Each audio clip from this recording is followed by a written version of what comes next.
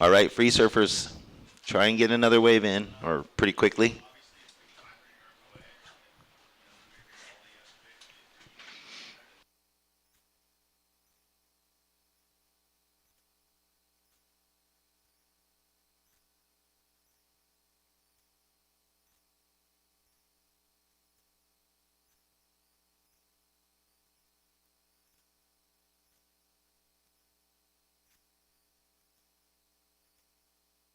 We are live. Good morning, everybody.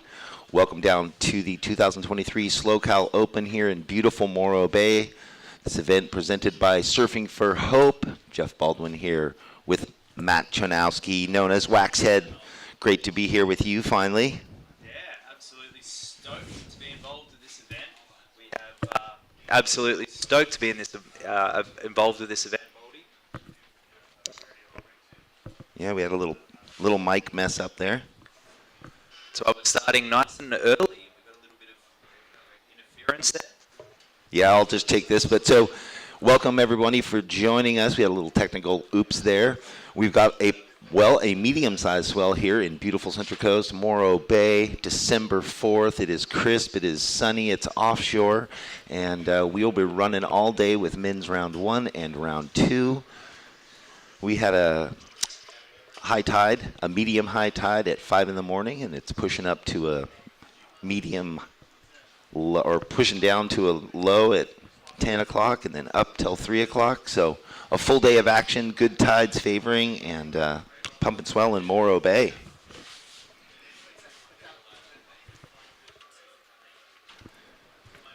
This first heat coming up, Math Xavier, Luke Dillman, Milo 4, and Dan Hart.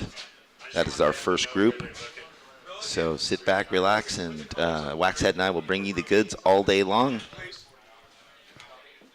Thank you again to Surfing for Hope. This is about the 6th or 7th year I've done this event, and it's so great that it's grown so much. They are a huge partner for all these events, this event and down in Pismo. And it's great that the journey of all these junior surfers, then getting into the qualifying series as that was established, and then a bunch of them now on the Challenger series, and it's been this sort of stepping stone and fostering ground. So beautiful to have it enlarging now with the longboards involved this week too. Yeah, that's right, Baldy. It's a terrific start for a lot of the pro juniors and the amateur competitors to make their way into professional surfing at a lower level, and the competition, as we've seen surfers come right through the event. They've gone to the Challenger Series and onto the World Tour. Oh, big time. I mean, you think of like Jet Schilling and Cole Hauschman and, you know, like the whole San Clemente, Griffin's brother, the Colapintos, you know, coming through. The Coffins have done this. Everyone does it. Sage Erickson's come off of the tour onto this and won. Alyssa Spencer as well. Spencer, yeah. Free surfers, please exit the water. We are going to start this event in 1 minute. So, yeah, if you can't get out of the way, paddle north, paddle south, paddle east towards the sand. Such is the way of the live broadcast and live to the beach execution. Look at that. If you're watching online, it's just gorgeous. The Morro Bay Rock. The last of the 7 Morros that come from the inland valley. The sort of totems of the Native Americans, the old volcanoes, that's what they are. And there's some more that are underwater as it goes out further. Just have those guys hold their positions. All right, competitors, hold your position, and we will count you in here shortly. Just waiting for the thumbs up.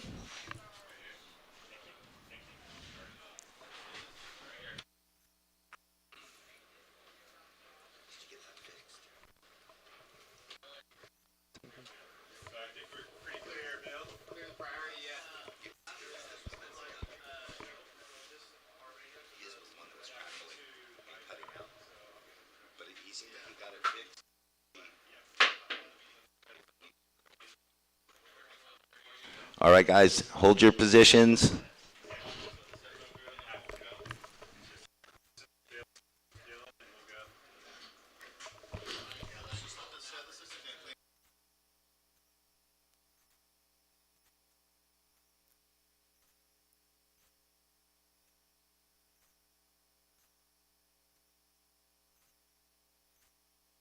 All right, that big set passing on through. Probably start right after that.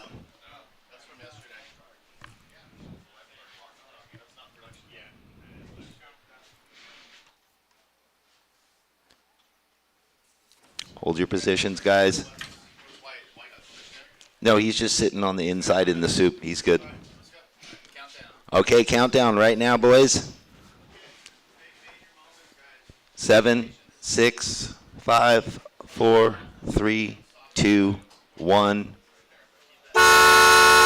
And there we go. We are straight into it, Waxhead. The first heat of the 2023 SLO CAL Open presented by Surfing for Hope Foundation. And it is on 20-minute heats for men in the heat, first round and second round men's all day long. And, yeah, pumping swell.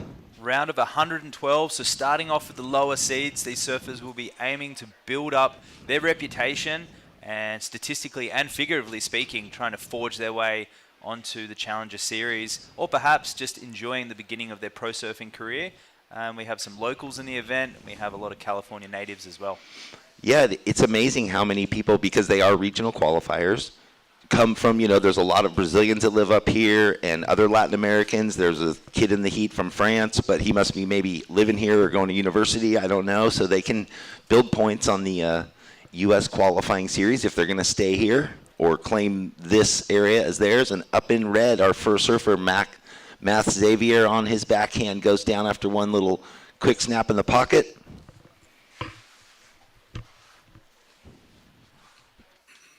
I love that view that they're seeing online when it's pumping. And I've seen it where, it's 10-foot, 15-foot face plus moving through those rocks and just 70, 80-foot explosions. It's really dynamic. Yeah, where Southern California, it's synonymous with the piers and the jetties, whereas we move to Central California and we've got these longer stretch beaches, different topography, a lot of it's volcanic based, as we see the famous Morro Rock there, and there's a rip current right up against the edge there. It's not so much the travelator as we refer to it in Australia, as it's so common on the East Coast, but as we see our surfer up in blue, this is Luke Dillman opening up, green actually, Dan Hart in that morning light, carving this one through. Bit of soup on this wave, and he's just going to try and connect to the inside left, and he does. He gets the connection to the inside, but that one very foamy all the way through. But it's cold out there as well, so you can see the hood and the boots signifying that. It is cold, yeah, definitely. Those lefts run down the beach so well. A lot of energy moving that way.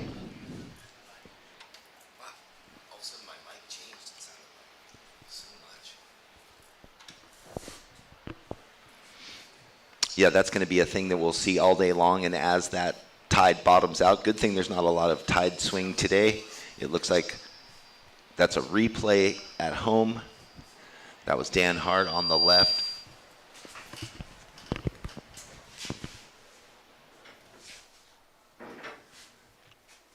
Like you were saying, Waxhead, that was a bit soupy, but we saw in the free surf while the guys were warming up this morning quite a few green face ones that just build. The energy just keeps pushing and giving down into the gutter of the bay a bit.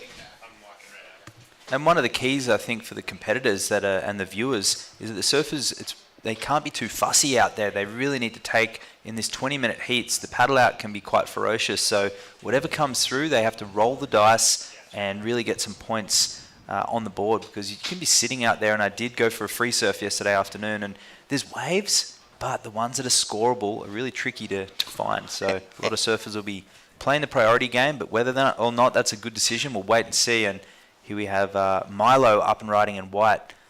Yeah, our surfer from France getting his first one on the board. It, like you were saying, it has to be such a quick transition, not a lot of time to mess around. It's a massive playing field out there. One thing for us looking this way or the viewers, but when you're out there looking back, it's football fields wide. And that's why we're doing live beach commentary, and we're tuning into the webcast and watching the screen that the viewers are tuning into at home as well. So we'll try and our best to deliver the scores to the surfers as we still have whites to lock in, and we'll update the situation. So live commentary on the beach and on the webcast, and you can see our cameramen are just chasing the peaks, and that was the end of Milo's wave there. A replay there. Well, it's getting there. Well, Xavier's first wave, that sort of down carve under the lip, he got a 2.75. Luke Dillman, you opened with a 1 and backed it up with a 3.10. Milo, your last wave, a 3.75. And Dan Hart's opening wave, a 2.5. That sets the table right now. Red with first priority, blue with second priority, now that that's all established. I know it's a little tough to look in against the sun glaring against the monitor up above us on the scaffold here. So as it is, Luke out in front with his 2 waves. Milo gets into second with his opener. Xavier in red with priority, looking for a 1.01. So it's a low-scoring affair at the moment.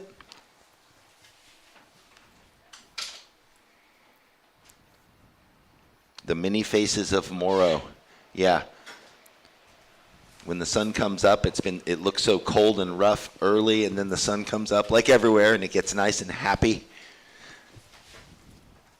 And that name, SLO CAL, just actually really suits the morning vibe here in this town. Just cruising around last night and this morning, very relaxed atmosphere, very community-based, and speaking to a couple of locals yesterday afternoon, watching the sunset in the back of their F-150. They'd driven down from way out in the valley, and they just wanted to watch the sunset by the ocean.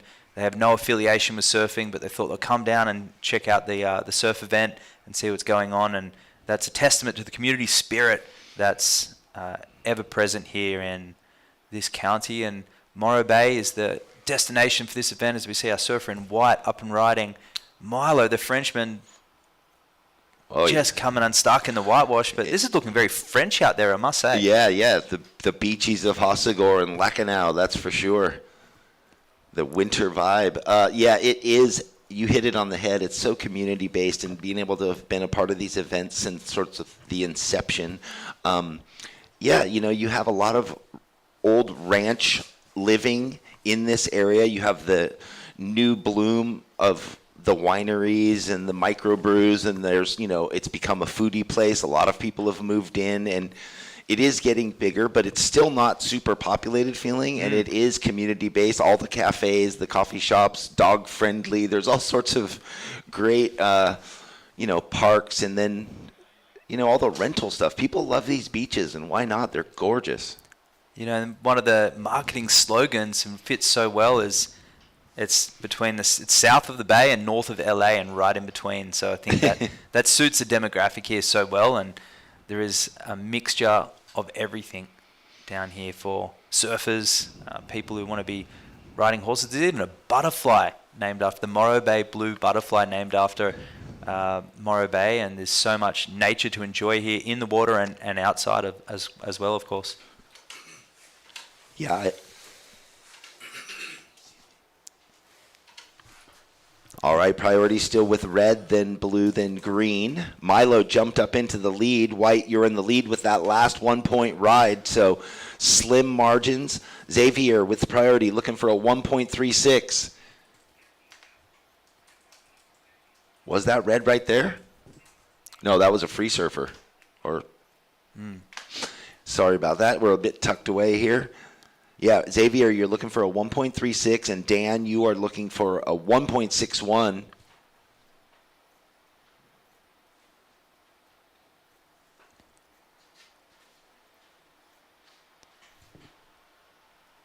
So as a difference from previous events, the tower is situated a little bit around the beach than what it has been in the past. So the lefts are opening up, and those big, long lefts that we've seen in previous events will be scored. For many years, that's kind of been lost a little bit. If you take off on that far peak, it's rolling the dice and putting it in faith of the judges that they can actually see you because they're watching from behind the whitewater. But at the moment, we're situated just a little further around the normal, so it's opening up those lefts for scoring as well as the dynamic rights. A little shorter, but I look forward to seeing that contrast today between the lefts and the rights. So far, most of the action on the lefts with just that single right from Milo, that 1 point ride. Yeah, and he was close. It looked like he had it. He got the tail up late into the lip, pushed it, it slid. It looked like he, caught his fin, and then he bounced out of it and then went over the handlebars. So that's it. 0 to 0, right? That's right. Almost maybe a mid-range score. Instead, it was a 1, but it still put him in the lead. So this is a big event too, so the judges will be very cautious at the scores they throw out today. We have a huge array of surfers in this draw, so they'll be keeping the lid on the scores so far. So you really need to complete to show the judges, demand that score. Nice, and up again, our heat leader at the moment, representing France, but probably living here. We don't know the full story. We will. Down the road, a nice one. This one, green face all the way, that left running down the beach for him for a consistent flurry of backhand snaps. Milo 4. That's going to do him well. That will better his scoreline big time and put the pressure on our third place and second and fourth place surfers big time. Yeah, I enjoyed the momentum of that wave. He looked like he was free surfing that, just really throwing down a series of maneuvers, and you can see that forward momentum that he carries. If you watch that replay, comes around the section, finds the open face, carving it back into the pocket. Here, it goes a bit sleepy, but I love the patience because he knows what's coming, and at this point, he needs to extend his lead. He had just had that 1 as his backup, and he completes. So that was a 5.25 for our surfer in white. So you have furthered your lead. Yet, it's interesting how, as the evolution of the WSL, the qualifying series, the Challenger Series, and how they've really reworked it globally, the number against the event, the amount of money, isn't a factor anymore. You used to think, it's 1,000, not a 6,000, the points. But now it's just, here's what we get. There's this many events in the year, and you get that many points. You better show up. So the best surfers are involved in every event. They're not picking and choosing, I'm not doing that because it's only rated whatever the number. They have to do it to carry the points through to try and get on that Challenger Series and be in the top 10, or if it's the women, the top 7, depending on the region. And in previous years, you could surf 2 or 3 heats and then come up against Kelly Slater, yeah, which he's surfed at Pismo in the past as well. And that's amazing for someone's confidence, but at the same time, when you're looking at someone like Kelly's caliber and you're in your first professional event, it introduces you to the big guys, but whether that's encouraging or not, might be the end of their pro career before it even started. Yeah. Well, we have scored. It's funny, growing up and doing amateur events at both Morro and Pismo, it would be horrendous conditions, and all of a sudden these events started, and we've had like that Indian summer almost every event here and there. We've had a few blustery days, but there's also such a big difference between this coming around to Morro Bay from that side of the big headland there that goes around to Oceana and Pismo, which seems tucked away and almost Southern California-ish compared to right here. You get here and it's like, here's the big world, big wide ocean coming at you. That's right, with the piers down there at Pismo, but we're in Estero Bay, so we're steering north here, and we have it's sheltered at the same time by the rock, but at the same time it is very open and very vast, and you really feel like you are in Central California. And these surfers will be feeling it with that chilly morning offshore, and Milo out in the lead with Luke in blue in second, chasing a 5.9. Red currently in priority. You're in third, needing a 1.36 to progress. And our surf in green, Dan Hart, needing a 1.61 to move forward. 6 minutes, 45 remaining. There we go, a split peak. We're going to go with Red.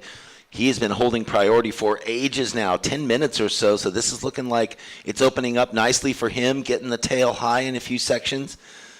And again, staying patient like you were talking about earlier. Our surfer in white was staying patient. Our surfer in red staying patient, knowing he just needs a fractional score to get himself into second. So that would be sort of safe surfing, and why not? Yeah, and Green took off on that one too, and only needing a very minimal score. But he didn't know that Red took off on the left as well. So Xavier really teeing off with that. So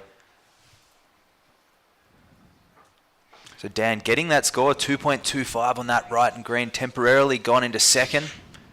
This is the replay of Red's. So it's that patience off the bottom. Didn't go vertical there, just kept it lateral the turn and just staying patient. Not a lot of pumping in between the turns, but the judges will appreciate that's the flow aspect. And Here he just gets to work a little bit, trying to eye off the end section. Wasn't needing a big score, just a 1.6, and I dare say that that wave there will have got him that score.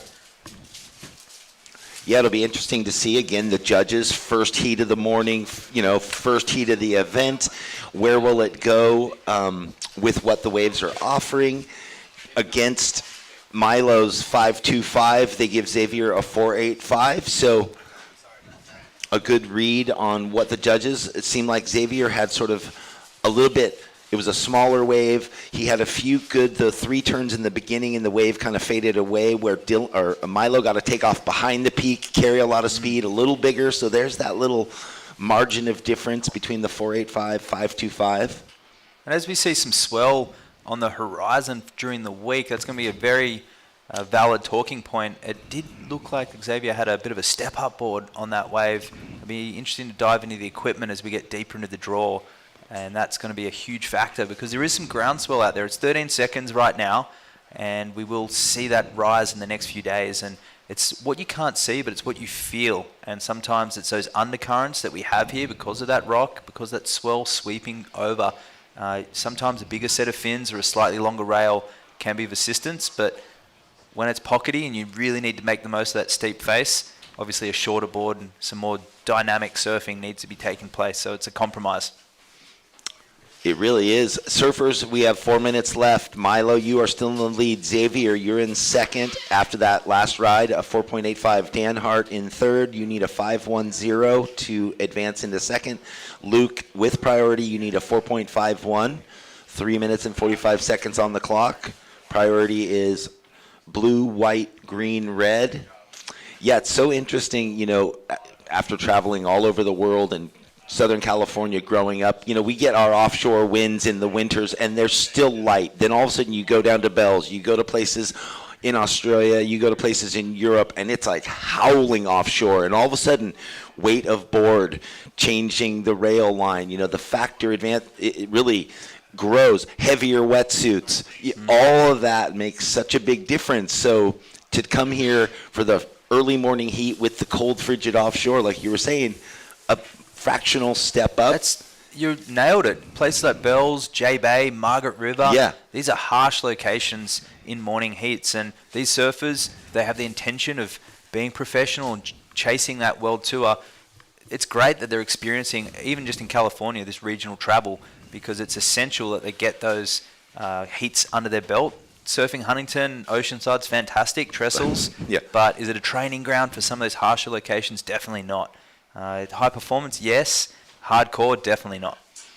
Well, and that was a great thing, too, with event director Andy McKay having this, thought years and years ago going, I really want to help boost surfing in America. I have these great areas. He put it all together, and here we are all these years later, and we've watched the equation work. And right now, going into the next championship tour, we have 3 young kids from San Clemente that all groomed through all these regional events. And not just here, but, down in Huntington and on the East Coast. But still, these were a big part of those events. And we scored surf every year, too. I mean, it's the icing on the cake to raise awareness for cancer research as well as competing and bringing up the next generation of longboarders and shortboarders around the world. And the Longboard World Tour, we'll see the QS kick off later in the week as well. So we'll have the QS 1000 and the QS 1000 for the longboarding as well. Well, and that'll be amazing to see him here. The event at Pismo, the longboard event that I got to do with Shannon Hughes, was incredible. In my humble opinion. Hold on, though. We have red up. Xavier trying to extend his second place position. Nice. Opens those wings on the first down carve, and a beautiful second and great finishing combination from surfer in red, Math Xavier. Yeah, that was a dynamic 3-turn combo there. And Dan in green looking for a 5.10 before that exchange. Xavier was in second and Milo out in the lead, with our surfer in blue looking for a 4.51 at this point, but we still have a score to lock in. It's a 7 for Xavier. He's gone to the lead in red. So red out in the lead, the 7-point ride. Milo and White down into second. You're needing a 6.61 to regain the lead. Dan Hart in green, a 6.5 required. And Luke, a 5.9, our surfer in blue, with 35 seconds remaining. Well, really clean, open face, power surfing. The judges just instantly put it in.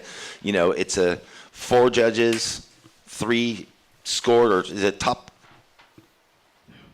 2? There we go. And it's a 7-point ride. We're down to 15 seconds, so I'll be counting this heat out. We'll have a 1-minute break and then count the next heat right in. 7, 6, 5, 4, 3, 2, 1. Our surfer in white going to the broke. Gets the tail into the lip to finish there for Milo. So that concludes heat number 1. We'll see where the... In the land of SLO CAL, you can go from kicking it poolside to snuggling up seaside. Start planning your journey across the land of SLO CAL now.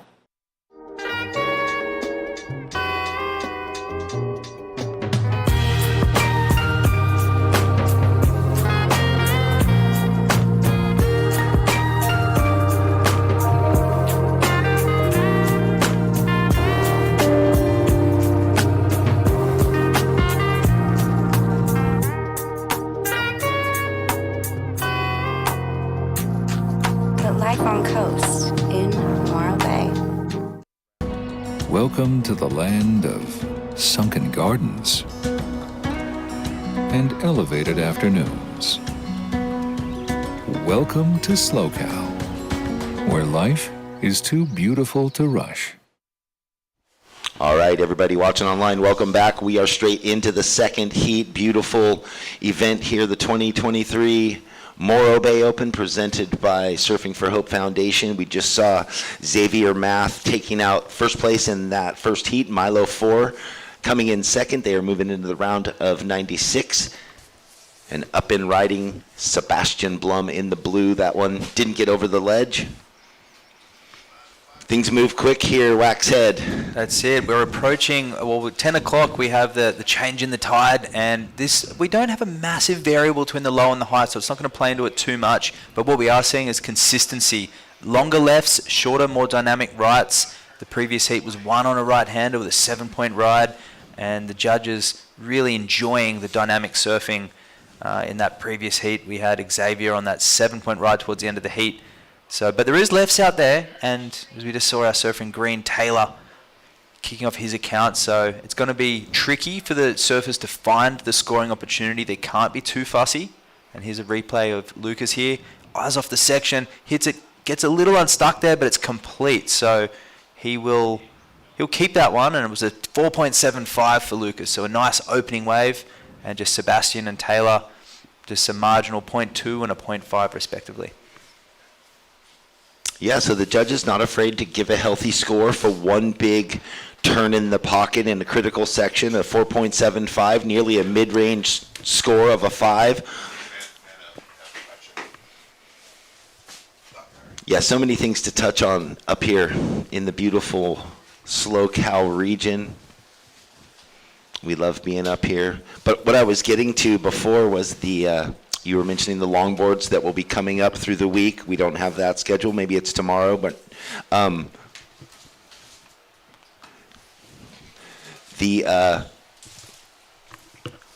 event at Pismo that I got to do with Shannon was the week before the first Malibu finals. Mm-hmm. And I enjoyed it more.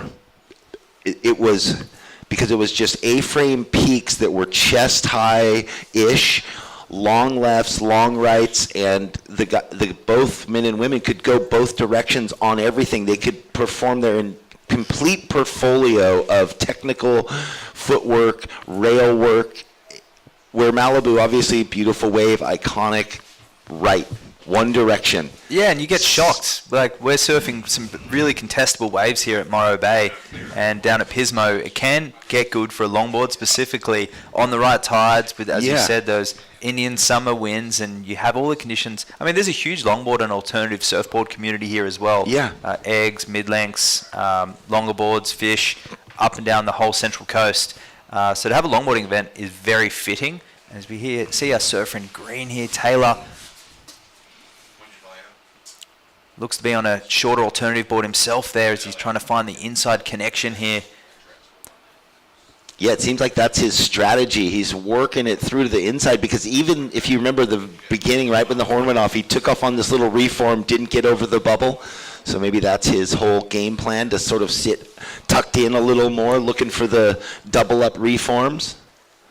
Well, yeah, 15 minutes 50 remaining. These surfers do need to just get busy and surf some waves. And in reference to that previous heat, I think we'll have the scoring. Basically, big combination maneuvers, progressive maneuvers the judges are looking for today, executed with control.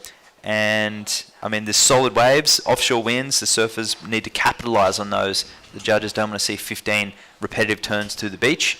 They want to see some dynamic surfing. And this was the replay of Taylor's there. So this is just a 1.9. So none of those critical sections on offer.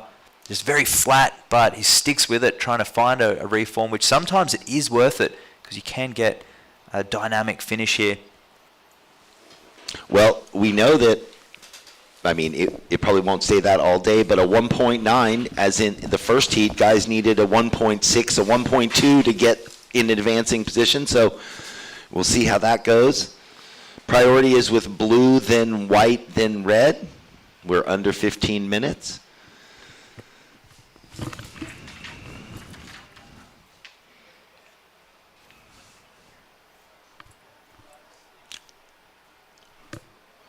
Mason O'Toole gets his first wave. So a quick recap. Mason a 1, Sebastian with a 0.5, Lucas with the best ride, a 4.75, Taylor Tice with a fractional 0.2 and a 1.9. Now Mason backs up his first wave with a 2-point ride. So Lucas in the lead and Mason in second. Things will shuffle quickly because everybody needs minor scores.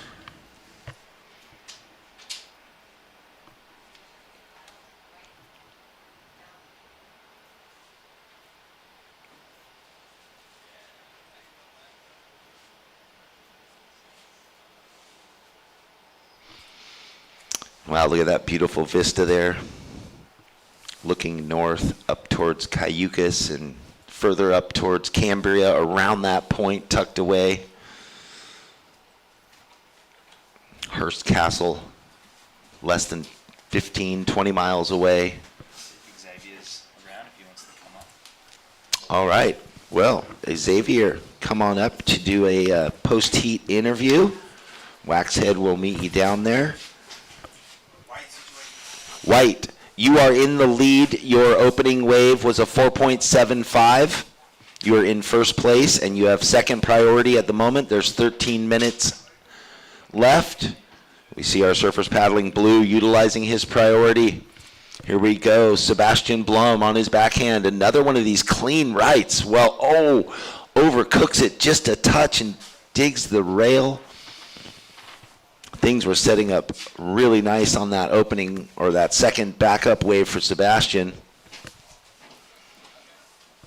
We saw that in the first heat. Xavier pulls off a 7 on one of those beautiful rights. Just really got to open up into some nice, easy carves, but it was so fluid rail to rail on a medium-sized wave that the judges threw down an average of a 7 for him.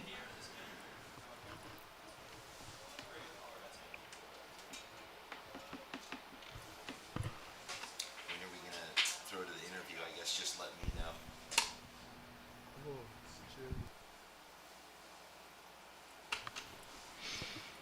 12 minutes left. Priority is with red, then green, then blue.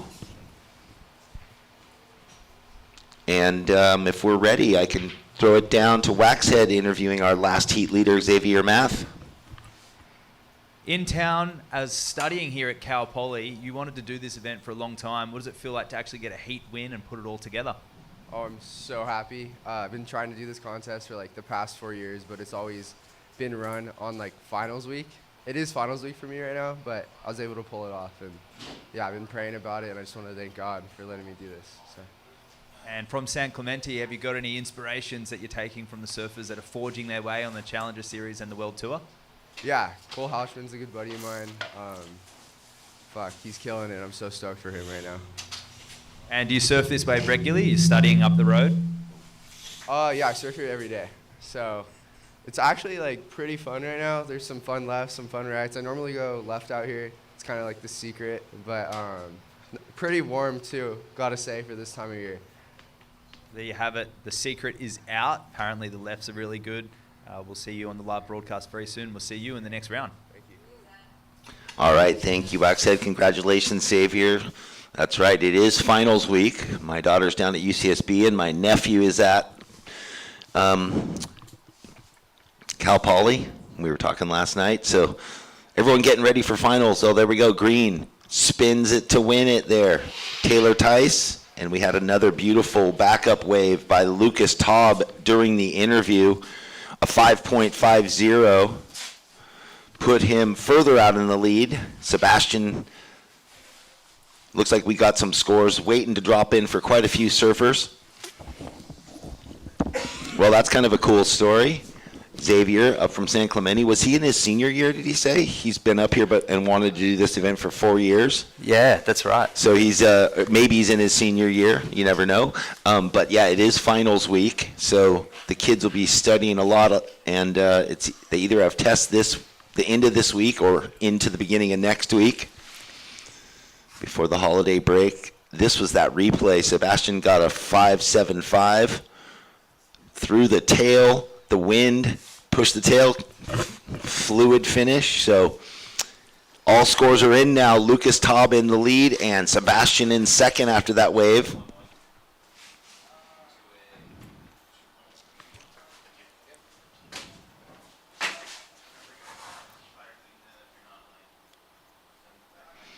That alternative board there from Taylor looking pretty fun on the end section, and you can see Mason utilizing his rail there and finishing on the end section, so a 3.3 for that wave. Lucas out in the lead, and Sebastian needing a 4.5 in blue to jump into first. Mason searching for a 5.21 in red, and green a 6.05. Well, coming up in that next heat, get yourself checked in if you're not already, because we're under 10 minutes in this one. Dane Libby, Adam Lambert, Justin Kahn, and Jake Ism. I'm sure they're all checked in. I see two guys down on the sand, wiggling their piggy toes in the sand, cold. Priority is with blue, then white, so the heat leader and our second place surfer holding down priority. Always a good feeling. 8.5 minutes remaining.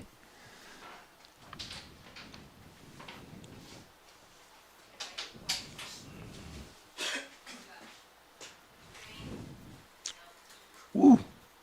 Big section there. Sebastian coming up behind the peak into that left energy, but feeling comfortable with the speed he was carrying to go up on the lip, sort of a long, big combo floater lip smash.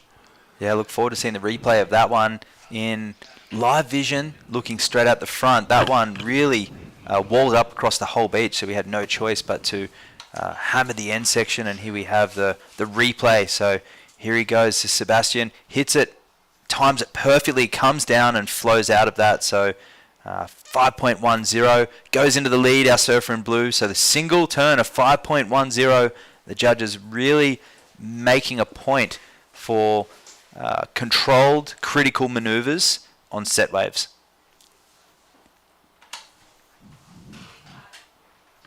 Yeah.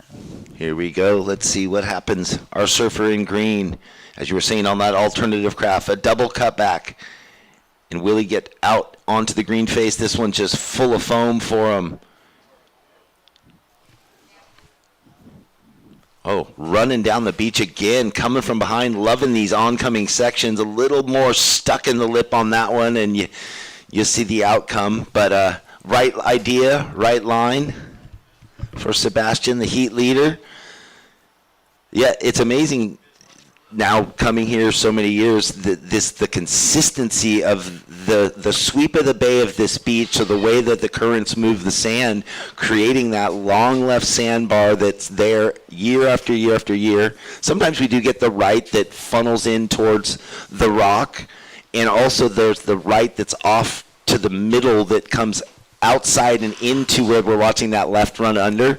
I've seen some amazing. I watched, well, one of the years, Sage Erickson won the event sitting over there getting those, and there's been many others through the years. Brett Simpson putting on a clinic a couple times.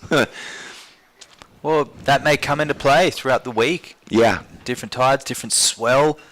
But, yeah, Rivermouth with this volcanic rock outcrop, which really just breaks it up, and the harbour is on the other side of us here, and creating just a versatile setup. We have lefts, rights, and even though there could be a lot of surfers out on any given day, there is a variety of actual peaks within a 300 feet radius, so you might have 20 or 30 people out, but they're not all able to access each peak. It's not your typical Southern California style beach break where they're all sitting on the same peak. Like I think of Huntington, for example, where if it's crowded, it's crowded.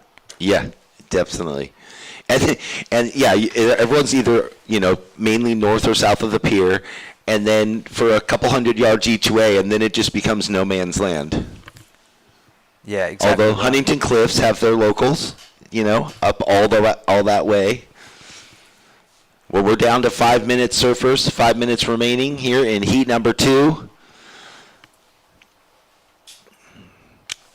I just think of looking at when I see those rocks and some of the events when it was bombing, big open ocean surf, where even guys that spent lots of time on the North Shore, surfed all over the world, came here underprepared for the swell and didn't have the equipment, were kind of stressing out. I mean, getting obliterated paddling out multiple times, sometimes not making it back out. But right now, I like that rail grab bottom turn combo that tucked him so tight with momentum into the lip, little Hot Wheels track. Yeah, he's definitely been finding the best waves of this heat and capitalizing as well. But here goes Lucas in second spot, and that one's very similar to his opening wave, the 4.75, but going down on this, 4 minutes to go. Be interesting to know if the temperature has anything to do with it, because it is still quite cold out there this morning. We have that offshore breeze, and sitting for a long period of time, letting a lot of waves go, and has a way of cramping the body. And this is Sebastian's wave coming off the bottom, grabbing the rail and hooking it under the lip. So did really well. It wasn't a perfect wave by any means, and it was completed. So, and this was almost an identical section to that 4.75, but incomplete. That's the tricky part, too, if you're not used to surfing offshore waves. The timing is so critical. Right, coming against the grain, goes under the lip. The timing is so critical when you go from not surfing offshore waves to offshore waves. A fraction of a second too late, and the wind's going to hold you up, and that could have been a part of that factor of that last wave for Lucas. Yeah, it's a combination of releasing the fins, whatever, if it's PU or epoxy, the board as well, the rocker or lack thereof. There's a lot of variables to try and fit that in with the wobble and the bobble of the morning wave too, because basically it is a rip current that they're surfing in. There's a side current that's going out, that's creating those ridges, which does break up the sandbar, but at the same time it can create a challenging section to hit, and it's harder out there than it looks, that's for sure. And as I said before, in the previous heat, Xavier looked like he was on a slight step up, whether it was bigger fins or a round tail, and that's probably not a bad option to go as the swell starts to rise, because there is a lot of undertow out there. Did you get to ask him in the interview? I didn't. I wouldn't. In the next heat, I'll examine it as he paddles out. Yeah, we get to walk through the competitors area, which is set up just outside of our booth, and look at the equipment through the week. It's always really fun. I mean, on the shortboard side, things don't vary too much. I mean, right now we see, Taylor riding a bit of a alternative-looking, fishier board. But when you get into the mouths, when you're looking at all the different longboards, there's really such diverse shape and the fin templates they use. I enjoy that. Yeah, we look forward to analysing that, and yeah, it all comes from the one place. It's evolution, and shortboarding was the evolution of the original longboard, but the longboard era lasted for, the pop culture, it lasted for 5 years and it was over. And the shortboard reigned supreme for 55 years. And this is our surfer in white, Lucas, just trying to cement his second spot. And just coming along here, looking for this reform section, trying to find a dynamic end section.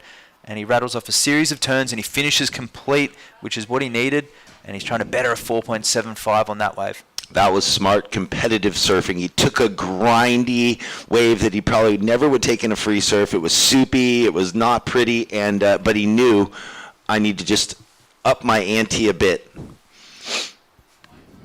Sometimes taking off from that wave can be a strategic move so other surfers don't get it as well. So whether or not it bettered his scoreline, it doesn't look like it will at this point. Sebastian, so you're in the lead. You have first priority, and there's 45 seconds left in this heat. That's the situation. Your last wave was a 6.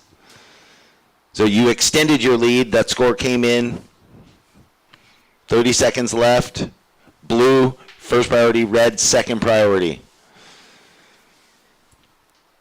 It moves quick here. Waxhead. Sure does. The score's dropping, the priorities changing. Hopefully the sun comes up a bit more. But the paddle out does not. No. It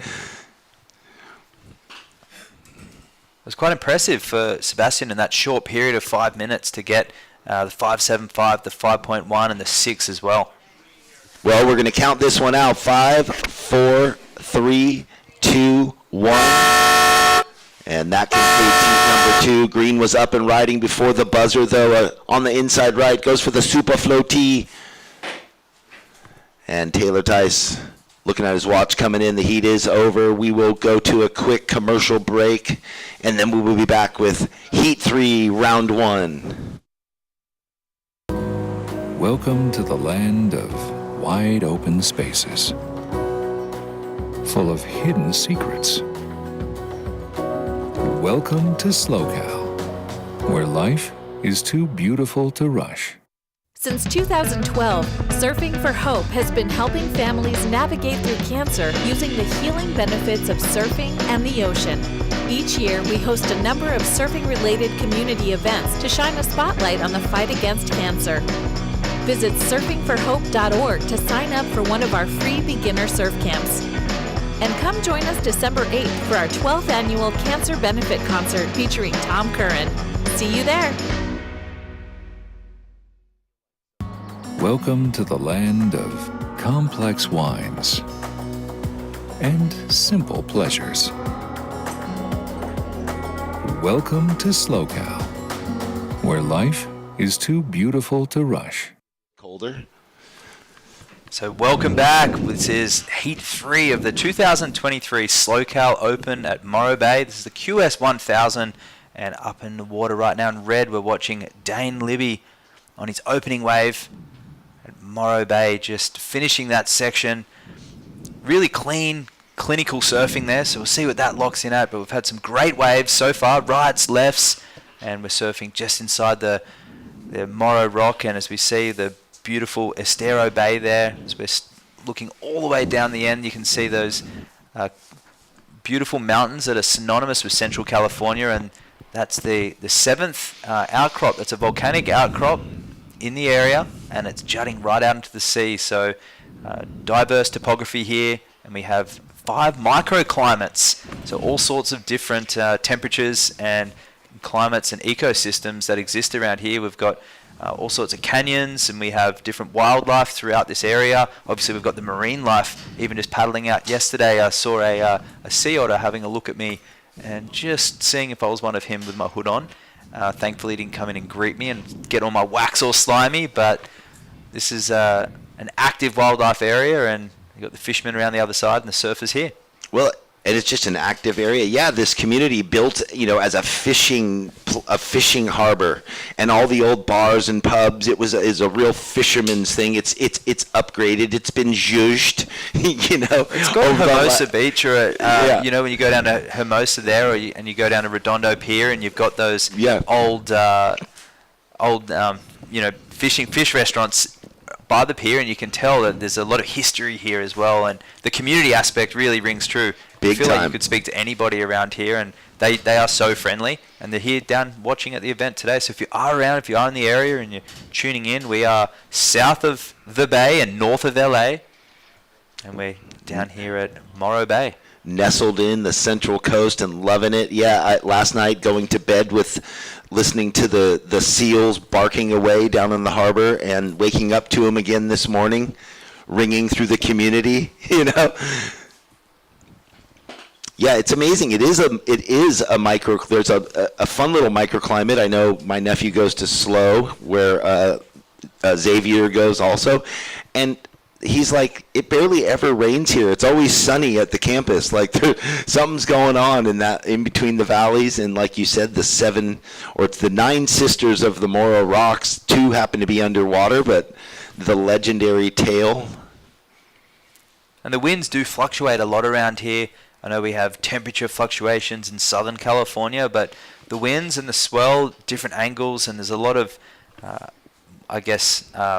hidden topography as well that we can't see that are changing all these angles, and that's why there's a lot of waves in the area, north and south, that if the keen surfer is wanting to check out, if there's a little bit of swell and some offshore winds, search and they will find.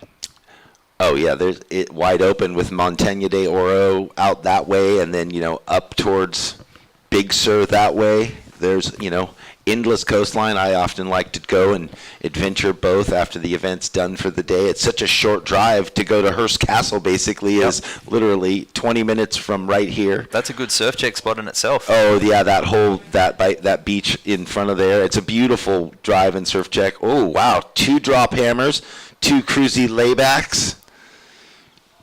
There for Justin Kahn in the white.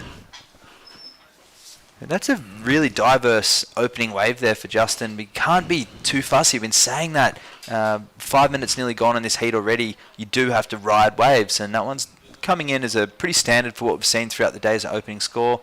Just a little layback jam there, and another one under the lip. A little bit more extravagance on that second turn there, so it's going to come in at about a mid-4 at this point. As we see our surfer in blue, this is Adam Lambert in live action. Live. Little bit late in that one. Oh, we got an interview. You want to go down there? Yeah, we'll do 2 and 2. So quick interview coming up here with Sebastian Blum. Waiting on that score for Justin Kahn's opener. A 4.25, Justin. Dane, your first wave, a 3.5. And now Adam waiting on your score. A 5.5, so the thing is set. Adam, you're in the lead. Justin, you're in second. Dan in third place. And Jake is waiting for his opening ride. Priority is with green, red, then white. Here at the beautiful Morro Bay 2023 SLO CAL Open, presented by Surfing for Hope Foundation, who we love. Thanks for all you do. They've got a fun week planned. There's a big event, a big fundraiser, their annual fundraiser this Friday coming. Tom Curran will be playing. And,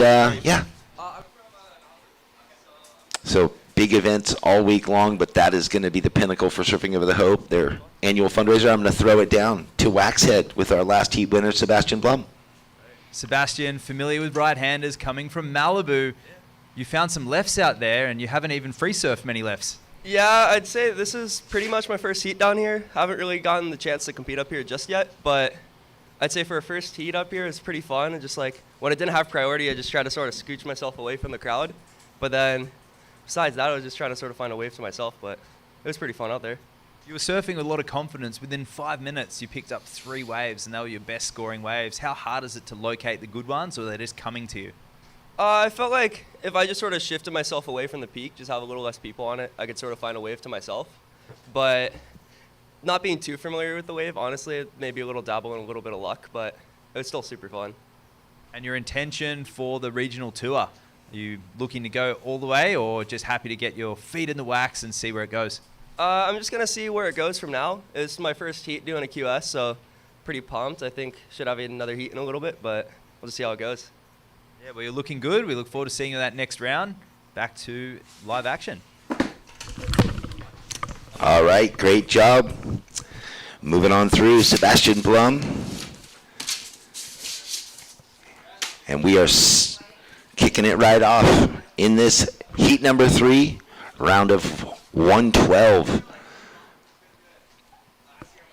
Adam Lambert in the lead, Justin Kahn in second, and Dane Libby in third. Jake Issam in the green with first priority, waiting for his first ride. 12 minutes left, so nearly half the heat already in the books.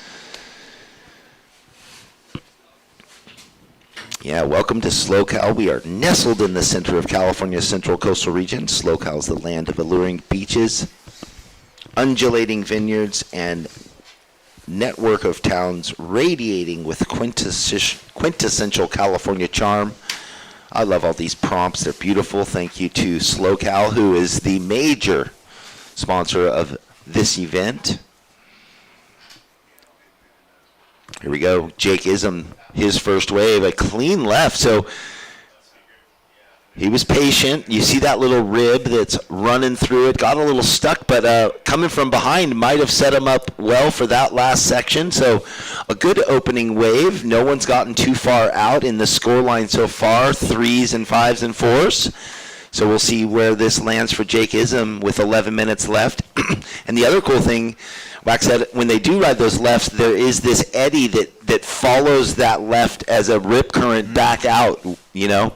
And we saw Sebastian had just interviewed saying he was under priority when he caught all of his good waves. So it just goes to show if you don't follow the pack and you have a little bit of initiative, you can find that way. Those waves, they literally pop up when you're avoiding the pack. So lots of scoring opportunity, a great call to go on this morning. And I think the surfers are going to enjoy what's to show. Here we have green. There, this is Jake. So he gets a little caught up here with this little ridge, but he stays with it, gets a lack of momentum there, but he waits, and he finishes cleanly. So that was his first wave. He needed to complete. He'd waited nearly 10 minutes for that. We'll wait to see what that one comes in at. He was looking for a 4.26. The judges were looking for critical surfing. So far, they've had the best 2 waves of the day have actually come from single maneuvers on right-handers. So Xavier with a 7, just some critical surfing under the lip, and this is our surfer in red now. This is Dane. That was interesting. That's where you get on the other side of the left rip over to the right, and he had to work his way back to get with the flow, which he did.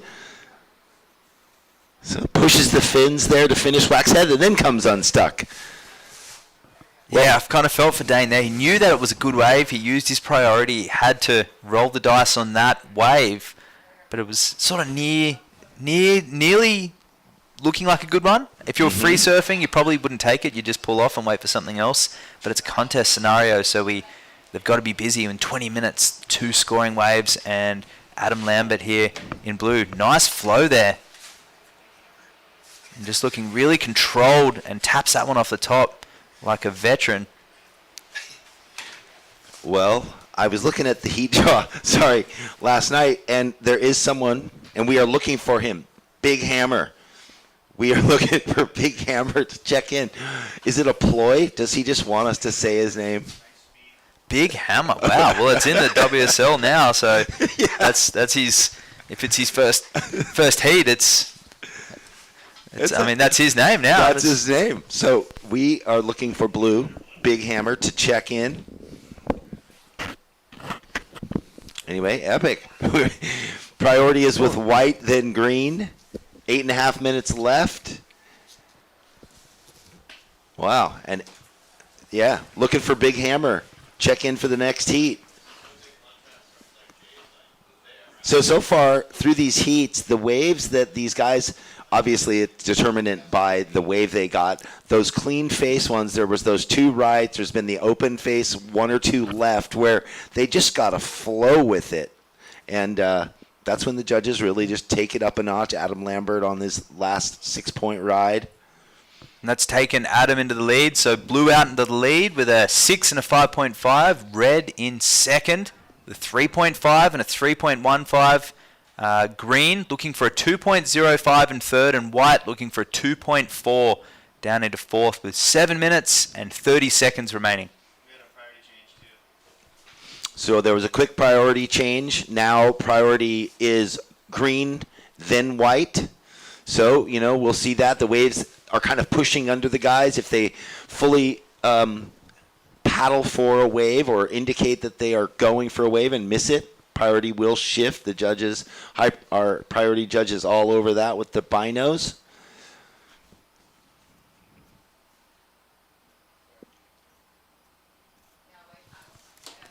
Oh, well, a beautiful looking offshore left running down the beach. I like that. Guiding with that leading hand tucked on his backhand in the face. It's sort of like a metronome. It's a good unseen guide to reading the wave. Especially with that offshore wind as well. Yeah. So that was just his second wave. So waited quite a long time for that second wave to come through. Have you been able to surf here when it's big and crazy? Not big and crazy, no. Oh. Just relatively small. I'll tend to go north when it's a little bigger. And just here, just guiding it and looking for that lip line and finishes cleanly. So nice technique there from Justin there in white. Yeah, one of the years it was, and I'd been sort of indicated, it was so big, everyone would run back up the beach, so that was more towards the end. Green tucked under the lip, gets behind it. The current, the waves, the sweep, it was 10 foot plus. It was pumping, and they'd end up down by the white flag, middle of the beach, run with the board, both hands on the board against the wind, and then paddle against the rock, and all you saw was 80, 100-foot whitewashes exploding over the Morro there. What year was that? This was 2 years ago. Yep. And previous. We've had a few. And rushing through, massive swell rushing through that gap you can see if you're watching online between the two rocks, huge swell. But they can paddle against the rock and then just be nestled in this bay, this calm little harbor with these giant explosions and then shoot out behind it. But if they mistimed it, the first wave would hit them and they'd just be stuck inside again. A precarious position to snap your leg rope or your equipment, that's for sure. Yeah. 5 minutes left, surfers.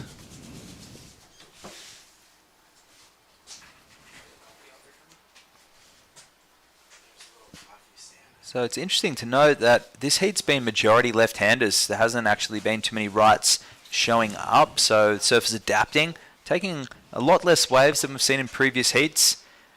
But it's the flow of Adam Lambert in blue who's out in the lead right now.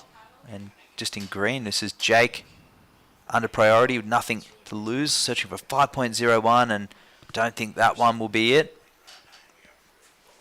We are doing live beach commentary mixed with the webcast, so we're balancing both scenarios and the interviews as well. The Liberty scale. Luckily, right? we're surf frothers and we enjoy it. Yeah. So Well, and as surf fans, every time you turn on or go to the WSL app or go to YouTube, the ISA World Juniors in Brazil just finished. This has just started. You have 2 events in Hawaii now, back-to-back at sunset.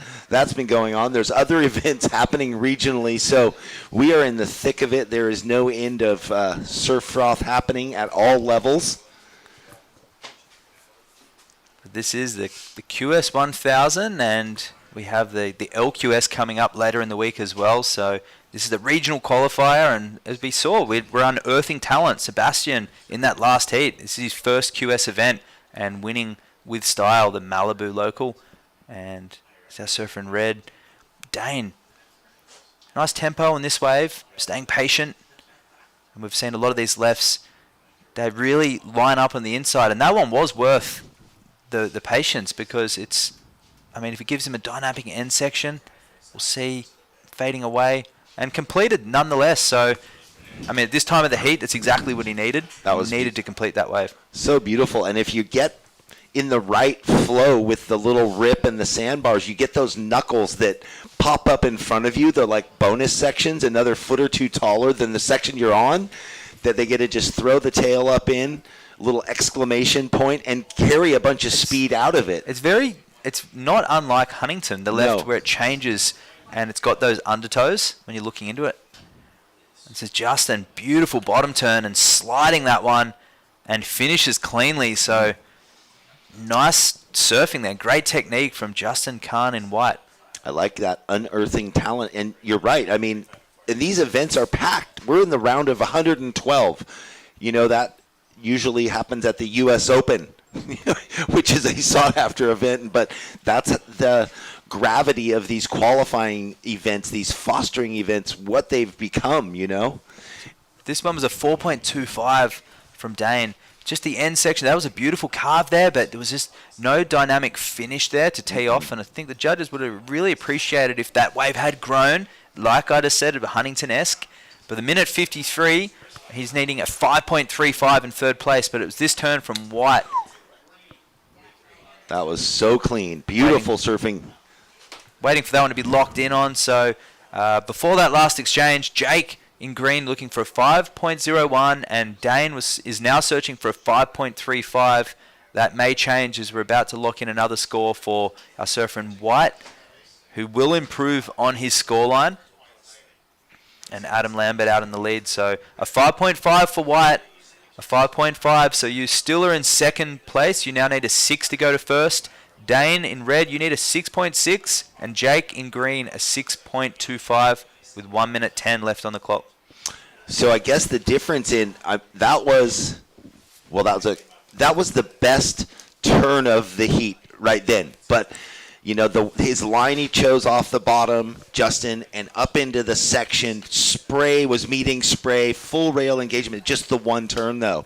So he's just off the mark a bit, sitting in second. Where Adam's 6, he got a combination of the 2 or 3 turns. So good stuff there from Justin, who's already back out with first priority. And we're waiting now on our heat leader's score, Adam Lambert. Just a little up and off there, a little mistiming on the sets, but 40 seconds remaining when he took off on that wave, so he knew he was out in the lead. Well, quick, we're down to 18 seconds. Can Justin, with priority, get a wave before the buzzer and pip Adam at the post, so to speak? But they are in first and second at the moment, and I'll count it down. 6, 5, 4, 3, 2, 1. Well, there you see the team in the lead, sitting out the back together. That concludes heat number 3, Waxhead. We'll go to a quick commercial break here at the SLO CAL Open in beautiful Morro Bay and bring you heat number 4 on the flip side. Welcome to the land of big-time natural beauty and intermittent cell service. Here, cowboys drink Cabernet, farmers surf the breaks, and everyone breaks for roosters. It's a wide open and welcoming place. But that's not to say we don't have any hidden secrets. Welcome to the land of truly living, with a million things to do. Or not. SLO CAL, where life's too beautiful to rush.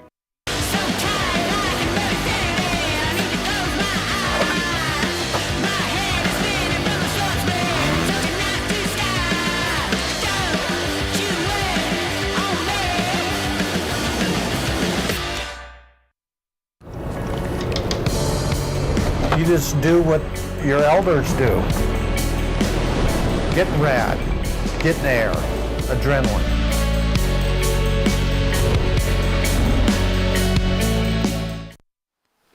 All right. Welcome back, everybody. Jeff Baldwin and Waxhead here in beautiful Morro Bay, about to bring you heat number 4. We are moving on through the morning. It is a glorious day in Central California. Sunny, chilly offshore with plenty of swell, and we are moving through these heats, seeing some new, discovering some rough gems out there, the new talent coming into the pool of surfing. Who is in this heat? Tommy Granger in red, the Big Hammer in blue, and Dylan Young in white, and Zach Abelez in green. So it's an all-USA affair. It is a regional qualifier, as we just said, and unearthing talent, or perhaps shining some light on some surfers that have stepped away. We'll wait and see what the Big Hammer has to offer if he ended up grabbing his jersey and getting back out there in the water. Is that him way up? I don't know. Well, I don't know if he did check in. Love the name. Okay. Yeah, like we were when you interviewed, was it Xavier from San Clemente going to SLO CAL to Cal Poly up he's been wanting to come into this event for 4 years, but just couldn't get in, you know? So going back in history, the event's been full. You got to sign up early. You know, in this event, I was looking through the seating, and, you know, as of the round of 64, like, that's the top seeds. Yeah, that's right. Sebastian in the second heat as well, taking the win. Oh, that was it. Sebastian. Well, not Sebastian, Xavier had been wanting to compete for 4 years, but okay. because of his exams, he hadn't been able to. And Sebastian, it's his first QS event and taking the win in his first heat, which is great. So, and this is Zach here in green, just on a right hand. He's going to look for this end section. It's coming at him, and on live action, we're seeing this here, and there he is. He gets the finish there. I reckon that surfing this event is going to sharpen his pencil. It's going to hone his focus, because he's going to be like, I'm doing double duty. I really need to, you know, set my priorities of time. I'm going to be down at the event. I'm going to advance, and I'm going to study and nail my finals. Well, that's what surfing does, and that's why a lot of us do it, because it creates a feeling of being present. And we're surfing what's in front of us. We're feeling what's in front of us. And surf, you have to, you can't control the ocean. You have to work with what you've got and eliminate the variables. And in terms of study, it's a fantastic, I guess you could say, a nice way to take your mind off it. Yeah, exactly. It gives you that space from it, because you're fully focused and present, especially in a heat. And then you get the charge of advancing, the excitement of it, and you go back super motivated to go, I'm going to hammer my studies. So good luck to him. Coming up in the next some people round. Actually, when it used to be less computers and more pens on paper, used to draw waves and surfboards like I did. I did. All my notebooks, because we used to have to cover them in paper bag paper so they didn't get messed up back in the day. Oh, yes, we've got the interview coming up.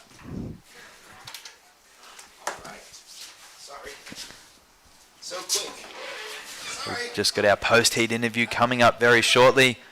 And this heat, no riders other than Zach in green, with just a 2.25 for green's opening wave.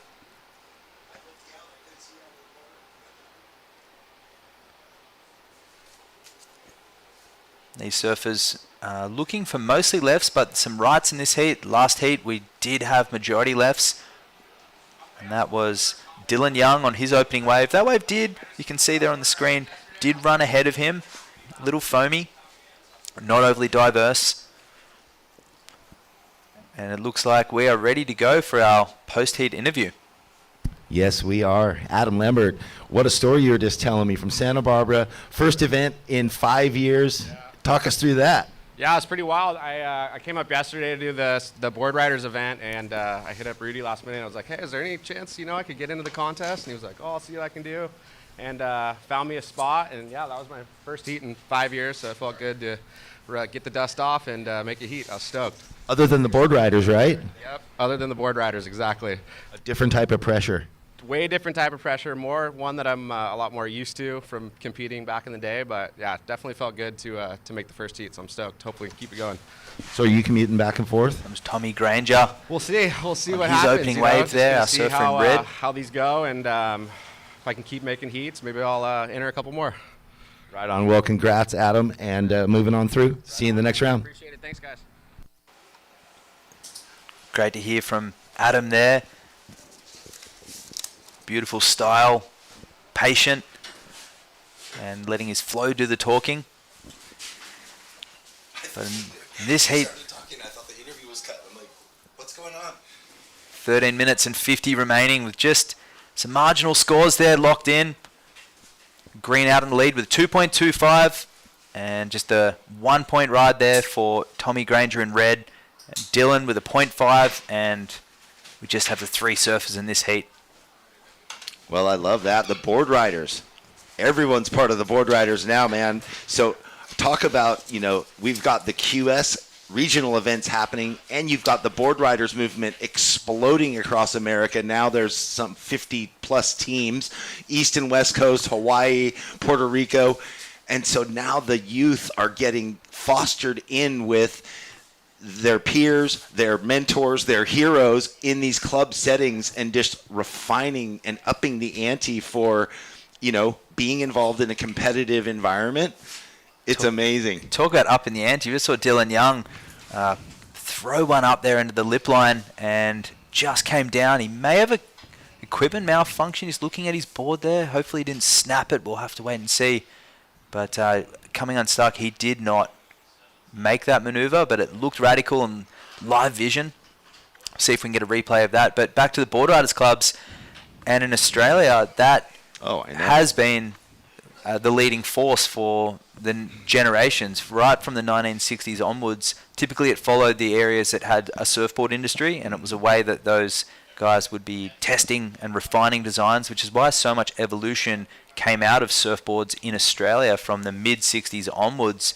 We think of the shortboard, the V-bottom surfboard, stringerless surfboards. We move on to flex fins with guys like George Greeno, but of course twin fins, Mark Richards, the thruster, and all of those design elements were implemented in board rider clubs, state rounds and national rounds. No school surfing as such, there's no NSSA equivalent in Australia, but the board riders, you really were brought up around the beach, and you were a product of your surroundings. So if you were from the Gold Coast, you had a Gold Coast style. So I think of Peter Townend, Michael Peterson, Rabbit Bartholomew, and you think forward to the Cooley crew, Joel Parkinson, Mick Fanning, Dingo. Dean Morrison, and those guys all had that familiarity with right-hand point breaks and the flow.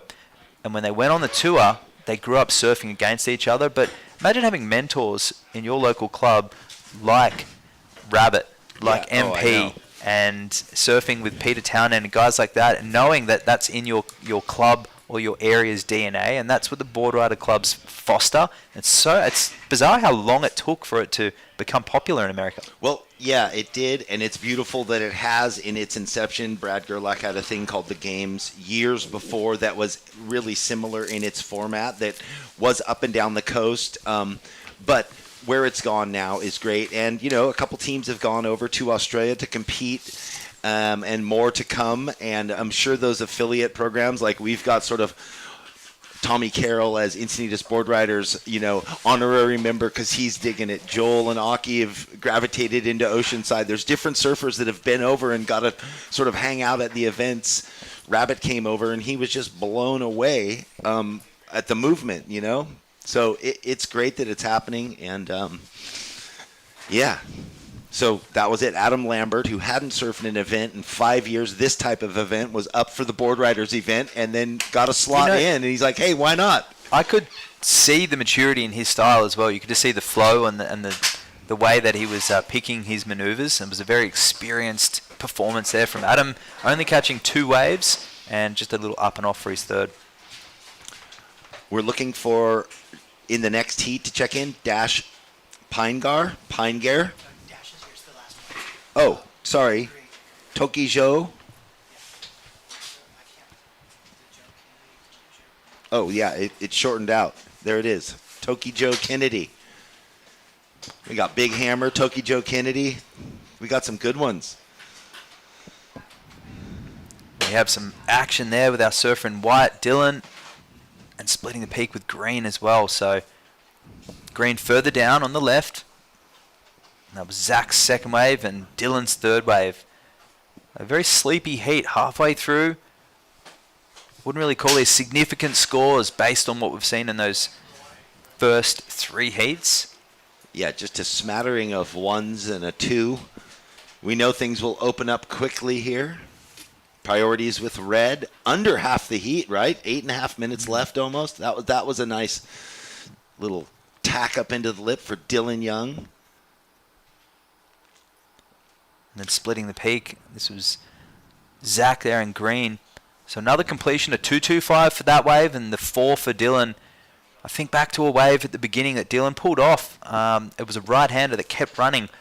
Looked a little mushy, but at the same time, when you think that a 4-point ride's the best scoring wave at 8 minutes and 20 left to go, you can consider the advice from the first heat was not to be too picky, because out here, sometimes waiting for that duration doesn't always pay off. You can see it take off and it's a closeout. Yeah, and if they were watching, one turn can get it done. We just saw that Dylan right there, a 4. It was kind of a flat wave, but he got the nice big forehand jam. We saw in previous heats on some of the surfers on their backhand, one turn on a medium-sized left, backhand snap, got them a good score, above 5. And like you said, right now, Tommy Granger with a 1 and a 0.7, Zach Abel with, a pair of 2.25s. Big Hammer not in the event. So it's a 3-man race out there today in this heat. The SLO CAL Open. Yes. Brought to you with Surfing for Hope, the Longboard Classic later in the week. It's the QS 1000 and LQS as well. So inviting the shortboard and the longboarders, unearthing the talent for the regional qualification series. This is the gateway, the pathway, if you will, to the Challenger Series and to the World Longboard Tour. So unearthing talent and also laying the platform for surfers that are studying or working, traveling to come and compete and get on those tours, get on the Challenger Series, have a chance to be on the Championship Tour or the World Longboard Tour, of which the destinations that we've seen across all tours, incredible spots to surf.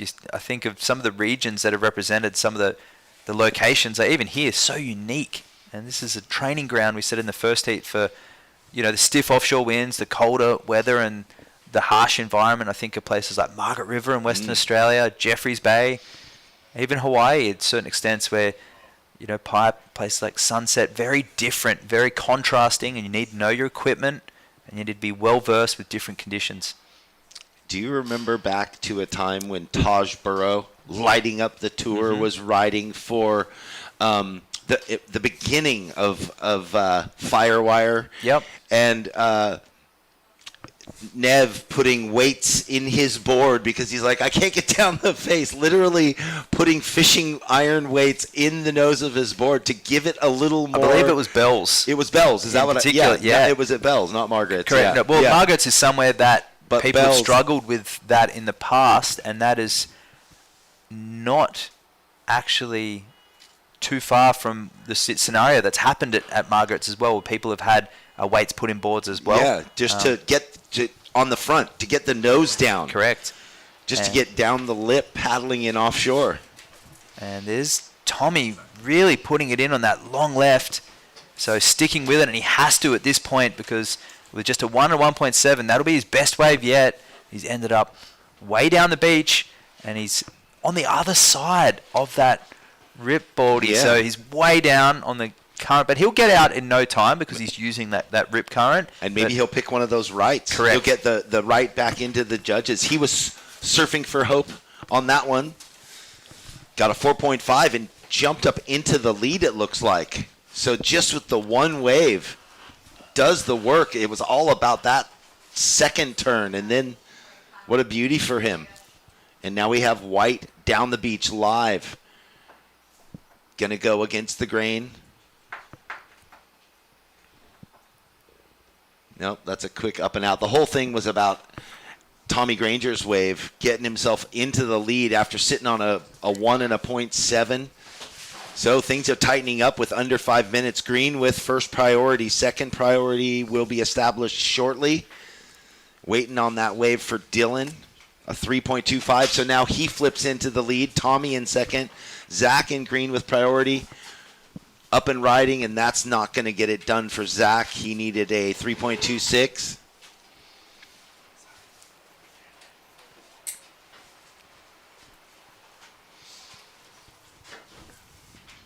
Four minutes left, surfers. And if you're just joining us here, Baldy and Waxhead sitting here in beautiful Morro Bay at the SLO CAL Open, bringing you the combo of live broadcast to the beach and the webcast at the same time, which we love doing. We can flow with that. We have a nice 7-day run ahead of us with all these events, the men's and women's QS, the LQS with the longboards coming up, men's and women. So we get to see it all. And I haven't actually looked at the heat draw on the longboard side, but it'll be great to see what talent has decided to come for the event from up and down the coast or the East Coast or Hawaii. I'm sure we might get some of the greats. We might get some of the people we saw at the finals at Malibu. You may. I haven't had a look at their final draw for the longboard, but I do know that there is some well-known names and some aspiring rookies that have been inspired. Well, they're inspiring the next gen, but they are the next gen. And they're looking at what's happening on the World Tour going, hey, we want a piece of that. And same with the surfers today, that we're unearthing that talent. We just had Xavier and we had our surfer earlier, Sebastian, the first QS event ever competed in, and he took a win. So that's what these regional qualification events are about. And here we have our surfer in white and unable to ride out of that. So that was a heat leader, Dylan Young. 2 minutes 20 left on the clock. Wow. I just had a flash of thinking of, was it Xavier? Yep. That first heat win, right? First QS Correct. event. And you're thinking, okay, well, can you take that average through this event? Can you get first? Can you advance through every heat? And instantly, of course, my head goes to Kelly, and I'm like, okay, well, 25 years on the tour, the most winningest average ever, consistency for decades, unbelievable focus. That's it. You know, to go from one end of the spectrum to the other. And similar to that second heat winner, Sebastian, this just happened straight after he fell off on that right-hander. This is 4 turns, now 5 dynamic turns there from Dylan Young. So if there was any nerves or any slippery wax, that's completely changed the script now. 1 minute 25 remaining. That was he was happy with that one. That was an unreal wave. I look forward to the replay on that. Jeez, the gifts kept coming to him, and beautiful style. I really like all his judges flow. locked in the flat 8 already. So an 8-point ride there for Dylan Young in white. So furthering his lead. Tommy needing a 7.51 to go into the lead, and Zach a 3.26 to move into second spot. With red in priority and second priority with green. 55 seconds remaining. Wow, our first excellent score of the day. Here we have it. And it took 1 second to lock in. Clean and beautiful. What an opener. The judges love that wax head. And then, he did the busy work. It flattened up and the wave just continued to gutter for him. So drawing off that bottom sandbar, and he was tucked in between those ribs and just getting to put exclamation points everywhere and then tie the bow at the end. Really utilizing the whole wave from the bottom and the top, and the judges really rewarding that. And red slipping off on that wave. So leaving the door open, 20 seconds remaining. Yeah, will Zach get a 3.25 or 6 that he needs with priority in under 10 seconds? Yep, I'll count it out. 5, 4, 3, 2, 1. All right, well, what a beautiful surfed heat from Dylan Young there, advancing through. We'll get a cool interview with him, an 8-point ride, a quick commercial break, and we'll be back with heat number 5, everybody. In the land of SLOCAL, you can go from kicking it poolside to snuggling up seaside. Start planning your journey across the land of SLOCAL now.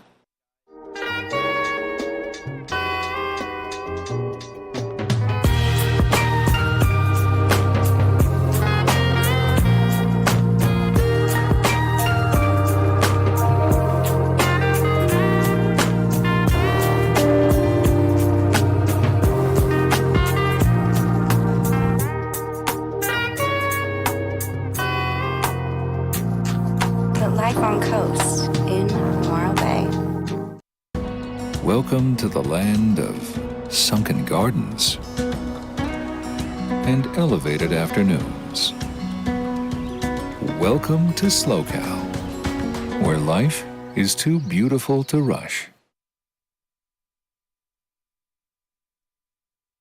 All right, welcome back, everybody, to the 2023 Morro Bay Open. Life's too good here in SLO CAL region. SLO CAL, the official title sponsor of our event. Surfing for Hope, excuse me. But we are at the SLO CAL Open. Fumbled that one. Did Toki Joe Kennedy Ravel check in? Ravel on. They can't even get the whole name on the monitor. That one would be great for initials. TJKR. All right. It's a new brand. Wow. I'm still sitting there in my head thinking about that wave of Dylan Young, an 8-point, a flat 8 that took the judges nothing but 1 second to drop into their monitor. I actually heard the head judge just say best wave of the event so far, and boom, straight on the board. So, you know, you've been involved in hundreds of events, and when excellence happens, it doesn't take long. Like when it's a perfect 10 and everybody knows it, the score hits the monitor instantly. Yeah, and you can tell in live action as well. Yeah. There's a certain aura, there's speed, it's the certain wave that takes to go excellent, and it's often the spray or the height of a maneuver and the projection that they'll get through that maneuver, whether it's an aerial or a turn. And the ferocity and the speed that surf is carrying. Speed, power, flow, combined with critical moments. And the wave needs to give it to the surfer. And, you know, often the wave is the star. And the surfer has been given that opportunity, but they have to match power with power. And that's it. And that's where you see a perfect golf swing. When you know in baseball when it's going to be a home run, the second the bat hits the ball, there's a sound. And you're like, oh, boy. Or you see it when you're watching the golf, and there's a certain sound. You're like, oh, boy, this is beyond perfect, something in it. Or when you do golf yourself, or and in surfing, when you match power for power, like you said, you're so in that moment, and it's obvious to the judges. It translates. To do that in a competition in 20 minutes, it's harder than almost a hole in one, because there's so many variables at play. Obviously with golf, you've got grass, you have wind, you have a different speed at every course. But at the same time, in surfing, there's all these variables, and you have other surfers to match, and you're competing not only trying to better yourself, but you're trying to better everyone else's scores. And to do that in a competition, it feels good. I've got a perfect 10 before in a heat, and it's surreal at the same time. But that's why we also see a lot of people losing heats with perfect 10s, because they get complacent trying to back it up with another excellent score. Or they just don't back it up at all. How often? Oh, I know. It's incredible to see that. And it happens more than you think. And then what's even more, and I was reflecting on Kelly and his stats over decades of competitive surfing and 11 world titles. And you go and you look at the, average heat scores for Gabriel Medina, for Felipe Toledo, or whatever, and they're in that like high 6, mid 7. So it just shows that they're not always getting excellent and above. What's happening? Okay. Priority has been established before there was a block from on red. So white has first priority, blue was second, red with third. That was that paddle commotion that I saw in the corner of the screen. Yeah. Yeah, so that's the definition. Red kept white off of the wave from the beginning of the heat. But here he is up and riding, so into the heat we go. 15 and a half minutes left. One wave ridden, a .75 by Bobby Wood. Adam gets a quick wave, and we are ready for our next interview with Dylan Young in an 8-point ride.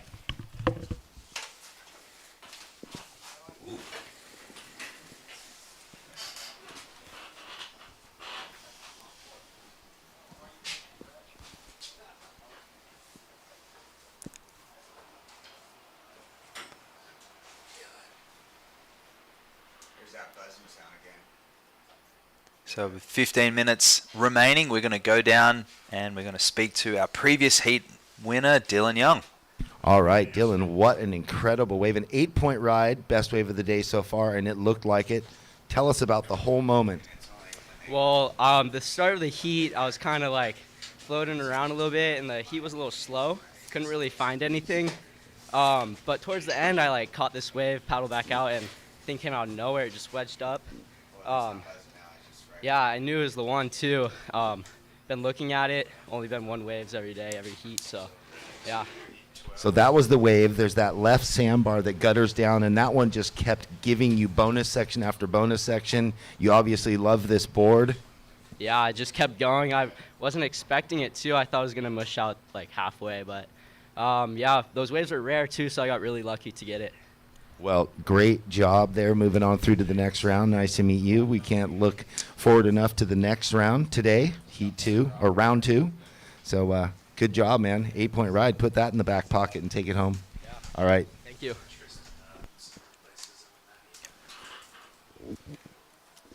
Great to hear from Dylan Young down there on the glass with a heat win, convincing that 8, warming up to the occasion. Just saw off the screen there Adam Bartlett up and riding.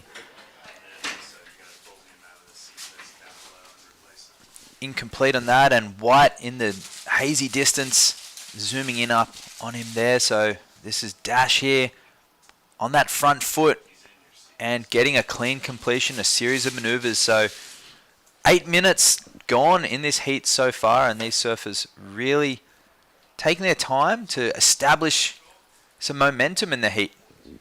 First 3 heats of the day were very busy. We had lots of waves ridden starting early, but less peaks. We're approaching a low tide at about 10 a.m. It's not a major low tide. There's not a huge fluctuation between the high and the low today, so it won't factor in too much. But it's a growing swell, and it's not as big as it was this morning. It's just typical we'll see on low, and this is a replay here of Dash's wave. On the front foot here, he knows he's got to try and finish cleanly, so he gets a little 2 for 1 here and taps that one off the end. So a 4-point ride for White, opening up his account. Adam Bartlett in red, second, and our surfer in blue with just a .75.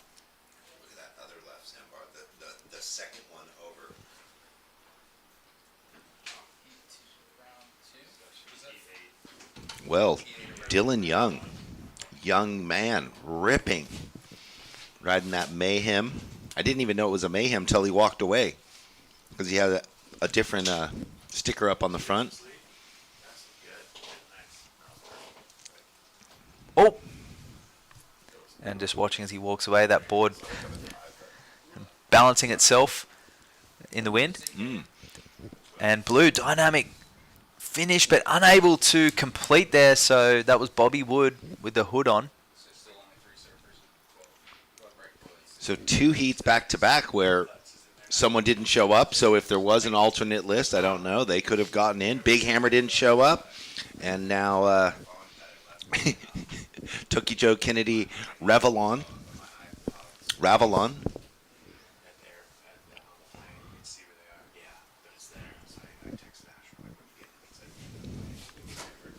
I think there's some shenanigans going on. Yeah, very suspicious that the 2 surfers not turning up for their heats with very unique names. Yeah. Maybe they have a bet going. Who's going to get the more shout-outs on the mic? Well, that's it. We'll suspend it. Well, we haven't seen, yeah. It's a sleepy heat so far. 10.5 minutes left. Here we go. It looks like we have White up and riding. I was just going to say we hadn't seen a right in a while. That was a nice opening roundy, but the wave fizzles out on him. So Dash,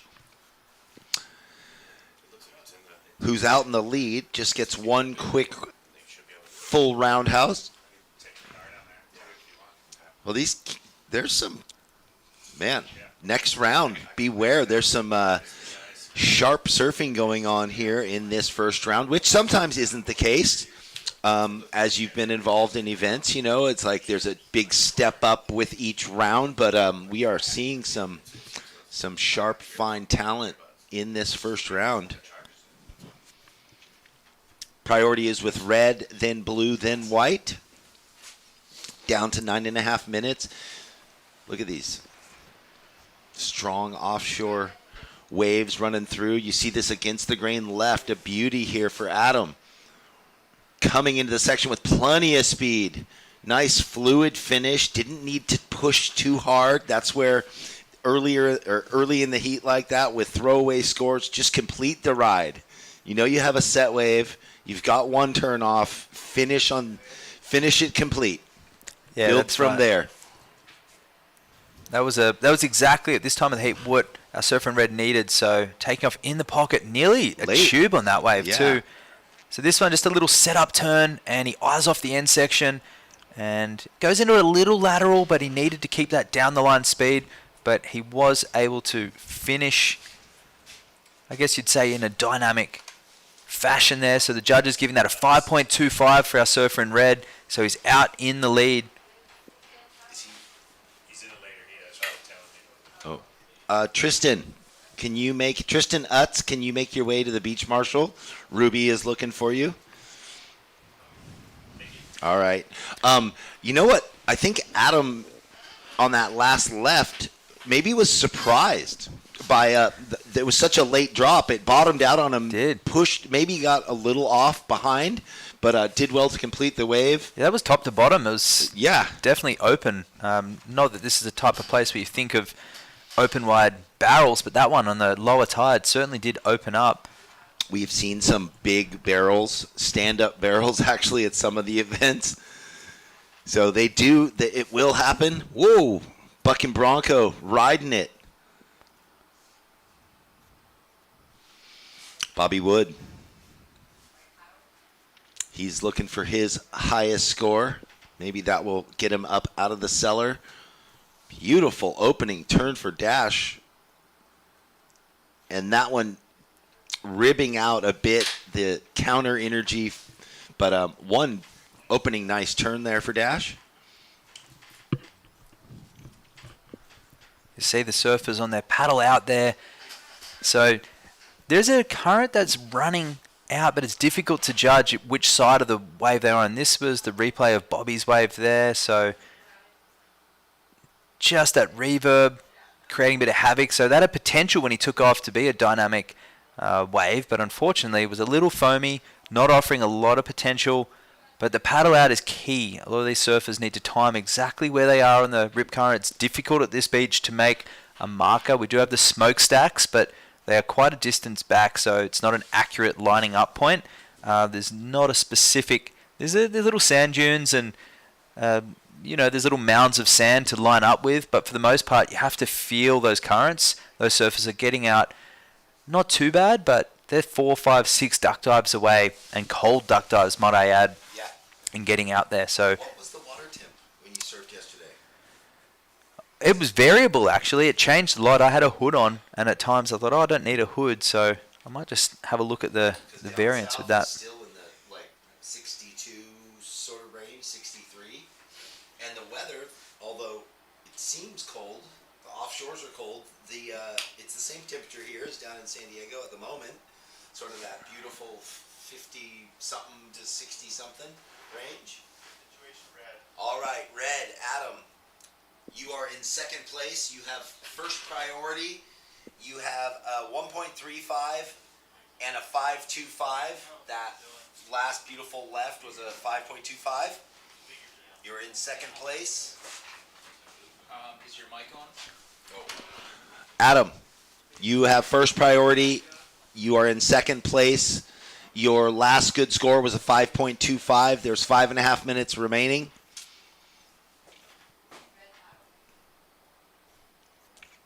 So he's going to use priority on his backhand. Tacks it up, one clean turn.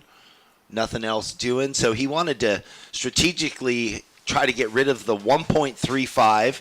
He needs a 3.15 to go into first, which, you advance with first or second, but if you advance in first, it's just a little bit different seating in where you land in the next round, and it feels good.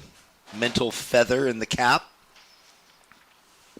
So a clean finish, one turn, and just like that, a 3.70, so that takes him into the lead. That was no time wasted, literally 10 seconds from takeoff to back out in the lineup, and a great strategic heat move there. We've seen that time and time again. Someone gets a left or a right, they back it straight up with another left and a right. It just seems to be some of the best waves of the heat are under priority. Yeah, and he had priority in that situation and used it just, boom, quick. So now Dash with first priority, Bobby with second priority. Bobby, you are in third. You need a 4.65. So again, not a big ask with 4 minutes on the clock here at the 2023 SLO CAL Open We know we're in Morro Bay, and we know that the event is presented and brought to you by the Surfing for Hope Foundation. Thank you to Surfing for Hope for all you do and for the years of participation. Actually, the founding inception with Andy McKay of this event. Ooh. So what do you think, Waxhead? Wow. Well, at this time of the heat, 3 minutes 30. You can't waste any time trying to better a 4 on that wave. He looked fired up. Absolutely. At that last turn, when I was sort of passing it over, he came at it with a little extra flair, more spice in his. So a 6, flat 6, the judges getting straight into that. So definitely getting rid of that 4. And here comes off the bottom, carving that one through. The patience here loads up on that next turn, compresses and extends through that turn. So the judges appreciating the speed and the power that Dash was able to bring to that second turn. That first time, more of a setup. It's not about quantity, it's about quality. And really utilizing the wave face. We've got those flatter right-handers, which we have seen some amazing scores on as well. If you can pick the right one with a dynamic end section, one turn will be enough to get you the 7. But on the backside, if you can tee off a couple of times and get under the lip or into the lip, it's going to be excellent. Well, here we go. On his backhand, Adam Bartlett, a 2-turn combo, gets a little bit too high on his toes. Do you subscribe to the school of thought that when you see someone cut out with speed and purpose and commitment, that you know they're on point, like they're showing the judges an extra bit of, hey, I'm here, it's real, I'm serious. Yeah, you want to finish body posture. Finish within your own terms. Yeah. And, that's key. Nobody really wants to see foam climbs. No. And, groveling all the way to the beach. And that's something of a bygone era where, the surfer's trying to score points, not surf the wave that's in front of them. So, obviously, as I said before, the wave is giving the surfer that score. They need to show the judges that they've got it. Mm-hmm. Bang, bang, get out of there and just show them that's what I wanted to do. I came here, I achieved it, and I've committed to the criteria, and I'm going to pull out and just show them. With, force and grace and power and commitment and fully engaging my rail. Like when guys finish a wave and they, fall off like Gumby and they're disappointed. Body language is key. Is key, yeah. Damian Hobgood always used to say it. You think I go back and, world champ after world champ, they all cut out with a purpose. Got to finish. Well, the kick out's one of the most, apart from the bottom turn, one of the most key aspects, finishing your waves and finishing with style and authority. And it leaves an impression. It does, leaves the impression. You don't get points for it, but you can certainly lose points for a bad or lack thereof of a kick out. That was a beautiful tail slide there from Adam Bartlett, just letting the fins drift. Great timing. That wave held up for him there. The one before went a little flat. The right-handers have a tendency, and the lefts, to do that here. But if you can choose the right one that hits the bowl perfectly, you'll get a steeper face. You'll be able to engage the rocker, engage the fins, or in that case, release the fins. Well, and like you said, what we see and the viewers at home are seeing is far different to what the surfers are feeling as they ride, because there's cross-check to the waves, the current coming through the rocks, there's undertow, there's a rip current, there's a lot of uneven water moving. It's not just this painted face. Yeah, that's right. You can see these swell lines coming around the rock here, and the way that they're scooping into the bay. 5, 4, 3, 2, 1. So that heat really catching up. It was right down to the end there. So a 5.65 for Adam Bartlett, taking the win from Dash. And we're going to go to a break right now. Welcome to the land of wide open spaces, full of hidden secrets. Welcome to SLO CAL, where life is too beautiful to rush. The world has changed, and the workplace has evolved. The option to live free of the commute and busy work life is here. Midstate Containers specializes in custom remote offices ready for your new journey. Customizable in every way. Our team is ready to reimagine remote working with your specific needs. We are excited to help create the new workplace. so you can embrace more of life. Welcome to the land of complex wines and simple pleasures. Welcome to SLO CAL, where life is too beautiful to rush. We are live and direct, Waxhead and Baldy here at the SLO CAL Morro Bay Open, presented by Surfing for Hope Foundation. SLO CAL, so much to offer. Not only is there the natural landscape, the canyons, the rivers, there's the fishing, the mountain biking, the kayaking, the sailing, the sightseeing, the hiking, the biking, you know, the kite flying, like the wineries, the breweries, the cafes. There's great restaurants tucked in and around. I mean, you know, ride a horse, drive up the coast, go visit Hearst Castle. It's insane what you can get in a short amount of distance around here. And bring a longboard, bring a shortboard, or bring a mid-length. There's a variety of waves on offer here too. And this is Cooper Jewell opening up his account here, and he likes the waves here, finishing off his first wave there. So we'll see what that one comes in at. And Tucker Coleman in red, Mason Farrow in blue, and Timothy Simmers in green.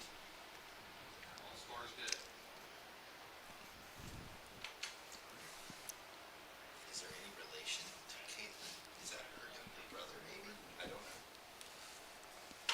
Well, yeah, reflecting on, I saw the name Timothy Simmers. I don't know if there's any relationship to Kaitlin Simmers, but there is another example of a young woman who I watched from the inception of her competitive career through all these regional events, blitz onto the championship tour, and, you know, like, look at where she has gone.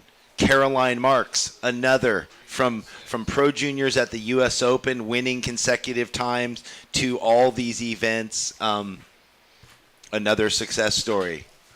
It's amazing to have sort of been a part. I actually, during the U.S. Open, I had to leave early, unfortunately, and didn't get to do a shout out to Connor Coffin as he was retiring right then, which sentimentally I was sort of heartbroken. I had to go on another work trip and didn't, you know, get to be a part of that moment on the mic, as I've been a part of so many of his moments on the mic.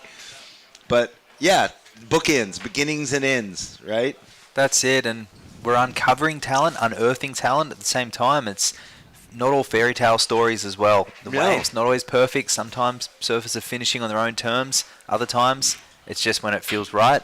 And that's the love-hate relationship with competitive surfing. That's why we're all fans. Mm-hmm. And if it was easy, everyone would do it. But that's why these surfers are battling it out in a round of 112 here at the QS 1000. And these surfers could very well be qualified this time next year you never for the know. World Tour. Yeah, anything can happen. I mean, and this, like going to the ISA events, especially the juniors event, you get to be a witness to the newest talent from all over the planet surfing for these national teams or these country teams, and we love it. Well, quick scoreline update.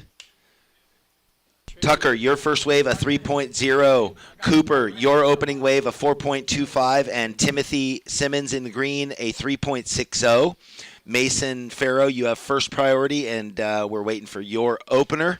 Priority is blue, green, red, white, 15 and a half minutes. And shortly, I will throw it down for an interview with our heat winner, Adam Bartlett. We're just waiting for Waxhead to get organized. 15 minutes on the clock, 20-minute heats. They move through fast. This is Heat 6, calling up heat number 7. William Bush.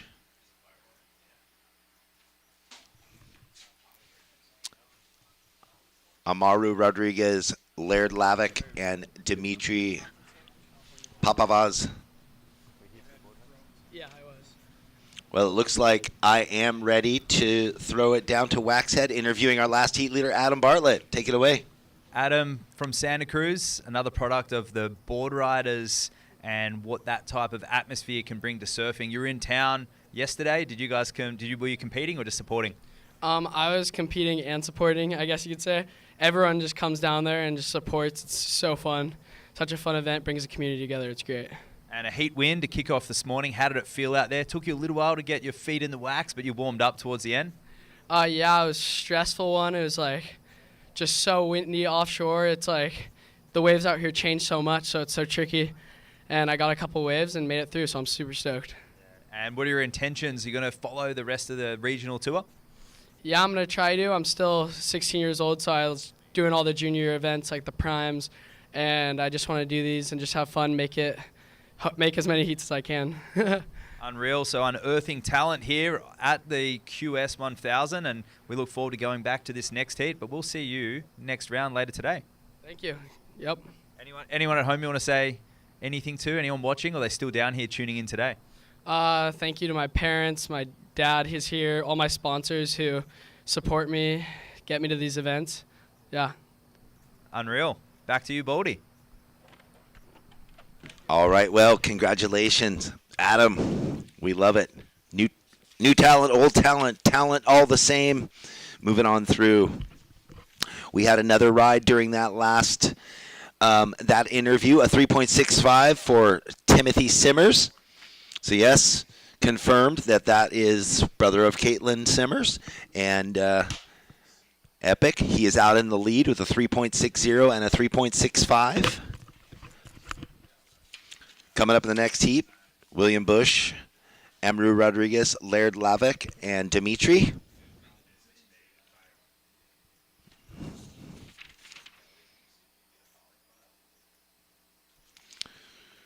That is a long last name, so I'm not even going to go for it right now. This is the sixth heat of the first round. There's 8 heats in this first round, and then we are straight into 16 heats of the men's second round, and that is what our day is going to be filled with. Right now, in the blue, Mason Farrow, his opening ride. Ooh, a little late to that section. This thing moving down the beach quickly gets bucked off the lip. Bit the front rail there. So it's not easy. There's a little lump and bump, a little bounce to these waves.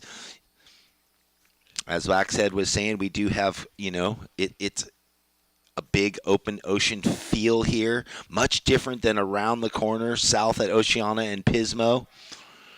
Ooh, a late check in for this. Big backhand jam. Red. Ooh. I like that. That was a strong turn for Tucker Coleman. So he opened with a 3. Where will this score go? One mighty turn up the beach now. Timothy Simmers, wow, halfway down the face when he got to his feet, 16-year-old. So he's inspired, sparring with his sister all the time. This is a replay of that big backhand jam. You can see how much energy, if you're on the webcast, was coming into him off of that right. So really compressing and handling the power of the oncoming wave. I'm sure this will be a nice backup for Tucker. Timothy, kind of a late drop, got to his feet late, elected just to cut out. Priority now with white, then with blue, or white, then with green.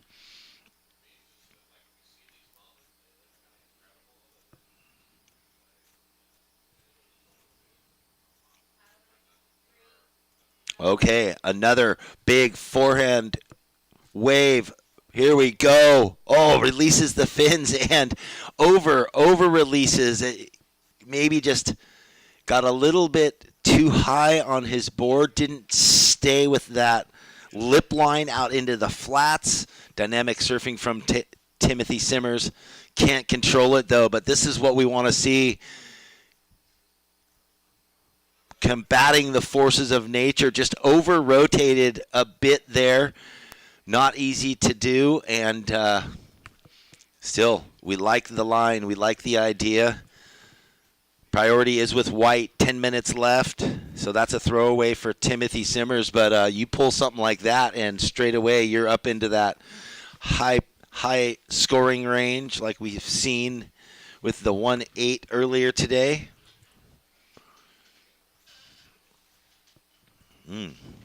Well, did you happen to catch that forehand attack by Timothy Simmers just then? I just missed it in the car park. Oh, but okay. I heard All a lot right. of oohs and ahs from the spectators down here. It would have been it would have maybe been the biggest turn of the event so far as it was one of the bigger set rights.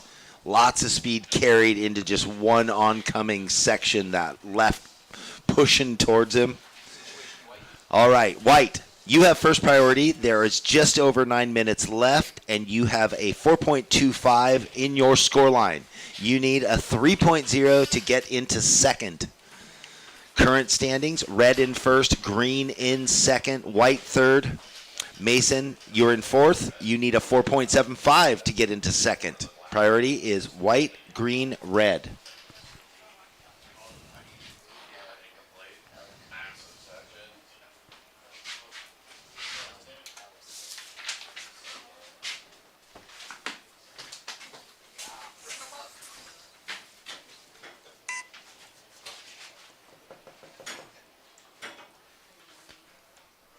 So with a vast array of swell coming in this week, the surfers will be relishing the opportunity to literally get their wave count up. And with 8 minutes 15 remaining, Tucker Coleman in red out in the lead with a 6.25 and a 3, third priority.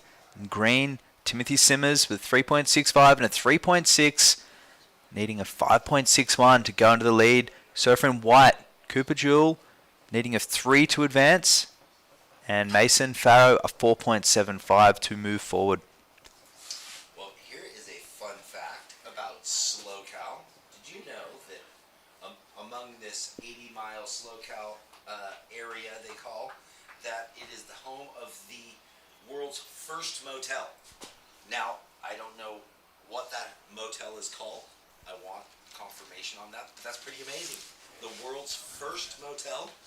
Is that like the world's best cup of coffee from the movie Elf? Do you see that anyway? The Hearst Castle, perhaps? No, it's not. It's a different thing. It's the world's first motel. All right, we'll get some feedback on that. I look forward to unraveling that. We're unraveling surfing careers and history and tourist information here. Motel Inn, established December 12, 1920. And we've got our Joe Rogan fact checks going on in the background here because, of course, we are all about facts and we are all about stories here at the WSL. Well, that's it, right? Established in 1925. So I guess that's pretty wild. The first motel in the world, we'll see. But yes, you are right, Waxhead. You do have the iconic mansion, the famous mansion on the hill that recently reopened after years of being closed. I've still never been on a tour there. I hope to try and get a reservation this week later for It's the worth it Hearst for Castle. sure. I've never been. It's worth it. As I said, there's a good surf check opportunity up the top there as well. I mean, it's a long way to get up the top, but it's unique for sure. And the way that they tell the stories, the way that they actually place you in history, and it's dynamic, as we see here. Dynamic surfing there from Timothy Simmers. So finding the lip line and airdropping out of that one. So this time playing it a little safer, just trying to complete, which is all you need to do, especially in the early rounds of a competition. The early signs is that will be one of the better waves of the heat. So, well, that wave similar from when he took off, but it was the wave that he didn't make. He went up into it, blew the tail, and then over rotated. That one he rode the lip line down. So he's like, I'm not wasting this opportunity. That's going to probably, well, we'll see. A 5.61 is what he needs to get into the lead. Tucker, he wants something to say. He'd love to hold his first position. Well, was that from the heat before? yeah, that one was actually Adam Bartlett, yeah. I was like, wait, same board, same sticker. What's going on? Adam Bartlett, we had the replay of Okay. previous heat, but Adam just alluded, I was actually going to talk to him, alluding to the offshore wind and how difficult it is to time it. So Timothy, the 6.25, our surfer with green, out into the lead. So just under 5 minutes remaining. And red up and riding is now into second position. Here he goes, carving it back and eyeing up the lip. And a little Nolan Raposa-esque in his style. Sort of wide, strong stanced. So back and forth they go. Timothy, he's up and out real quickly, but he went into the lead with that last big right forehand jam, a 6.25. Tucker in the red took off needing a 3.66, so it could flip again after his last backhand one-turn right that he had. Under 5 minute surfers. Priority is with white, then with green. So things moving quickly here. Wax said it jumps back and forth quickly, but the goal is to finish first or second, obviously. We'll update these scores very shortly, but green teeing off down the line, and this Timothy, a real throwback style there for Timothy, and incomplete on that last turn, but a lot of work done so far up until that point. So 3 minutes 45 remaining. We'll update those scores very shortly. A lot of stuff for the judges to catch up on, but we can tell you that Cooper and White has priority, and Mason Farrow was second priority. Well, there we go. Here's the quick replay of the score that took Tucker back up into first place on his backhand. Nice two-turn combo. Got a 5-point ride straight across the board. And then Timothy, though, got his next left, waiting on that score again, and he just went to town, surfing very free and easy, you know, staying patient with this wave when it was slopey, and then maximizing when it got vertical and bottomed out. So he, like his sister, has that kind of fluid, easy style, and we just threw to watching Cooper Jewel rip the bag out of the lip of that wave, carrying a ton of board speed. So still the score to lock in for Timothy Simmers. That's exactly what Cooper and White needed to do. Just annihilate that end section. Here's the replay. So he takes off in a steep wave, comes behind and around the section, times it perfectly, and that was a lovely turn, and he ejects with control and authority, as we spoke about before. So 2 minutes and 25 seconds remaining. No one is safe in this heat just yet. But we can say Timothy Simmers did temporarily go out into the lead, but we're still waiting on that score from Cooper. So green with a 5.75 out on the lead. Tucker in red down into second with a score still to drop, and Cooper in third still with a score to drop. And Mason looking for an 8.75 at this point in blue. Wow, what an exchange this could be, because Cooper needs a straight 7. He just ripped across that wave, kind of. He gets a 7.25, everyone. So he goes into second. Tucker with first priority now in third. So that was a real script flip there, that Timothy Simmers got the 5.75, went to first. Cooper goes off. This was like that Dylan Young wave that we saw earlier that was a straight 8, but he redirected a bit more. So 2 of the high points of the event so far. I think Timothy Simmers' wave that he'd fallen on earlier, the right-hander, might have been up in that echelon too. But a 5.26 for red is required now. He is holding priority. A minute 10 remaining. And a 9 for Mason in blue. But at this point, it's green and white in first and second. Wow. Cooper just let the wave be the star. He just manhandled it, used the speed, and carried so much velocity through the turn. And that's the key. The judges just looking for dynamic, critical, controlled surfing. If you can do that on a set wave and carry that speed, power, and flow, it doesn't matter if it's 1 turn or 10, you're going to get a good score. And a 7.25 there for Cooper. So I kind of got goosebumps. Yeah, there was a moment there where I had this AI vision. Yep, I was nearly going to draw those parallels, but we are in there. And it's the first round, but I don't. It's okay, man. Okay, let's kudos where they're due. 20 seconds left. Dropping out of the sky, can't hold on for Tucker. So with 10 seconds just over, or now we're at 10, that Cooper Jewel backhand ripper drop puts him up into second at 5, 4, 3, 2, 1. And that is how it ends. Timothy Simmers through in first, and Cooper Jewel finding the beauty in the 7.25, advancing through.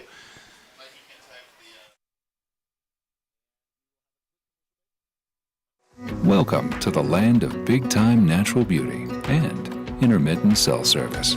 Here, cowboys drink Cabernet, farmers surf the breaks, and everyone breaks for roosters. It's a wide open and welcoming place. But that's not to say we don't have any hidden secrets. Welcome to the land of truly living, with a million things to do. Or not.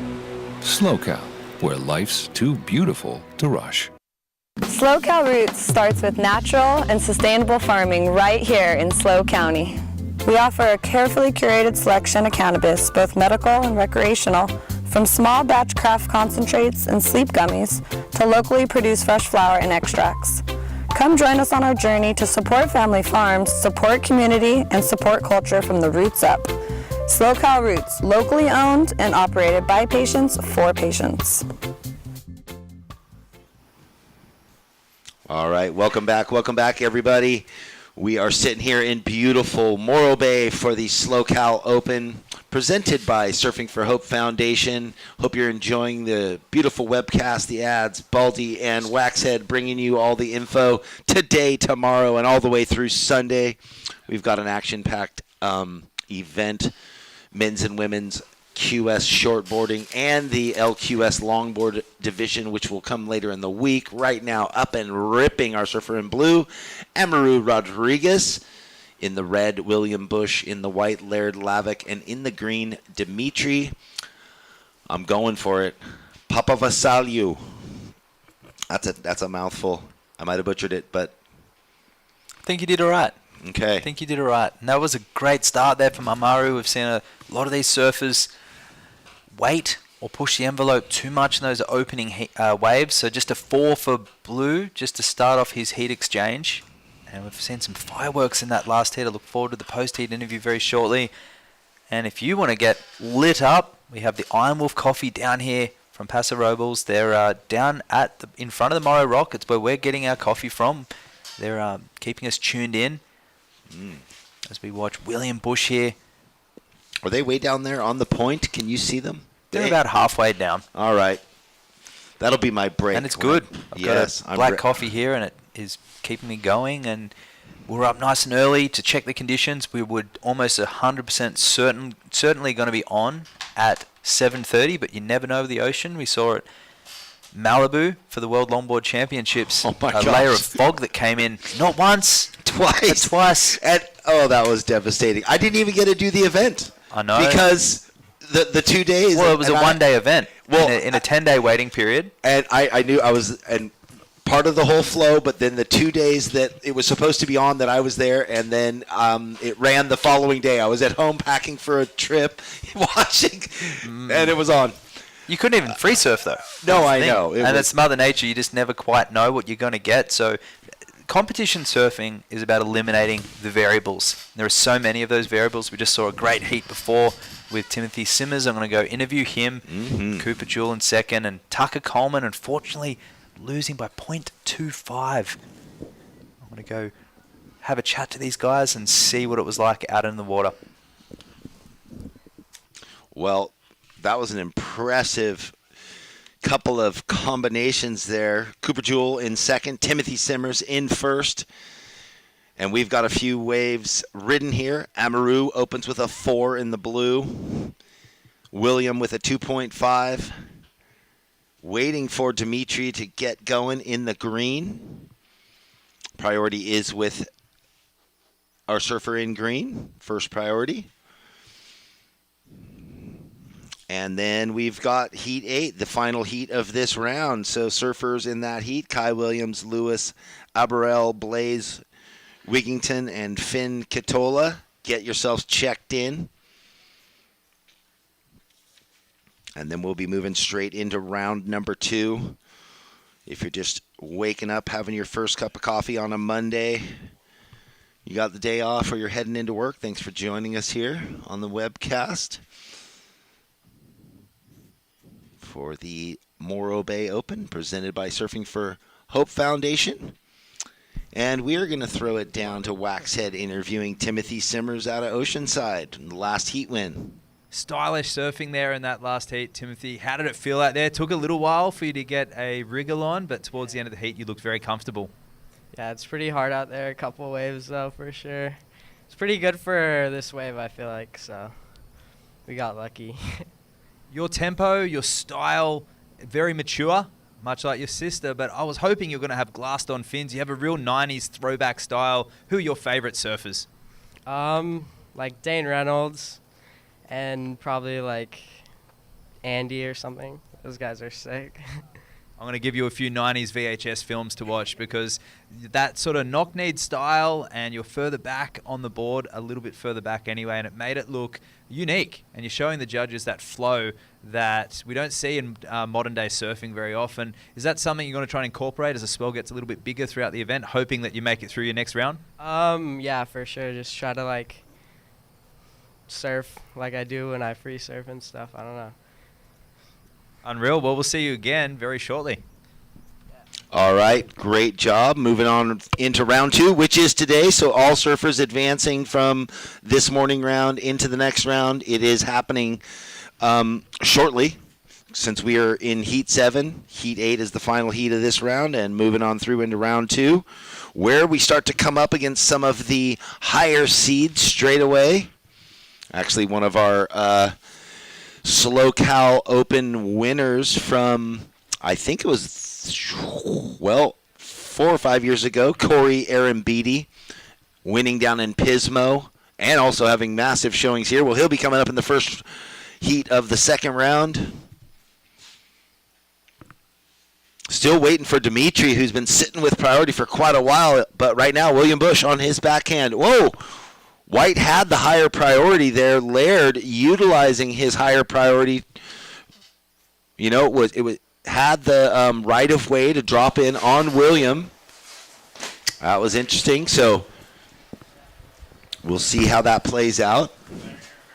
So it's a priority interference, red on white. William, who was sitting in second, took that wave, did sort of a bottom turn, started his second turn, and Lavick in white had the higher priority, took off in front of him, and the priority interference goes against red. Just lost the plot. We do call out the priority verbally here. There is the light board above us on the blue midship container that we're talking from that shows who has what priority in number order. So that is unfortunate. Hey, the good news is surfers have advanced with a priority. That's a full score priority too, not a half score. So he will be needing a, depending on what the other surfers' 2-wave totals are, to better that. And right now, Dimitri, finally, he sat for ages and just couldn't finish that one. Well, after that exchange, William, even despite the priority interference, is still in second spot. With a 2.5. So one wave will count only for William Bush.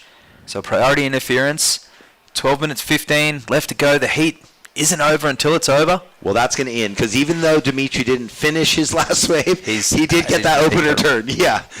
But, like you said, if the 2-wave total for the surfer in first and second at the end is like 6 points, all it takes is William getting one score of better than that. So this heat is still trying to, apart from Amaro's first wave, the surfers are really trying to find their ways. A lot of falling off and a few tactics at play, maybe some nerves as well. So we haven't seen that so much in any of these early rounds. So the surfers yet to really open up in a comfortable manner and establish a clear winner, but it is Amaru with just that 5.25 combined total out in the lead, and Dimitri with a 3.5 on his opening wave, our surfer in green. Red in third and Laird in white, currently in fourth spot. Yeah, so at this point, William with priority needs a 3.51 effectively to get up into second place. So we'll see how this plays out. It's interesting. You were talking earlier about, how often surfers have started off with a 10 and then not advanced because they could never find a backup. It's almost a reverse situation, up against it with an interference, but if the competitors against you don't get a good 2-wave combo, the door's still open. Exactly, and I saw the US Open, we saw Nolan and Reef Hazelwood in the semi-finals, I believe, and it was really coming down to the wire. But unfortunately, both servers very evenly matched, but it was that interference situation within the first 30 seconds of the heat establishing priority. Much the same with what happened there, but in that case, William was up and riding well before lead, and here he goes, and just mistiming it a little bit, complete, but just that wind getting the better of him there. And I'm squinting as I'm looking at that, so I can only imagine what it was like on the wave with that sideshore wind starting to... You can see that wind. There's actually a factor you can see on the screen. A little bit of that mist coming across. We have the wind that's coming across the waves, not offshore now. It was always going to come. We just hope it doesn't get too windy throughout the day. Yeah, and it's almost like it hit his chest and just stopped his momentum, and in that split second, he couldn't get the nose up into the lip of the wave and sort of went low line, caught between two thoughts maybe. Yep. Just under, 9.5 minutes. Priority is with green and then with white. White still in it, needing a 1.76 to get into second. So the playing field wide open. We are hanging out here, having a good day so far. A good morning, Morro Bay. I think we're not even quite on the full low tide yet. We don't have a big tide swing with the sort of medium tides at play. Our highs are in the 3.5 foot range, and the low is at 2.2. So not a big tide swing today and tomorrow and the next, and then it'll start to open up and the swell filling in more and more. As you said, Wax said, we have a slightly increasing swell, but still it's ground swell at 13 seconds at the moment. Dimitri not taking advantage of the situation there. That wind definitely playing havoc. You almost think, is this the time where they really hunt for a right? So go with that wind, because like you said, it's not blowing straight offshore. It's really blowing straight side shore into the left. So it's hard to combat that wind when you're surfing waves like that. Yeah, especially if you're looking for the lip line. If you turn under it and you can get some down the line momentum, you can do a power carve and make it look diverse. But in 20-minute heat, as I said just before, competition surfing is about eliminating the variables, showing the judges your interpretation of their criteria with the waves that you choose. So it's a lot harder than it looks, and it's like a chess game with all these different variables that we can't control. So we don't know what's going on in the mind of these surfers, but we can tell you that they don't know what's going on in the ocean. They're just using their initiative, they're using their senses to move around and try and find waves that they can add to their scoring tally in a 20-minute period, and it's not over until it's over. And that's why there's always hope when you're surfing. Your next best wave might just be your next. And here it is. So it's a funky right, but again, there's no interference with the wind. He's going with the wind. Tries a little shove it at the end there. Yeah, there we go. But I think back to that opening wave, and the first thing I said in that 30 seconds was it was nice to see him not be too fussy. Yeah. Because that's what we've seen in the last 13 minutes. A lot of the surfers throwing some Hail Marys or mistiming it. So a nice completed wave there from Maru. I guess you could say considerably similar to the first one. Yeah, it might come in just a little lower. You're right. Yeah, a down carve and then a quick pop on a medium wave. And hadn't it not flattened out midway through, might have gone a little up. But again, not fighting the wind. He's going to extend his his lead, 3.6 there for Amaru. So extending his lead, 7.6 total. And then the right-hander for Red, did it drop in? It did. Okay, so it didn't factor in. Again, Red got that interference earlier in the heat, so he's only going to be able to utilize one score at this point. It's a 2.5, his highest score. He needs a 4.75, so not out of it with 6 minutes left. And Laird just needing the 3.01. So I was thinking about how do you bottle that flow, that energy of being in the rhythm with the ocean at the 20 minutes for your heat, or the 25 or whatever it is. That is so difficult, and the surfers that have found a way to be in that now moment, that present moment, harmoniously around the world, whatever it is challenging like, you know, you think of the Mystic, Tom Curran, he always, when he needed a wave, there was always a wave. Kelly, the same thing. Well, that wasn't just because the waves came. They were in a real flow and harmonious, tuned in rhythm with everything. They watched the ocean a lot. They spend a ton of time looking and watching. I remember spending a lot of time with Joel Parkinson the year he won his world title in Hawaii, and he surfed less than he watched. He'd sit there at the Billabong house above, you know, off the wall back door, and he would just watch and watch and watch. And he'd have quick little 20-minute blasts, but he didn't spend hours in the ocean. He did other places, but he would just watch. That's very interesting, and it just takes someone to... Staring at how the ocean moved all day and the different winds and the different swell directions and the different tides, and he was just like encoding this information. Well, surfing really is so reliant on the elements, and the more we understand about our environment, the more that we can control those variables and do our research. And sometimes the best surfer is the most strategic surfer, the surfer who plans the best in a heat, because you have that limited amount of time. And of course, if you do have a creative streak and you can eliminate those variables, it can give you the confidence to really unload and wind up, because you know that wave you're taking off on is a good one. There's no doubt in your mind. So when you have that in the back, you can then start going for those excellent scores, and it becomes less of a Hail Mary and more of a precision decision. And as we see on that last wave, it was led up into second spot. So a 3.2 for our surfer in white.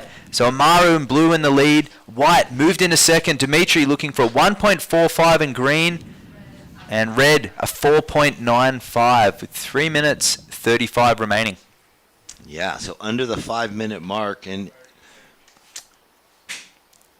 energy is a real thing, and the person that learns how to tap into that and then have strategic backup, the confidence, it translates to the beach. That energy translates to the judges. The judges give the score. The surfer's energy goes up. The crowd, it just becomes this cycle of more. It's amazing to watch it happen. And it is energy. It's a moving form of energy. This wave's traveled for thousands of miles to land here at Morro Bay right now. And that surfer's got to match their energy to the wave's tempo. They've got to put on a performance to show the judges that criteria to fit it into 20 minutes. And he goes lead. And I was wondering just a few minutes ago, what's he going to do in this situation? He needed some numbers on the board. That one was a single turn. And he had the 3.2, so he's building on his total. Currently in second spot, needing a 4.4 to go to the lead. And now he's in fourth priority, so... A lot going on. We love it. Fans of dynamic surfing, fans of surfing of all sorts. And you can't coach intuition either. No, it's so... You can't replace time in the ocean as well, and reading the waves, surfing with experienced surfers, or even just knowing the spot. Local knowledge helps at a lot of areas, but spending some time before the event, a lot of the surfers who were in the Board Riders event yesterday will be familiar with the lineup.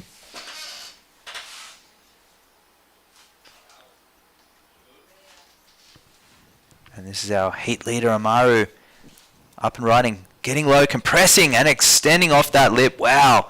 So a nice two-turn combo there from Amaru and blue, already leading that heat with a 4 and a 3.6. We can see the rip current starting to drain out, and we have a left off the rock, the first one of the morning as that tide's reaching the low. You can see that swell starting to build, and that's one of the biggest sets of the morning.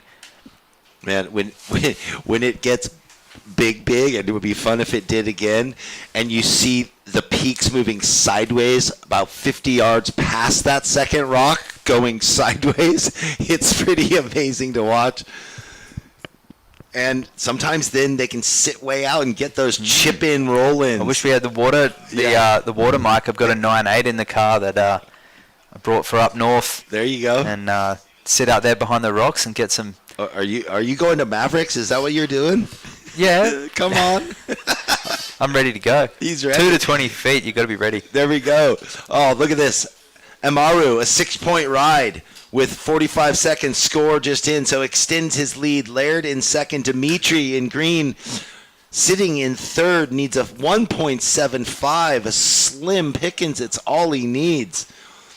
And William Bush needing a 5.25 now with 30 seconds, priority with green then red. So our third place and fourth place surfers in pole positions with the right priorities if they can find the wave in the dying 20 seconds. Wow. Yeah, Dimitri only needing a 1.75 and a 5.25 for William. So we said it's only a 5.25 for White's combined total. So it is still anyone's game with 5 seconds remaining. 3, 2, 1. Well, there it is. Not going to happen for Dimitri or Red. William Bush moving through Amaru and Laird. And we will have a short commercial break. Enjoy the beauty of SLO CAL, and we'll be back with the last heat of the first round.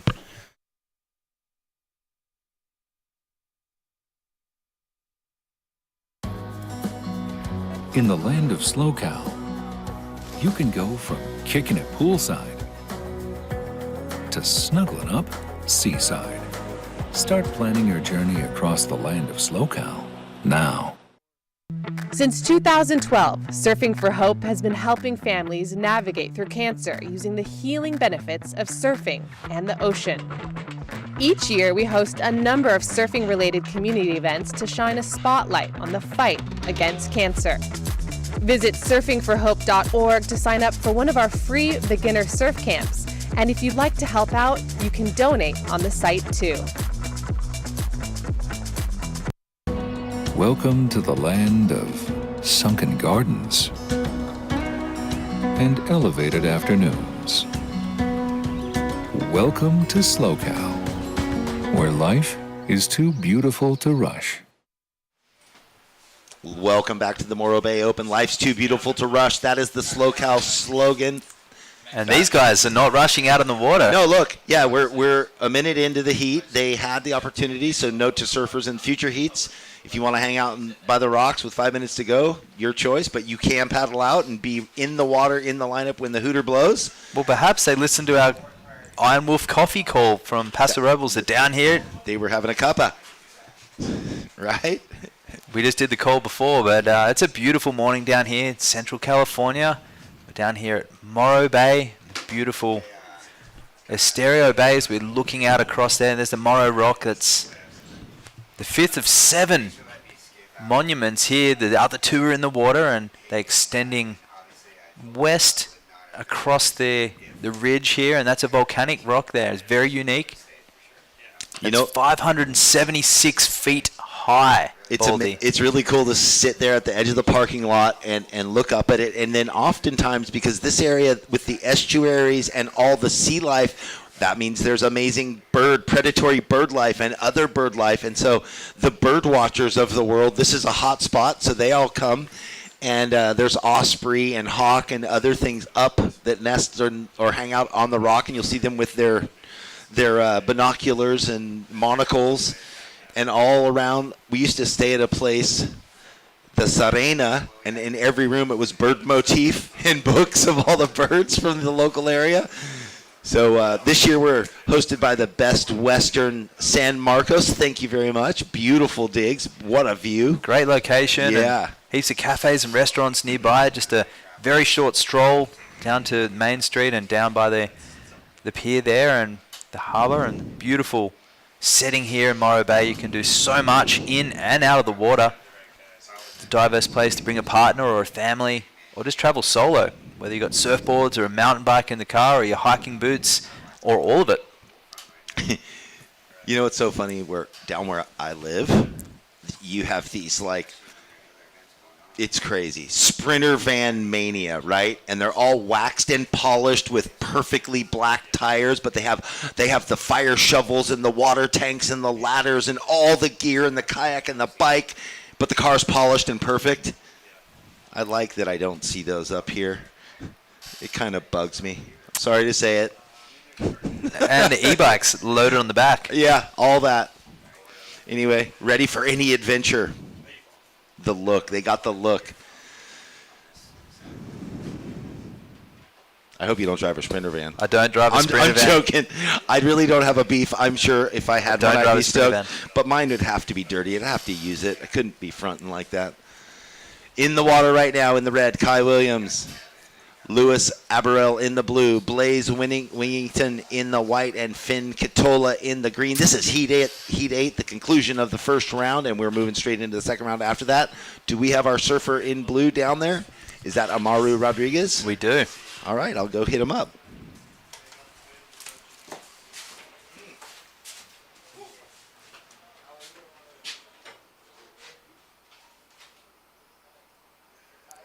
So we're setting up for that interview. We are balancing the live heat audio to the delivering our information to the surfers and across the webcast as well. And we're doing the live interviews. So Baldy's tuned in. We're going to go down to Baldy on the glass right now with Amaru. All right, yes, we are. Amaru Rodriguez, 20-year-old, having a great heat out there. How was it in the ocean for you?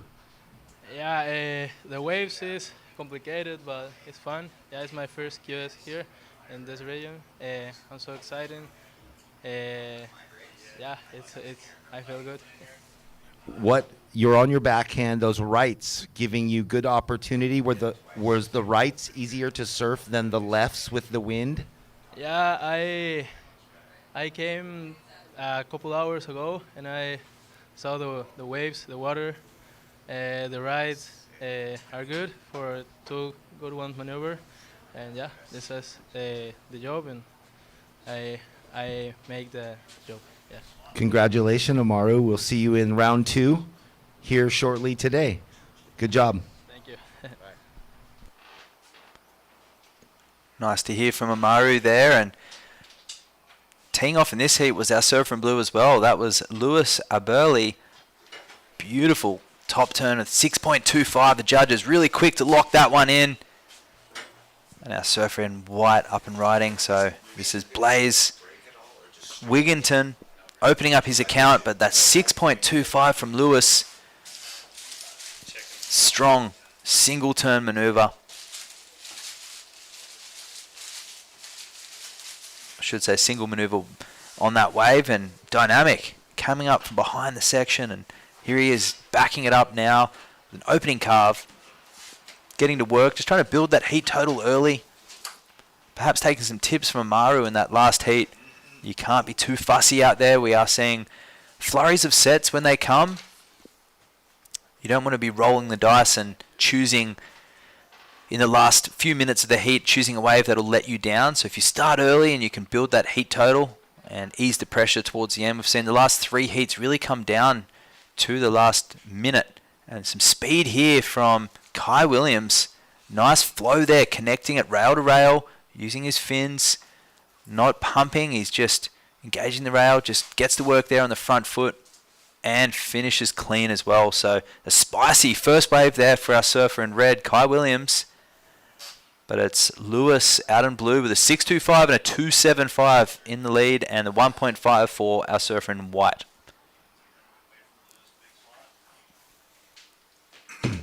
Well, you got to appreciate so many surfers coming from Central America, South America, Latin America, wherever, and it's a big pressure to come and do these events. And if that's not your first, English isn't their first language, they come, they study, they learn. And Amaru said before the interview, hey, I've been working on my English, I'll do my best. And I'm like, no way, that's great, so admirable. And we've seen it, going back to the days of Fabio Gavea's epic interview in Bondi. Even Adriano de Souza, Jadson Andre, all of them. These surfers have come a long way with their language, and Felipe Toledo as well. Yeah, they learned it on the fly. Yeah, but I mean the Australians, very, very few of them can speak Spanish or Portuguese or lazy. Very, very lazy generally. Like the Americanos too. Yeah, very much so. Unless they've grown up here with a secondary household language, come from somewhere else. Mom's from France, somewhere else. Yeah, Brazil. But one of the biggest, I just admire them. I'm like, man, that's so. It's a skill in itself. There's a lot of the women across the short and longboard tours understand 2, 3, 4, 5 different languages. Chloe Calmon is one that comes to mind. She can speak, she's Portuguese, she's Brazilian. She can speak English perfect, like it's a second nature, Spanish, French, and Italian as well, and pretty much fluent in them all. That's And amazing. Yeah. in an era when, prize money across the board, there's a lot of opportunity for surfing, but it's not something that's going to get you that sprinter van at these QS1000s. Being diverse and being smart with your career and how you can work it outside of the competition jersey, knowing some languages is certainly going to help you in any career in and out of the water and any type of business. And some beautiful flowing surfing there from our surfer in red. This is Kai. Just the patience. You can just see a very precise attack here, and silky smooth surfing completes it for Kai. So 4.5, and here we have almost another interference. That was Lewis with third priority, so White using his second priority on that wave. Wow, nice. Good surfing. Those lefts flowing through there. We're right on the lowest tide soon here, coming up 10-something. And they almost seem like they're sitting a little deeper, closer towards the rock, finding those last few lefts, and those were beautiful open canvases. Now we get one Finn Katola against the grain. It kind of backed off perfect for him to tuck into that next finishing turn. And he'll get back out there with priority as well, because he's on that shorter right. Well, Blue's got priority, but I can see down the beach in that haze, we can actually see our surfers, red and white, paddling out on the left. Have you driven out to that point that we keep looking at on the webcast that we're staring I straight have. across? There's some beautiful waves There off of is. that. Yes. Look at this silky smooth. No major sections there, but I'm really enjoying the flow. So this is a 6.5 to the judges. Yeah, it would have been that last maneuver, the second to last maneuver, which had a lot of speed. He carried through that. And this is White's. And this one faced up a lot and just missed time in the end, but he did get the completion as well. So that'll be better than his 1.5. The judges waiting to, obviously watching that replay as well. And this was Finn's opening wave.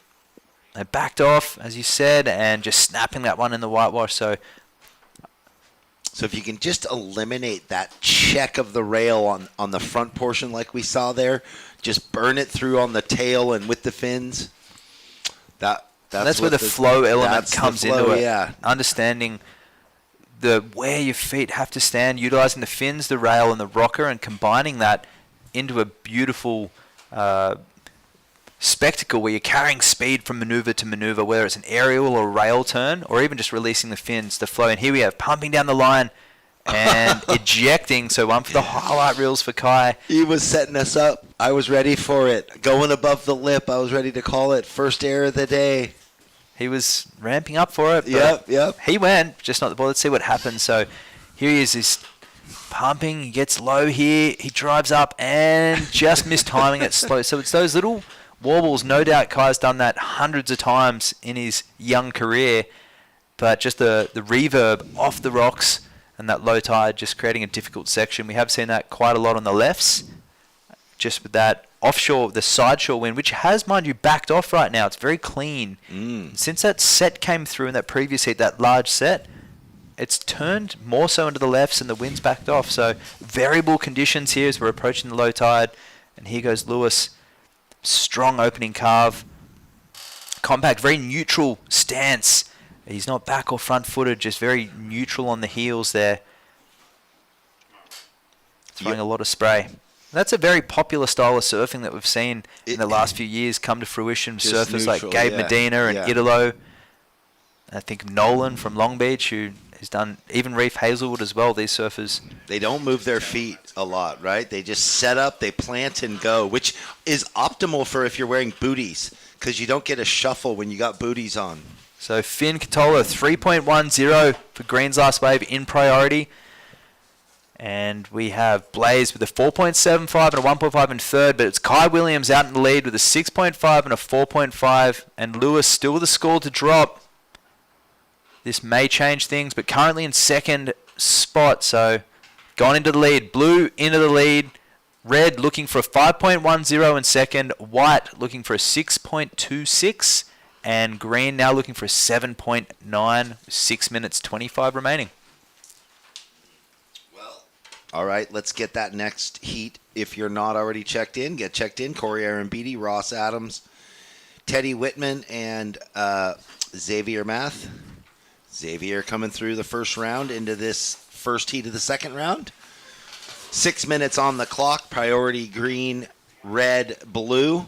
And it looks like our surfer in white, Blaze Wigington, looking for that 6.26.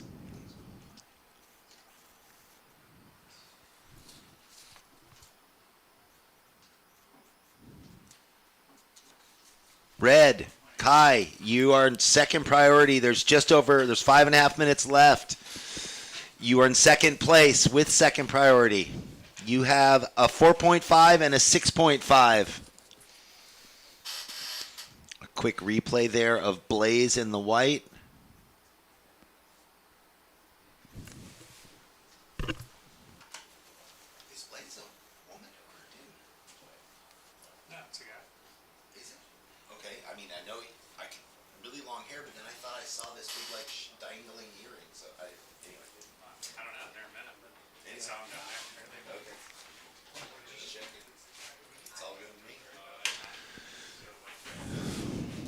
Finn Katola with one wave has priority, a 3.10 in their score line, needing a 7.90 because Lewis Aberell with a 6.25 and a 5.35, Kai with a 4.5 and a 6.25.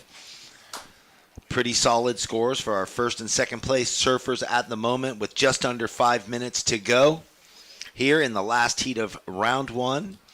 If you're joining us on your Monday morning, thank you. Jeff Baldwin and Waxhead bringing the webcast and live beach commentary in one beautiful stroke.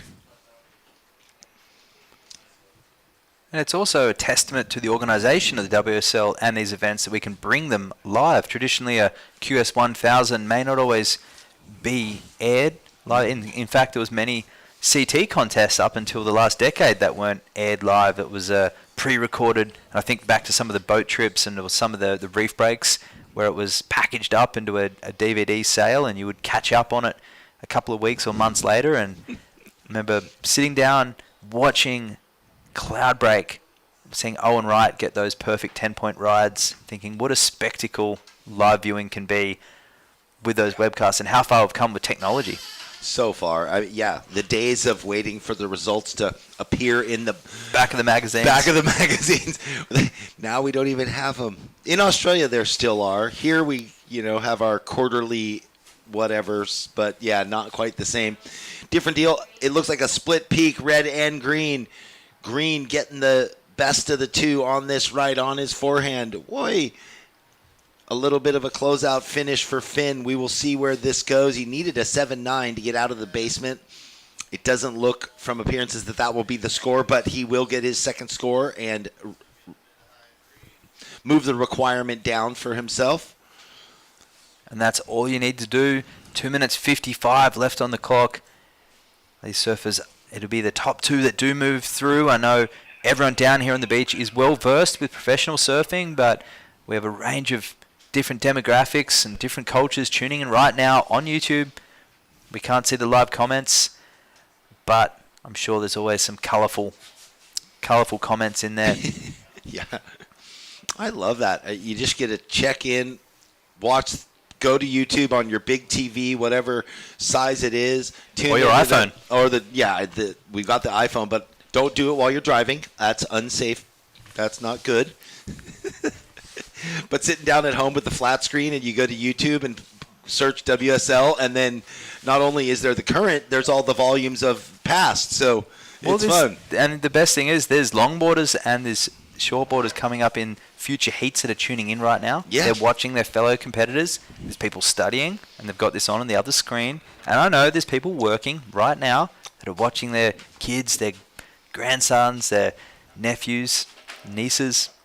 I know, that's the best bit, is being able to, they share the information of when their heat times are and what's the URL and where to go, and anyone can check in. We've got a minute and a half left in this heat, and there's no breaks between this round and the next. I mean, we're just moving right on through, so be aware of that. Heat 1 of round 2. Situation still the same. Blue in first, red in second, green in third, white down in the basement. We've got a split peak. Lewis, our heat leader, flying down the line, blows the fins, and he reverses and makes it. Nice. That'll be a fun replay for the webcast. So the wind looked like it kind of took the tail way over the back, and then he came out in the whitewash laying down, backing it up. Our surfer in green, Finn, needed a score, and he comes unstuck, so that's not going to happen for him. So 50 seconds left, and Finn needing a 7-point ride on that wave. And Blaze a 6.26 in white, currently in 4th place. So green looking for a 7. And red a 5.10. Wait and see what blues was locked in at. That was that air that we saw. So counting down the last 25 seconds of the heat.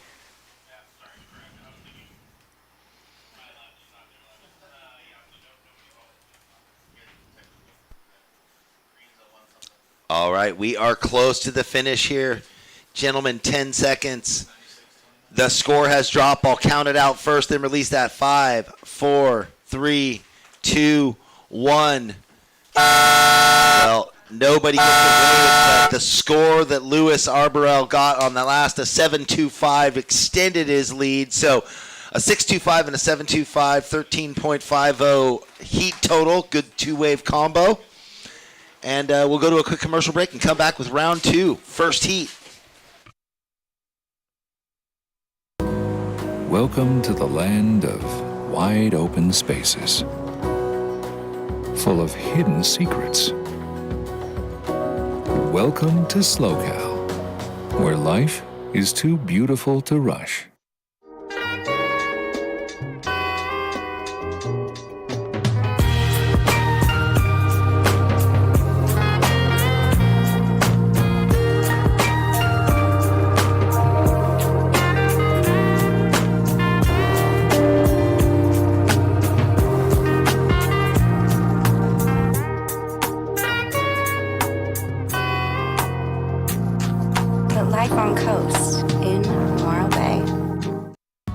Welcome to the land of complex wines and simple pleasures.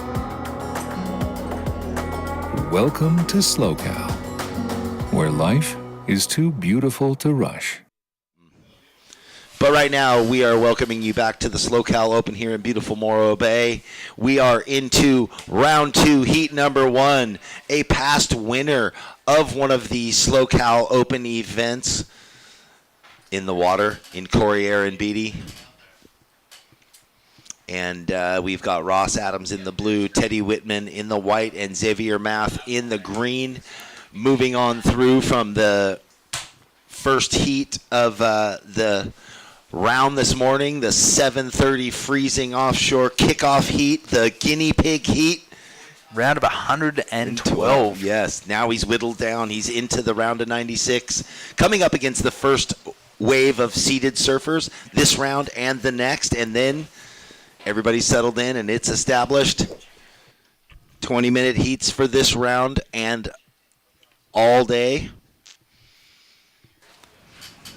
And we don't have a Ross Adams in this heat. He didn't check in. Oh, it's okay. So it's a three-man affair. There we go. Ross Adams, one of the seeded surfers, didn't wait, right?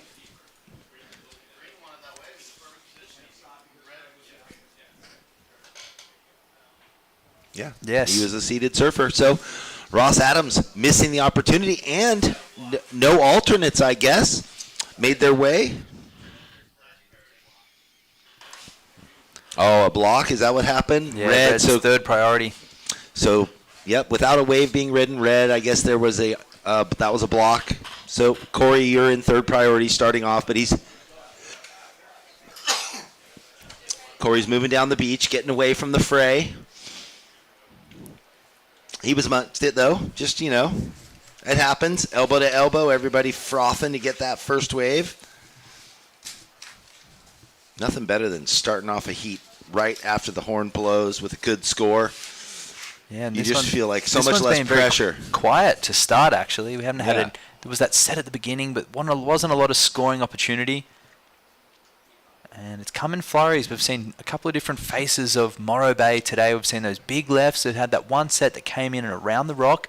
We've seen some lefts on that rivermouth bar a little further down that extend all the way. They don't offer too much dynamic scoring. It's more working for the points, but it's been the shorter rights and the shorter lefts on the sets that have really proven to be dynamic, with 8s and 7s scored throughout the morning, goofy and natural. So the judges... An even playing field That's for it. all, right? Rights and lefts, goofies, regulars. Everyone can do it. Yeah, those dynamic one-turn sweeping combos of the two backhand surfers and that forehand. And while we have a break, I'm going to go down and speak to our goofy footer, Lewis, from that last heat, who did that air reverse and into the wind, and find out what it's like out there, because the conditions have gone offshore again. Yes, the ever-changing conditions here in beautiful Morro Bay. Come on down any day of the week. We will be here, have some fun, enjoy everything that this region can bring you and offers.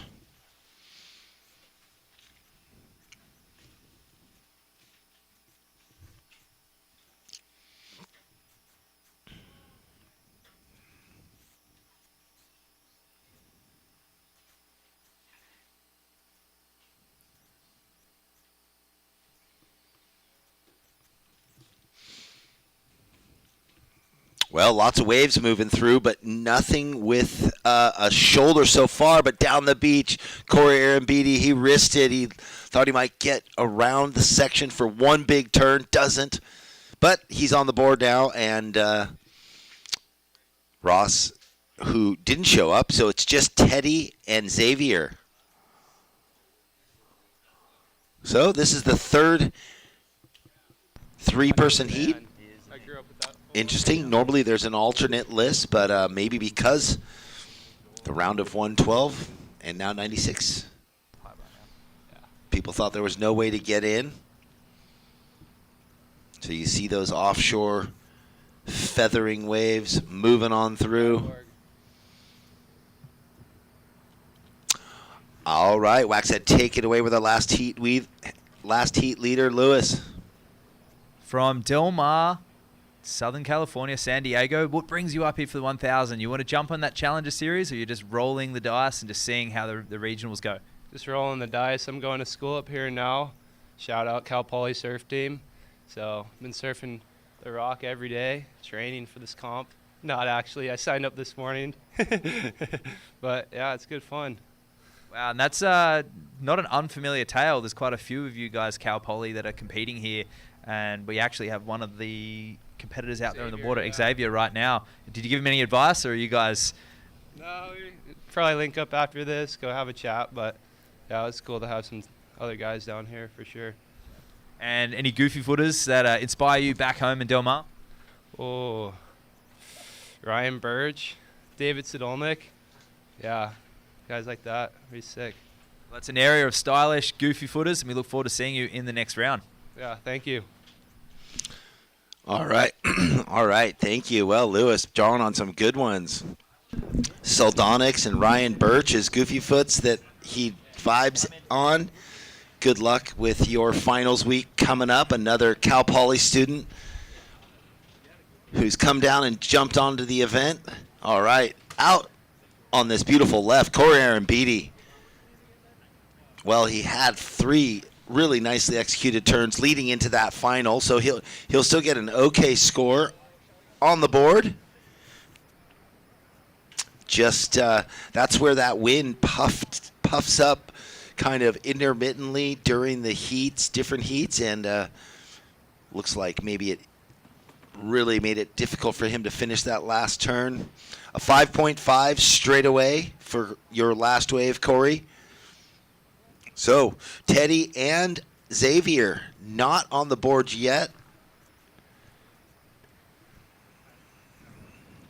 Priority is with green and then white.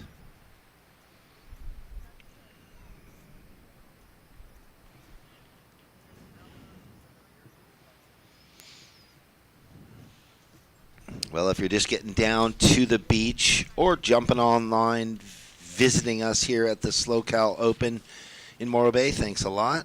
It is a beautiful day, Monday, December 4th. This event is hosted and presented by the Surfing for Hope Foundation, and the title sponsor is Visit SLO CAL.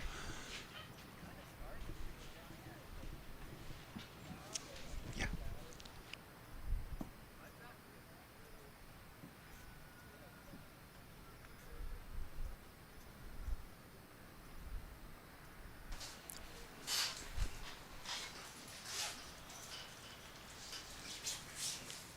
.11 minutes and 30 seconds remaining. That wind fluctuating sort of cross to offshore. A true offshore wind right this second. And surfers having to make the choice. Do they go to the air or do they cut it short and carve under the lip line? These early rounds, you've got to play it safe to get through, or do you just try and blow it straight out of the water right now and try and get that excellent range score? But we saw playing it safe at the beginning and warming up to it at the end of the heat, a bit of a traditional heat strategy paying off so far.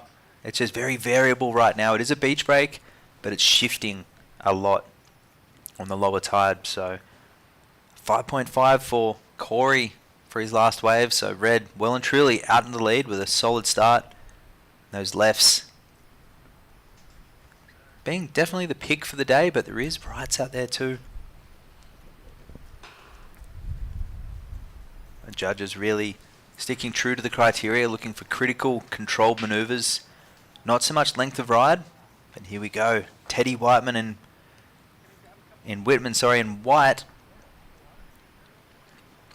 Nice backhand attack there, and he eyes up the end section, and he gets another turn. So it's about his 5th turn so far. And on the outside, this is Xavier Math. So that was his opening wave, and this one a very different looking style of wave to his heat earlier. That first heat of the day. 7:30 he was out there in the water, and it was a little shifty earlier. It was lefts and rights. It was a bit peakier, but right now we've got majority lefts with those shorter rights. So a 4 for Teddy. White's last wave a 4, and Xavier a 0.8.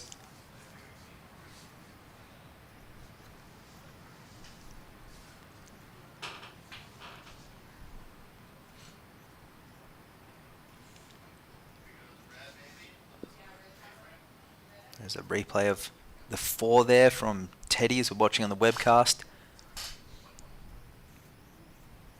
Just looking for a section to tee off on here. Steepens up a little bit. You can see he's eyeing off down the line, and he does get it right. So the majority of points coming from that single maneuver there, but just carrying a little bit of flow between those last 2 or 3 and just incomplete on the end. So a 4 to start off White's campaign, and just a 1.2 throwaway for Red. Still out in the lead with a combined total of 6.7.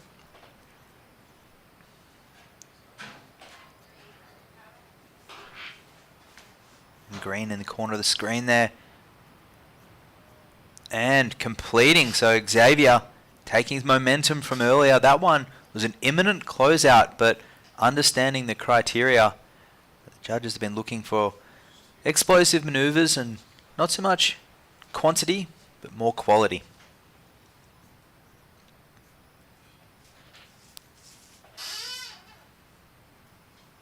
There he is, eyeing that one off and almost vertical there for a moment. You could just see, thanks to the colours on that board, you can see the red nose. It could be a sticker or a spray just visible through the white water there. It was a little foamy, and a 6 for Xavier. So he's gone to the lead. Green out into the lead. Red down into second, just looking for a 1.31 to reclaim his lead. And White looking for a 2.71.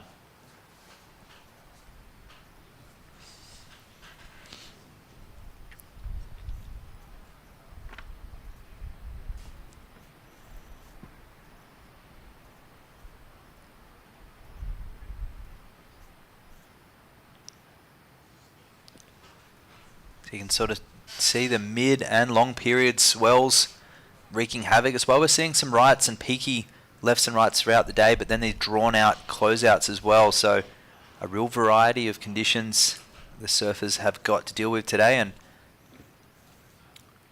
some of the better scores and better heats have been put together from moving, getting a wave, moving down the lineup, getting out of priority, and then picking one up on the way. So Xavier there with that 6-point ride almost immediately after the .8. So 6 minutes 50 remaining, and this heat looks like it's going to come to a flurry of waves towards the end. Only had 6 waves ridden all in total throughout the whole heat, so these surfers are ready to unload and show the judges their full potential.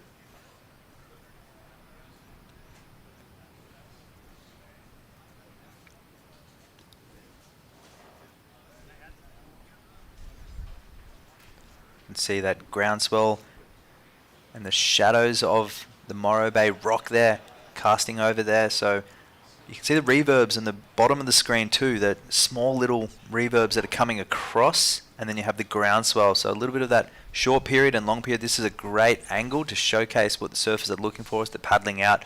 Very difficult to define the singular peak, but if you know the sport, if you've free surfed here, you can really work out an avenue to access these waves and what you're looking for, whether it's that shorter, sharper ride, or which will actually open you up for one of those lefts too, or if you're sitting down the beach further looking for one of those left river mouth waves that'll connect up to the current.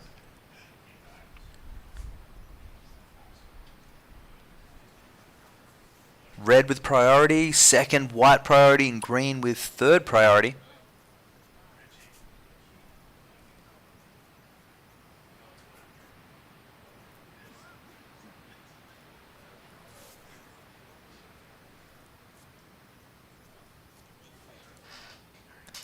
Alright, 5 minutes and 20 remaining, so 5.5 and a 1.2 for red. Currently in second spot, needing a 1.31 to go into the lead. And he's got priority with 5 minutes remaining.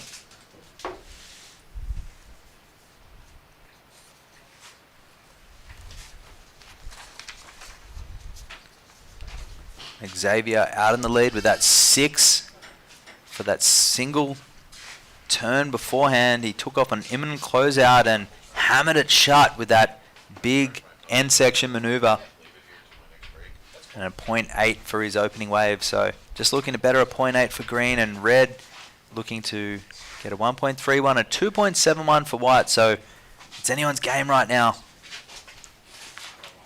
And we're just after the low tide mark, so the tide is starting to come in, but it's not a huge fluctuation today.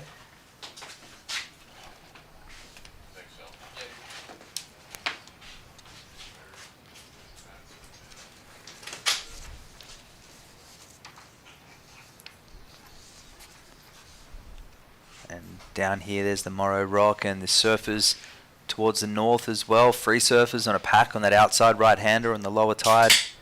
And this is the Estero Bay, and there's the surfers there. And to the right of the screen, there's a great right and a left further down the beach. And this 80-mile stretch of coastline. There's a variety of waves, but there's also so much to do. If you've got the mountain bike or your hiking boots, there's tourist attractions, there's the Hearst Castle as well. And the beautiful drive along here, you can check the surf as you go, you can check the reef breaks, the beach breaks, the points, you can check out the wildlife. You've got some binoculars as well, or sometimes it'll just pop up right next to you like it did with me yesterday. Just a bit of marine life saying hello and showing us their local spot. And you can see the birds. It's a beautiful spot for bird watching too. There's a lot of people down here parked fishing as well. Yeah. So much to do. So much to do with the elements and nature. That's what's always resonates with me, that, you know, it's real nature based down here. There's space, there's freedom. When you look up, if you're watching on the webcast, you see the beautiful vistas of all the hillsides. And yeah, even though it's populated, it doesn't feel too busy. And then his second place at the moment, and that's Corey. So he's just looking to better 1.2 on that wave. That one looked amazing as it came through the rock and backing himself up. This is white, so Little opening carve there for Teddy. And he opts. I think he sees Corey down the line there and he pulls out to try and get priority. But at this point in the heat, only needing a 2.71, was that a missed opportunity, Baldy, where he could have just hammered that one shut? We'll have to wait and see. You'd have to say it might have been a missed opportunity to not surf it all the way through, and there's the replay online. Corey Arambidi got a 6.5, even though he didn't finish in that foamy whitewash in section. It didn't really matter. The green face was done. He did what he needed to jump up into first with under 2 minutes left, so in a good position for a past champion of one of the events. And you were mentioning, the tide's just on low. When I walked over on a little breaks, you could still see all the water pulling out of the harbor, out of the bay. But it'll be a turnaround here going towards a 3.5 foot high tide somewhere around 3 o'clock. So perfect situation for the surfers. So with 1 minute 20 remaining. So Corey's gone to the lead with a 6.5 and a 5.5. Xavier now needing a 6 to go to the lead. And Teddy didn't better his score, so he's still needing a 2.81 to go into second place. Just under 1 minute remaining. So that last one of white was a 2.5. It wasn't the 2.8 required.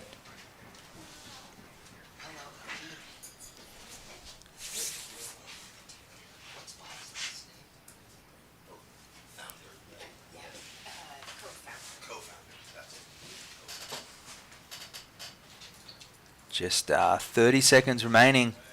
We see green hunting around and red down the beach as well. Well, Green using that priority for one big backhand Rio, trying to extend his low score of a 0.8 so that third place surfer with priority with just almost 10 seconds can't maybe get it. So yeah, just on 5, 4, 3, 2, 1.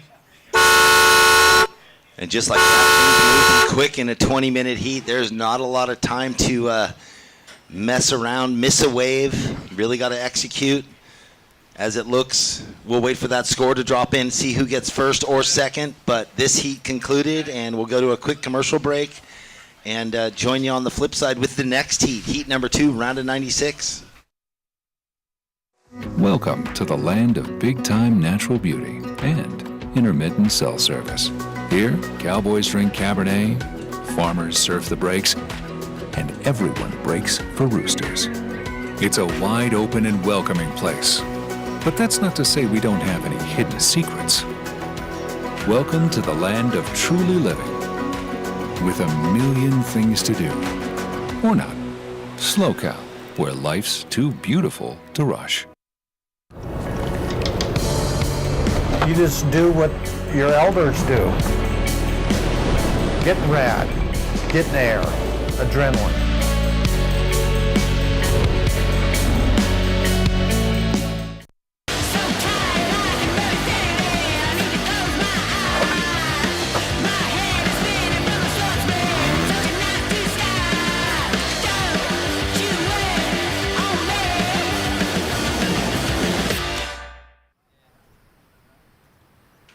All right, welcome back, everybody. We are into Heat 2, round of 96, here at the SLO CAL Open in Morro Bay, presented by Surfing for Hope Foundation. In this heat, in the red, Sebastian Mendez in the blue, Aaron Alvarez Moreno in the white, Ty Burgess, and in the green, Milo 4. Milo coming from the first heat of the day also into this second round against the seeded surfers. We saw Corey Arambidi in the red in the last heat, holding it together, getting that 6.5 to go back up into first and take the win. We just had our opening ride there from Aaron in the blue, a 3.5. One turn, gets the score on the board.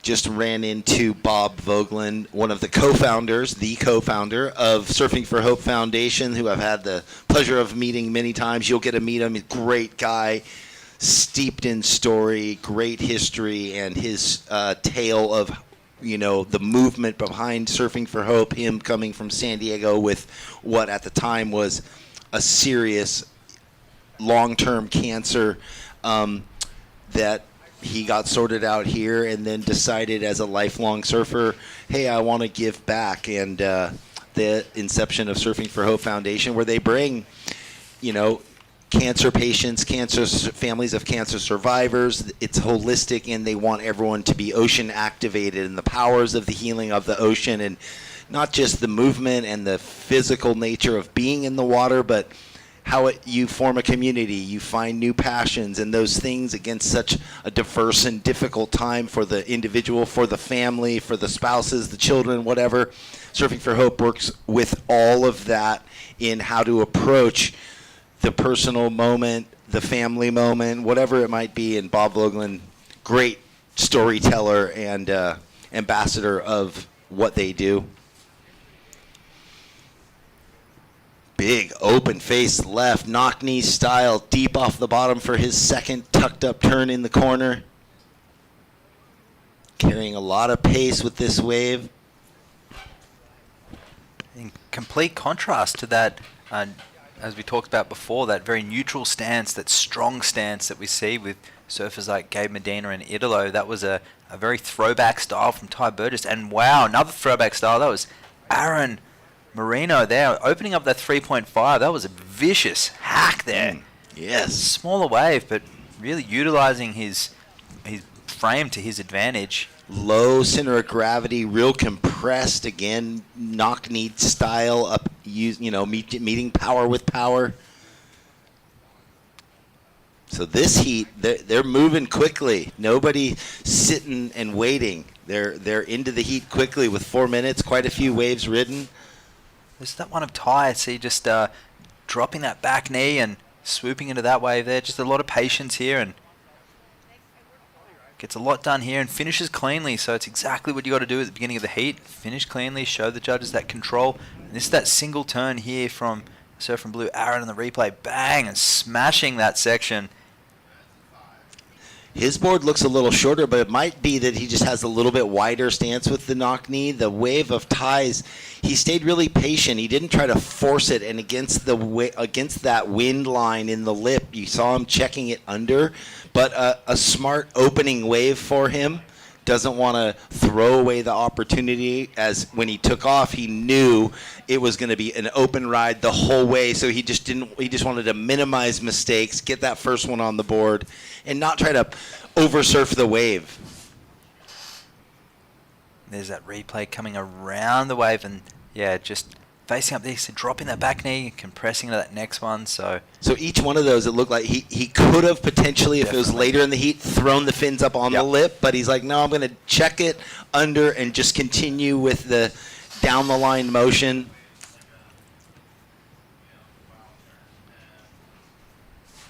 Oh, should I go?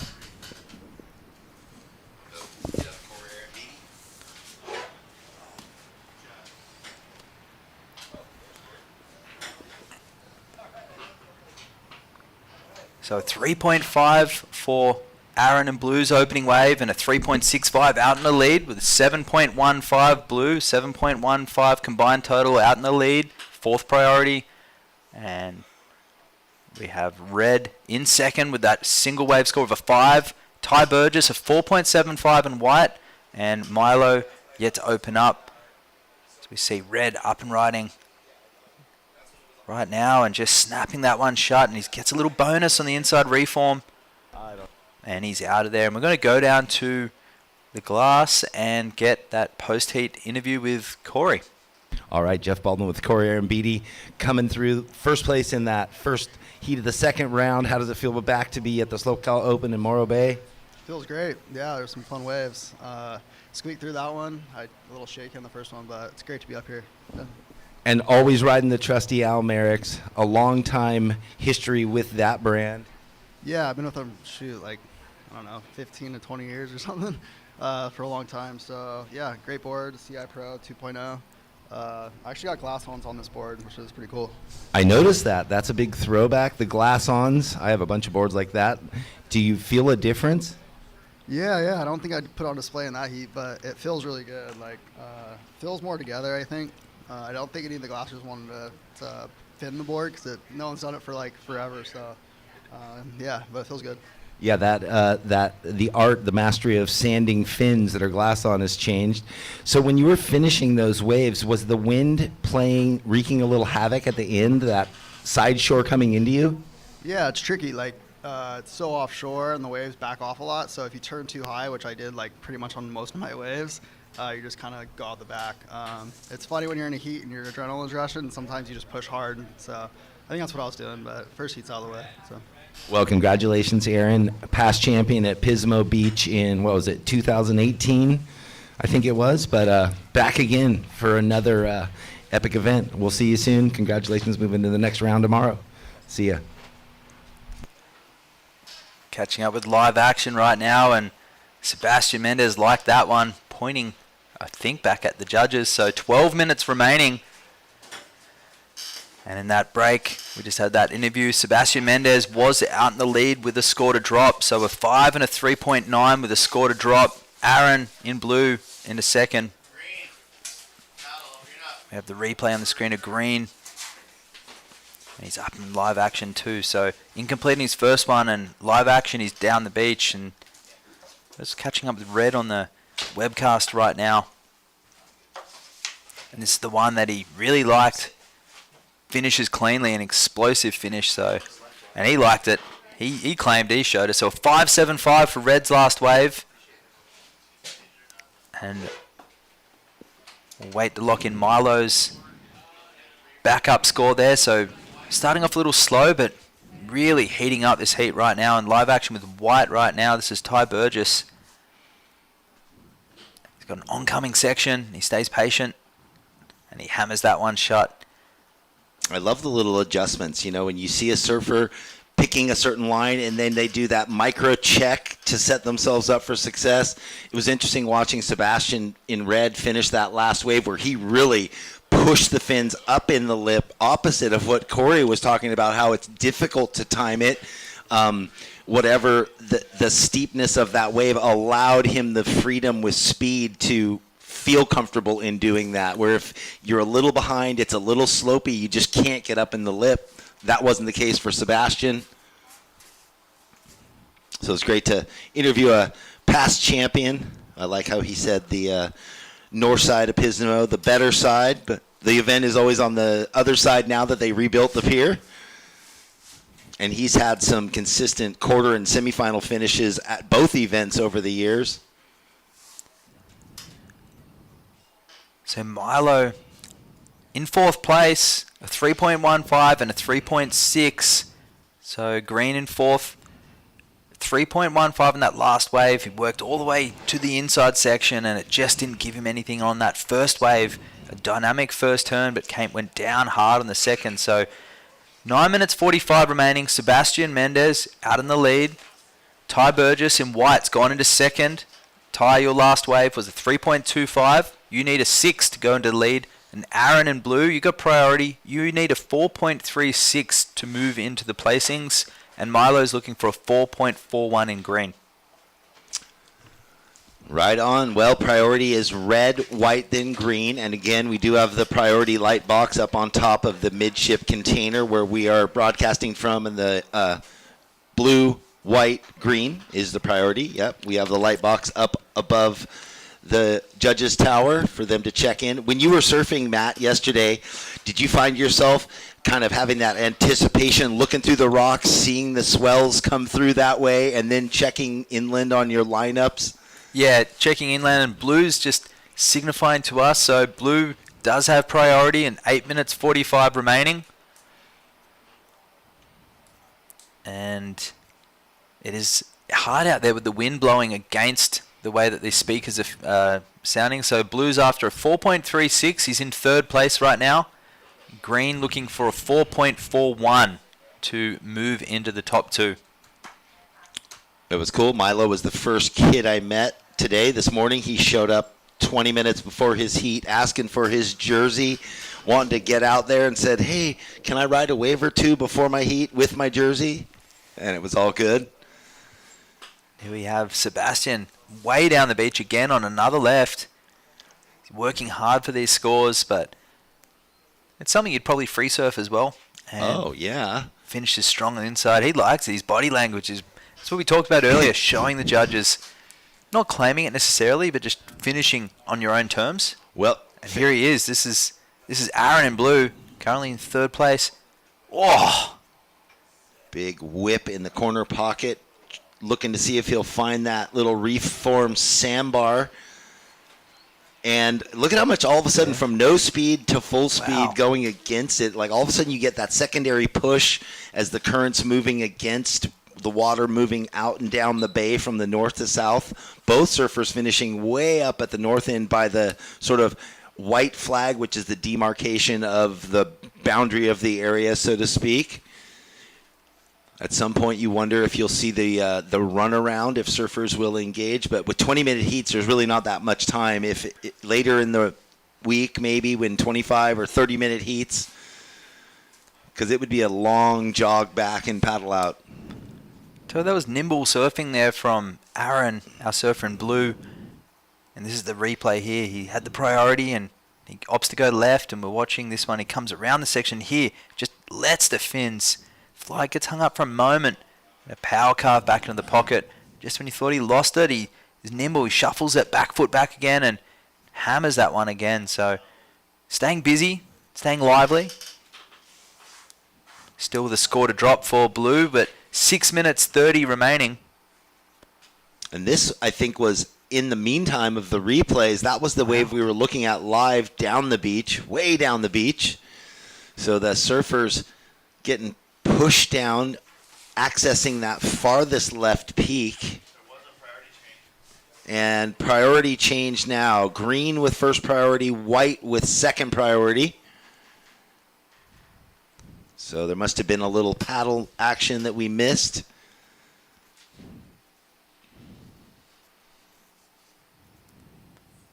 You see, this is a heat with a lot of those combo swells coming in right now. And it's allowing the lefts and the rights to open up. And you see blue still paddling out right now, but it was a 3.9 for blue. I'll say that again so we can hear. So 3.9 for blue's last wave. It wasn't enough, needing a 4.11 to progress through. So still in third place for blue. We have red out in the lead. Didn't better his score, but he's still holding it down with a 5 and a 5.75. Ty Burgess in white, needing a 6 to go to first, but he's in second.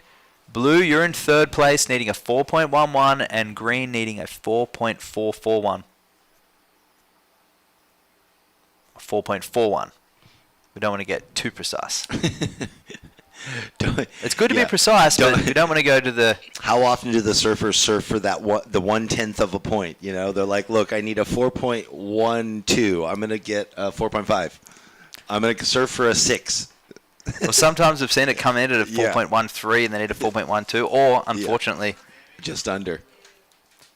So, 4 minutes and 30 remaining.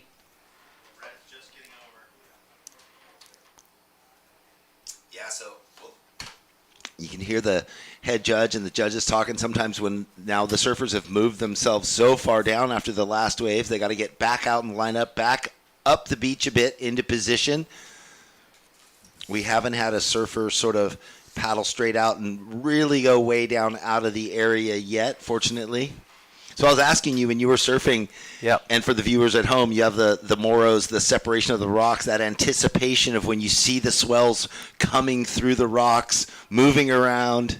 There wasn't much yesterday afternoon. It was majority wind swell. Oh, okay. So today's bigger. I got here in the dark. Missed it. Not so much. I don't know about how much bigger, but it's definitely more consistent with waves. I think yesterday was a lot of wind swell in amongst. But so blue in third spot, needing a 4.11.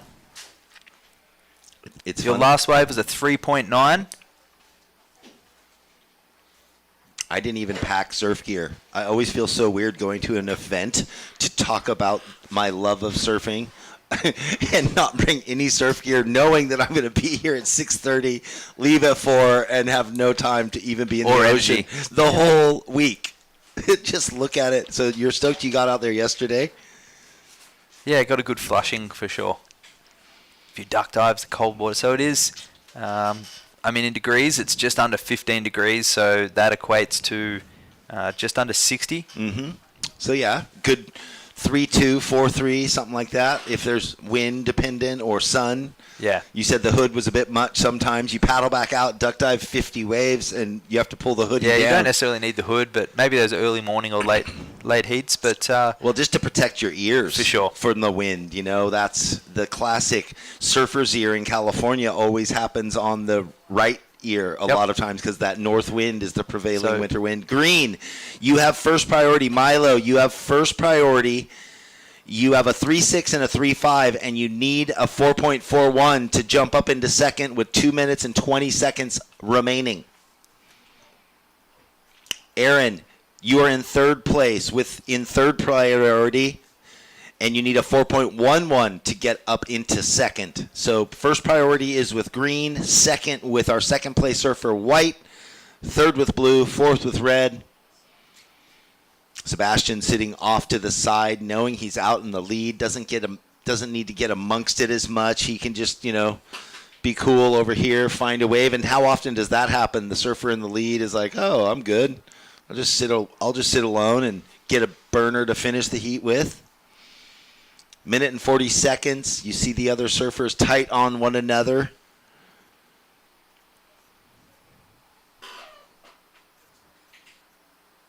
Yes, our Costa Rican surfer. So there's a lot of international pool that make it into these events or come for these events. A lot of them either working up here, living up here, schooling up here, family members live here, whatever it might be. But if they're in these events, the U.S. qualifiers, then they're definitely working towards points in the U.S. North America region. That's how it works. If you're in Australasia or South America, same kind of thing. In Europe, another heat burning by with under 1 minute left. Sebastian holding the lead in the red. The many phases of Morro Bay, that sun tucked behind a little sliver of cloud somewhere. It looks ominous instantly when the clouds come in.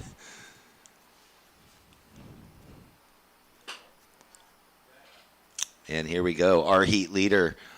Kind of a nice, clean, open face, mushy left, but he's going to finish strong. Blows the tail, compresses, rides out, nice. And up the way in the corner, it looked like Ty Burgess, who had third priority, got just a one-turn wonder with 13 seconds. Will Aaron, second priority, or Milo get a wave to potentially get up in there? I'm going to count it out. 5, 4, 3, 2, 1. And no, so the leader and second place surfer are going to get new scores. And it looks like the heat will finish as it was before. Red in first, white in second.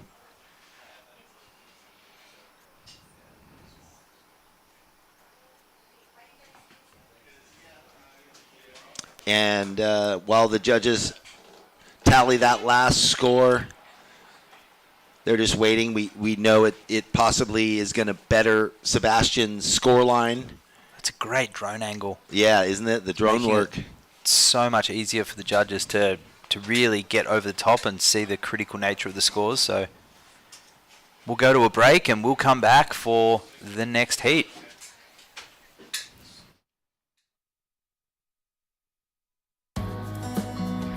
In the land of SLO CAL, you can go from kicking it poolside to snuggling up seaside.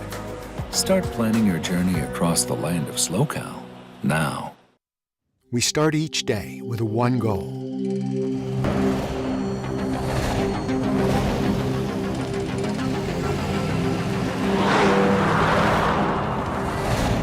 With our state-of-the-art network, we provide reliable, high-speed internet to the Central Coast with no contracts and no limits. Visit peakwifi.com for plans and coverage of our rapidly expanding network. Welcome to the land of sunken gardens and elevated afternoons. Welcome to SLO CAL, where life is too beautiful to rush. Welcome back to the 2023 SLO CAL Open. Morro Bay. This is the QS 1000. It's brought to you by Surfing for Hope Foundation. In the water right now, we have heat number 3, the round of 96. In red, we have Sage Guinaldo. In blue, Corey LaRoe. In white, Timothy Fanday. And in green, Sebastian Bloom. Green started off with a nice opening wave there just in the break. This is a replay of it coming off the bottom, carving that one off the top and looking for a next section, and he just comes unstuck. So a 2.75 locked in for that for the single turn, and white here. So just catching the end of that, a 4.5. So a nice way to open up, and he's got more on the end section. He's on that front foot, and also coming a little wobbly on that end section. So a 4.5 mostly for that first maneuver. The judges really appreciating the set waves today. And you can see how the surfers want to stick with it, because that rip bar, the whitewash backs off and moves up the face, and it turns into that nice reform that opens up for more scoring potential. Ooh, there's a big one coming through the rocks live. Yeah, you see it smashing off the rock in the view of the webcam. You're actually looking the other way, but you see the strong, well, what would that be? Northeast winds, crosswind into the left.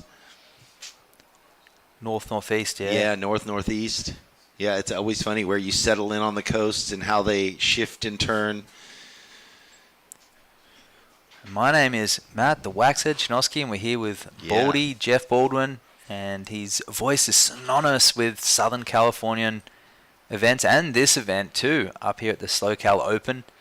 And tell us some of your highlights at this event over the last, how many years you've been doing this? Well, since the beginning, really, since the first year of it. I mean, and we've had, like I said, so many events where it was the Indian summer conditions. We've had this type of thing, but then all of a sudden you get those afternoon sheet glass, sunny and hot, 70-plus degrees. To see Sage Erickson come back, to see some of the young, to see like Sierra Kerr and Pinkerton and Ella McCaffrey and all these young ladies come through, Kaitlin Simmers, and some of the times when it was just massive and bombing and they're tucked up against the rocks and then getting donuts and getting 10 sets on the head and having to paddle back out again, and just this war of attrition. And then seeing what was it, Kei Kobayashi, one of the years on, it was massive, and he was just going all 5'2" of him, riding his step up 5'8" or something, going to town on these triple overhead lefts, manhandling Brett Simpson, kind of coming to do it for fun and just making finals, typical. So many highlights of both here and Pismo. Hard to reclaim them all. To watch Levi Slauson and to see Taro Watanabe and Jet Schilling and Cole Hauschman and like this whole army of that wave that are now the face of California surfing pretty much. I mean, Taro, heartbeat, that kid, what a style. I could watch him all day, every day. I'm like, just put out reels and I'll be happy. We talk about judging criteria, and we talk about excellent waves, and we talk about the connection and making it seamless, and Taro is synonymous with that. And another person who was connecting the dots on that wave was our surfer in red, Sage, on that wave, hammering the end section, one of those rare rights that stood up, and he was able to capitalize on that wave. So we'll see what that one comes in at. But Sebastian in green, a 2.75 opening up and a 4.5 for white. It's been pretty sleepy otherwise, and the early indications of Red's wave is good with a 7.25. So Red out in the lead, 7.25. We know that the wind is up and you can't hear very well, so we'll do our best to update you. We have the live webcast, but our priority is with you guys in the water.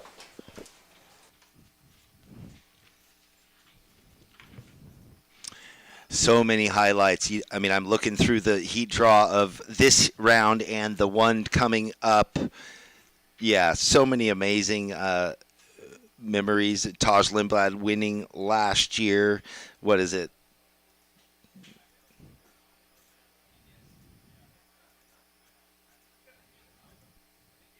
Dimitri Poulios down at Pismo from the first wave of his first round last year. I called it. Said he is going through with my co-host Ryan Simmons. Well, we are going to throw it down. Sebastian Mendez, congratulations with Waxhead. Also known as Bash. So tell us, is that a nickname your friends gave you or your parents? My parents gave me that nickname when I was a kid. Yeah, I love that nickname, Bash. Well, that poor lip line definitely suffered a couple of bashings with your surfing, and you're riding an EPS, a pretty light board. What's the choice for this, or is it just something you feel really comfortable on? Yeah, I mean, I've been riding this board like the whole time I've been here, every session. It just feels really good.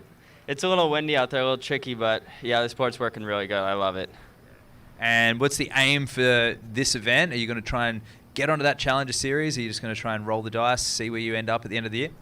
A little bit of both. I'm just going to see how it goes and just go out and just surf, catch as many waves as I can. That's about it. Yeah. We look forward to seeing you coming up in the next round. Well done. Thank you so much. Thank you. Back to you, Baldy. All right. Thank you, man. Congrats. See you in the next round. Heat round number 3. Yes, so many winners over the years of this event now. Pretty amazing stuff. Red, Sage, your opening ride, a 7.25. There's 13 minutes left. Timothy, your opening wave, a 4.5. And Sebastian, a 2.75. Priority is with blue, then white, then green. Just under 13 minutes left. So what an opener for our surfer in red. Sage Ginaldo.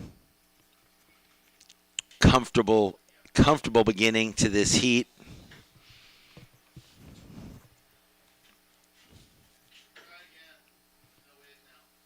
All right, Sage, your opening wave, a 7.25.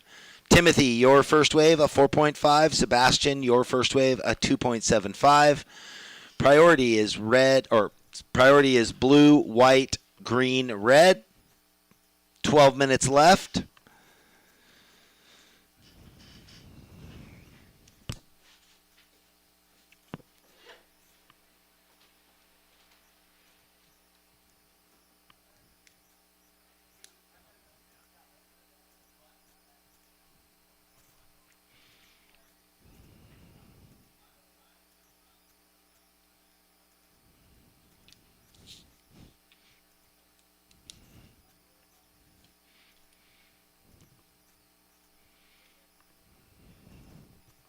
Well, thank you to our title sponsor, Visit SLO CAL. We know that there is so much to do up in this area between fine dining, the colleges, wineries, hiking, biking, kayaking. Sage, there is just over 11 minutes remaining in this heat. You have a 7.25. You're in the lead.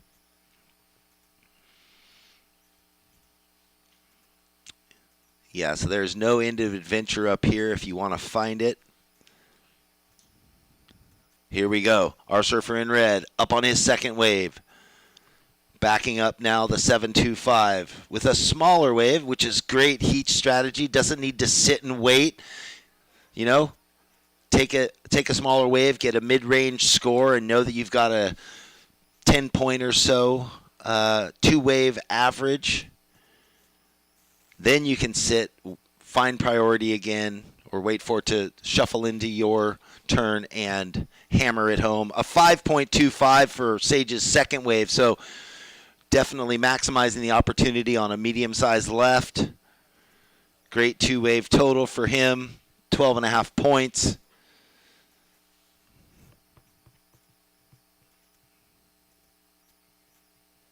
Looking through the heat draw, so many past champions in the event, and of course, why wouldn't they be, or champions of this event or the Pismo leg between Corey Arambidi, who we saw, John Mell, who won the event down in Pismo. Taj Lindblad took the win here late February, early March in Morro Bay. Dimitri Poulios, who's again in round 3 from Morro Bay, or from down in Pismo. Kei Kobayashi winning on a massive, massive day here a few years back. haven't looked through all the rest.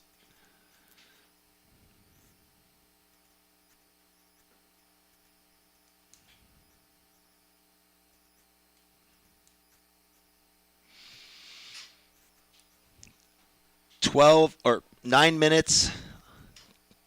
9 minutes left. Priority is with blue, white, then green. So nothing has changed. Sage got that left. Bettered his position with a 5.25. So long sit for Corey in the blue with priority. Not one wave ridden. So effectively, he and Timothy, or he with about to surf an 8.5 minute heat.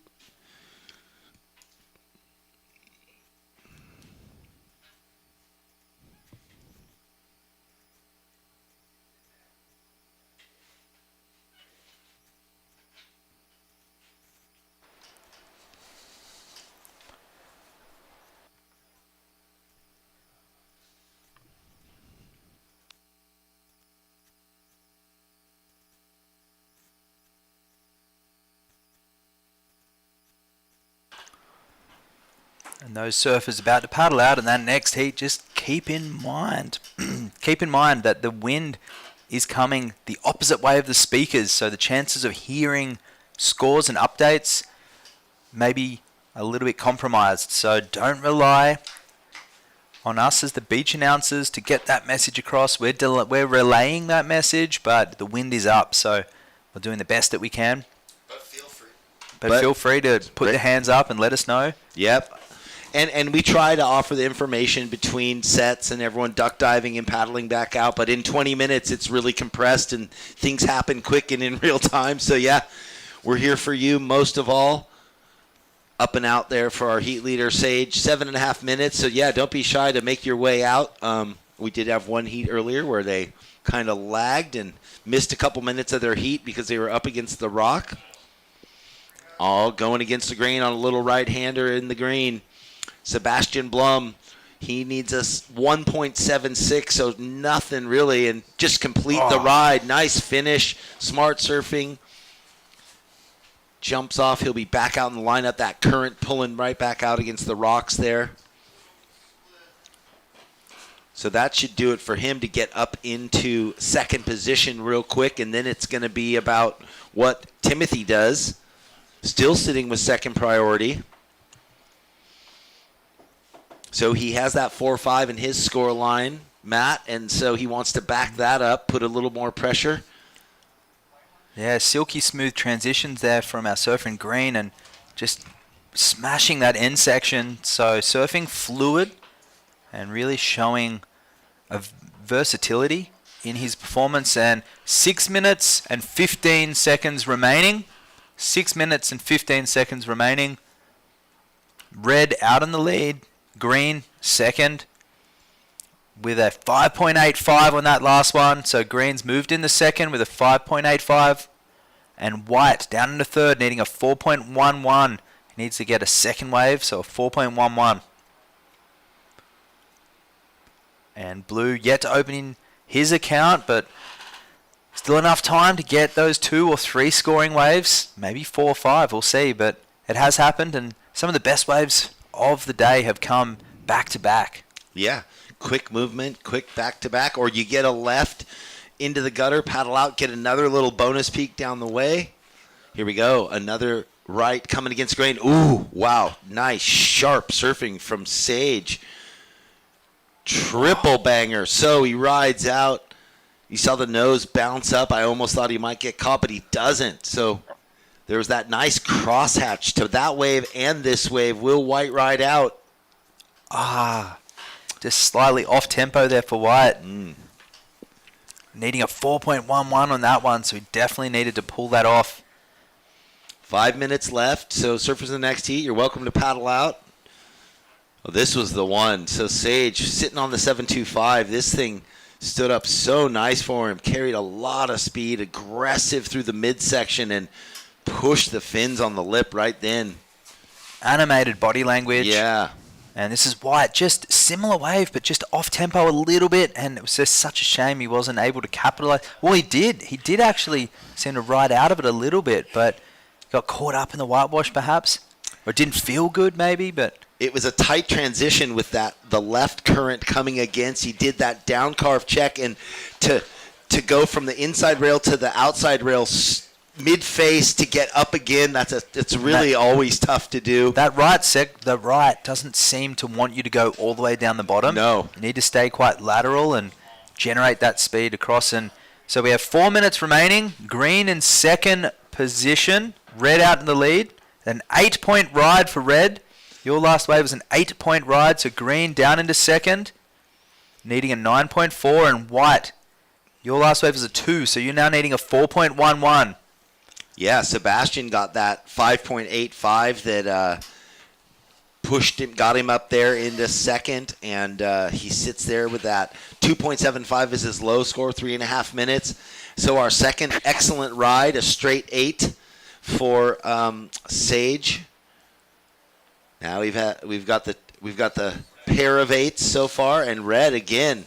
He liked that first one, goes above the lip. He just gave up on that one, knew it wasn't working. Late to the party. Why not just get back out the back quickly with 3 minutes left?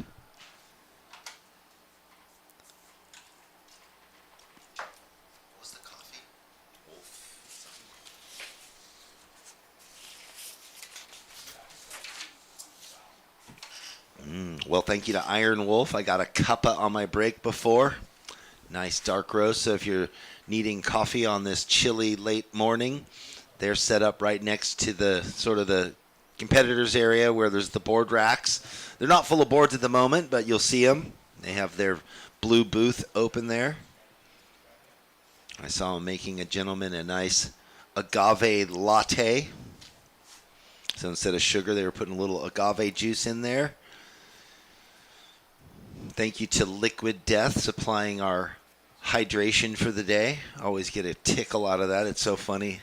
Liquid Death. Thanks to 805 Beer, one of the overriding sponsors for the WSL in North America. Peak Wi-Fi, who's been a part of this event since the inception. They help put this all together and bring it to you. Midship container keeps us safe and warm, keeps the judges comfortable to do their good job. And thanks to Visit SLO CAL. As they say, life's too beautiful to rush. And that's what we feel when we're up here in the Central Coast. I feel that where I live down there, but everybody else is in a rush. Yep, that's exactly right. And up here, we're between the bay and we are north of LA.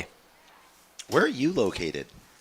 I'm in Long Beach. You're in Long Beach, the hot spot of surfing. surfing. Long Beach and Long Reef in Sydney. Yeah, oh, there you go. Mate, I had some amazing tow sessions out there last, was it late February, early March? Yeah. Yeah, had some beauties. Tom Carroll and I had some beauties, yeah. Foil towing, just going off. Well, if there was a paddler, it was me. Yes, there wasn't. It was all us just foil freaks. Look at this. But a bounty. Spooky. Yep, very spooky. way out in the middle of nowhere. When you'd fall, it was like 8 foot, I don't even know, side crosswash mess. And so sometimes you just get bucked off and, the little time it takes to whip around on the ski and get the rope and the whole thing. Here we go. This is the replay of the 8-point ride, the second of the day. So we had one from the left and now this one from the right. Bang, explosive fireworks from this heat. So yeah, Timothy. Incomplete on that one for Timothy. How's that? Searching for only a 4.11 on that wave. So 10 seconds remaining. Wow, it came so quick. I guess I'll count it out. 5, 4, 3, 2, 1. What a heat for Ronaldo, a 7.25 and an 8.0. That is the highest two-wave total of the day. And we are going to throw to a quick commercial break, but on the live side, I'll be counting the next heat in straight away. Love those views. In the land of SLO CAL, you can go from kicking it poolside to snuggling up seaside. Start planning your journey across the land of SLO CAL now.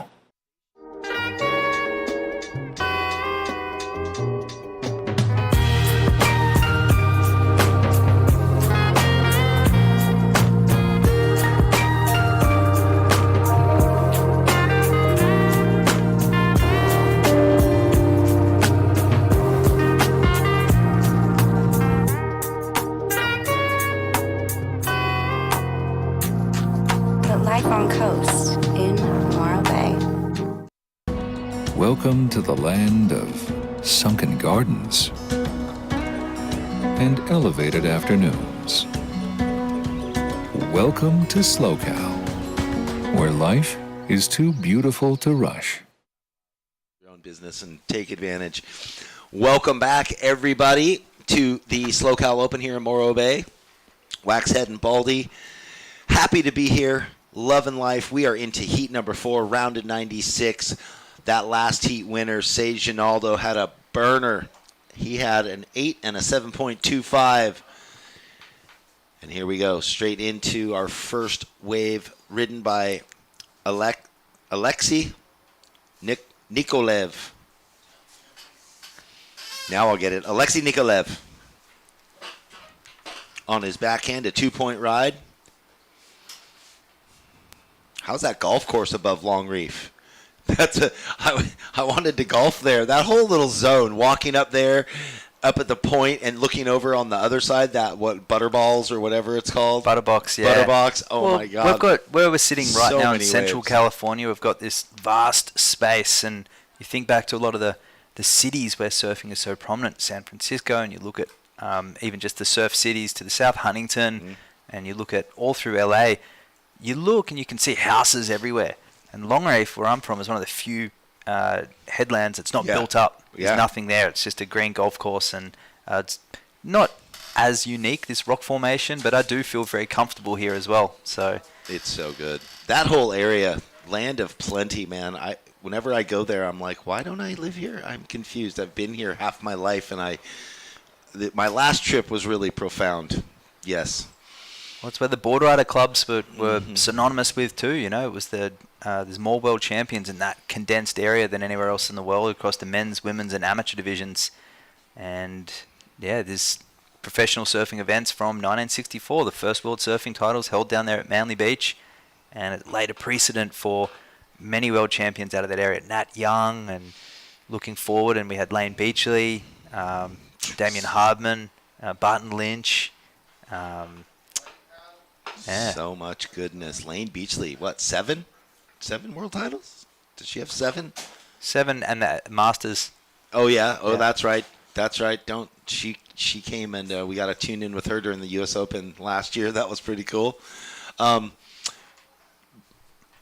into this heat, yeah. Yeah. Well, Lucas Taub, a 4.5 in the green, out in the lead, and Alexi with a 2-point ride. While I was there, hanging in Avalon, got to spend a lot of time. I forgot Tom Carroll as well on the Northern Beaches. Oh, yeah, no, that's okay. World champion. He's got his world title.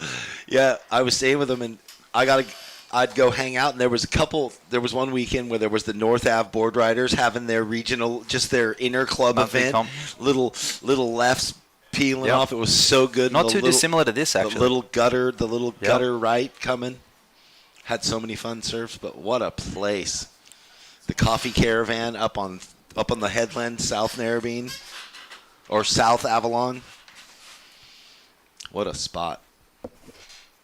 And talk about, and similar to here, 2 foot to 20 foot, that area provides that too. Like there's open ocean moving, and you can ride every type of board, anything you want. You got to have it all. It's the Hawaiian, Tony Nunez, talking about riding it all, and here he is, finding a long left and staying really busy, activated on this inside section. So he's got one of those long sections where he's teed off. He hasn't made any mistakes. No single maneuver was overly critical, but really nice clinical surfing there from Tony, opening up as a heat with 15 minutes and 15 seconds remaining. Wow, and and he not afraid, and I'm sure we'll see that through the event. He's got the short arm full. So keeping that sort of like tuned in focus, like, hey, it's 20 minutes. I'm going to paddle fast. I'm going to give it my all. I don't want the extra weight. That's a good point. We've noticed even some hoods and boots out there today, but a lot of these surfers not going for the long arm spring or the short arm full. So perhaps, just some cold water therapy. Man, a couple years back, finals day, it was the quarters, I think, or the semis. And one of these Brazilian surfers that had come up to surf an event, he was ripping through the event. He was like a tall Rob Machado. We're like, where did this guy come from? Well, he didn't get the prompt that he had to surf twice that day, and he showed up late for his heat, no wetsuit, and just scrambled out and paddling in his board shorts, and we wondered how long is he going to last because the heats are a bit longer. He fell apart. It was too cold. It was too frigid to hold it together. Unprepared. Yeah. He was gutted. Sorry, anecdotal stories, pointless, but just funny moments along the way. 4.5 for Lucas Taub on the opener and a 4-point ride to back it up. So Lucas in the lead, Tony in second. That first wave of yours came in at a 6-point ride for Tony. Alexi has a 3.25 and a 2.2.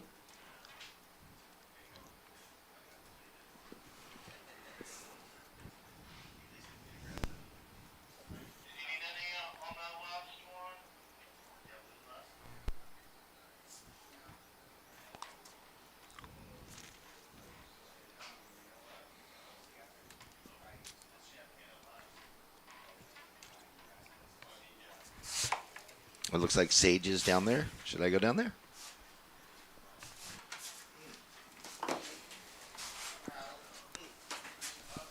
So we are surfing green up and riding. So Lucas teeing off on that one and just riding the bucking bronco and coming out ahead of the whitewater. And that's a very fitting sentence to say here up in Central California, because just a few miles back there's all sorts of wildlife and ranches and all sorts of animals, both wild and behind fences as well. So you do have to be careful when you're driving some of these roads. It's very dynamic. And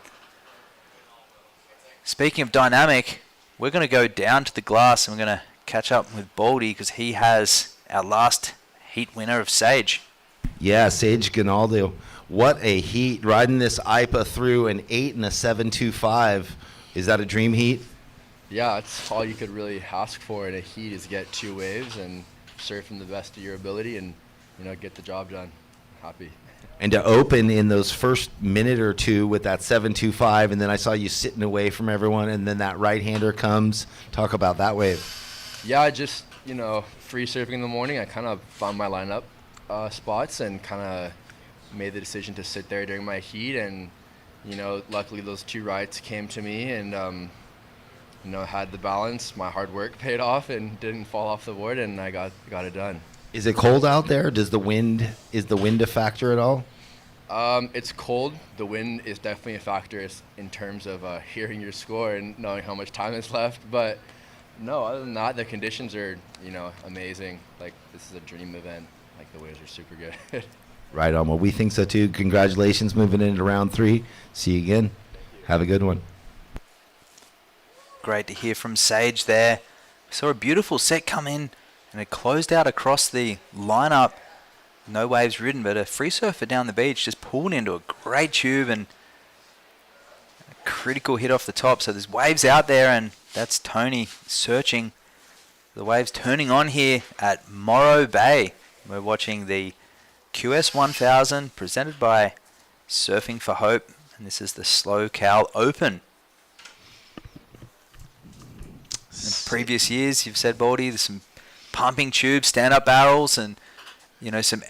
I do know from speaking to the competitors, they don't know how far out some of these sets will break. Is it going to be one of those outer bar waves, or is it one that's going to break on the inside? So that's something a couple of them are dealing with, where they're looking for that, because you wanted that steeper wave, right? You want some critical maneuvers. You want to get that board vertical, or at least in critical positions. You need to look for that steep face, but if it breaks further out, not necessarily going to give you that. Sometimes it can taper and roll in. We'll see what this set does.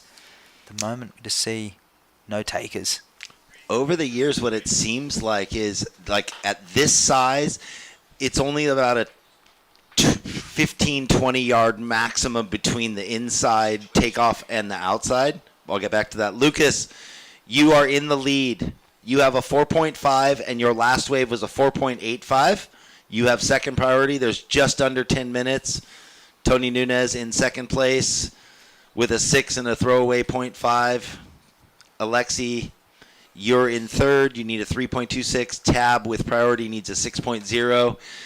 So right now with this, 13-second interval, this size swell just overhead, it's kind of a 15-yard from the takeoff spot inside to the furthest waves out. As soon as it jumps up another foot or two, those outside sets can all of a sudden be 40 yards out in a second. So it's really hard to make up that distance or make your choice of, do I sit way out there, wait for the roll-in capper, or sit under and then potentially get annihilated and wash down the beach. So we'll see as the week plays out and maybe the increase of swell, but actually pretty optimum right now. Isn't it?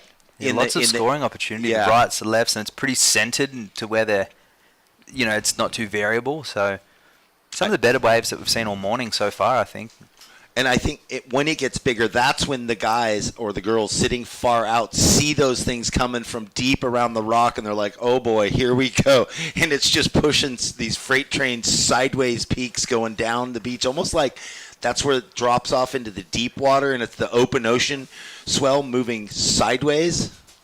And just timing that one and coming down the face with control. So that was Lucas Taub. So that was exactly what he needed at this time of the heat with just a 4.85 and a 4.5. We'll see where the judges go with that. But that was pretty extravagant. It was a stretched out closeout, and he timed it absolutely perfectly. And you can hear the judges chatting there.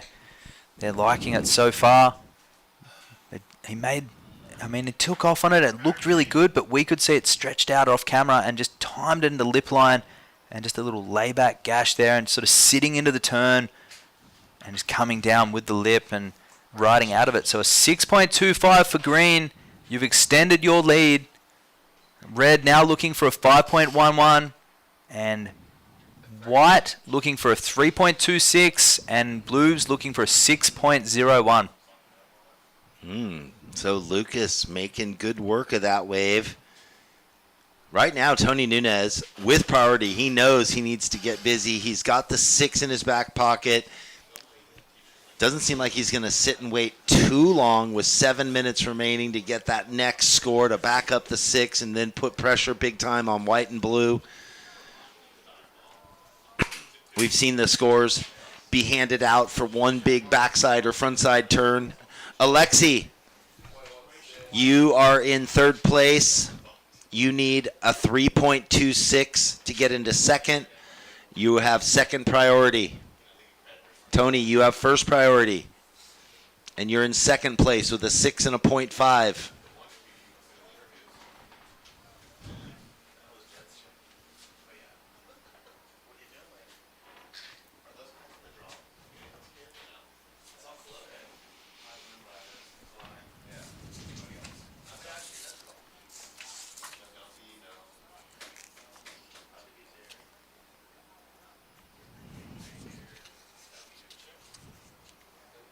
Well, SLO CAL.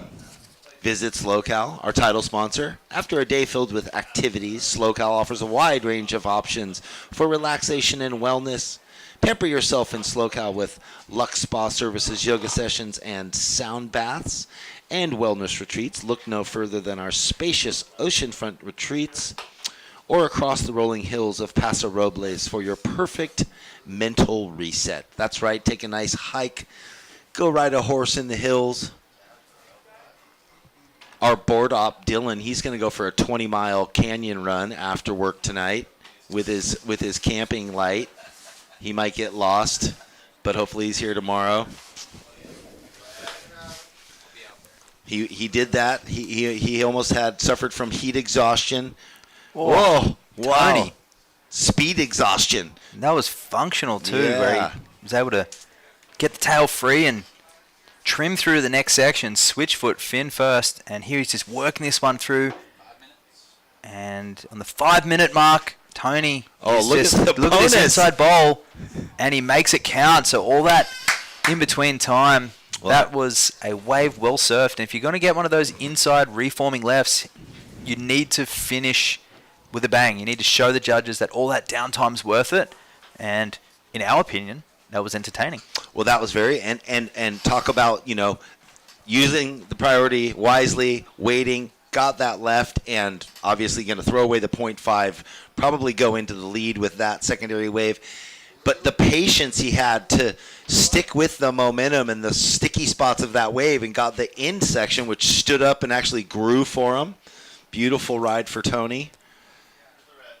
And, yeah, nice replay. We get to watch it on our monitor. And like you said, a functional turn where he blew the tail, slid, and then cruised slowly through the foamy bit. Because he actually got speed going tail first through that next section. If you'd have just do a normal fin blow, you'd have to have pumped to regain that speed. So great timing there from Tony, and the judges are just having to think about this. But 3 minutes and 50 left on the clock, and we're watching live action with Lucas up and off on the outside section. So the outside doesn't look like the French beach breaks, but the way those inside sandbars reform sort of does. Very tidal rip bowls, yeah. very much so. This is that little up and off there from Lucas mistiming it this time. No, that was a replay from earlier. That was, I think, the 4.8 possibly. Maybe Might have been his first wave, 4.5. Oh, okay. Well, we're still waiting for that last score of red. In the meantime, it's about to drop in. It is going north of 7, a 7.25. So Tony Nunez a 6 and then backs it up with a 7.25. He jumps into the lead. Lucas in second now. Alexi in third with priority, needing now a 7.85. So the requirement has really gone up. And Tab Texter needing, well, a two-wave total of 11.10. Combination situation for Tab. 2 minutes and 45 seconds left. Green up and riding. This is Lucas trying to hold on to his second place and just getting eaten by the lip line there as it mistimes that one. So a couple of fall-offs there, but he is holding down second spot.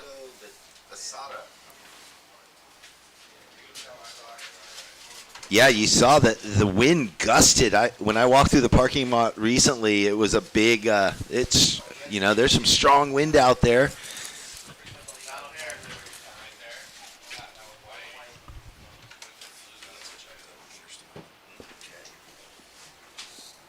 Well, shout out for the next heat, Peter Stewart. We are waiting for you to check in. Coming up, Julian Uzieli, Peter Stewart, if he checks in, Remy Armstrong, and Adam Lambert. That will be heat number 5. A minute and 40 seconds left. Tony Nunez out in the lead with a 6 and a 7.25. Lucas Taub in second, a 4.85 and a 6.25. Alexi just got another wave, but it doesn't factor in for him. So same thing, Alexi looking for a 7.85 and Tab in a combination situation. Things not looking good for him with a minute and 10 seconds left.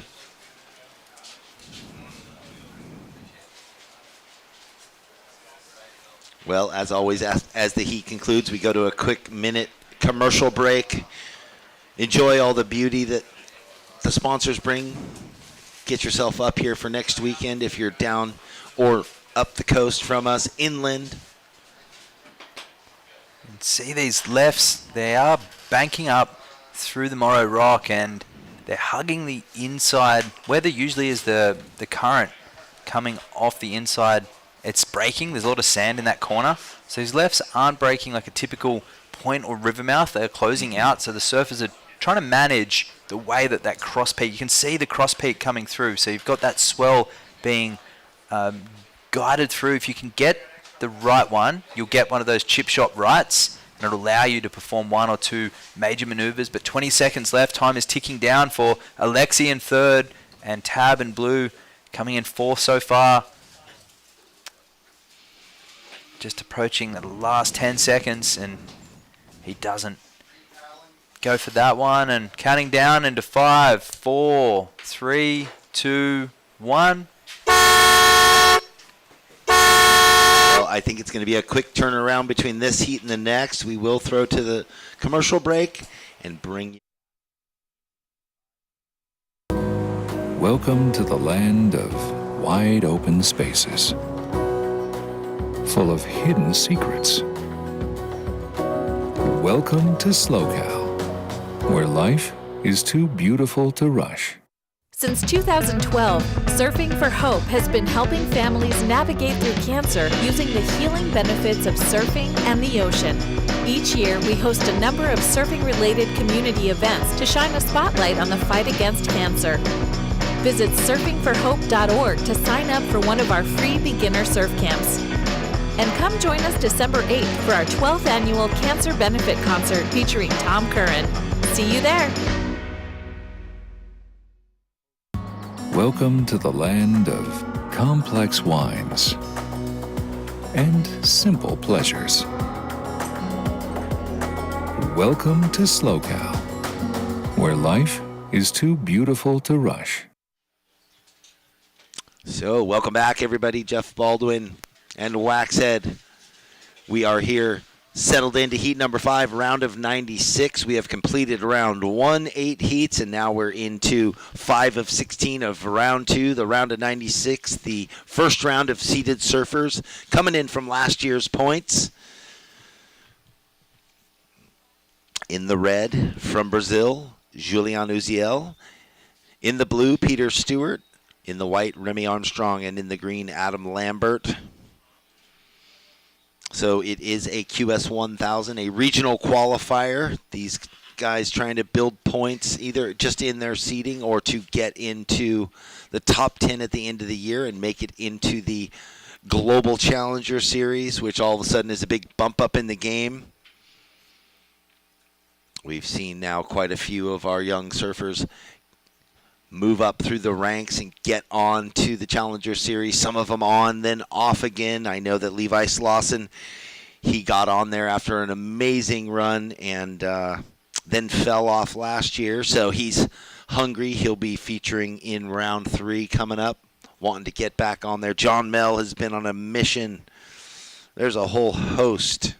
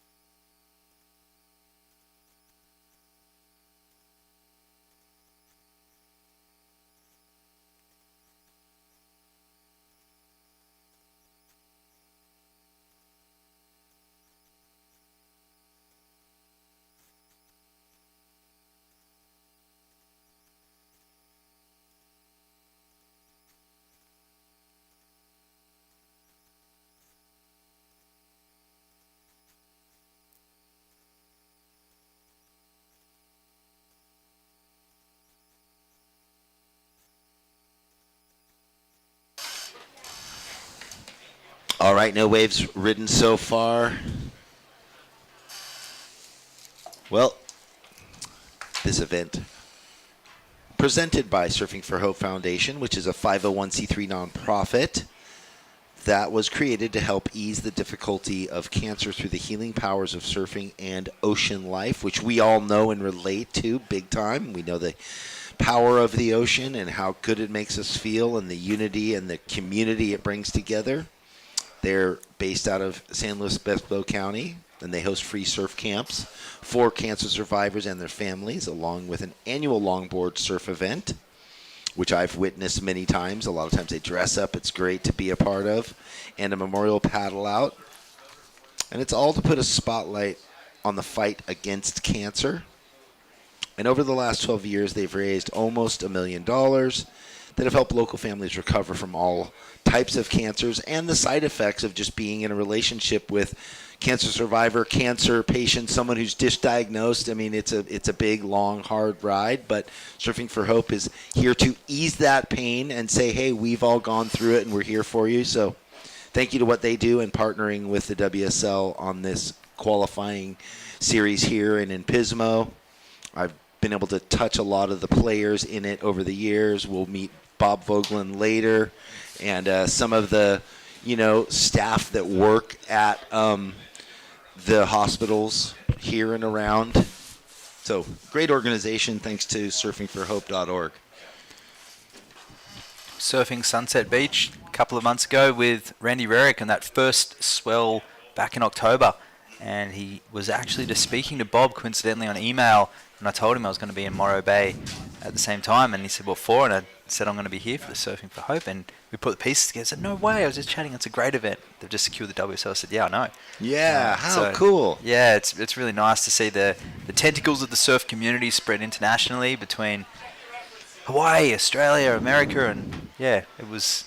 Oh, yeah, and you've got that legend in Randy Rarick, who's been through every phase of the North Shore growing, the surfing community growing, the events on the North Shore. So incredible that those two connecting.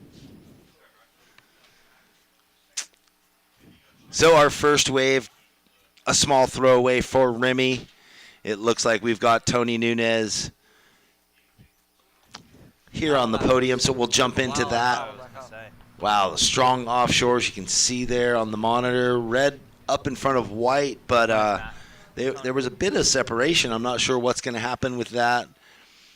Catching up with green on his forehand, and he go down. So how old are you?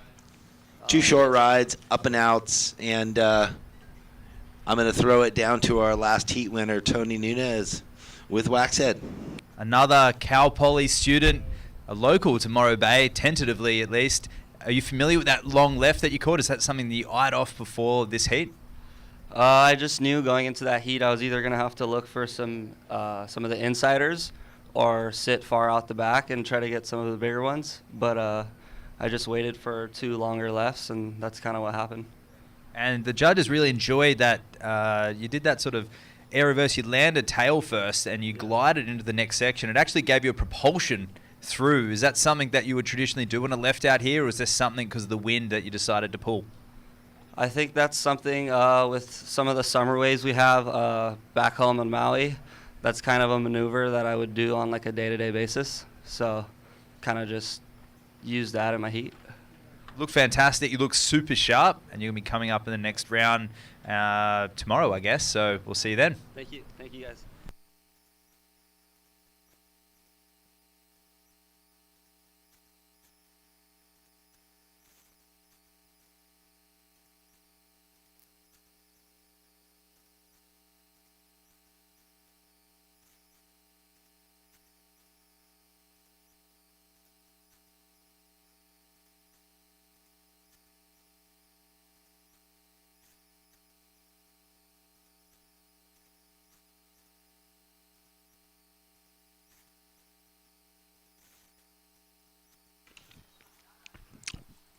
All right.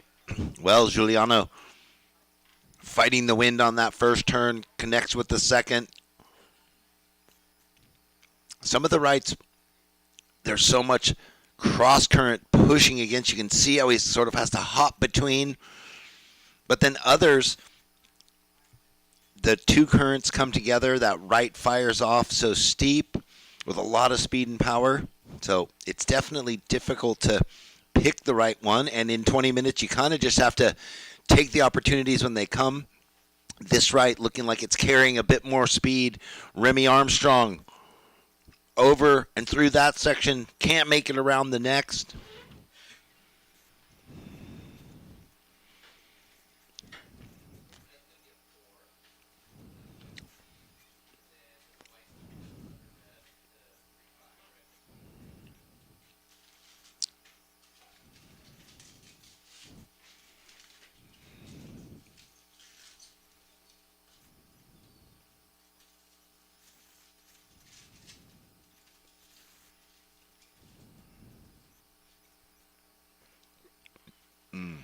Giuliano, your last wave, a 4.0 on that last right.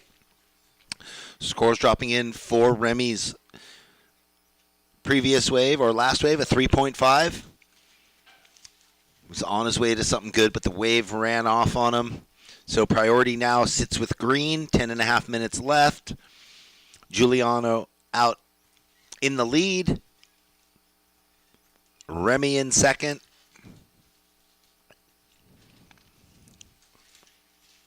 Adam Lambert in green with priority. And a 3.25. Doesn't need much to get into second. And Peter Stewart hasn't had a wave or...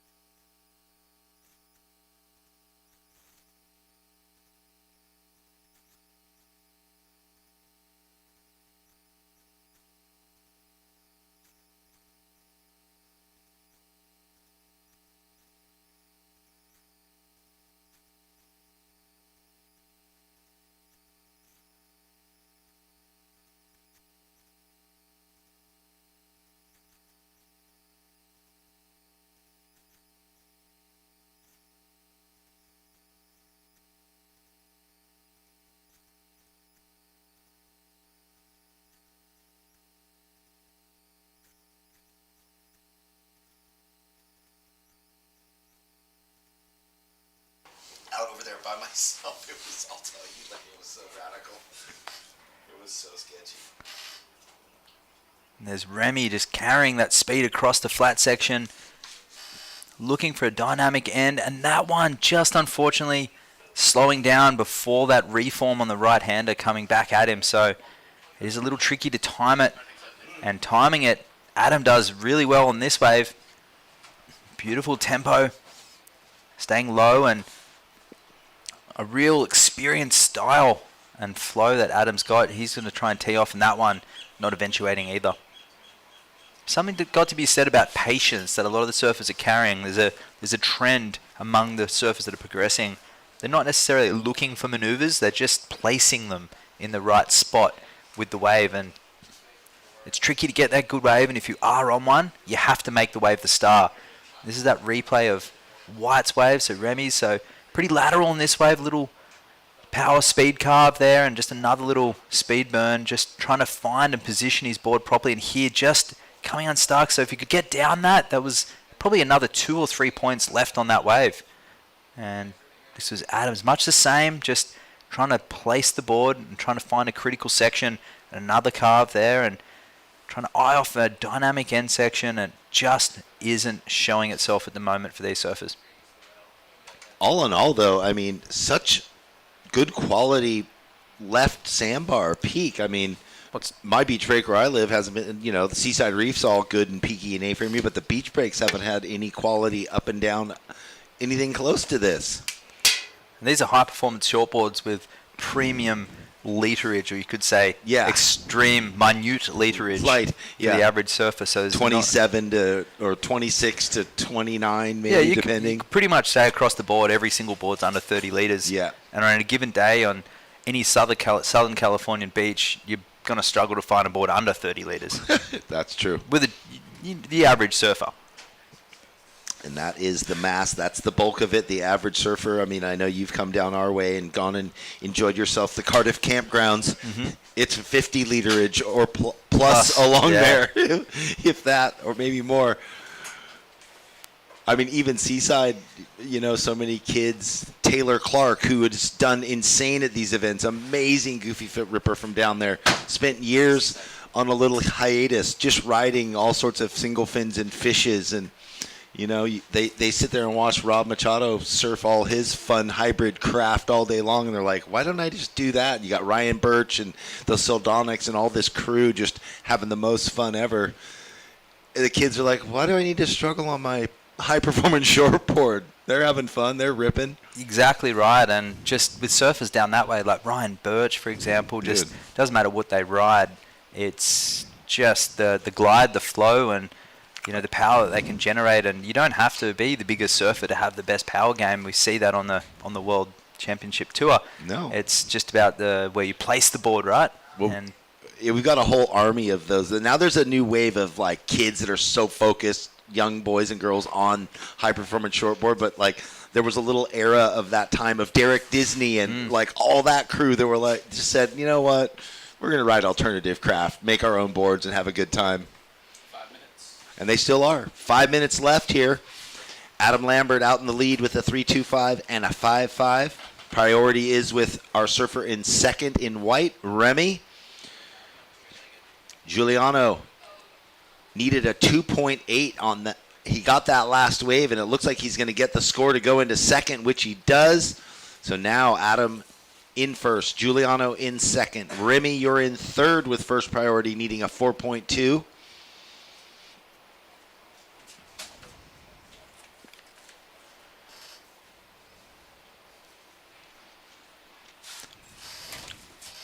So, yeah, that 3.7 for Giuliano's last wave, it's exactly what he needed to do at this point in the heat.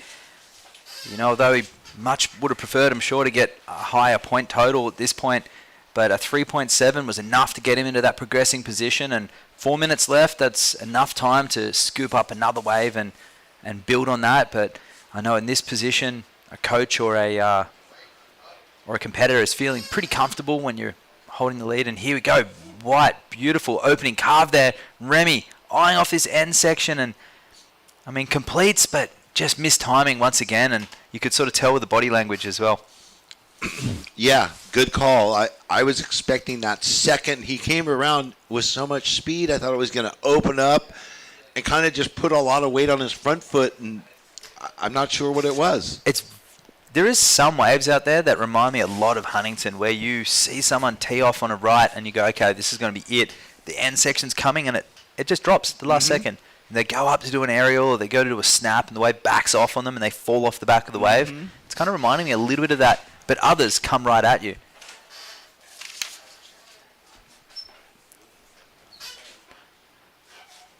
So a 3.55 for that last wave of white. It wasn't enough, Remy. You're still in third place. So red in second and green still holding the lead. So Giuliano requiring a 4.76 in red. You have second priority. And Remy in white, you have third priority.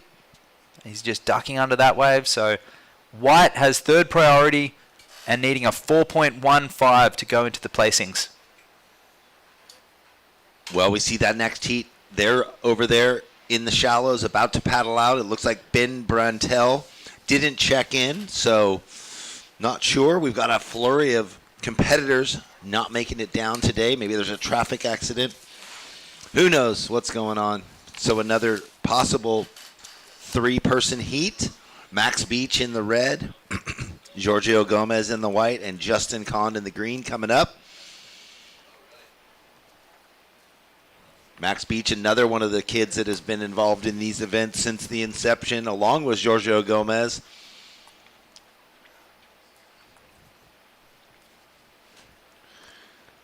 Two minutes left, surfers. Priority is green, red, white.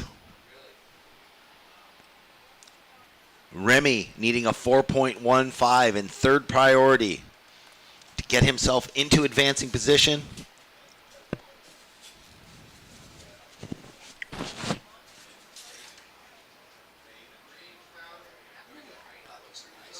Oh, gee.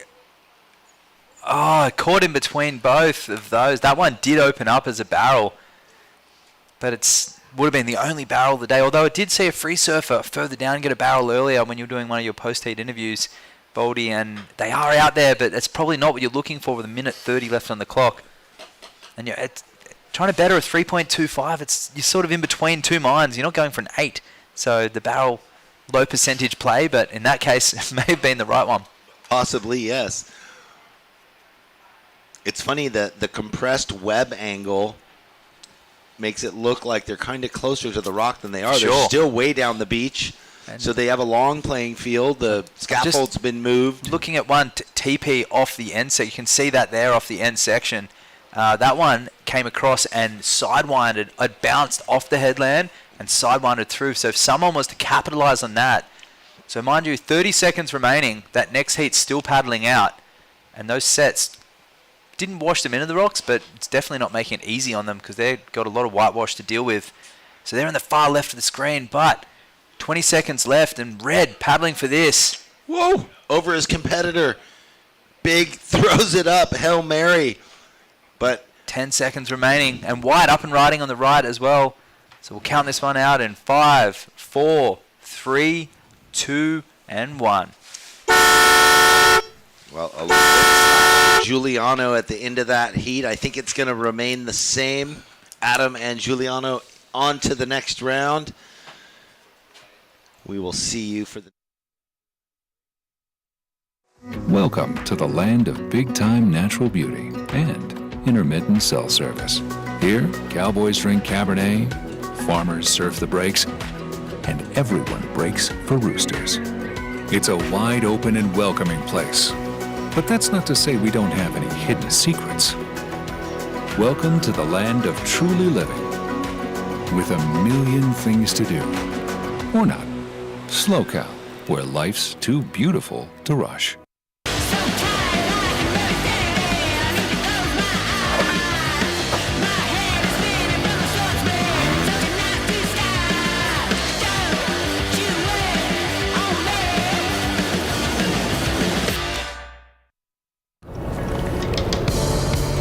You just do what your elders do. Get rad.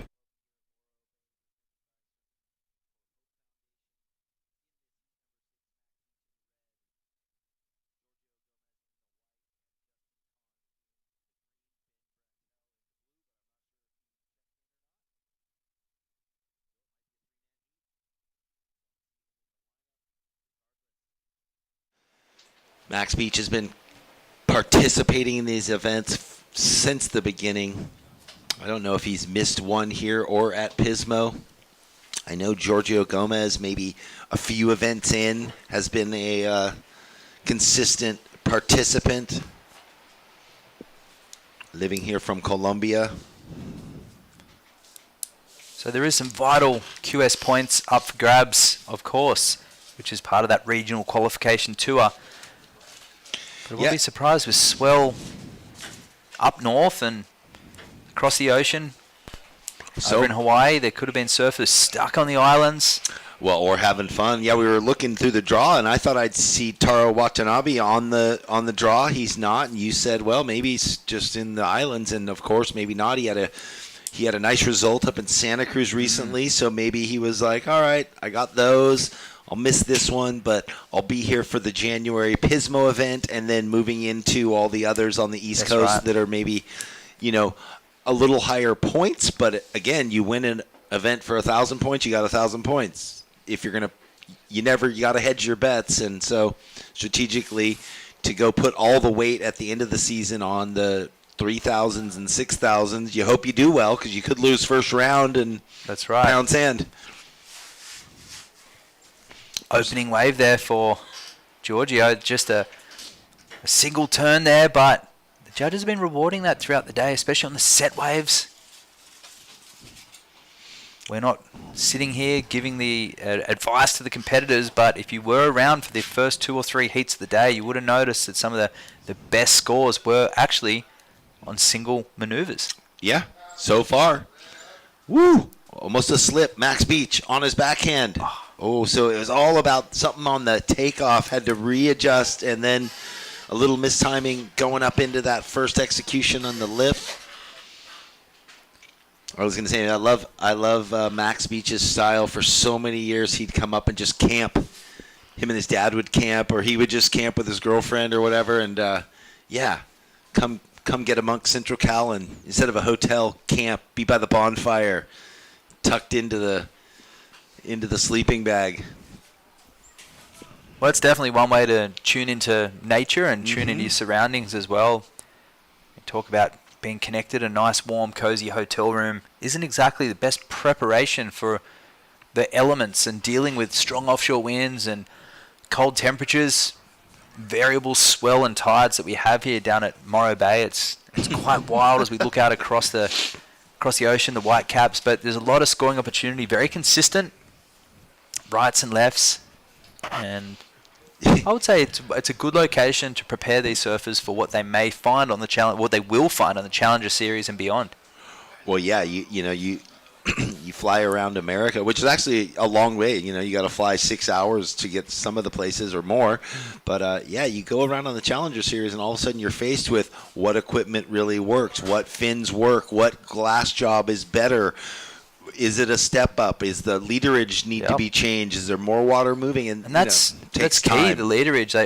Is it epoxy, or are you going to ride a normal PU? And I think back to the Narrowband Challenger Series last year where Cole ended up taking the win. And it was like this wind. It was solid, too. It was big. It was twice this size. The quarterfinals were a knee-high slop. And then the next day was... The very beginning of the day was actually small as well. But it was a 4-meter swell predicted. And it jacked within that morning. And I was surfing down the beach, and it was blustery and windy and wild, just like this. Those right-hand barrels. Yep. There was like one moment that was happening. Yeah, what was it? Oh, what's the goofy bit? Not Owen Wright. Young, he just qualified. Rip curl kid. Jacob Wilcox. Taj Lindblad, who got there and it was a quarterfinal heat, and he had him against the ropes, and then Jacob pulled out like the scores. And Cole did that in the final too. So. Exactly. It's inclement. Yes. What a beauty. Oh, was that day? Yeah, that's a day. Whew. Yummy. Delicious barrels in North Narrabeen. Man, that whole situation, Cole Hauschman, just win-win semifinal. Like, you're qualified. Yeah. It was kind of like Jadson Andre did it a few years prior one of the times. We'll deliver some scores. Is that what's going on? Oh, we got an interview waiting. Get on down there. Adam Lambert is against the glass. Max Beach, you got a 1 and a 1.3. Giorgio, your opening wave a 3.25 and a 1.2. So now Justin Kahn in the green with priority. Waiting for a wave. Well, we love it. Adam Lambert in his second heat. Goes from the board riders event into this event. First event in 5 years. And he's back on the glass again. Take it away. Same board. And you got it waxed right up to the nose there, and you got a little beak there. Tell us a little bit about what you chose to ride out there in these conditions. I'm riding dumpster diver out there. It's kind of like a modification of a dumpster diver. Mike Walters and I worked on a little bit, just like a little more shortboardy, instead of being all squashed up. It works good in conditions like this. It's getting a little borderline too big for it, but still felt good. And yeah, stoked to make it through. That was such a grindy heat, but that's how it goes sometimes. And just stoked to be making heats. Keep going. And do you bring a step up for perhaps later in the week? Oh yeah, got a bunch of step ups in the car, ready to go. Hopefully it gets big, stays offshore. Maybe we'll see some barrels. Yeah. Well, you heard it here. Adam, he's ready to go. And I don't know if we'll be hanging 5 on that dumpster diver later in the week, but we'll have to wait and see. Nice job.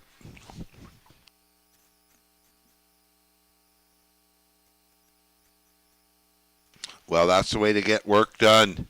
Do the board riders one day and then get in the event, first event in 5 years, and take back-to-back wins to go into Heat 3.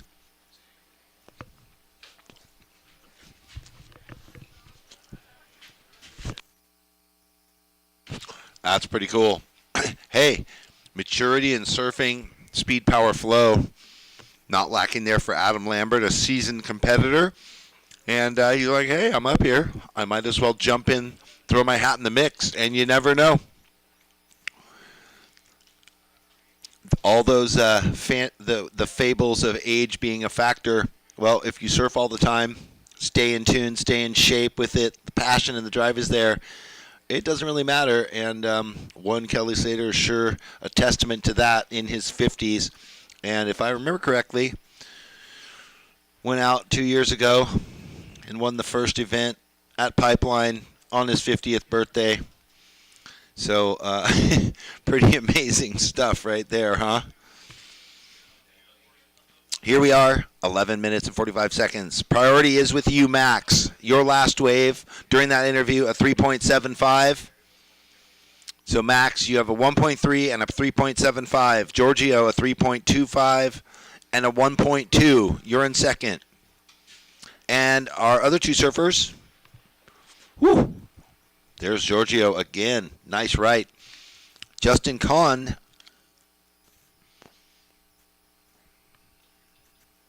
no wave.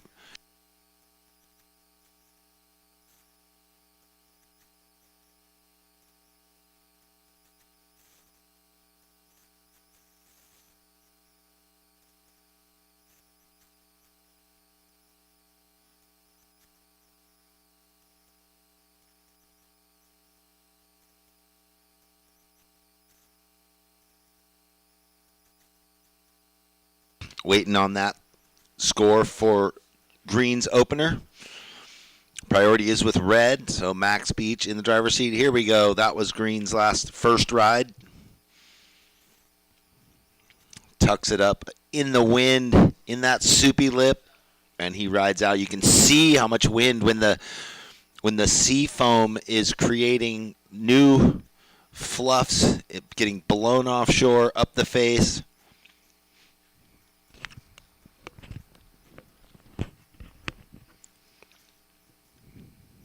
Coming up in the next heat, Braden Kopech, Sterling Foster, Henry Rothy, and Dylan Young. We saw Dylan Young get one of the first early high scores of the day. It was beautiful. Red, Max Beach, look at this thing. Beautiful offshore, big down carve layback under the lip. Lots going on that wave with so much wind fighting him up the face. Well, what we know is that that's going to replace the 1.3 that he had in his scoreline. So Max doing his work. Nice replay. So much wind. Big Central Cal weather.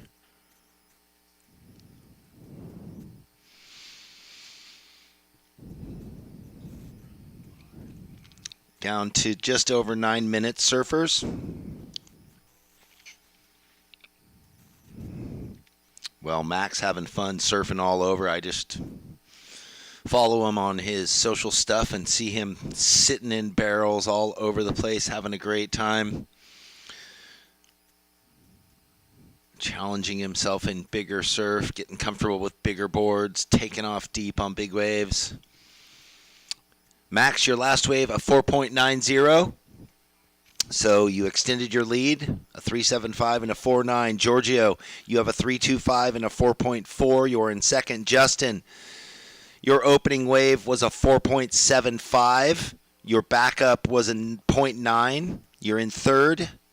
You need a 2.9, so not a big score. 2.9 to get into second with 8.5 minutes left. Priority is white, red, green.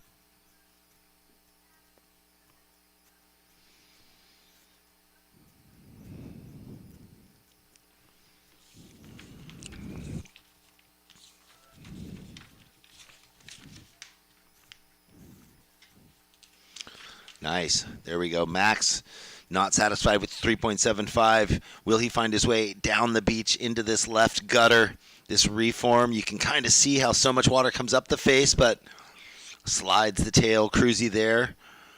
Little whitewash that's blowing so hard you can see the hair whipping.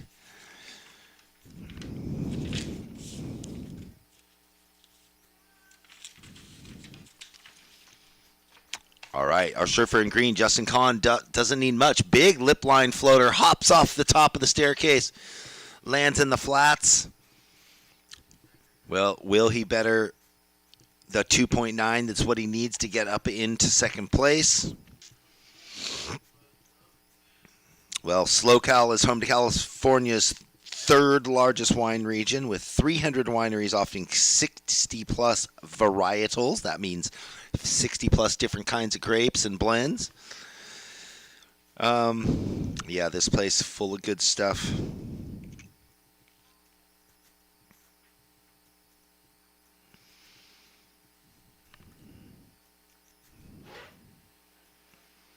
It is a wine lover's paradise.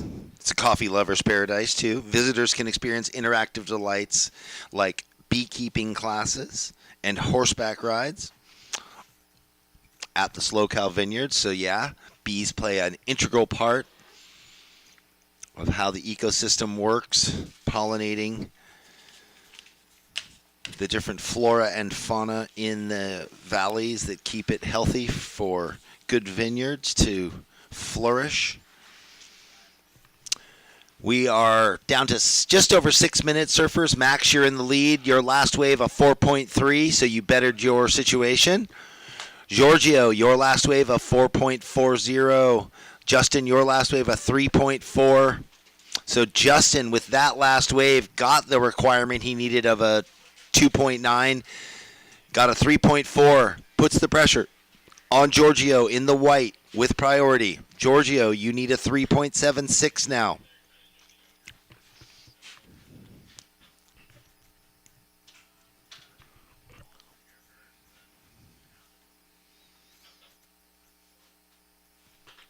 What else is going on up in here? In Visit SLO CAL. Embark on a wildlife adventure in SLO CAL. Witness the magical monarch butterfly grove. Lays alongside elephant seals on the coast. And catch breathtaking whale sightings along the whale trail. A migration spectacle like no other, and that is true. You can go to the south end here to Montaña del Oro into the state park, and there's all kinds of amazing hiking trails and places to visit. Beautiful blowtail. Look at that. Giorgio Gomez needing a 3.76, and he just goes to town. So, and behind him, up and live, can't get around the section. Giorgio needed a 3.67, blows the tails, lays back, and rides out. And now Max Beach, holding first, was paddling for that one, but it was just going to run off on him. So I think he's going to remain holding first priority since the other guys aren't out. Nice replay. Giorgio set on his board in a good place. Oh. Blew the tail, put the weight on the front foot, engaged the rail, and that was one of those laybacks where the steepness of the wave pushed his back up onto the board again. Yeah, and he slid the tail, but then it came out in the air, and he landed in the layback. And we saw in Adam Lambert's board in that post-heat interview with that wax all the way up, and that's what it's for, the foot shifting a good couple of inches forward. And Max just doing the impossible on that and just dealing with the wind really well in that last turn. So that one looking like an inside section at Bells Beach with all the wind and the big shore break, or even Portugal as well. What a beautiful place. Oh my, Giorgio Gomez, highest score of the day, a 9.25, nearly perfect. Look at that, a 9.25, so he goes into the lead. Now it's Max Beach in second. So it is a battle between Justin and Max Beach. Max now, he betters his score line, a 5.15 on that last right, burying the rail of that Timmy Patterson on a two-turn combo.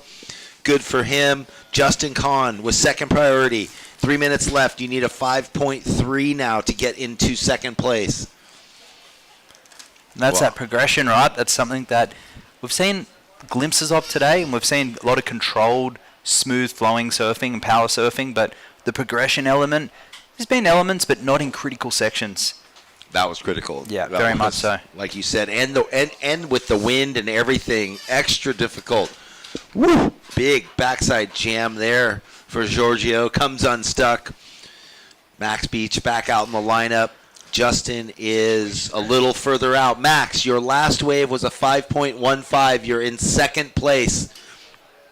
You have second priority. There's 2 minutes and 20 seconds. Justin, you have first priority. You're in third place. You need a 5.3 to climb into second. And we know Giorgio got the highest score of the day, a 9.25 on a dynamic blow tail layback execution. Max Beach, will he get around the section? That one runs off on him. But no harm, no foul. He had second priority, and maybe he wanted to get away from Justin, who was coming in. There's that beautiful replay. Woo! And to put it in context, if you see that in a replay of the event overall or on another event, that's pretty standard for a CT contest. But from what we've seen this morning, a lot of safety surfing and variable swell patterns coming in. So rights, lefts, peaks. It's been really hard to get a section. So Giorgio not only had a section, but he needed it, so it was clutch. And he performed. He went critical, and he pulled it off. And that's what the judges are looking for. Major maneuvers, controlled maneuvers in critical parts of the wave, and he executed that perfectly. He sure did, and rewarded for the efforts. And again, yeah, it's a scale that exists today in these conditions with these surfers. And Per heat, on a heat-by-heat basis. It's always it's always adjusting. The head judge always updating that scale. So right now, a minute left, guys. Priority is with white, second priority with red, Max Beach.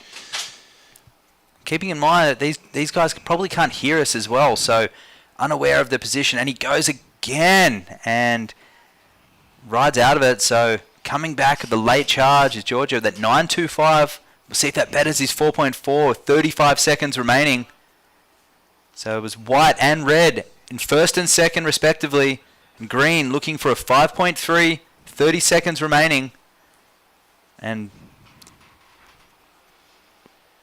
doesn't look like there's too much out there. So these are the gaps when we think that they can hear us perfectly against the wind. Yeah, Max had paddled back out after his last wave, and you know, you've been in events where you watch your competitor. What did they get? And if you see him fizzle out of a wave, you're like, 5, okay. 4, 3, 2, 1. You know you're sitting there safe. A quick break, and we will be back with heat number 7. In the land of SLO CAL, you can go from kicking it poolside to snuggling up seaside. Start planning your journey across the land of SLO CAL now.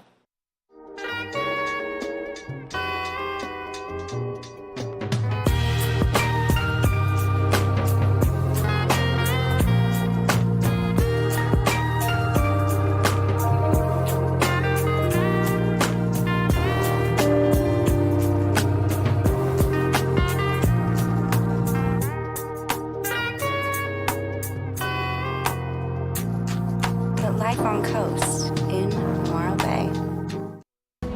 Welcome to the land of sunken gardens and elevated afternoons. Welcome to SLO CAL, where life is too beautiful to rush. The contest area. We're back live at the SLO CAL Open, the QS 1000 presented by the Surfing for Hope Foundation. And we are straight into Heat 7 of round of 96. We got Braden Kopech in red, Sterling Foster in blue, Henry Rothy in white, and Dylan Young in green. And starting up early, that was either a free surfer up the beach or one of the colours that we can't see. But this is a vast lineup here at Morro Bay, and the drone angle that we're seeing right now compresses everything. So it does look like we have 3 surfers in the water at the moment, blue, red, and green. Yeah, you saw that left bank run off, huh? Yeah, there's a free surfers just to the north there, which is part of the competition area, and we have seen a lot of surfers utilize that. In particular, Tony Nunez, who took off on 2 great lefts further down the beach. But in that heat, taking the win was Giorgio Gomez, with Max Beach coming in second.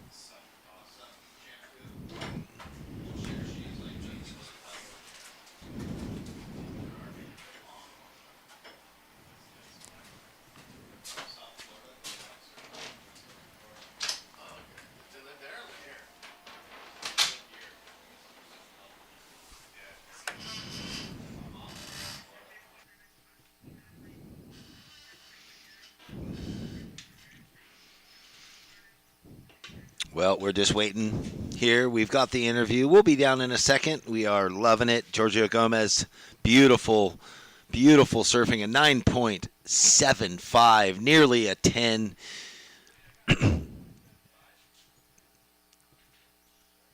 Yeah, he didn't know. That's insane. Oh, you couldn't? Okay, yeah, we were trying. You did, almost a 10. You guys were great. Thank you. Well, 17 minutes, and we are into this heat. Braden Kopak in the red, Sterling Foster in the blue, and Dylan Young in the green. It looks like Henry Rothy. Don't know where he is. Dylan Young coming through the first round now. Here in the second round, he had one of the high scores earlier. I think it was either a 7.25 or an 8. Beautiful backhand surfing by him. What will we see in this heat here at the Morro Bay SLO CAL Open? All right, we're going to throw it down. Take it away, guys.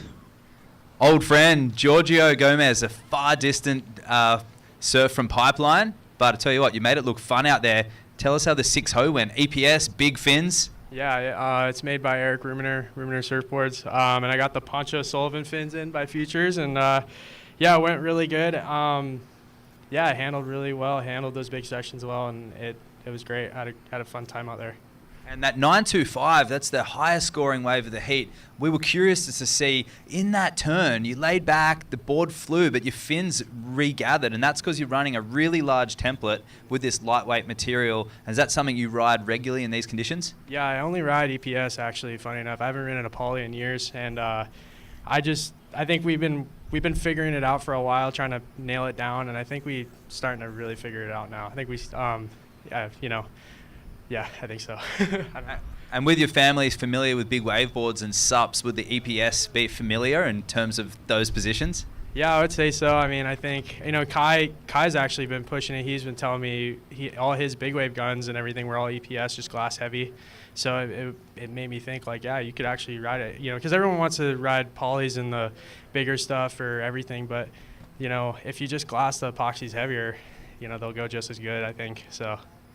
But I want to say a shout out to my family, my friends, Brad Gerlach, Kalani Robb, Adam Watts, Fight Strong, all the boys at Fight Strong I train with every day. Love you guys. You guys are like family. And just, thanks to everyone. So I appreciate you guys for the support, everybody. So can't thank you enough. There you have it, Giorgio, on a roll, highest heat score and single wave score of the day. When that swell picks up later in the week, you're going to be one to watch. You excited? Yeah, I'm really excited. I'm looking forward to it. For me, it's bigger the better. So, yeah, I enjoy it. So, but I appreciate you guys. Thank you for having me and everything. So, yeah, stoked. Back to Baldy in the booth. All right, thanks. Good, beautiful interview. Lots of intel there. I like it. The EPS versus PU. Okay, training with Kalani Robb, part of Gerlach's Wave Key stable. That's pretty bitchin'. And, well, I guess it just takes a while for someone to feel comfortable on EPS boards. So, now that's what he's doing. But he's feeling good on it on all his rides. So right now, Sterling Foster, that's the replay. That was his 3.25. Sterling, you opened with a 2. You backed it up with a 3.25. Dylan, your first wave during the interview, a 4.50. So Green in second place with a 4.5. Sterling with 2 waves, a 2 and a 3.25. Braden with a 1.1.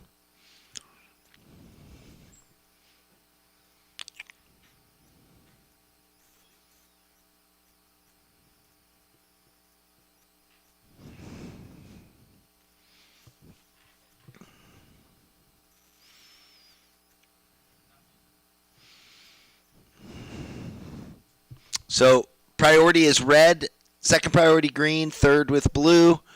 Dylan, you have a 4.5 on your one wave. Sterling, your best wave, a 3.25 with a backup 2. Braden, you need a 3.41 to get into second. 12 and a half minutes remaining here in heat number 7. Moving on through, we have 16 heats of round 2 today.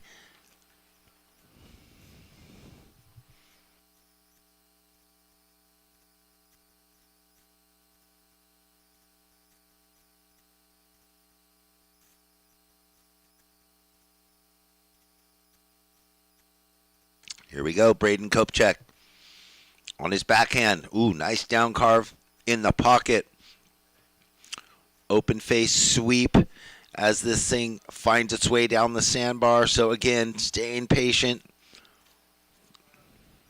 Just some flat backs, but often we've seen these waves turn into something on the inside. I just got a little bit behind it. Ooh, look at the sandbar down the way. One peak over.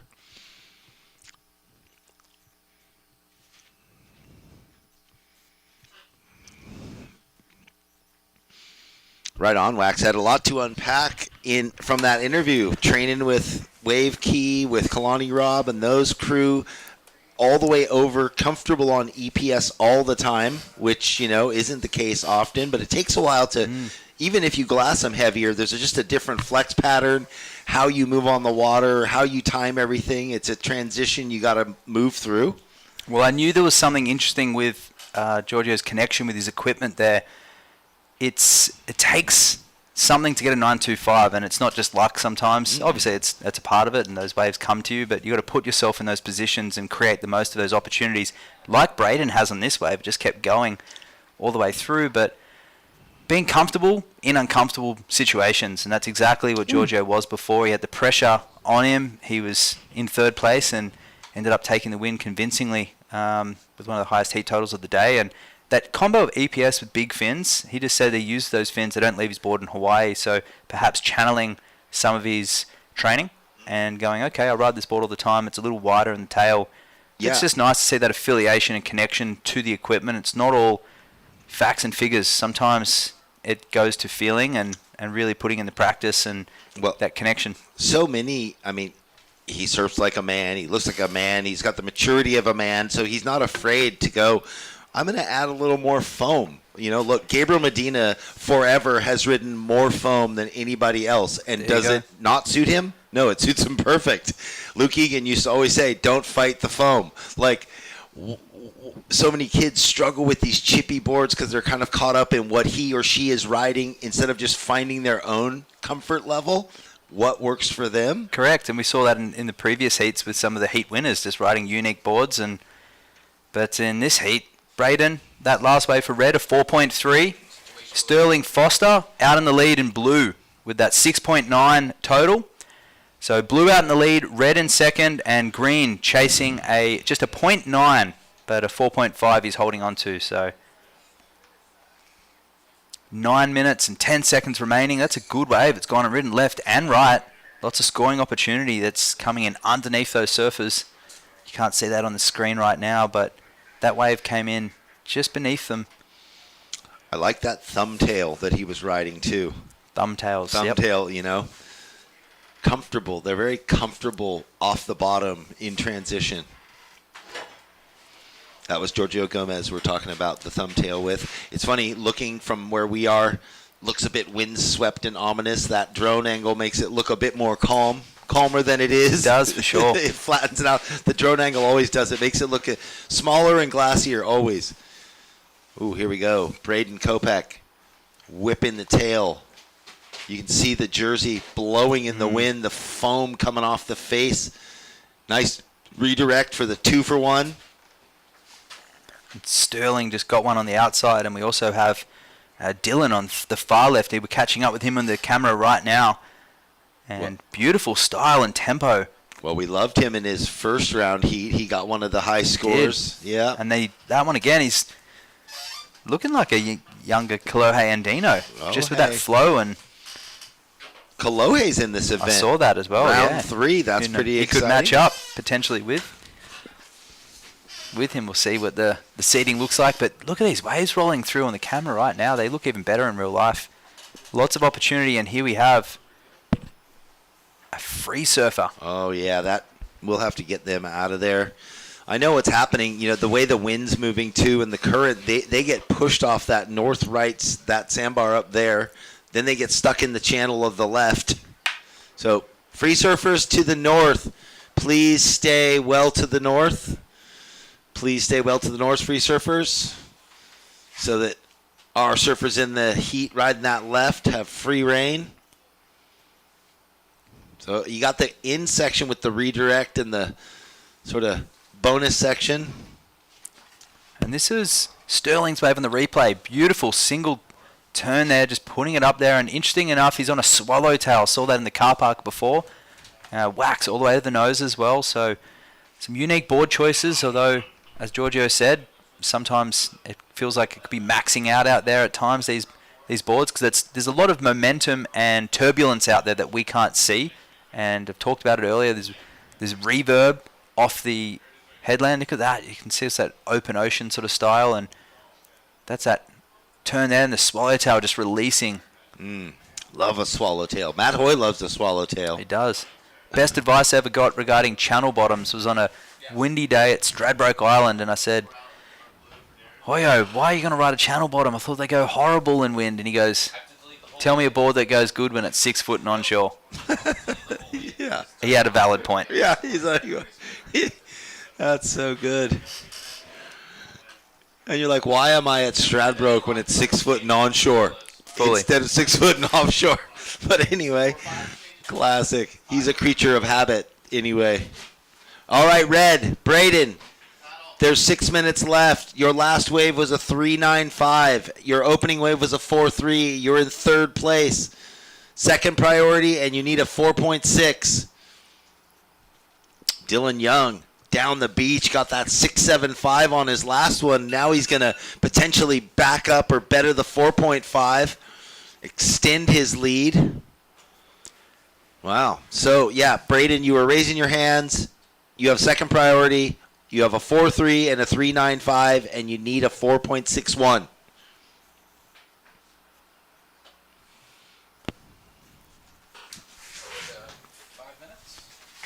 Just hitting 5 minutes to go.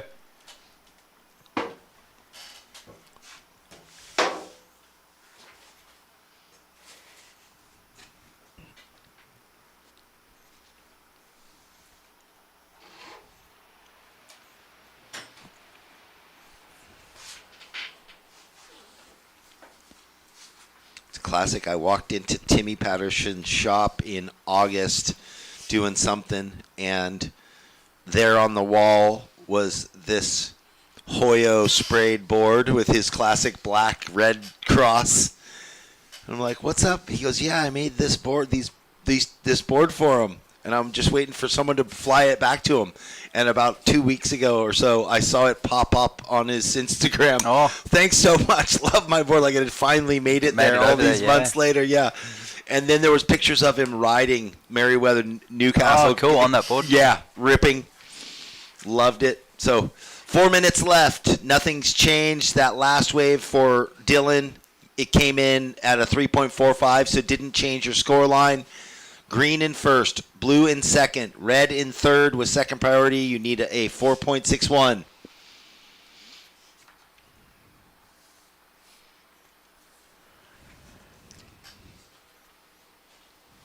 Yeah, classic double wing swallow, 6-channel, or it might have been 4. Maybe it was a 4-channel, but glass on fins. I'll have to check that out. Yeah. That's something you don't see in competitive surfing very often. If ever, actually, channel bottoms. Yeah, not too much. We saw one in the Longboard World Tour. We saw some interesting variations of tails and bottom contours to do with nose riding, which channels, of course, were created in the 60s for nose riding, believe it or not. To lift. Yep. Of course, that's what channels do. They lift. And yeah, there was a Mickey Dora, Greg Knoll board. It seems like for barrel riding and forward motion, everyone went to quads. So you didn't need the channels to lift coming in out of the barrel. Well, the idea was to hold the board higher on the face so you could, get that, but then the quad will deliver that, especially with different tail rockers or lower entries. They're, the Dahlbergs and the few that specialized in, I'm forgetting Graham. Anyway, different Alan Byrne Byrne, Richo. There was a few that really understood 6-channel board creation, the angle of them, the depth of them. Phil Myers was Phil Myers, what type of fins. It's not like you just carve channels and throw it together. It's a whole system going on. Yeah, much like the Bonza, or even just when the thruster, when it was created with Simon Anderson, and the fish, the Steve List fish. There's protocol, there's hydrodynamics that have been proven to work a certain way with a certain surfboard design, and there's a basis of that. Hamish Graham. That was the other one I was pulling out. A minute 50 remaining, so we just saw Sterling down the beach on that wave, and he's duck diving, so 4.35 on his last wave. So he's in second spot. Dylan out in the lead. And it's Braden looking for the 5.3 in red, holding priority. I had a cover on a 6-channel. Wow. A 610 Xanadu, beautiful deep double wing pin. Where were you surfing? Two foot Huntington? No, 610. It was Porto Escondido. Of course. Yeah, it was amazing. Porto, even that's a short board for Porto these days. It was, yeah. It was a medium. It wasn't one of the like bomb days. It was a medium day. Fun day. Yeah, it was a fun day. A 610 was perfect. Perfect. Under 1 minute. Situation the same. Dylan Young in the lead. Sterling Foster in second. Red, first priority in third. Needs a 5.3. Will something come in 30 seconds?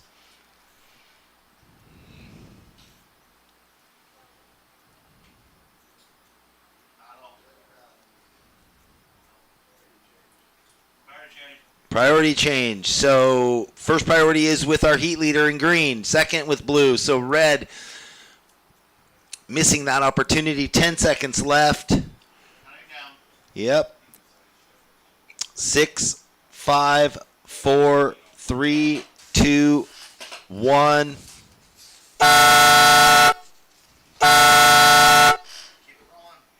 Well, we are going to just keep it rolling as the head judge has said. It is a quick move into break, and then we'll come back on the other side with the next heat. Welcome to the land of wide open spaces, full of hidden secrets. Welcome to SLO CAL, where life is too beautiful to rush. The world has changed, and the workplace has evolved. The option to live free of the commute and busy work life is here. Midstate Containers specializes in custom remote offices ready for your new journey. Customizable in every way. Our team is ready to reimagine remote working with your specific needs. We are excited to help create the new workplace so you can embrace more of life. Welcome to the land of complex wines and simple pleasures. Welcome to SLO CAL, where life is too beautiful to rush. Welcome back to the WSL Open at Morro Bay. We're at the SLO CAL QS 1000 presented by Surfing for Hope, and you are straight into live action with Heat 8 of round 96.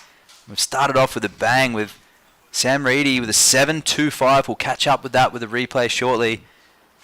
And the trend of the day so far has actually just been surfers going for it. Single turns and just giving everything at the closeout section. We've seen some longer waves, Baldy. We've seen some combination maneuvers, but the majority of the scores are coming from explosive dynamic surfing.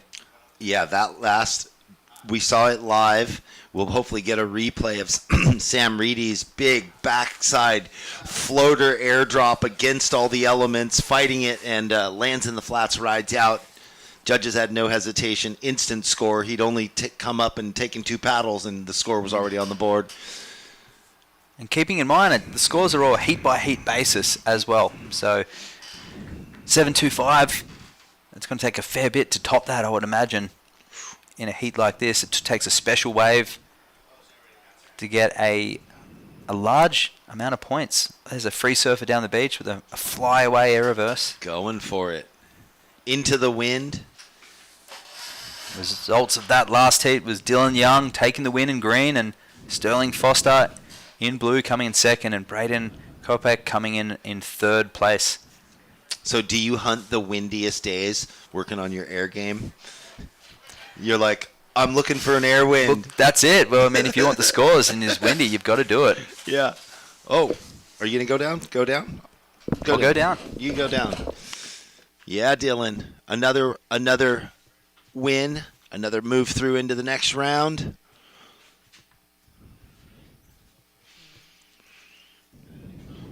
So scores in for Tommy Granger, a 2.0.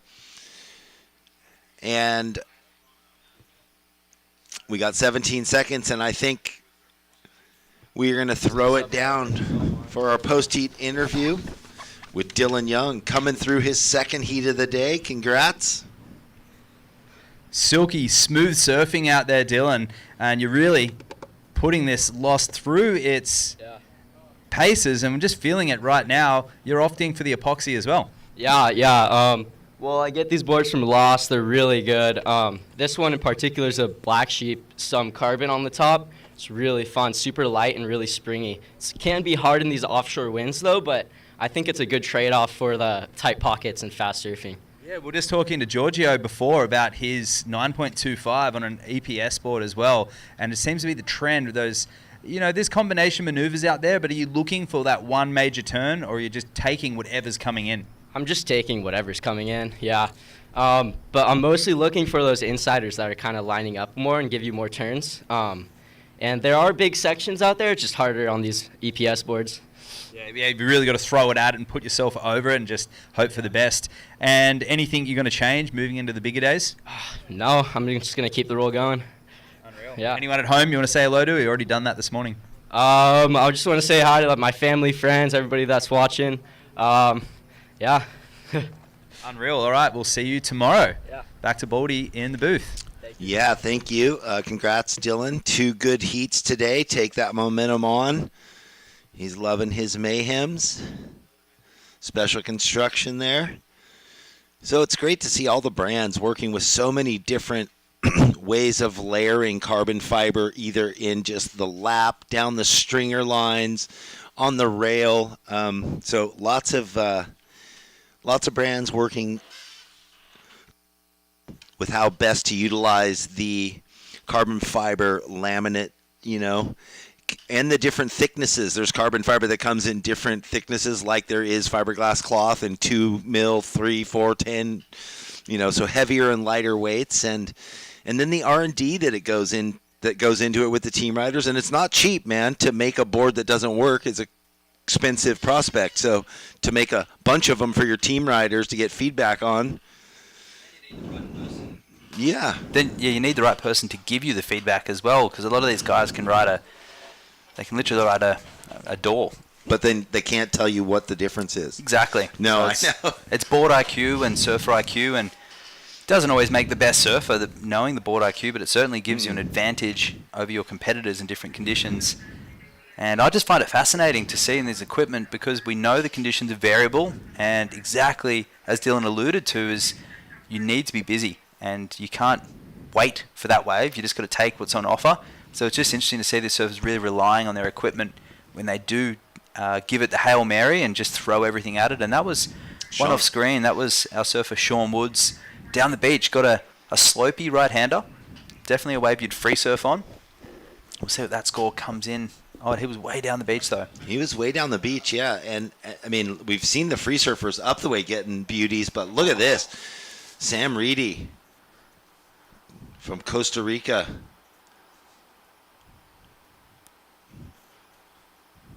Beautiful. Going to get the redirect. Now that the tide's starting to push back up, these guys, they're getting the left into that current and get a little give back right. That's very similar to the first few heats of the day where we saw that left and reform to the right. And we are on the other end of that tide now, so it's the same tide as what we kicked off the morning with, a mid-tide. Yes, it'll be interesting to see how it changes. You got to surf it yesterday, Avo, with the high tide, or just past, I'm not sure, but man, we've seen the free surfers even on the peak just further down getting some good rides, some good lefts. So consistent up here. Here is our replay. Sam Reedy, nice deep bottom turn up into the corner. And you can see how they can't go like, 6 to 12 coming back down because they have to maintain down the line speed. So they sort of have to check that turn directionally at 3 o'clock, continue the wave as those shoulders, the lefts taper away. And that's why the bigger waves with the critical surfing getting scored highly, right? Yeah, they don't have to worry about it. It's just execute just go the big down, turn. go straight up, and it's entertaining to watch because a lot of the waves are quite lateral and quite soft, and I like to break the wave into 3, It's like driving a car where you got your first, second, and third gear, the old 3 on the tree stick shift, and it's your driving gear. Number 1's the bottom turn. Number 2's your trim spot or your barrel spot, or somewhere where you're maintaining that composure and momentum, and the third spot's the lip, the power area. It's if you're nose riding, it's where you're hanging 10, and if you're doing a turn, that's where you're rotating into the lip line, and some of these waves aren't even offering all 3 sections, so when someone's doing it and is able to tee off the end section, that's why we're seeing those dynamic scores, in the 7s, 8s, and even 9s. True. So true. Yeah, tricky waves, flat waves, waves that are steep on the bottom transition, flat in the middle, and then there's like a windy lip that's offering maybe a potential to hit the tail up into it, Yeah, and then get stuck. Yeah, and then some are a bit got that reverb to it with the cliff, and others have got whitewater, so it's a lot to deal with the surfers. So I think everyone's done really well. It's been a terrific day of competitive surfing so far, and we're just warming up too. We're only halfway through the morning so far. We are 11 minutes on the clock. Sam Reedy in first, Charlie Denham in the second, Sean Woods in third, Tommy Granger with priority with just one wave ridden, needs a 4.45. So do we have anything change? No.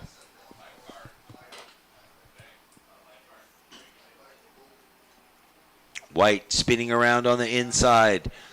Maybe this is one of those ones, just a down carve and sets it up for one turn in the corner.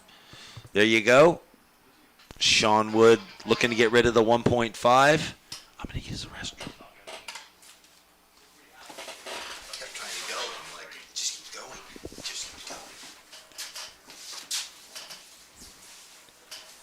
So the judges' notes reiterating on our discussion just before. Scoring's going to be focused on the quality moments with the critical sections and energy. So that's definitely what they've been rewarding. Big combinations and progressive maneuvers with control will be recognized and rewarded with a points difference. And that's certainly been the order of the day, making a clear decision to separate scores from the grovelly scores to the ones that are critical. And here we have a windy, blustery wave there for our surfer in green. This is Tommy. Sends that one at the lip, and he comes down and completes that. So at this point in the heat, needing a 6.35. Not sure if it would be all the way there, but it's certainly a nice way to chip away at your score. And here goes Charlie. Comes off the bottom and snaps to the lip, and the wind just holding him up top. So the wind really proving to be wreaking havoc for some of these surfers. And there's the wild elements of Central California, and this is a typical day with winter wind at this time of the year. So if you live north of Ventura, this is what you'll be dealing with more often than not. And here we have a set coming in through the rocks. You can see it wedging up off the Morro rock there, and that one a closeout, not offering any scoreability. There is a ride on the end, and you can see that left wedging up and pushing through. So you can get waves chip shot through there. You have to be lucky, but that one definitely had some scoring opportunity. And it is Charlie low on the priority ranking, so not losing any momentum in the heat there or losing any position. He was fourth in priority, so no mistake there.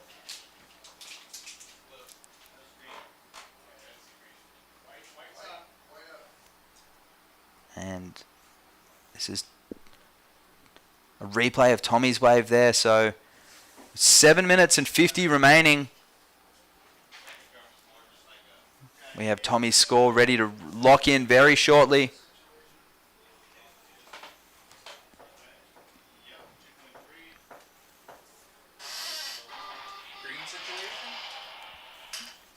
So a 5-1-5 just locked in for green. A 5-1-5. Green, you're in third position. So Charlie Denham down in fourth position in blue. You require a 5.10 to advance. Green, you need a 3.2. Your last wave was a 5.15. Sean Woods in white, you were in second. You have a 4 and a 4.35. You need 8.9 to go into the lead. And Sam Reedy in red, you are out in the lead with priority, looking to better a 6-point ride as your low. 7 minutes remaining.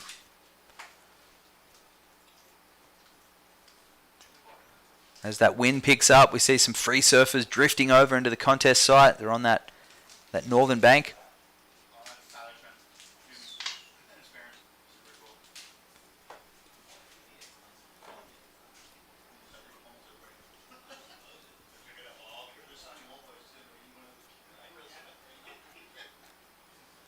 And a big set, maybe one of the biggest ones of the day, rolling through here. And starting to break off the outside rock, so considerably bigger than yesterday. When we compare the paddle out areas, I'm just lining up to where I was paddling out yesterday, and it's definitely another 100 feet or 50 feet further out. So the swell really starting to show its teeth here. And you can see with the reverb and the whitewash there's a lot of energy. And the paddle out is going to be starting to be increasingly difficult. In this one, Sean's going to turn around in white and have to duck dive a couple of waves now with 5 minutes 50 left on the clock. So he was looking to drop a 4 on that last wave.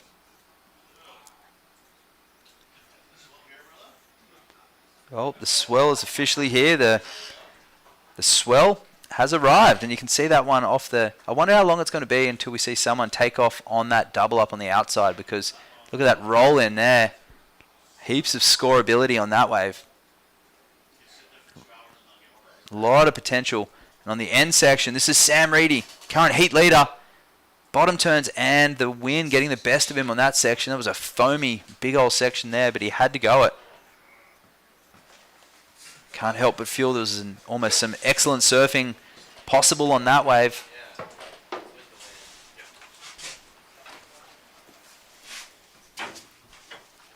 Five minutes remaining.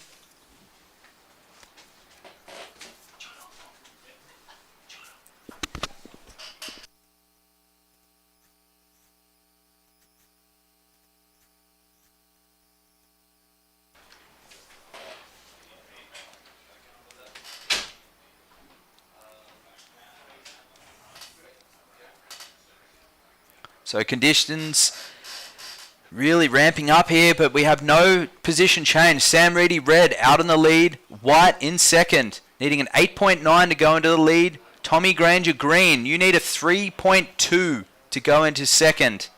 Blue, you need a 5.1 to go into the placings. 4 minutes and 15 seconds remaining. And heat leader up and riding, third priority, so nothing to lose here. Throwing buckets of spray.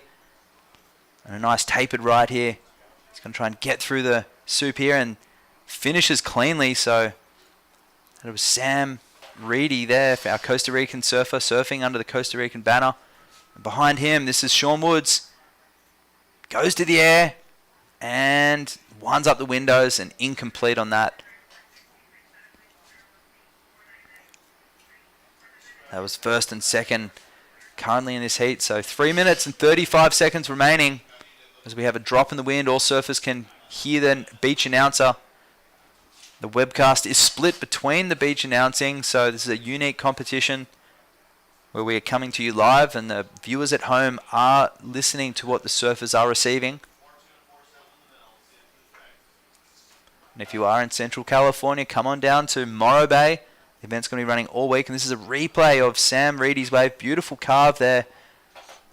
And here, just putting in the work, knows he has to finish clean, and he does. He clicks the inside section, and it's a difficult end section there. It backs off a lot. It looks like it's going to be oncoming, but it backs off a lot with its power. So to complete there is quite impressive.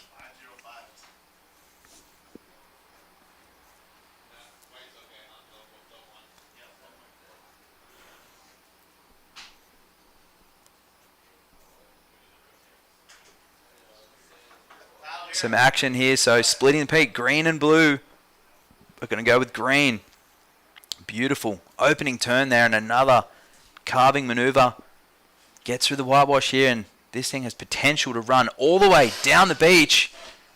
And we've got the beautiful drone angle here as we're watching Tommy Granger.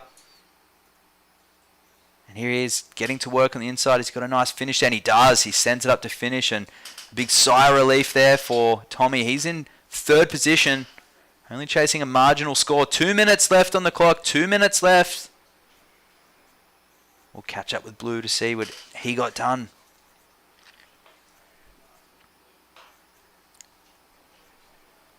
The drone really making light work for the judges. Without the drone, it'd be very difficult. So this was the replay of Blue's wave. He was chasing 8.05 on this wave, so tapering off a lot and just falling off.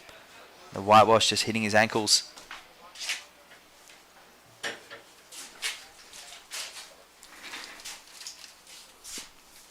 One minute 25 left on the clock. 1 minute 25. So the biggest sets of the day rolled through in this heat. So, and this is red. Current heat leader Sam Reedy, and just falling off as well. So, and this was the split peak, and this is a replay. So green under the lip there and driving it through. Continual momentum. No pausing. So good flow there.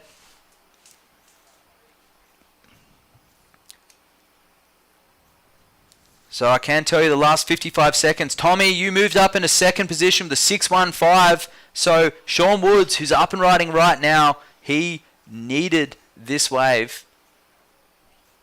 We're just catching up at the end of it right now. So he did do some work on the outside section. He's still going, and he finishes on the inside. And wow, action galore. This is non-stop surfing here. So scores to lock in for Sean Woods in white, who got pushed down into third place, and Tommy Granger moved up in the second with red in the lead before that last exchange. 15 seconds remaining.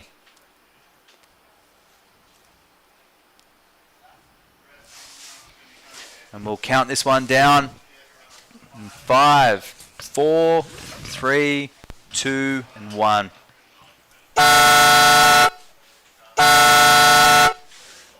A dynamic heat there. We had the biggest sets of the day rolling through, and we had some incredible performances. So we just got some scores to lock in, but it does look like Sam Reedy taking the win from Tommy Granger. And we'll be back after the break. Welcome to the land of big-time natural beauty and intermittent cell service. Here, cowboys drink Cabernet, farmers surf the breaks, and everyone breaks for roosters. It's a wide open and welcoming place. But that's not to say we don't have any hidden secrets. Welcome to the land of truly living, with a million things to do. Or not. SLO CAL, where life's too beautiful to rush. SLO CAL Roots starts with natural and sustainable farming right here in SLO County. We offer a carefully curated selection of cannabis, both medical and recreational, from small batch craft concentrates and sleep gummies to locally produced fresh flower and extracts. Come join us on our journey to support family farms, support community, and support culture from the roots up. SLO CAL Roots, locally owned and operated by patients for patients. Well, bringing it back live and direct here. Baldy and Waxhead at the SLO CAL Open here in Morro Bay. A couple waves ridden during the break. We will catch you up on the replays with those scores. Thank you to SLO CAL Roots, one of our nice sponsors, along with Peak Wi-Fi, 805 Beers, SLO CAL, and Surfing for Hope Foundation. Here is Blue. Yago Ramos on his forehand. Nice open down carve. Opens the shoulders, big wings.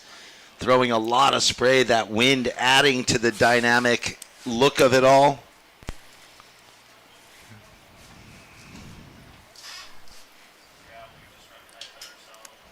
Yeah, a lot of fireworks in the end of that last heat. We had those giant, beautiful sets, and I'm wondering how long it's going to take for somebody to paddle out off the rock. We had some wedging double-ups with some sidewinders rolling through, and this is catching up with white here, so end section and coming unstuck. All right, we've got this interview coming up here shortly. Hold on there, Sam Reedy. So opening ride for Killian Garland in the red, a 3. You see those bombs breaking through. Waxhead, that's what you were talking about. They're all getting caught inside. Braden Birch opened with a 3.5. And so classic as the tide pulls out into low, the swell kind of ebbs as the tide rises with an incoming swell. Bombing sets starting to push through. It's hard not to have fun. So, yeah, we will throw it down to our last heat winner for the post-heat interview. So definitely epic out there was your quote as you came in. There's some amazing sets that came through. None of you really capitalized, though. I saw a lot of ones come through. Did you want to paddle out on the rock and get one of those sets? Man, I thought about it for a second, but no, I saw a couple come through, and I definitely scratched out the back to try to find them, but it's all good. They kind of swept in and took us all out. And what sort of board are you riding out there? Because it picked up a lot. It's another 2 feet bigger than the first heats this morning. Yeah, I honestly was a little undergunned, but it's all good. I'm on a 6.0 squash, I-5 gold by Timmy Patterson. Definitely my magic board, and no, I'm super happy. And moving through the rest of the year, you're going to carry this QS campaign through. You're going to try and get onto that Challenger Series and put your best foot forward? Yeah, that's ultimately the goal, and I have a couple big events coming up like Pismo, Dominican Republic, and Barbados. So hopefully I can get some good results there and make it on the Challengers. Unreal. Well, we'll see you tomorrow, no doubt, and hopefully it gets a little bigger and we can see what you're capable of. And can I just do a quick shout out to all the family back home, my aunt and uncle who are watching, my mom, dad, and un saludo a todo en Costa Rica, por ahí, y nos vamos para la siguiente ronda. Back to you, Baldy. Yeah, thank you. Congrats, Sam. See you in round 3 when that happens, and stay tuned to the site. Ruby will let you guys know when those days when you're going to be surfing. Nice replay here from Iago Ramos on his forehand turn, forehand wave on the right. So that's going to be his backup score or second score, or first ride, excuse me. That's a 4-point something coming in. Braden opened with a 3.5. Backed it up with the 1.5. Iago, your last wave, a 4.0. Killian sitting on the 3.0, and Adam Bartlett with a 1.3. Priority is red, green, blue.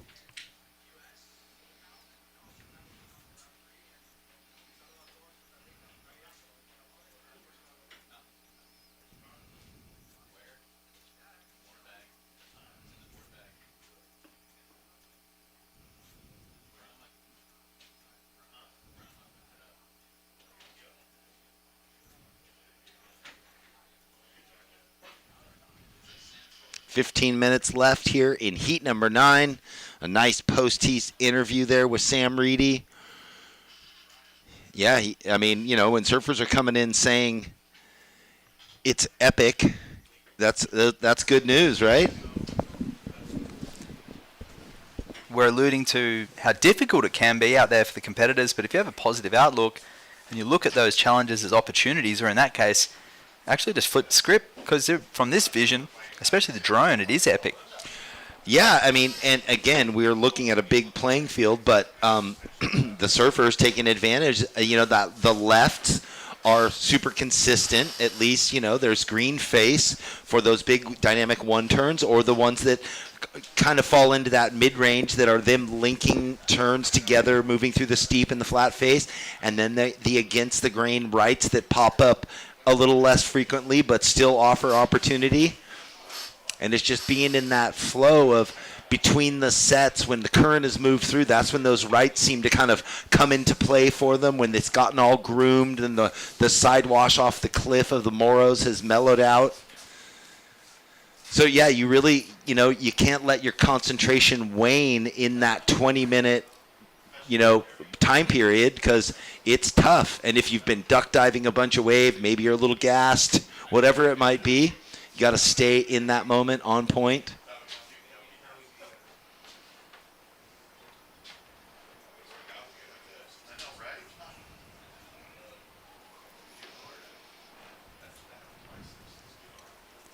13 minutes and 20 seconds remaining. So this heat, relatively sleepy in comparison to the end of that previous heat. But it's been the kind of cycle of the day. One heat ends with a flurry and the other one's a little slow to kick off. So it's something to be mindful of for competitors coming up. And here we have bottom turning and unable to ride out of that. That was Braden Birch giving it his best effort. Yeah, you just got just a touch mistimed, getting a little high in the oncoming this one off the rock lip. on the outside. That's that little... Yeah, the little chip in. Could Yeah. you? And for all the years of doing it, I've never seen someone go and sit off that. It seems like it could happen. It's variable. There was one in that previous heat, but that was actually the one that Sam got the end of. But it's a bit of a risk. It's a bit of a risk, and it's inconsistent, and it's touchy, and you don't know. It's hard to sit next to that rock because there's so much eddy off it, always pushing you away. If you had 2 7s or 2 8s and you were sitting pretty, it might be worth going out there to try and better at your wave.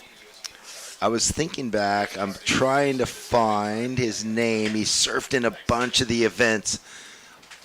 Hyper Brazilian kid. Anyway, one of the events, he sat his whole strategy. He sat 40 yards further out than anyone every heat, and he would just get these whitewash cap chip-ins, and he'd get 3 turns before anyone else was getting one, and he just kept winning heat after heat. No one would go with his game plan, but he was into it, and it worked. I'll tell you what, I mean, getting whitewash chip-ins, Iago Ramos just was able to connect on a foamy right-hander there and completed. So it was a nice timing wave there for Iago to pick up one of those rights against the grain. And there we have Kilian just getting pretty vertical on one of those waves. He was flying down the line and just cast my eyes back to the screen, and I'm squinting when I'm looking down the line. These lefts are quite a distance away from the judges, which is why we've got the drone angle.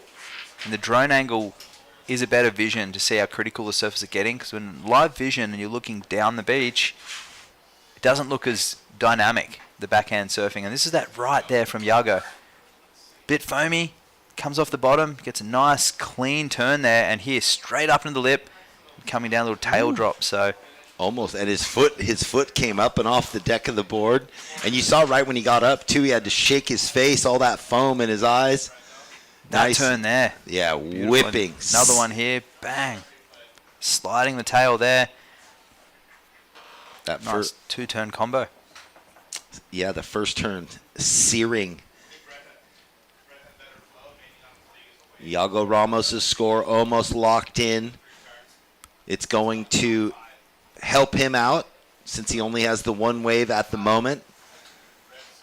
And Kilian's wave coming in also. Wow, there we go. They both drop. Red gets a 5.75. Kilian a 5.75. And Iago Ramos, who is up and surfing at the moment, got a 5. So we'll catch him up after. But this one almost looking like a summer day now. Beautiful finish turn. So he looking to extend his second place position. He went into the lead with the last 5-point ride. Maybe he'll get rid of the 4 wax head and put a little more pressure on. Red with first priority. A lot of scores to catch up on here, but a credit to the camera. I tell you, this is a hard lineup to point a camera. Even we've got the camera and we have our vision, and it's difficult for us to track these surfers. So well done to the drone operator and the camera operators. All 4 surfers up and riding at that point. So we'll update those scores shortly, but we can tell you 9 minutes and 20 seconds remaining. And Iago is out in the lead, but we still have the scores to lock in. And that was Adam Bartlett really going for it and falling off. That would have been a really nice score if it had pulled it off, but it was Iago just playing it a little safer. So Iago Blue out in the lead with a 4.6 and a 5. Kilian Garland, you're in second with a 5.75 and a 3.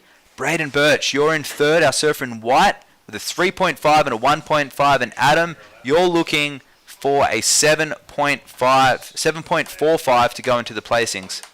8 minutes and 30 seconds remaining. Well, yeah, Adam Bartlett going for it. He saw Giorgio Gomez go for it. Well, if had he pulled that off, 9.25. That's a mid-range score straight away. If you'd have made that top turn, that's it's a 5 or a 6. So it can script the script can flip very quickly, and like Giorgio got 3 waves in his last 5 minutes to take that win. So anything's possible.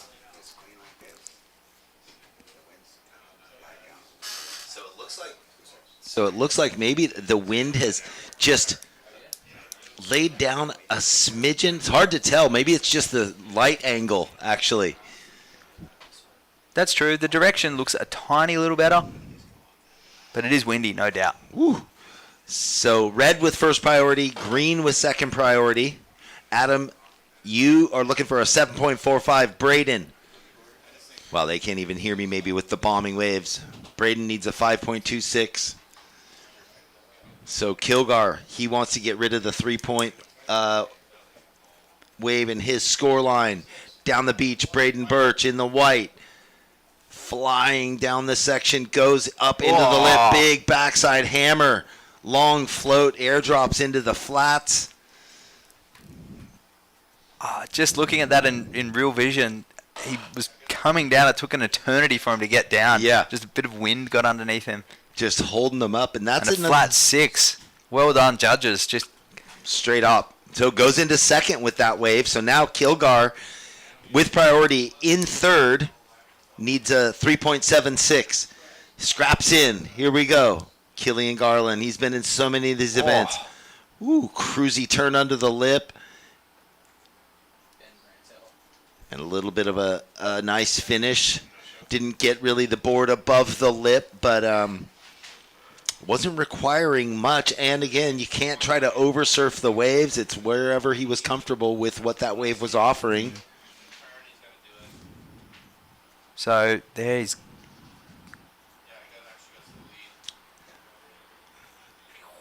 So slowed down, it sort of lost some of the dynamic nature, but in real time, Look like you said, free falling and Kilgar.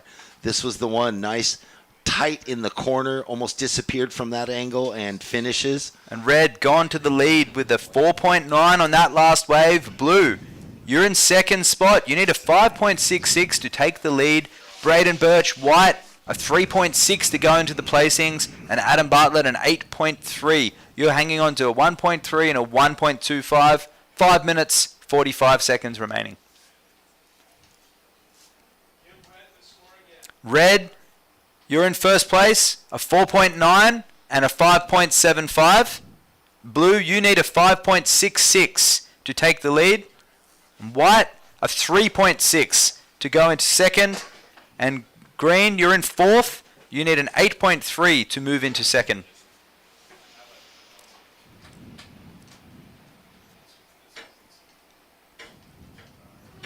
Sharing the beach announcing with the live webcast commentary. It's a fun challenge. Yeah. But the surfers are our main objective here. We're really trying to get the scores to them, but it's windy and it's blustery, and the speakers are positioned as best they can, but it's a beautiful big open bay, as we can see, a great drone camera angle. Even the drone's doing a tremendous job, very stable.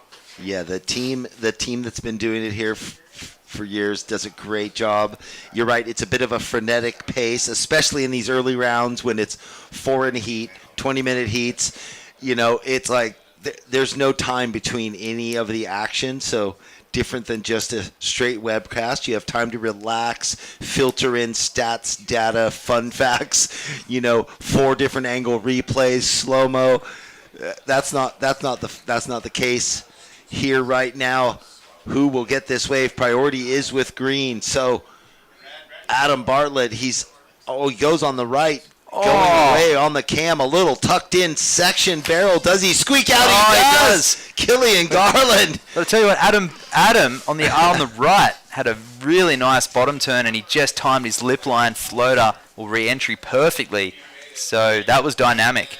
So Adam got a wave that the camera on the screen went away from. You saw it in real time. We saw Kilgar going down the beach, tucked in, kind of shadowed in the lip, pulls into the barrel a bit. It's action. Sleepy start. 3 minutes and 30. The surfers can't hear us right now. They're duck diving these bombs. One thing to note, that chip shot left rolled straight through. And that one was makeable, that left all the way through. But that was the right that Adam caught. And this is the replay of, no, this is live action with White down the beach. Look at that thing. Could have pulled into that. Comes around the section. Wow. And hits that one off the top and a little mistimed and falling off on the end section. Wow, it's cool though. He went up and he hit it. It looked like he was going to go to the 6 o'clock motion, and he sort of held the line with the lip. So a lot of scores to drop in. You see the swell sort of increasing, or a little bit more vertical. More energy for sure. Barrel potential. Kilgar looked like he got in one. We'll have to see if there was a drone angle from up the beach that way looking in. All right, so that we're going to follow. Yeah, no, he gets in the barrel. Full on, doggy doors it out.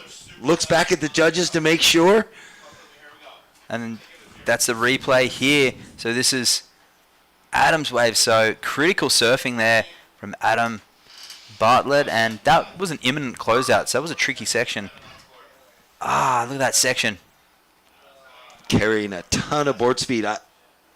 It's a shame he didn't make it through on that second section. I liked how he checked the turn, went from a snap to a floater. Here we have live action.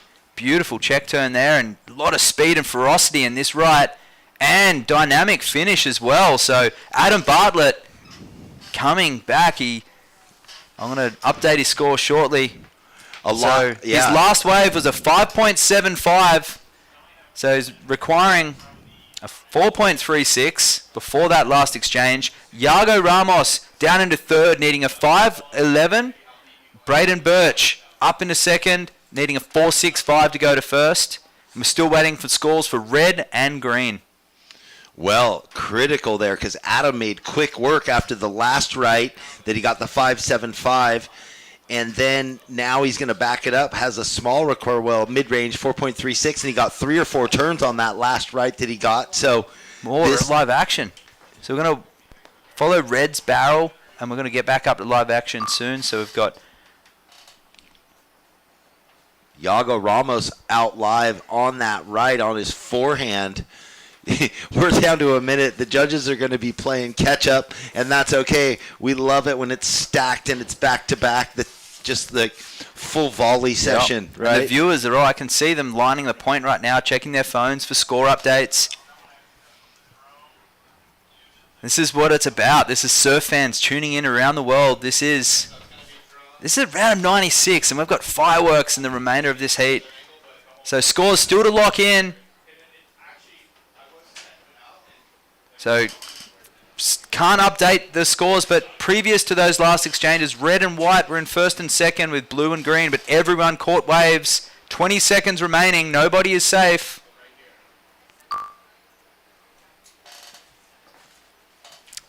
Ten seconds. Well, it looks like we're going to be counting it down, and the judges will be playing catch-up to let them know. 5, 4, 3, 2, 1. Wow, so a lot to go. The judges have to catch up on a lot of scores. We know we'll probably go to commercial break in the interim, and we will let you know how it all plays out on the flip side.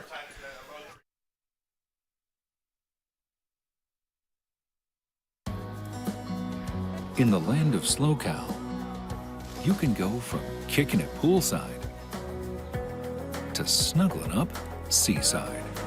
Start planning your journey across the land of SLO CAL now. Since 2012, Surfing for Hope has been helping families navigate through cancer using the healing benefits of surfing and the ocean. Each year, we host a number of surfing-related community events to shine a spotlight on the fight against cancer. Visit surfingforhope.org to sign up for one of our free beginner surf camps. And if you'd like to help out, you can donate on the site too. Welcome to the land of sunken gardens and elevated afternoons. Welcome to SLO CAL, where life is too beautiful to rush.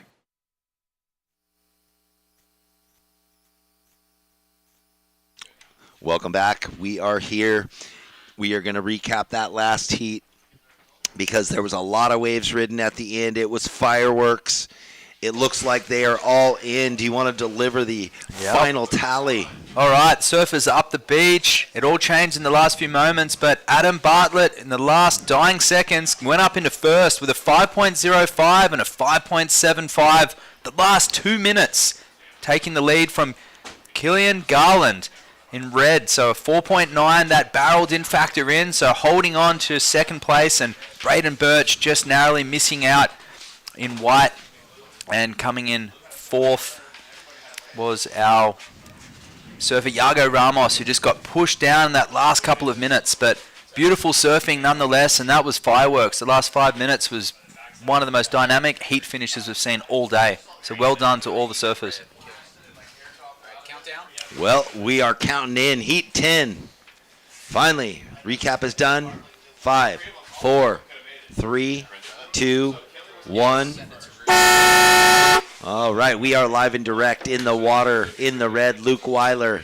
In the blue, Wyatt Jeffers. In the white, Hudson Saunders. And in the green, Dash Pinegar. Yeah, fireworks. And then for Adam Bartlett to flip it at the very end, right? Faith to the end. Here we go. First wave of the heat. Big sweeping cutback. Handling the offshore winds. Hudson Saunders working his way across this slopey right, gets the redirect for the reform or the rebate bash on the left. I was just about to say well done to him for starting early and not being too fussy, because towards the end of a heat, you'd take that wave. You'd pay money for that wave in the last couple of minutes. Well, and it looked, no doubt he took off thinking on his forehand it's going to come and he's going to get a left to go up and into, but all that water pushing off the rocks, it just dies, and then he has to redirect onto the left. So, I mean, all intensive purposes from the takeoff, looked good. He was in position. Oh, it's a good longboard wave, that one. But yeah, it just fattens out here. It makes life very difficult, but he comes back around and is unable to capitalize. Yep. The wobble. Oh, I'm ready. So we'll shoot down to Adam Bartlett very shortly with all that emotion of that heat win. So down on the glass we have Adam Bartlett with Boldy. Yeah, Adam, take it away. How about that to come back at the last 2 minutes or 1 minute and get the score? Oh, so that was a stressful one.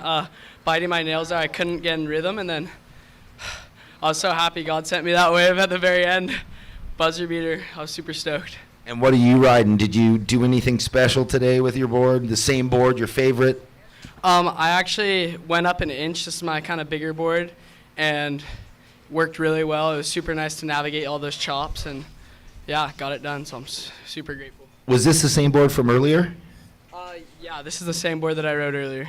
Right, so from the free surfs, knowing the ocean up here, just a little more length, a touch more volume helps you. Yeah, so a little bit more foam makes a huge difference. So yeah, definitely was working well. And thank you to Mayhem for shaping me this thing. Do you live down in San Clemente? No, actually I'm from Santa Cruz.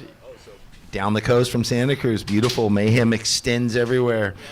Well, congrats, and we'll see you in round 3. You want to say hi to anyone? Thank you to all my family. I know they're watching at home, all my aunties and everyone. So, yeah, thank you to them. Thank you for my dad who drives me down south all the time. Super grateful for him and all my sponsors. Well, they were probably biting their nails at the end of that one, so congrats, man. Good work. Oh, thank you. All right, see ya. There we have Adam Bartlett, super stoked, and that was a win that he'll remember for a long time, coming from 4th to 1st in the last 5 minutes. So an experienced veteran performance there from the young guy in green. And teeing off here is Luke Weiler, looking very strong and stable on his feet there. A couple of really dramatic backside hits. The idea to actually break your flow and down the line momentum and hit it in the lip, the re-entry, is something that's taken for granted, but for many years, until the inception of the thruster, doing a turn like that was very rare. You had basically Larry Bertelman and not many other. Reno and a few guys. Mark Richards, who could do that. And here we have, this is Dash.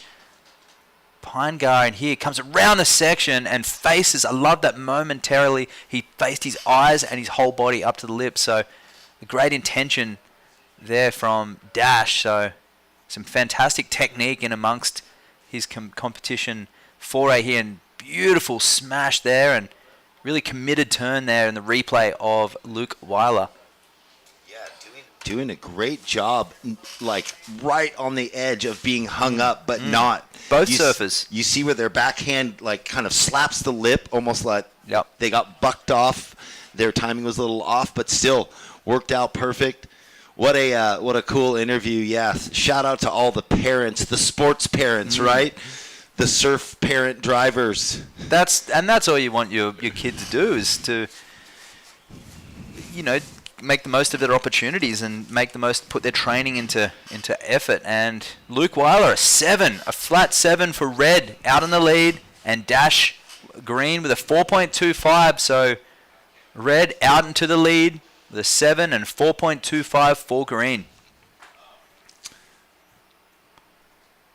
Yeah, it's classic when it's just great, and all these parents that commit to it. I see them at all the local breaks. The kids, I don't even know if they go to school, but they're all there. They're all surfing. They're all getting videoed. Here we go. Luke Weiler looking for a backup on his forehand now. Throws it up and above the lips, ladies and gentlemen. Oh! First of the day. Full rotation, lands flat in the flats. Wow. I don't want to get too carried away, but there was not a lot going for him to make that, given the wind and the variable nature of the swell today and the peaks. So for him to pull that at this point in the heat was pretty cool. Yeah, because the wave was bending away yeah. and the wind is blowing out and away. So he's forecasted it. At this point, I thought he might have done a hammer, but he's going high and then puts it into the lip and a full rotor, gets covered for a moment and rides out cleanly. So that was... we revert back to the criteria, and that's a critical controlled maneuver, and he showed some innovation as well, because the section didn't call for it until that last 10, 20 feet.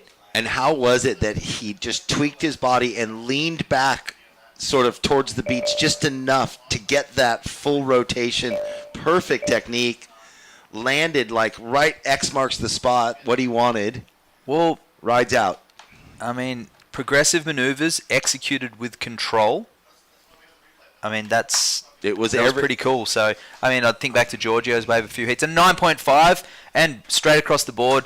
Red, 9.5. Well, that just tops the scale for, I think, high score of the day. 16.5, two-wave total. And we've still got 13 minutes left, so could blow the 7 out. But 9.5, Red, 9.5 to go with your 7. So your combined total is 16.5. He just wanted us to yell that out so everyone else could hear that in the heat. Dash, Pine Gear, and Green, you're in second. You need a combination of scores. White, you need a 1.76. And Blue, Wyatt Jeffers, you need a 4.75. 12 minutes, 30 seconds remaining.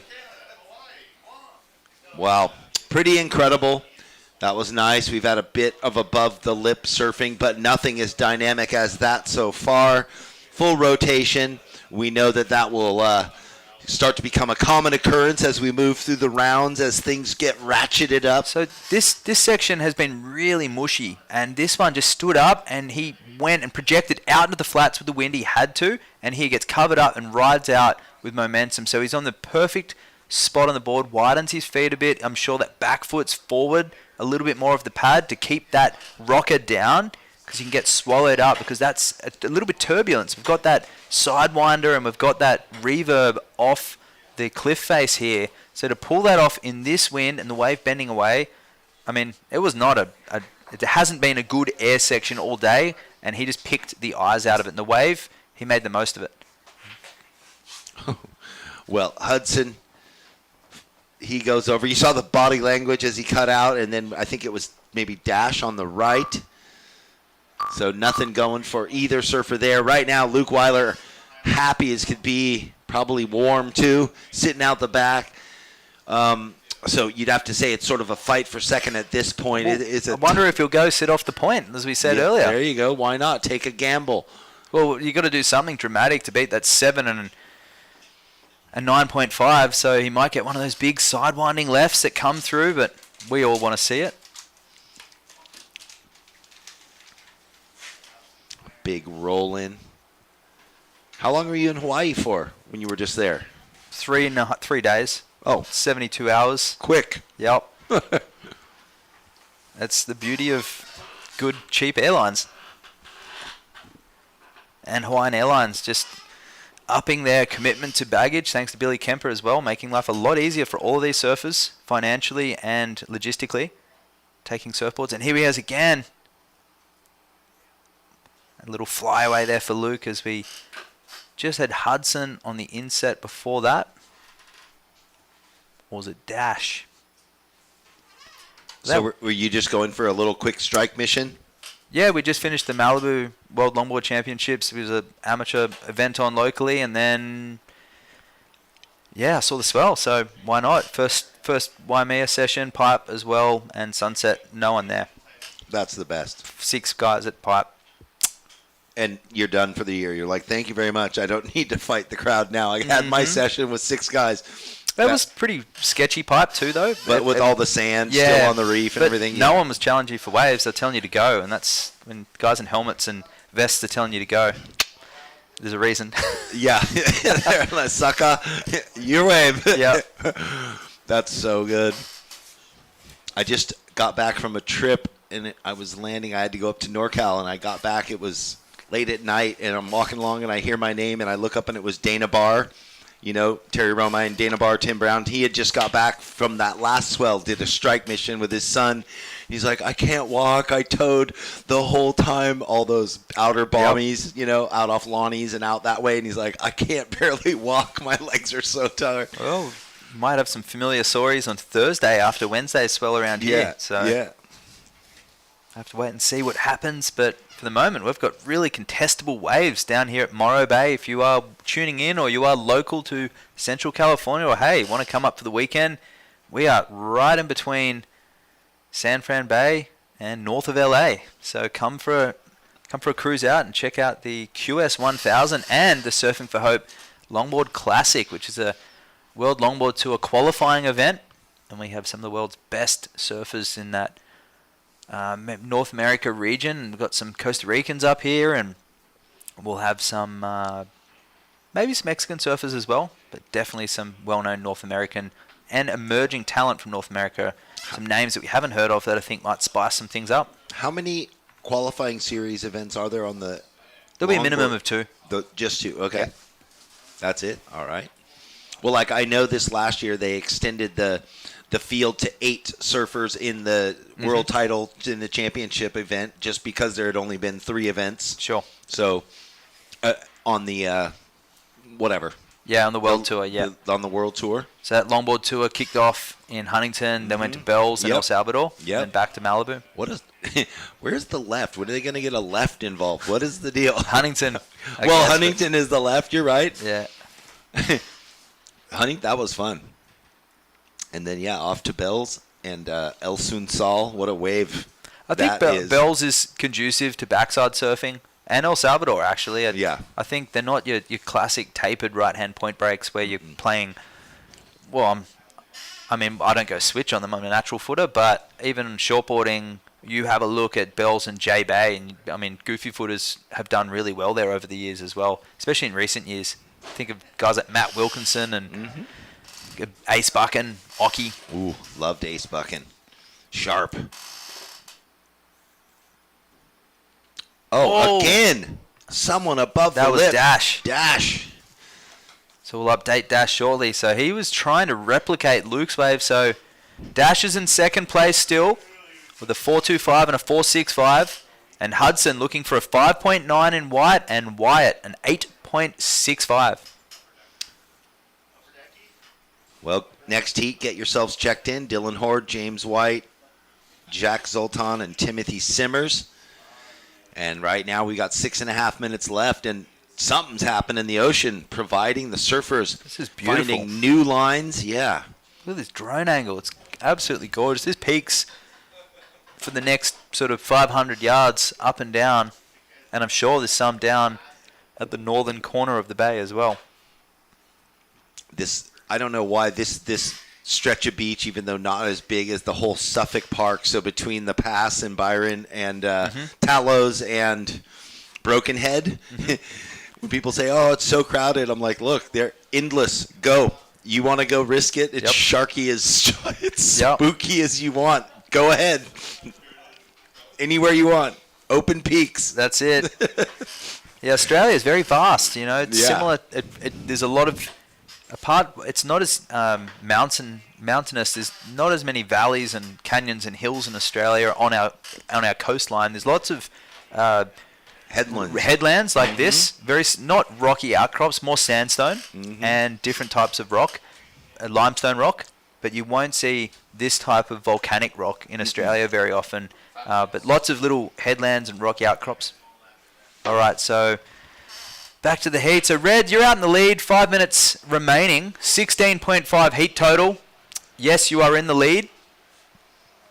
You're trying to better a 7 as your low. 5 minutes remaining. Is that White? Free surfer down the beach. Oh, that was a free surfer. And here goes Red. Having a look at this one. Nope, he's out. Not utilizing priority. No need. That wave walled off down the line. First place with priority and 4.5 minutes left and a 9.5 and a 7 in his back pocket. Yeah, why would he take a wave that's not going to better the 7? And that's the strategy. No need to surf. Hudson, you have second priority and you're looking for a 5.9 to get into second. And Wyatt, you have third priority. You need a 7.35. So Wyatt has just never really gotten started. Hasn't gotten above a 1.5 in the heat so far.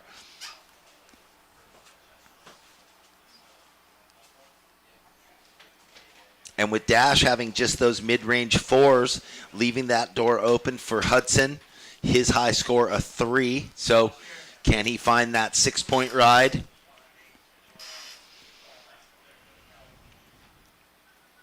And there's a bit of separation between he and Luke, who has first priority. Oh, it looks like he's opting. He's using that second priority. Will he get in? Will he get over? He doesn't. So Hudson will lose second priority after that paddle, it would seem. He fully committed to that, so he does. He goes now to fourth priority. And our heat leader, the bomb left. Will he go over the ledge? He can't really. There's nowhere to go, but he was committed. So with that paddle, it seems he will lose priority. And now priority is with blue, second priority with green, third with white.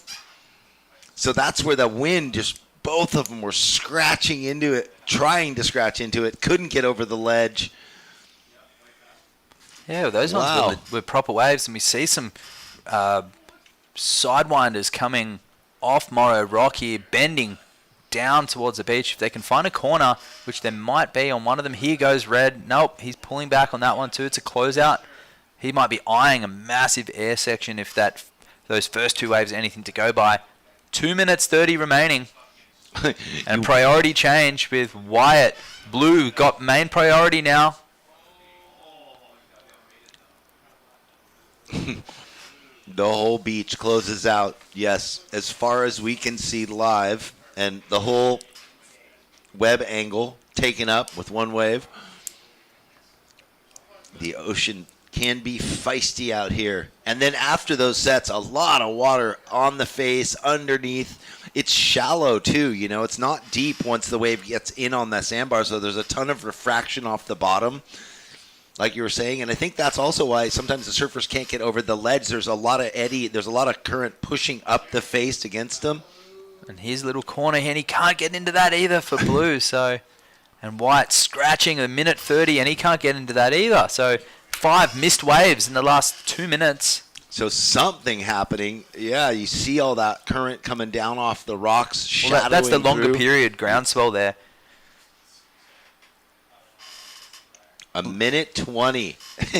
Kicking and scratching, kicking and scratching, and can't get over it again. What is going on? Well, he had fourth priority, so he's not going to lose priority with just a minute left. Well, we can't say they're not trying because No. they're breathless with scratching for those waves. And that rip current is coming back out as well. So Yeah. 55 seconds remaining. And 55 seconds, Green with priority. Second place, White in third. And fourth is Blue. White looking for a 5.9 and Blue looking for a 7.35.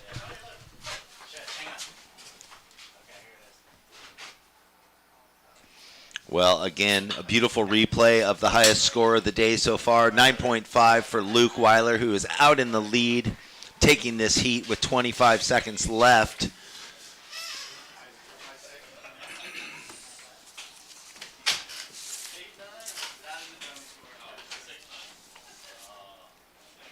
Well, I'll be counting this one down now. 6, 5, 4, 3, 2, 1. And that's it. Luke Weiler with 9.5 and a 7, moving on through in first. In second, Dash Pinegar with a 4.25 and a 4.65. Congrats, moving into round 3. We will take a quick break. I think we're going to have a little top 3 replay. And it looks like we're going to be counting in the next heat quickly, too.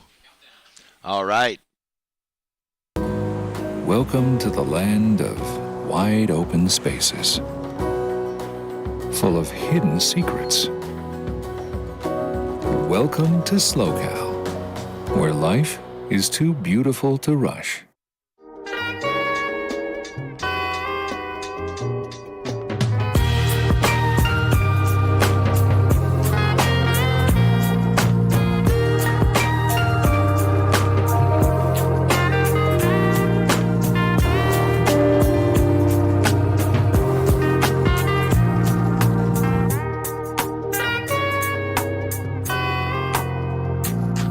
But life on coast in Morro Bay.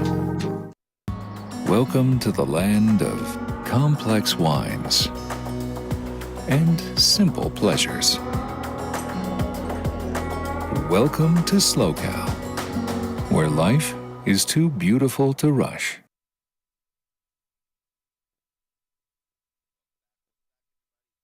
Joining us here at the SLO CAL Open at Morro Bay, WSL QS 1000, hosted by and presented by Surfing for Hope Foundation.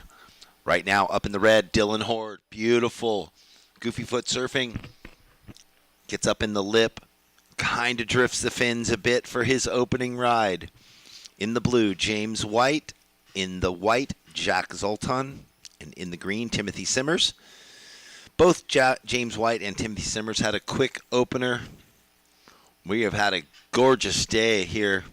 Plenty of surf on offer, challenging conditions, some really perfect waves, some really chunky waves, some difficult waves. That was the replay there of Dylan Horde, 5.25, so setting the standard for the heat. 20-minute heats, top 2 waves carry them into hopefully the next round. We saw Luke Weiler and Dash Pinegar advancing through out of the last heat. We are into heat number 11, the round of 96. The round of 96 is the first round with the seated surfers.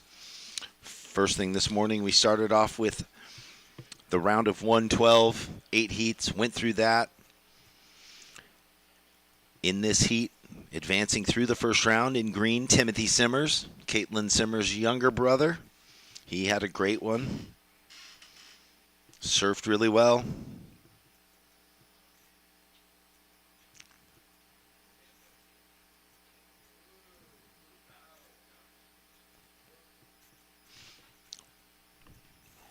On his forehand, James White, a slow top turn, not much given there, and he cuts out not really what he was looking for.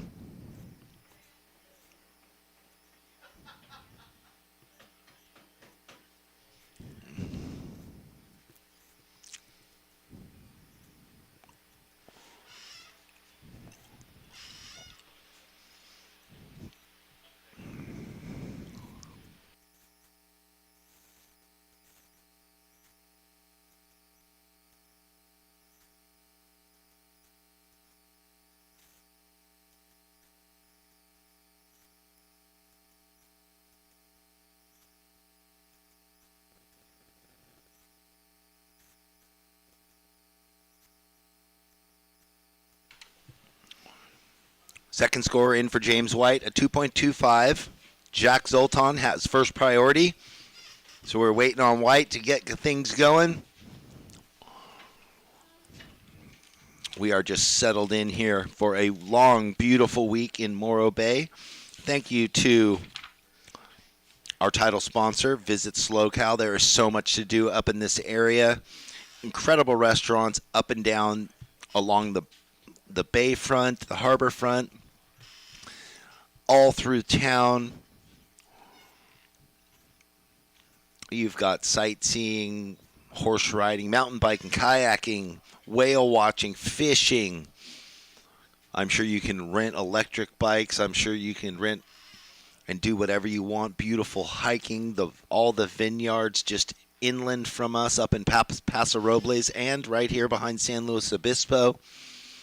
This Friday night, there is the beautiful event that's happening. Tom Curran will be playing live, so that is the Surfing for Hope Foundation's main fundraiser of the year, holiday fundraiser. We look forward to anybody who wants to buy a ticket and get on up into that event.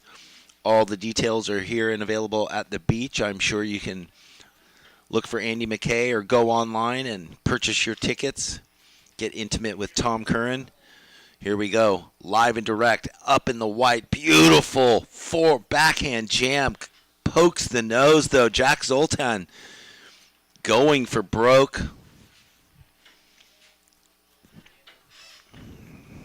All the commitment was there and just couldn't quite ride out of it, though. That's what we like seeing. Dylan Horde, your second wave was a 3.0. So you're out in the lead with 5.25 and a 3. Is our coffee shop shut? Dang it. They're like, well, it's 2 in the afternoon. There's no more coffee. That's okay.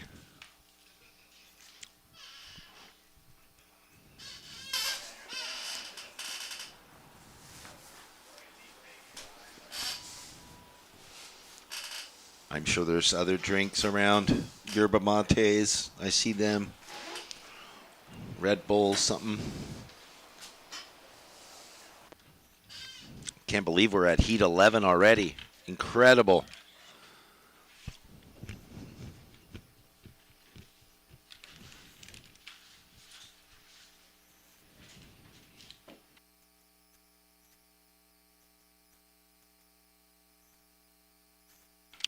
Dylan, you're in first place.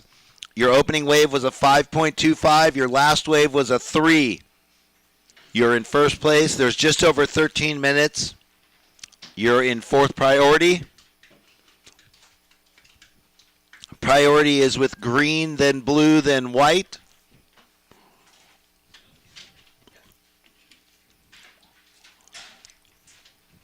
Guayaki, yerba mate. We're getting down with the organic yerba mate now.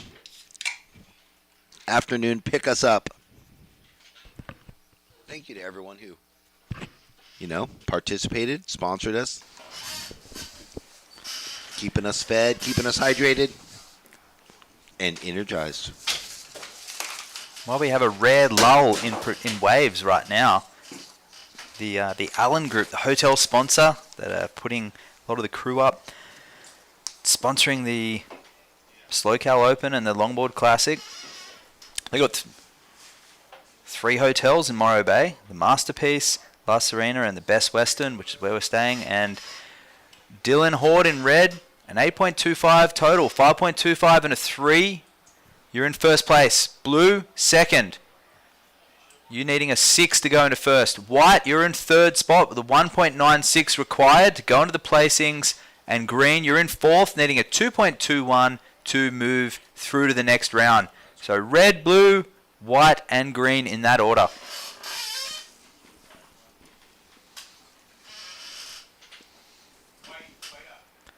Down the beach, this is white, bottom turning, finding a little section, and loading up for this next section, and nearly coming stuck, and loading up again, front loading that one, and unfortunately just got worse and worse down the line.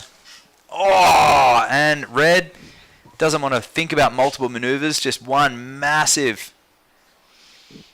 I mean, hammer, really. Just lining it up compressing and then de-weighting off the top of the lip and then coming down and compressing again with that. And then we'll see a replay of that. Look at that, down the line, bottom turning. Critical surfing there from Dylan Horde. So our heat leader, no doubt backing up that wave and extending his lead. Wow, beautiful, beautiful stuff. Nice big backhand jam, 2-turn combo for Timothy Simmers. So he's back in the game too. Opened with a 1.25. Everything's going to shuffle. 10 minutes and 30 seconds in a 20-minute clash here. 11th heat of the round of 96. Where will this score go for Dylan Horde? I mean, that was a big, dynamic, lip line, full commitment, up into the wind, carrying the speed, airdrop out.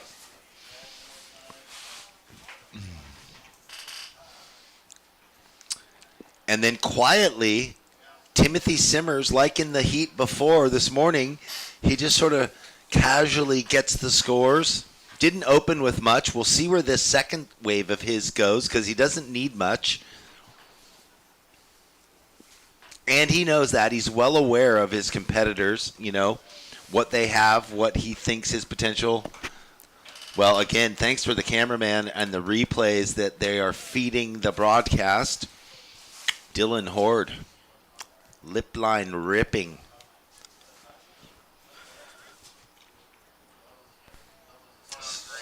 Judges deliberating. Quite a few scores to come in. And Green opening turn, nice, and falling off on that second turn. So Timothy Simmers not able to capitalize. We still have scores to be locked in for all surfers right now, and there they are. So up into first place, or extending his lead with Dylan Horde, a 7.5 and a 5.25. In second, Timothy Simmers, 5.35 and a 1.25. That's the replay of his wave we're watching now. In third, Third is White, Jack Zoltan, just gone up into third place, now needing a 3.96. And Blue, you have priority. You're needing a 4.36 to move into the placings. Well, Timothy riding the Sharp Eyes. I know his sister's on the Borsts, right? That's right. Oceanside Zone.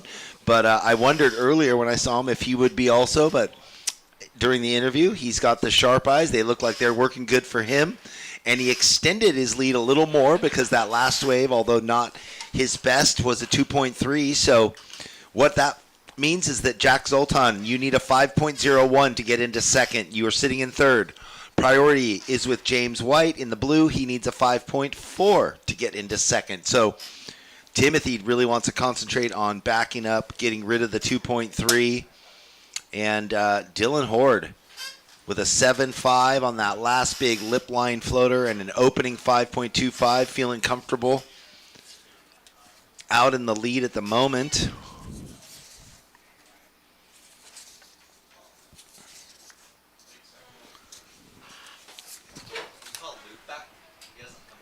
Luke. Oh, Luke, we need your jersey back when you get back. Come on down. And an interview as well. And an interview. We would love to know more about you, interview you. Check out what's going on with your, was it a 9.5 and a 7.25 or something? A 7. Oh, big down carve. Blue, James White. Beautiful. This thing opening up for him, giving him the goods. Well, we got.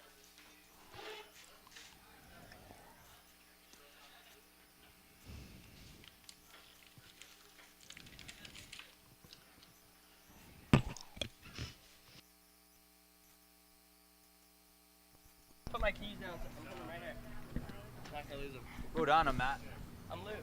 All right, waiting on the score there for James White. It looked like he had a beautiful left. We're going to go to this replay, and then after we will throw it down for the interview. But right now, wow, James White, nice couple turn combo. First opening wave, and that thing bottomed out for the third and final. Yes, sir. Yeah.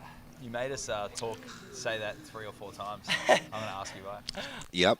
6.5 minutes left, guys. We're going to go to the post-heat interview. Take it away, Waxhead, with Luke Weiler. I I was like, did I really? So we're just chatting off camera about a little bit of strategy. I know there's a lot of wind out there, and it's obviously not hindering your surfing with a 9.5 and a 7.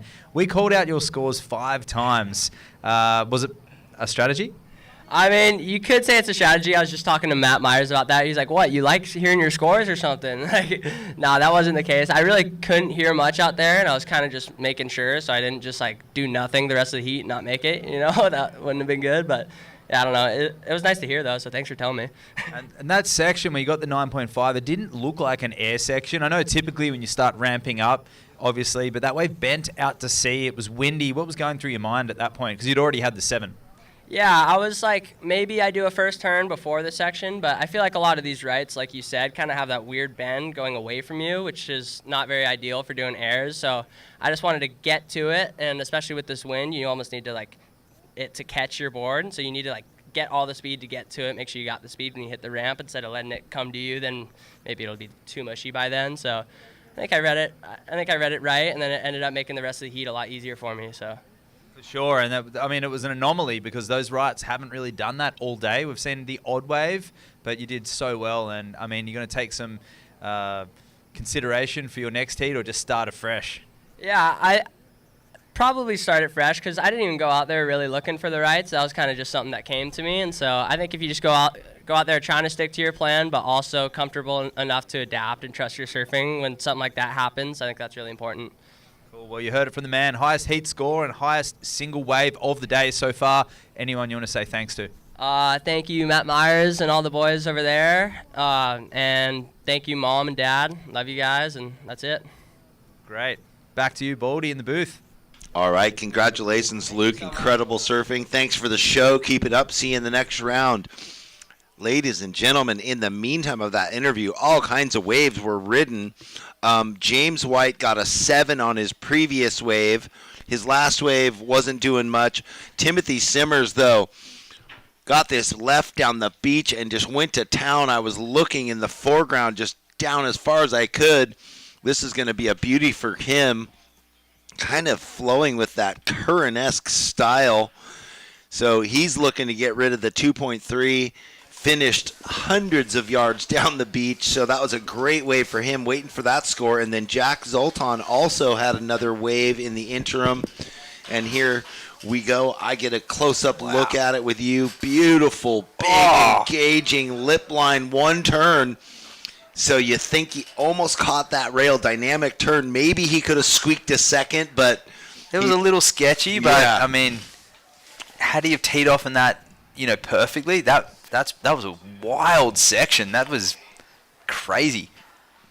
It was kind of pipe-esque, And when you see when the guy comes out with their hands and they're all in that low tuck squat, they're like, whoo, riding out, safe and sound. Got the speed wobbles. It's either land on your feet or on your face in that moment.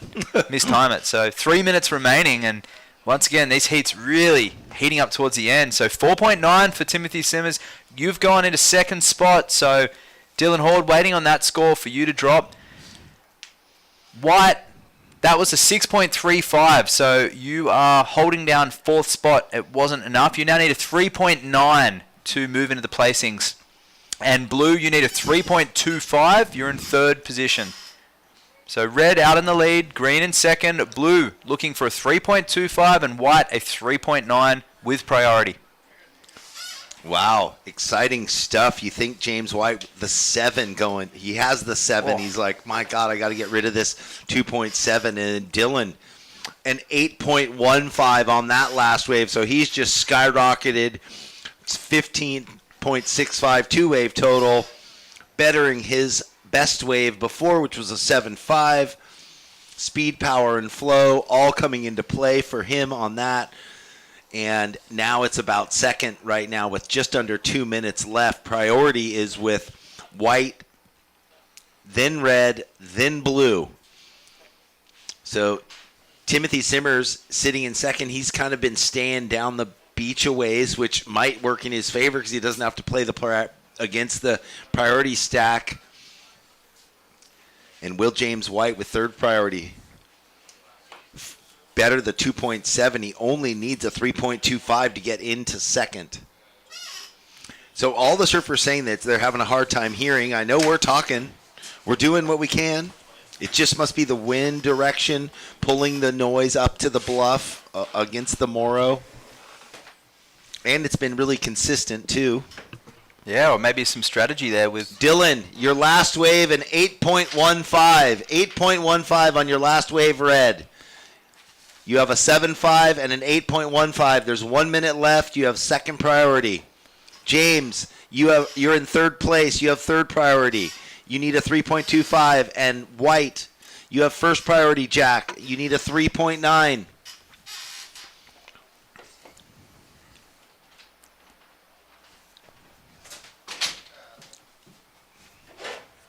Ooh, does well to use priority. Paddling in, scratches in.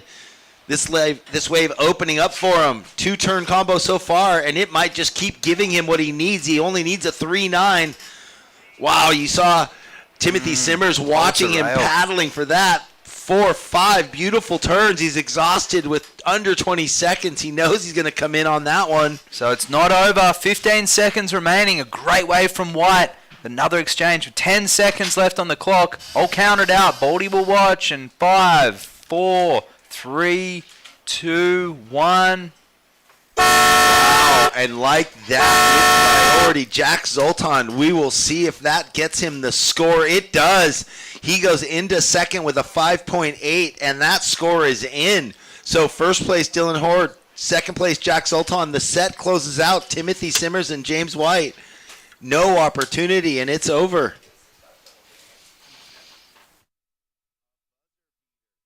Welcome to the land of big-time natural beauty and intermittent cell service. Here, cowboys drink Cabernet, farmers surf the breaks, and everyone breaks for roosters. It's a wide open and welcoming place. But that's not to say we don't have any hidden secrets. Welcome to the land of truly living, with a million things to do. Or not. SLO CAL, where life's too beautiful to rush. You just do what your elders do. Get rad, get air, adrenaline.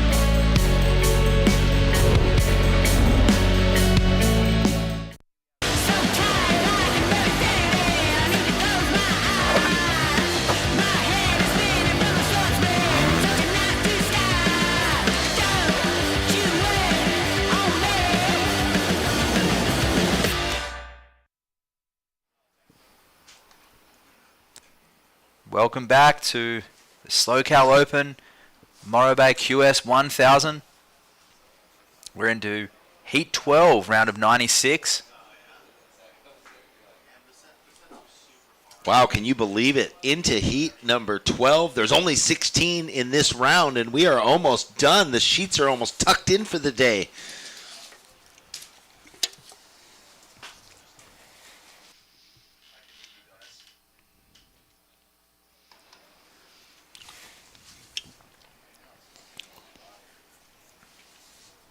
As long as you're not talking about us, we're joking.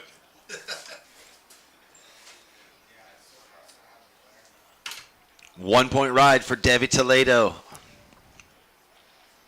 In this heat in the red, that's David Toledo. In blue, Tristan Utz. In the white, Eric Doan the second. And in the green, Cooper Jewell.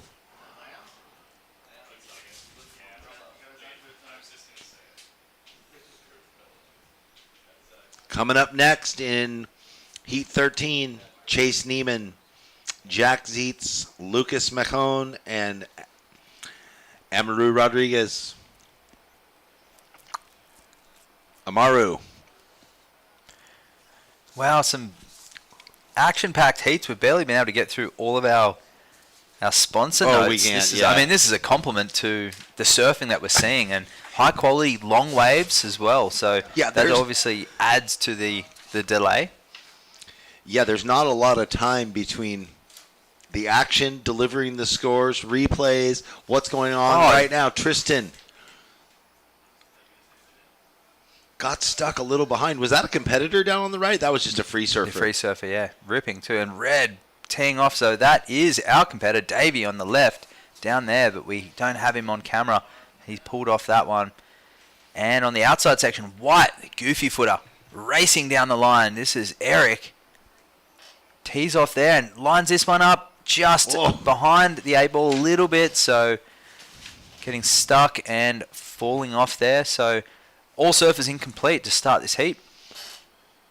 Yeah, that you could see there was a lot of chunk and lump, and Eric on that one fighting the first one, and the wind just pushed the board off the back on the second one.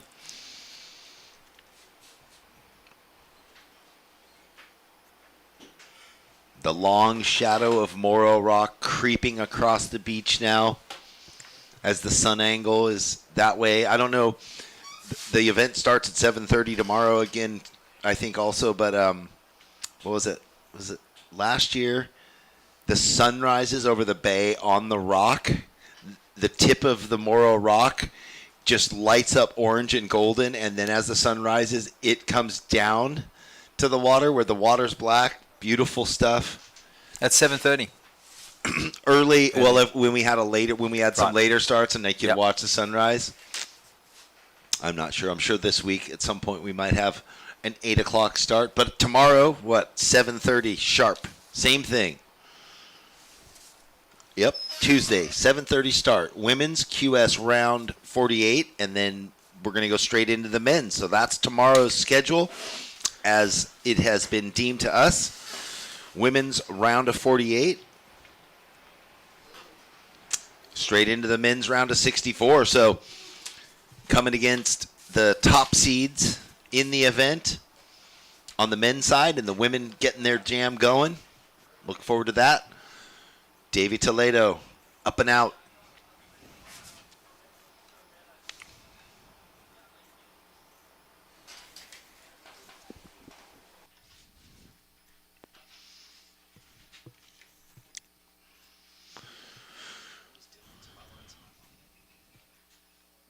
Oh, Dylan's highlights.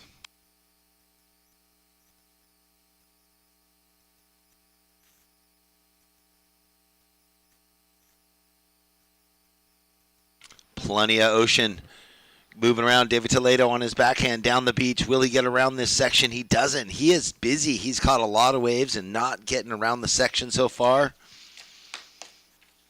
That's his fourth wave. Eric Doan with the best wave of the heat. To this point, just a 3, so this thing's still wide open. Kind of like got lighter. Yeah, it's kind of easier to surf, you know. Yeah. All right, well, we will take it away with Dylan Horde and Waxhead. Post-heat interview. Talking off camera, the conditions looking really good. Wind backing off a little bit. How'd you find it out there, Dylan? It was so fun. I mean, when I free surfed, it was super offshore and pretty hard. It was just like, I don't know, the wind was blowing so hard, so you kind of had to like almost go under the lip a little bit more. But in my heat, it started to get a little bit cleaner, and got my first couple waves, and then kind of just clicked in and was having fun. I don't know. Yeah, it looked like you were having fun. Some nice scores. A lot of very consistent throughout the heat. Was it difficult to hear us at the beach commentary, or to see what your competitors were doing, or were you sort of victory at sea? What was it like out there?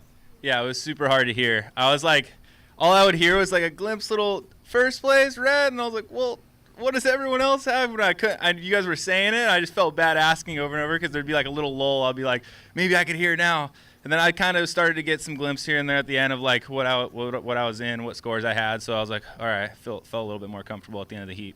Yeah, it's funny. It seems that that's the trend throughout the day. The surfers that are winning by quite a lot seem to be asking a lot. So we heard in the previous heat, it could have been a little bit of tactics to put the hands up and keep reassuring that the other competitors that they're not winning, and then you in the red jersey are winning. Was that something that you may have thought of as well? No, yeah. I mean, I was like worried the whole heat because I saw everyone getting good ones, and I'm like, shoot, what do they have? Like, because I wasn't really watching their whole waves, but then I like saw them do some good turns and stuff. I'm like, everyone was ripping, so I didn't know what was going on. I was just kind of in my own little zone, like would see someone's first turn, then kind of like get my wave and be like, well, did they do something good too? I'm like, kind of just whatever. And at the end of the heat, I started to hear, so I felt a little bit more comfortable, and I kind of just wanted to surf and have fun. And have you been up here before?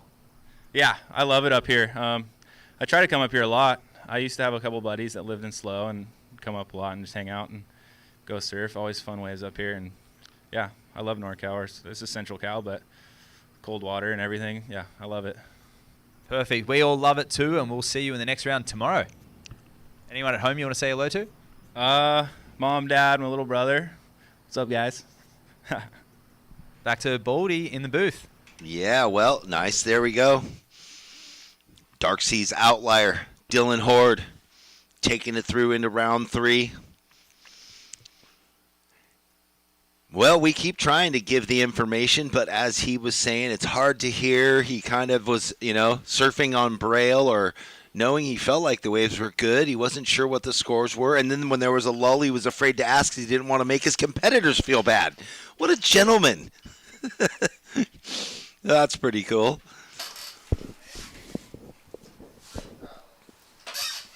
Let's see, what do we got? Davey Toledo, kind of a lot of throwaways. Tristan, backup throwaway. Eric Doan. Cooper Jewell in the middle of all that, got the best wave of the heat with a 3.5. Nearly halfway through, 11 minutes remaining, and flying around the section. Up and into it. Oh, board tucked between his legs. What was going to happen? Eric Doan the second. Losing the ship. Or a 10 or a 0.10. I mean, that was one or the other on a big section like that. Yeah. And this is Tristan getting stuck there. So he was chasing only a 1.26, so a very low-scoring affair. No surfers really getting any momentum in this heat. But that's not unfamiliar. We've seen it throughout the day as well. Very odd for any surfers to get a quick start. Most of them coming back towards the end, creating very close finishes in the last 5 minutes. So a lot of buzzer beaters today. There's a guy on a big mow with a red buoy across his back, so he must have gone over there to stop the free surfers coming over. They are. Oh, okay. Well, thanks to the state lifeguards, the Morro Bay lifeguards, for sending your guy out there to sort of sit on the dividing line and keep the free surfers farther north out of the competitors area, because obviously the competitors are having a hard time hearing our prompts. The free surfers, no doubt, are 500, 600 yards away. So that was smart surfing from Cooper just then. A 4.25, Green in the lead, 4.25 on your last wave. And White, you're in second. You need a 4.75 to go into first. Red, you need a 1.91 to go into the second. And Blue, you're in fourth place. You need a 2.16 to go into second place. So a low-scoring affair. Green in the lead, White in second, Red in third, and Blue in fourth.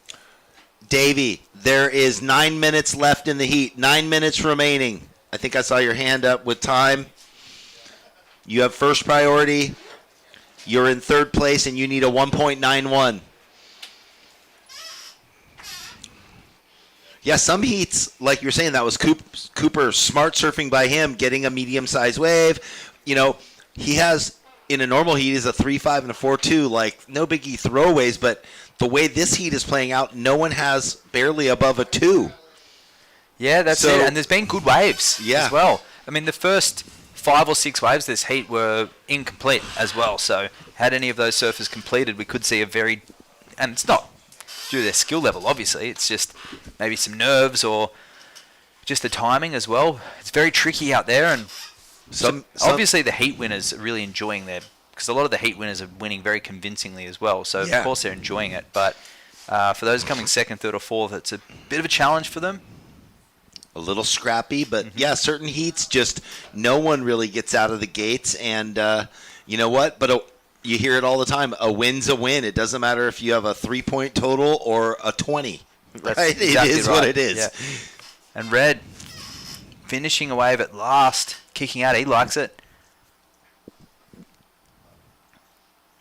Yeah, on a personal level, you want to take home a nice, satisfying victory. You feel like you got good waves, you got the scores you wanted, but sometimes it just doesn't work that way, and you go home with a win with 4s and 3s. Here goes Davies' wave here. So it's a smaller hybrid-looking board, that perhaps even a quad fin, maybe dark arts or an alternative construction. Yeah, the way that it looked almost quadish the way that the tail sort of gripped in between one section there. Looks like a fish. It That's did. how small it is. But we'll have a look. Well, hopefully he's on the glass. We'll see. But currently in first place, a 5.25. Red's last wave, a 5.25. So green down into second. White now looking for a 4.75. Blue, you're looking for a 5.5. 6 minutes, 45 seconds remaining. Well, Davy being the busiest through the heat, 5 waves so far, gets his high score, the one he'd been looking for. Priority with blue, needing a 5.5. And second priority with white, looking for a 4.75. We got that lull, so I'm sure they can hear what we're saying now. 6 minutes and 20 seconds left. Davey, you just took the lead with your last wave, a 5.25.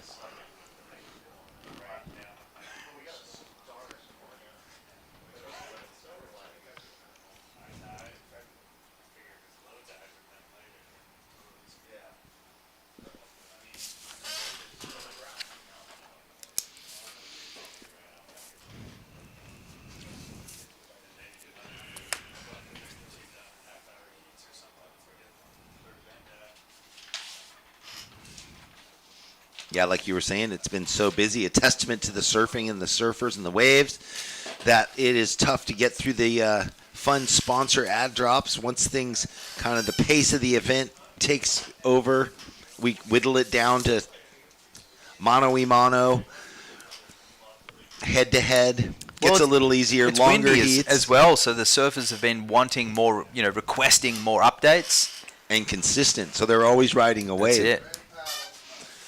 I know. I mean, sometimes at Huntington, the U.S. Open. Oh yeah, forget it. It's so insane. High tide shore break, and there's like 800 waves ridden.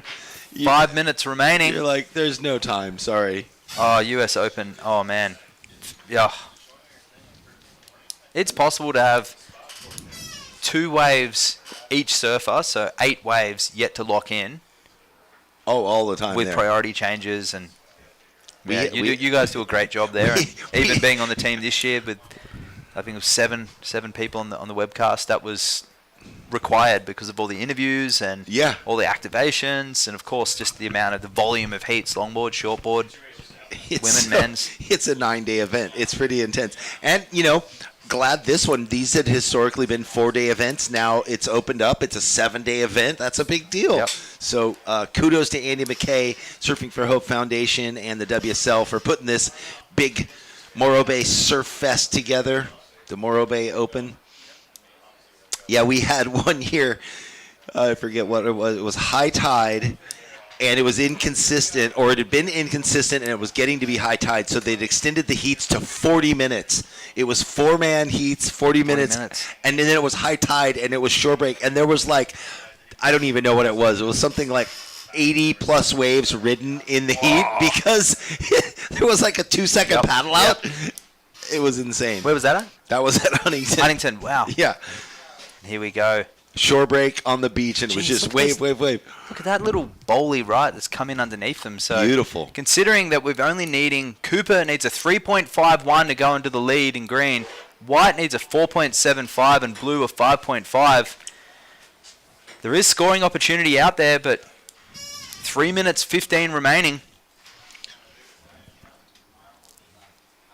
Yeah, well, you got to think Devi sitting in the lead is happy that he finally made that wave, got the 5.2 because he risked reward and come up short on those other waves. And here we go. Nice. This is another one of those little underhand rights for White. Eric Doan needs a 4.75 bog and flips off the rail there. Well, he still might better his 1.4, but needing almost a 5. That won't get it done. Priority now with blue, second priority with green. So Cooper really wants to up his game, and Davi with third priority, 2.5 minutes. He's not very safe with the 2.5. Not at all. Yeah, no surfers are safe actually. No, not at all. This heat.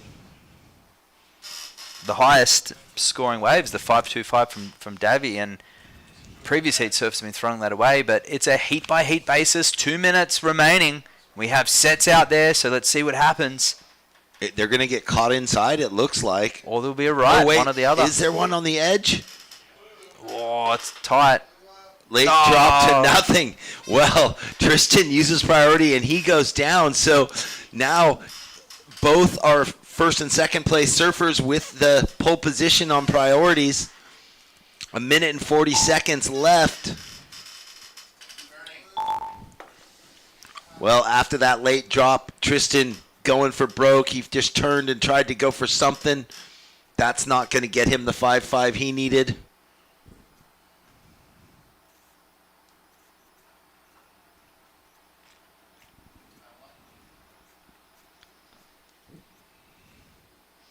Going for the classic barrel stance on the foam on the way in. 1 minute and 10 seconds, guys. There you see that big shadow line. That's a great angle on the webcast. The Morro Rock throwing its long tooth of shadow.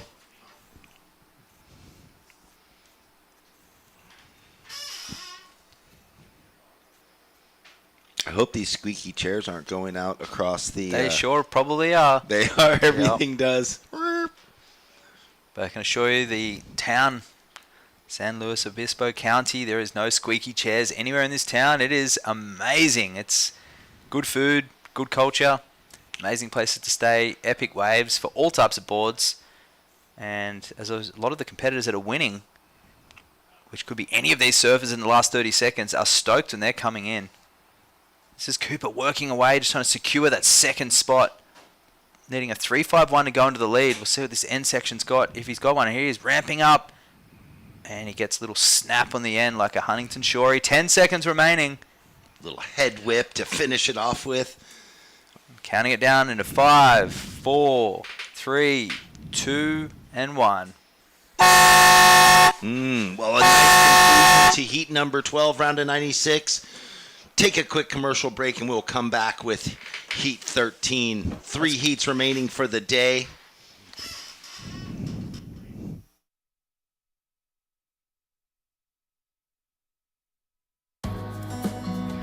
In the land of SLO CAL, you can go from kicking it poolside to snuggling up seaside. Start planning your journey across the land of SLO CAL now. We start each day with one goal.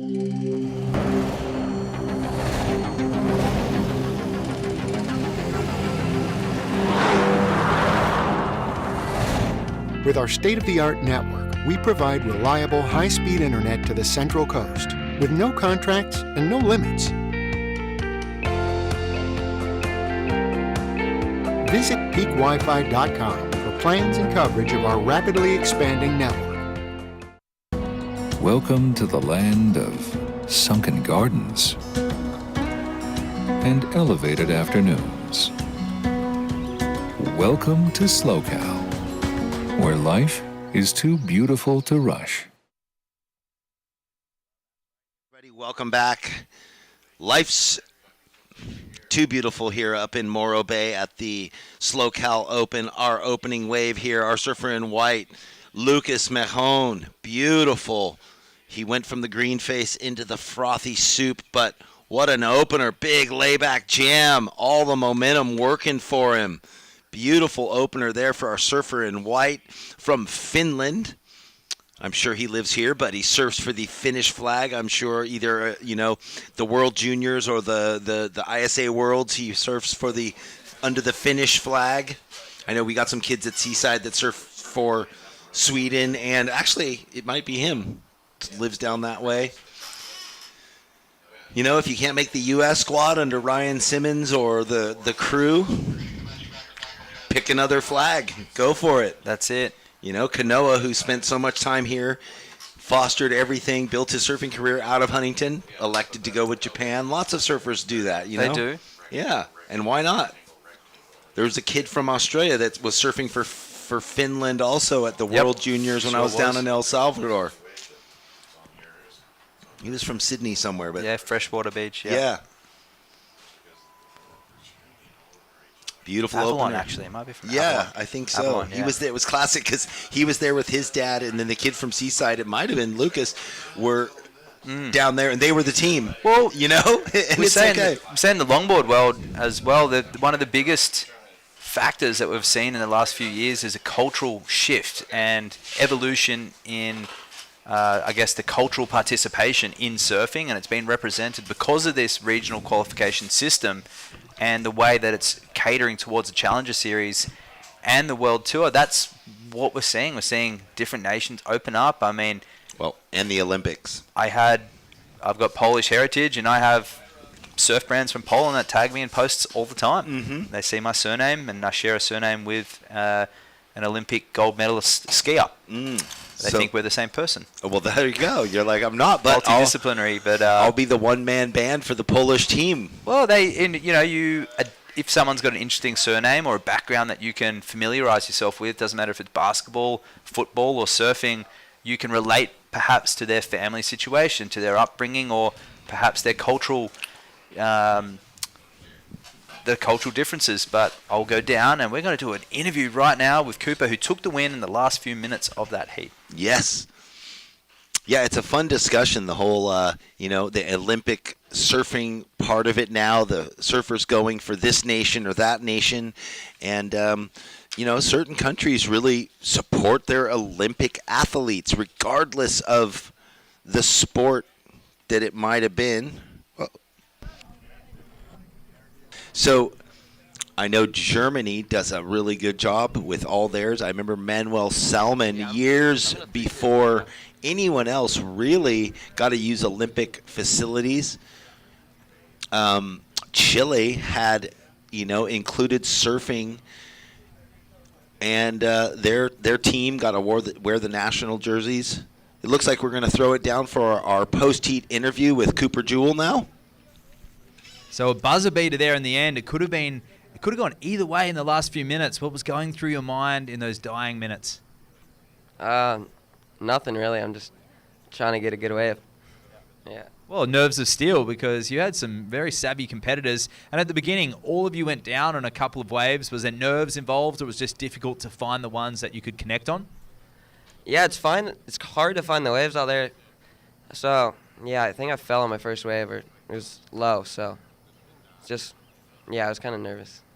And have you surfed up this area before? No, I've never been here. I like it a lot. Yeah, me and my dad really like it. It's pretty. And where's home for you? Oceanside. Yeah. Okay. So anyone back home you want to say hello to? I know your dad's up here, but if you've got people tuning in right now, I'd be stoked for you to be on this glass having a post-heat interview. Yeah. Hi, Mom. Hi, Jackson. A man of few words. Maybe we'll see him on the glass after his next round. We'll see you tomorrow. Back to you in the booth, Baldy. Well, there we go. A short, sweet interview with Cooper Jewell. It takes a while to get comfortable on camera. We know that. Up and riding in the red, Chase Neiman.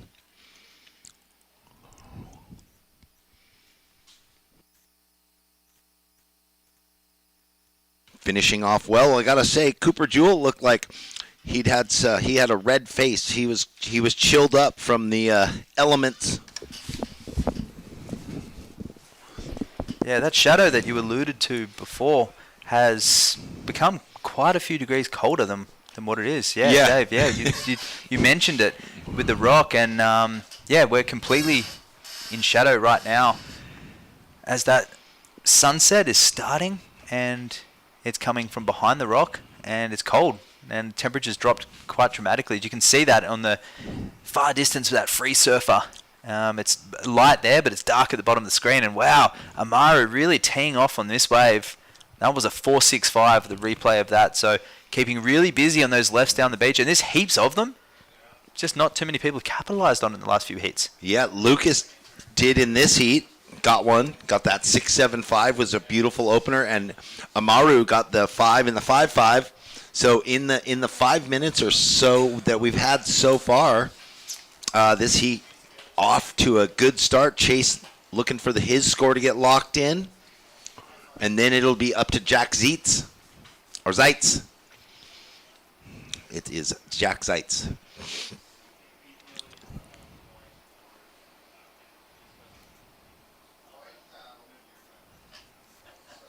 Up the beach on the backhand. Lucas going to back up the 6-7-5. Comes into that foamy section.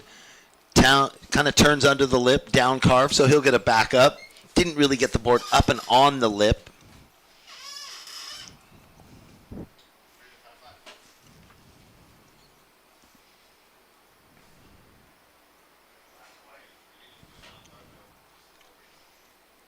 So that wind throughout the day has laid down, although it's turn direction not directly offshore right now.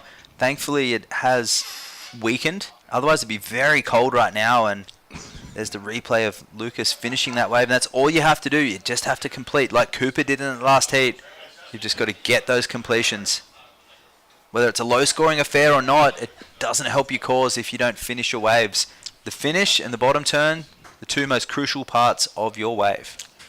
Setup, completion. Whether it's the Big Wave World Tour, which you've just announced for the Guinness World Records and those Big Wave Awards, you have to complete and ride out of the important part of the wave, much the same as this genre of surfing as well. You have to show completion and ride out of it with control. And Billy Kemper, he just won Jaws, right? Wait, was there just an event? There was Laura Enevo who won the Guinness World Records. No, but was there just a big wave event? Like, no. Oh, people were just posting? Yes. But there was no event.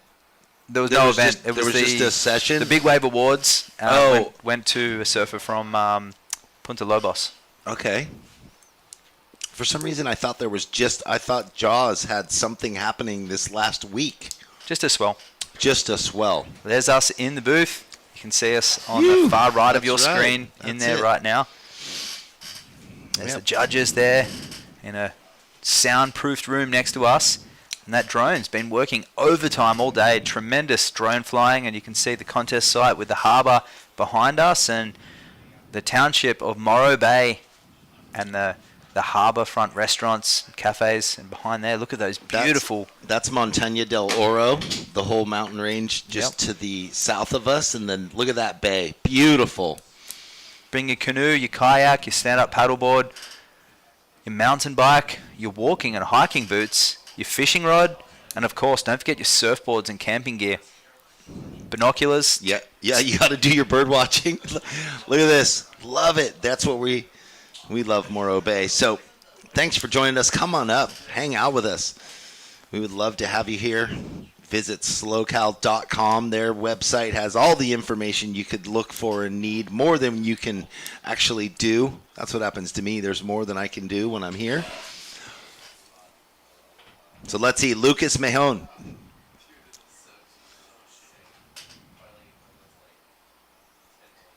A 4-point ride, White. Your last wave, a 4-point ride. You're in the lead with a 6, 7, 5, and a 4.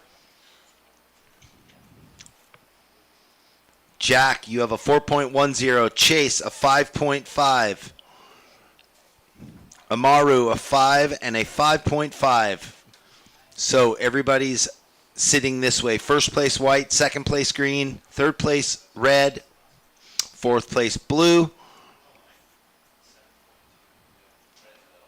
Chase, you need a 5.01. And Jack, you need a 6.4. I'm referring to Jaws and Billy Kemper. What you were looking at was just the highlights of previous events. He's won 4 of the last 5. Yes, that's what I was seeing. Events at Piahi, and he did it by getting... You know what? He did it the same way that he surfs backdoor. Getting barrels. Getting barreled at Piahi. So 4 to 44 feet. The process remains the same. Paddle hard, knife, and commit. It's just the consequences. What was it? Was it last year or 2 years ago that Jamie Mitchell... Was it last year or 2 years ago that Jamie Mitchell took those? Was just going for broke and like kind of reckless. Beginning of 2 years ago, I think. Yeah, and he just got annihilated and really injured. Yep, 2 years ago. And he was doing his podcast while he was injured, and that's Jack Seeds teeing off again, so 4.1 on his first one. And on the outside section, Lucas McMahon just hammering on a set wave. Dramatic finish. We're going to have to watch the replay of that to see if he rode out. It happened so quickly, and there was some other action. The white board and the white jersey, and just a note for any competitors, it's not always smart to have a white board, especially in conditions like this or when you're at foamy. You just blend in. You blend in, that's it. Big waves. Black wetsuit, white jersey, white board, white face. That's it. And white hair. And white hair. A lot of the time. Yeah. Especially if he's from Finland generally. Oh, another one for him, backing it straight up. Is he going to get a little barrel here or what? He is. He parks it. He rides through the section, comes out of the doggy door. It's a little bit foamy. Another snap there. So 2 in a row, and then in a minute, Lucas McMahon might extend his lead. We'll wait and see. Well, and it's good because, what was it, earlier, Killian Garland got the backhand barrel. They didn't really give him much for it, but that wave there for Lucas, he got turns in between. That's right. Before and after. So he got the combination of turns and barrel. This is a 5.5 from Chase. So waiting a long time to get this wave. Is that Ella McCaffrey coming in? So yeah, that was the replay of the 5.5 from Chase earlier, and this is the second wave there, third wave from Lucas after that big hammer. So he gets a barrel there, it's covered up, out through the doggy door, and here, nice little snap there. He does really well to fit that in. And nice composure, not to try and push it on that end section, just finishing on his feet. And so we still have scores to be locked in. We have 6 minutes remaining. Blue is in 4th place. He is looking for a 6.4, but that is due to change. We have some scores to be updated, but red, you're in 3rd place. You need a 5.01. Green, a 5.26 required to go to 1st. And white, we're still locking in your last wave, or your last 2 waves. Yes, so blue, you're in 4th place. You need a 6.4, but we're waiting to lock in scores. You've got a 4.10, and we don't have your other one locked in yet. We're waiting on scores.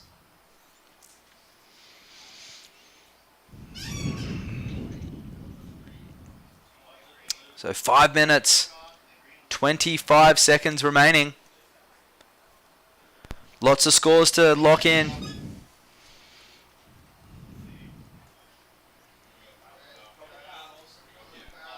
Split peak. Here we go. Blue. Woo! Fleet. Oh, the fins drifted free, and he didn't ride out. So he was waiting for a score, and then elected to ride a wave in between. I didn't get a watch right. Did Wright get anything? I think he was incomplete as well, Okay. but can't be certain.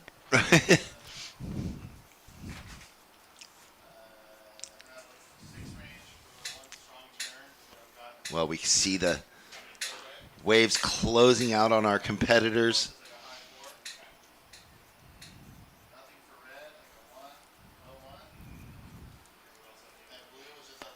So, Lucas McMahon, you've extended your lead, a 5.85, and that goes with your 6.75. Just wait for this wave to go past. So white out in the lead with a 6.75 and a 5.85. Amaru in green, you're holding down 2nd. You need a 7.10. And blue, you need a 6.15 to go to the lead. Blue needs a 6.15 and red a 5.01. I'll update those scores very shortly as these sets pass by. So everybody has equal chance to hear the situation.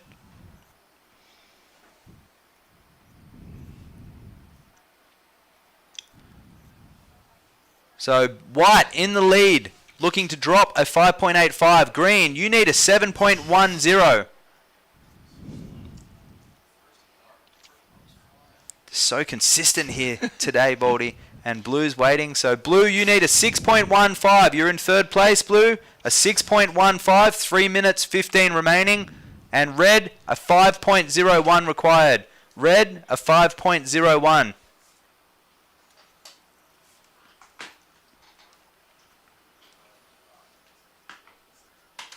And priority is white, then blue. First priority white, second priority blue.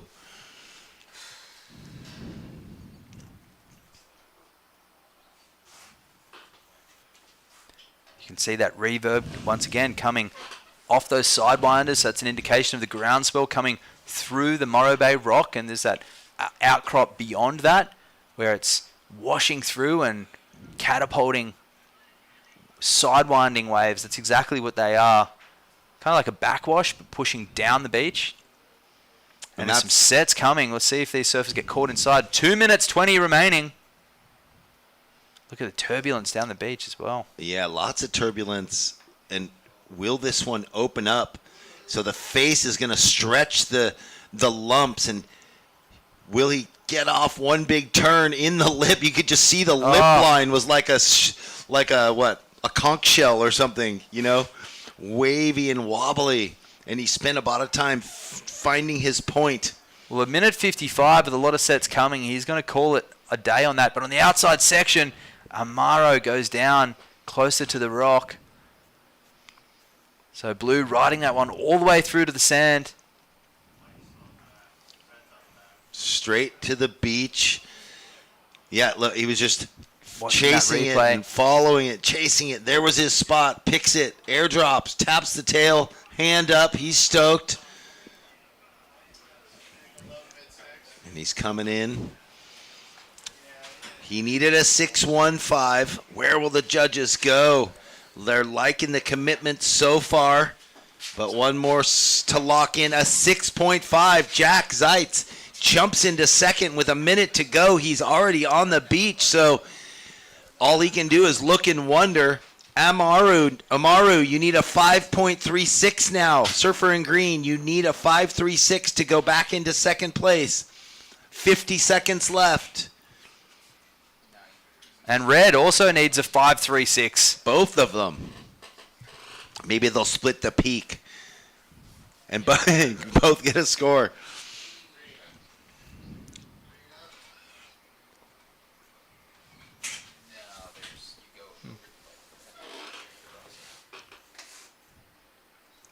$30 seconds left. What's going on? Did he hurt himself? Not sure. Because when he finished the wave, I saw him tap his arm like something. He claimed the wave. But then after that, he went like he did something and his chest was turned. We got 10 seconds left. I'm going to count it down and we'll see what if anything's going on. 6, 5, 4, 3, 2, 1. I see people running down the beach. So we might get a replay when Jack Zeitz finished the wave. He came down. He did claim, but then he turned and he did something. I didn't know if he pounded his heart or if he like grabbed his other shoulder. We'll go to break and we'll replay that when we come back. Yeah, and then we'll see. In the land of SLO CAL, you can go from kicking it poolside to snuggling up seaside. Start planning your journey across the land of SLO CAL now.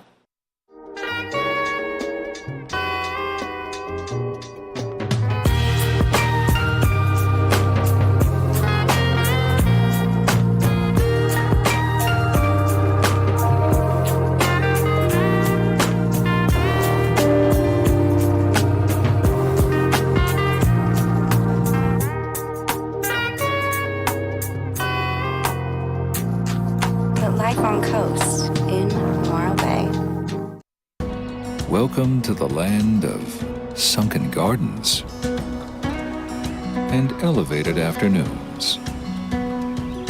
Welcome to SLO CAL, where life is too beautiful to rush. Save his life and then comes into the shore break and then an injury occurred. So it can happen when you least expect it. So live action, we'll catch up with what happened that previous heat, but it was Lucas McMahon taking the win and Jack Zeitz, who's on the buzzer beater, came in, did a beautiful top turn. And we're going to do this replay here. So this was his buzzer beater win, and we're going to play that in a moment. Well, when they cue it up, we'll get to it. We don't quite know what happened, but we know he advanced. Yeah, so he advanced, and it was a great top turn, and there was an injury that ensued afterwards, or maybe he was holding onto it before. Either way, it was enough to get him through to the next round. But 18 minutes and 30 seconds remaining of this. We have Luke Riebensdorf in red, Griffin Foy in white. We have Mackay Bray, and in green we have Laird Lavick. So this is heat 14, round of 96. So we're getting down towards the last 3 heats of the day. Well, coming on through in the white, Lucas McMahon in that last heat. Our opener for Mackay Bray, fighting the foam, does well. He had a lot of turbulence against him there on that wave. That's right, we are into heat 14. 16 heats in this round.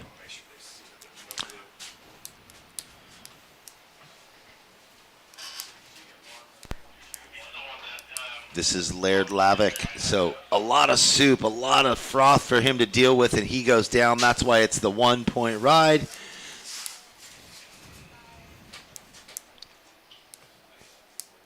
Yeah.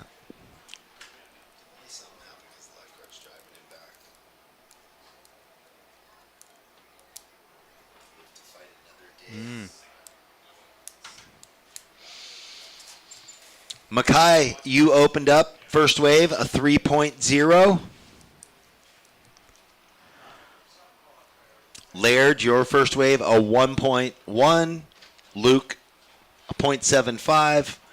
Priority is with red, then white, then green.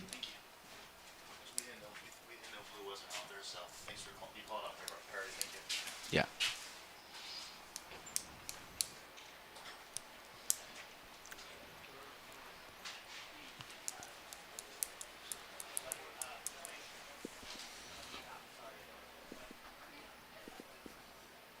Well, Matt, what a day of action. Almost down to the very end. Some amazing surfing and highlights in almost every heat as well. Oh, buzzer beaters and the whole lot. I'll go down and do this interview. Yeah, sure. We love it. We'll take it away with Lucas McMahon in a minute. There's no one riding a wave, so it's a perfect opportunity. And then maybe he can tell you what happened in that heat with Jack Zeitz. Here we go. Green. Oh, this one's looking good. Got a little extended on the lip there, unfortunately, so nothing doing for him.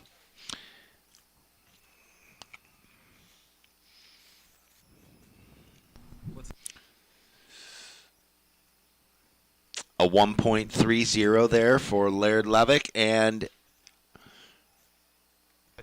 in a minute, if we're ready, we can hand it over to Lucas and Matt for the post-heat interview. We are live down here, so tell us a little bit about that heat. What went on in that heat? Did you know there was fireworks towards the end? There was a whole heap of positions that got shuffled around, so it wasn't over till it was over. How did you feel in that heat? At the start, I just wanted to get a quick start, and luckily snuck over to the right side of the venue and got a quick one. And what was going through your mind watching the heats earlier? Obviously, there's been some really high-range scores, and some people leaving it to the very last minute. Did you want to try and start early, or were you aware that how hard it was to try and find those little pockets? Yeah, the game plan was definitely to start early because I've seen a lot of people lose just because they need a 5, and I didn't want that to be me. So yeah, early start. Well, yeah, looking good towards the end, and moving forward, we know there's a bit of swell. Have you got any other boards in the quiver? Or are you going to stick with the lightning bolts and channel some of that Jerry Lopez energy? I'm going to see how it is tomorrow, but I do have a 5.9, so I might be having to ride that tomorrow morning. Yeah. Wow, the big 5.9 we'll have to see for the step up. It was good to see you out there, and we'll try and catch up with what happened to your co-competitor who came in second, a little bit of an injury at the end. So, yeah, we're not sure what, just charging too hard. Anyone you want to say hello to at home back in Encinitas? Yeah, I want to say hello to my mom watching my brother. What's up, guys? All right, back to Boldy in the booth. We're going to finish out the next 3 heats. All right, thank you. Congratulations, Lucas, rocking the Finnish flag on his board. I wonder if he just flew home from Brazil in the ISA World Junior Games. If so, that's pretty epic. Not messing around from the beaches of Rio to the chilly Morro Bay. Red, your last wave of 4.75. Luke, your second wave of 4.75. Makai, your opener was a 3, and we're waiting on your second score. Priority is with green, and the rest unset.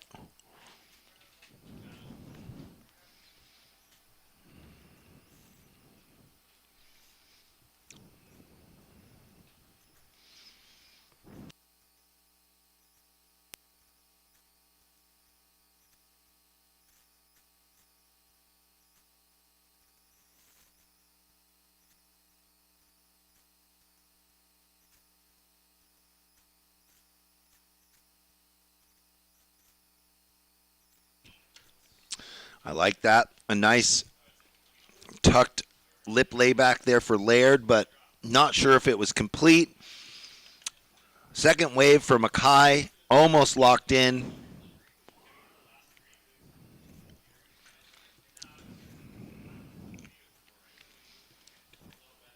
Priority is white, then red. 12 and a half minutes left.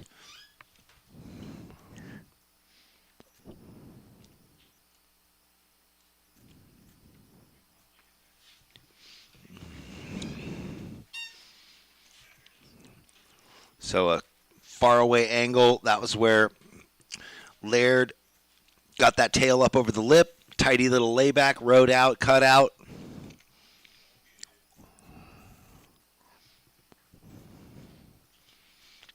A 4.25 for our surfer in green puts him up into second. Makai, your second wave, a 3.75, had put you in the lead. So now, in third place in the red, Luke, you need a 0.08, or I mean a 0.80. Under a 1-point ride, you have second priority. Griffin, there is no blue in this heat. That's right. Just a three-man affair at the moment. Luke, Makai, and Laird.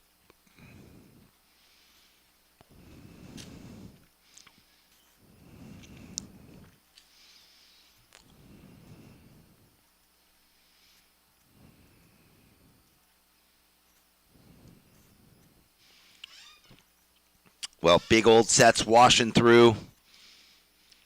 With 11 minutes left here, we'll wait.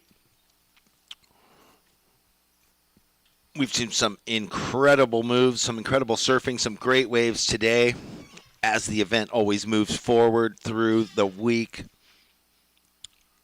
It just gets more and more elevated as we come up against the second round of seeds in round 3.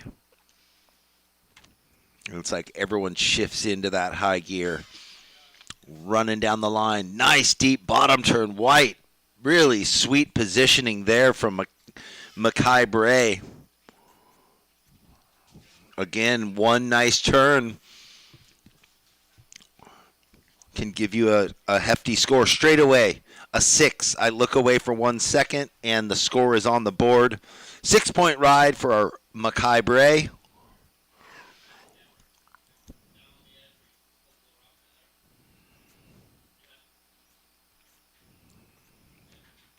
So nothing's really changed since Makai was in the lead. That just extended his lead. Luke sitting in third place. You need a 0.80 to go into second, and you have first priority. Green paddling for that wave. Misses it, but he will, I think, continue. We will see what happens with priority. Nope. So Makai is going to get second priority. Laird paddled.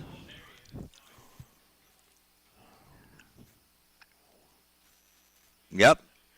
First priority red, second priority white, third priority green.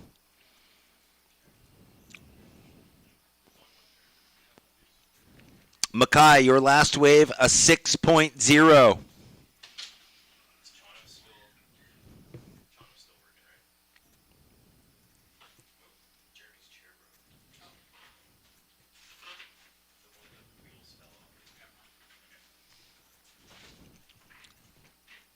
Down the beach. Ooh, coming from behind this section. Gets the nose up and towards 12 o'clock. Nice job there. Laird Lavick wants to extend his second place hold, get rid of the 1.3 in his scoreline. A medium-sized set, does well to get around the section and throw up the nose to 12 o'clock. Up and over the frothy lip. Late to the lip, but does well. Head tucked down in his knees.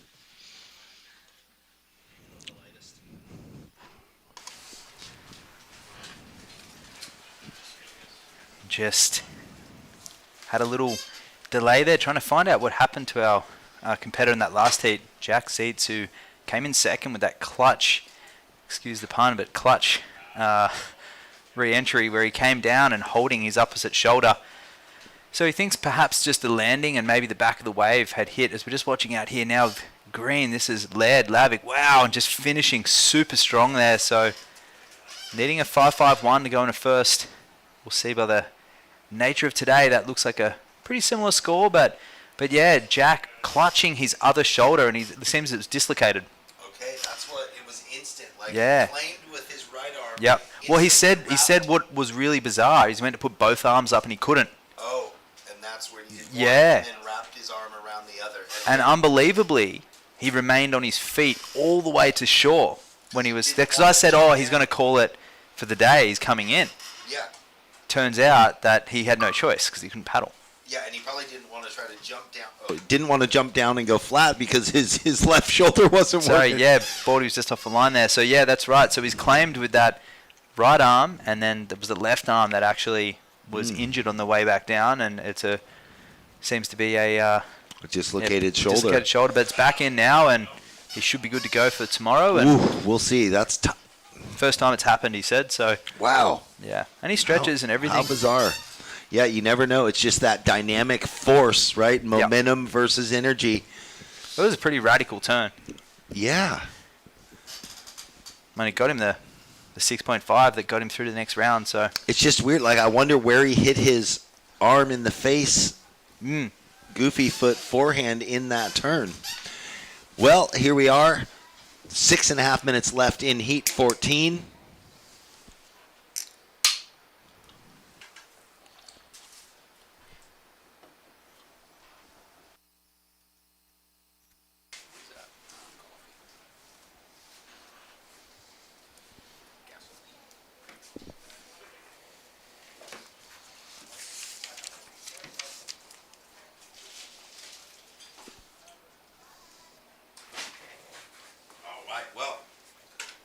Laird Levick got a 6.5 on his last wave, put him up into the lead. Mackay dropped into second and didn't finish that wave, didn't complete it. Luke in the red, still looking for a 5.01 to jump up into second.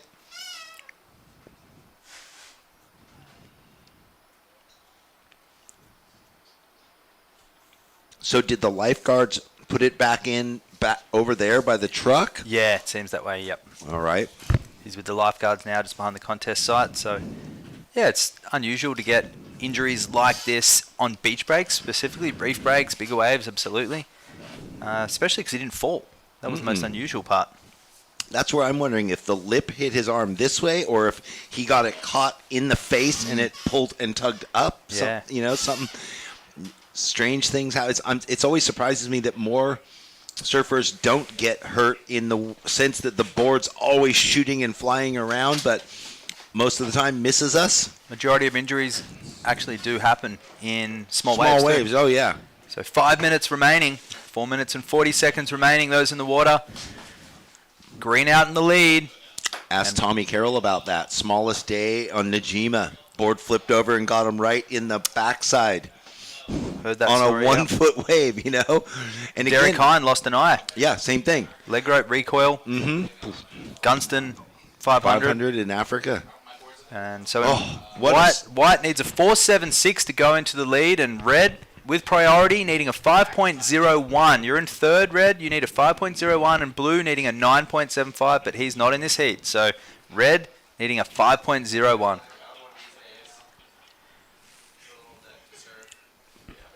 that story needs to be retold again. People, the history of surfing and Derek Hind. I traveled with Derek quite a bit, and wow, philosopher. A lot of things. A prankster, a wickedly smart, sinister dude.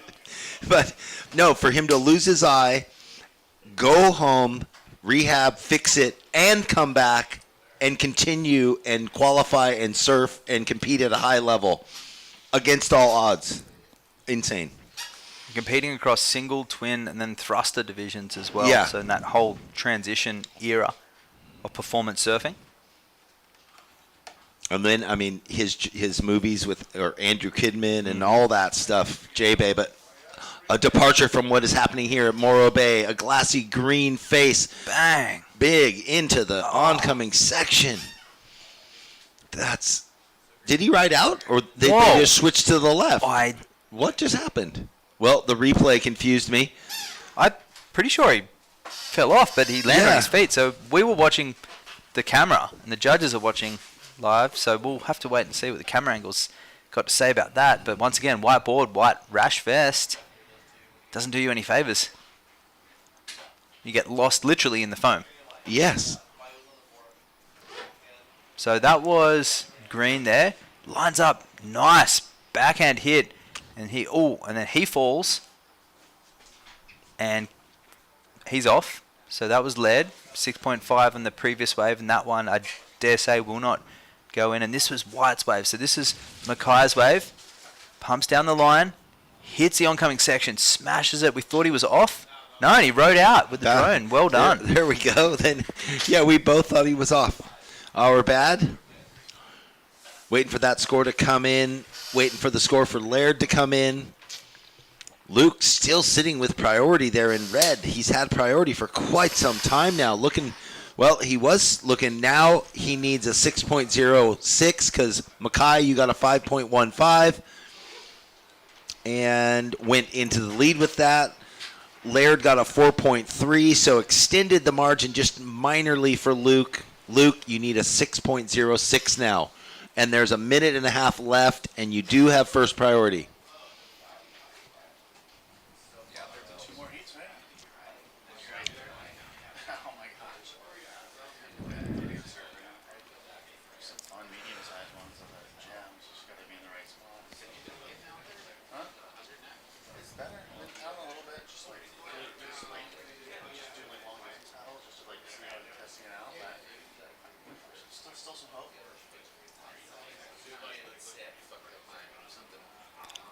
In that final minute right now. So yeah, Red still holding that priority for a long time. Been very patient in this heat. Oh, he hasn't had a wave for 10 minutes or here he goes. More. Yep. Right on cue. And it just comes down to a closeout section. So patience not paying off there for Luke.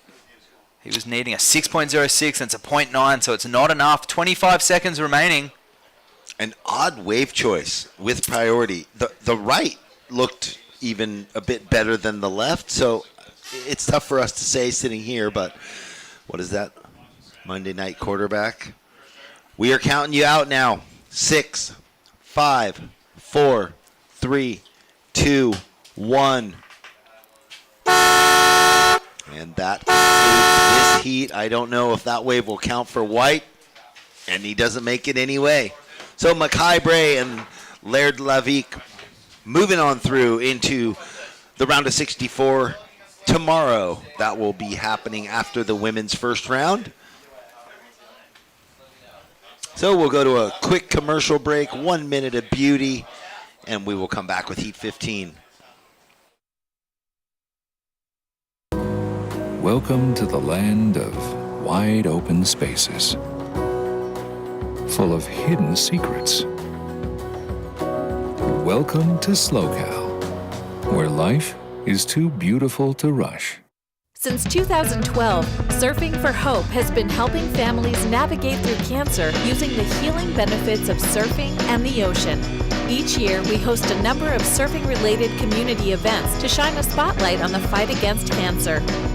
Visit surfingforhope.org to sign up for one of our free beginner surf camps. And come join us December 8th for our 12th annual Cancer Benefit Concert featuring Tom Curran. See you there. Welcome to the land of complex wines and simple pleasures. Welcome to SLO CAL, where life is too beautiful to rush. Well, everybody, welcome back. Thanks for joining us here for Heat 15 at the SLO CAL Open in Morro Bay. In the water right now and up and riding, actually, that is Mathea Spies. Name check, sorry. In the red, Gael Grani. In the blue, P.D. Romanuk. In the green, Louis Aberell. Man, they just tossed us a mouthful of names, didn't they, in this one? That's the way of it. I swear. Oh my! Second last heat of the day, fantastic. That's good. It's gonna be great. We have to say all their surnames, of course. If we get it wrong, please just brand us and punish us. But up and riding off camera down the beach in white. So this is Mathea, and looks for the completion, starting really early, and he gets the completion. So opening up early, not leaving it to the last minute, and across the peak we have blue up and riding. This is Petey. Wow, and a dramatic backside turn there and riding out. So quick starts. I think there's a lot of surfers in previous heats that would relish the opportunity to have their time all over again so they could start early. A nice, what was that, free drop? Ooh, yep. Quick that was slice quick, there. spicy. Kai Gale kind of tucks it low into the corner.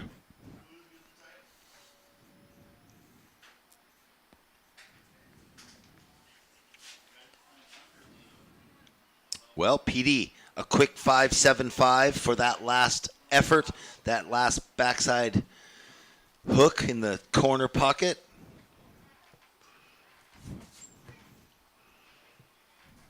Is Mackay already there? Okay.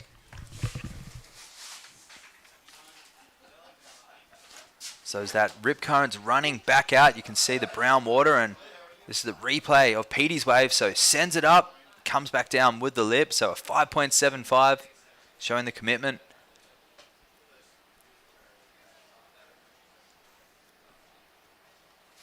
And the drone angle right now it's quite generous. It's being complimentary of the lineup. It's tricky out there to try and find corners. And this one here's Red just checking this closeout out. Probably not a wave you'd free surf on, just a one maneuver wave. Imminent closeout, but you have 20 minutes to catch 2 waves and build your score total. Down on the glass, we have Baldy, who's just catching up with Mackay Bray, the winner of Heat 14. Down to you guys on the beach. Well, turns out the cameraman's tuned in elsewhere, operating the drone that we're seeing right now. So we'll go down very shortly. And Red, this is Kai racing down the line, finds a section, and he rides out of it smoothly. So starting off with a bang, a 5.25 and a 3.75. So that's the perfect way. And we see behind him, this is Petey also starting very strong. No, this one is Lewis opening up his account. So some very sharp waves there for our goofy footers. And we'll wait and see what that exchange locks in at.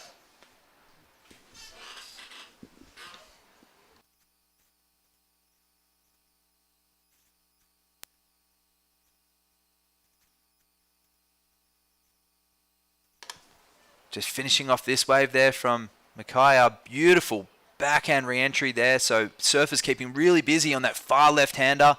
He likes the look of that. And as we wait for these scores to be locked in, we're going to go back down to the beach. And we're going to catch up with Baldy. He's got the cameraman all lined up and ready to go.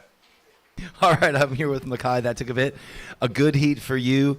Is it really challenging to see out there, hear us? What's happening in the water right now? Yeah, it was a little hard to hear you guys just because it's so far out. But it wasn't too offshore for my heat. Like the earlier heats were super offshore, so my heat was a little easier to actually get up into the lip, which was nice. So when those sets are coming through the rock and there's that side rib, are you trying to pick waves strategically that have kind of like that's passed through, or was that working as an advantage on the bigger sets? Yeah, on like the bigger sets, it kind of created this like wedge for the left. Like it was like kind of like the wedge almost. So it was like the side. You could get to the left and it doubled up and bowled up real nice. Is it hard to read the waves as they're coming through, like from looking at them coming and then looking down the line to take off? Is there a big change? Sometimes, but usually you kind of know like which way is gonna be good or not. Yeah. You want to say hello to your parents? Are they up here with you? No, I'm here with my friend Cannon, but love you, Mom. Love you, Dad. Right on. There we go. Well, we'll see you tomorrow. Round 3 is tomorrow after the women's. Congrats. See you then. Bye. Great to hear from Mathea there, and we've got some live action with plenty of scores to be locked in. The judges are still going through the replays. They're going to be loading them up. Well, they are loading them up right now. Dynamic surfing there from Petey, Kai, Lewis, everybody teeing off, and Mathea. So no scores to update. Sorry, guys. No scores to update for you guys, apart from about 5 minutes ago. 13 minutes and 30 remaining. Red out in the lead. Green in second. Blue in third. Mathea and white in fourth. Scores still to lock in, though.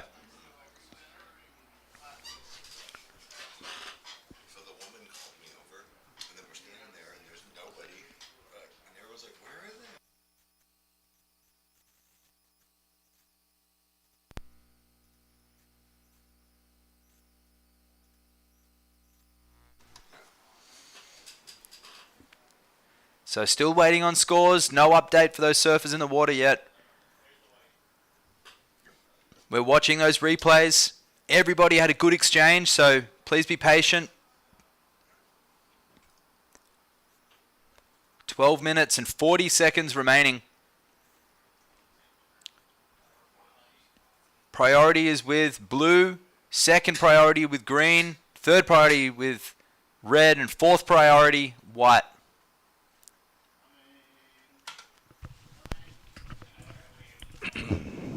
Well, the 1%er crew, the 2%ers running deep, man. So Mackay Bray up with Camden Carr. You got Kalohe. You got so many of the crew here. The unstoppable force of the San Clemente crew. Just watching Lewis here on the replay in green. He comes around the section. Nice. Engaged rail carve there and explodes into the lip on a mid-sized wave. So,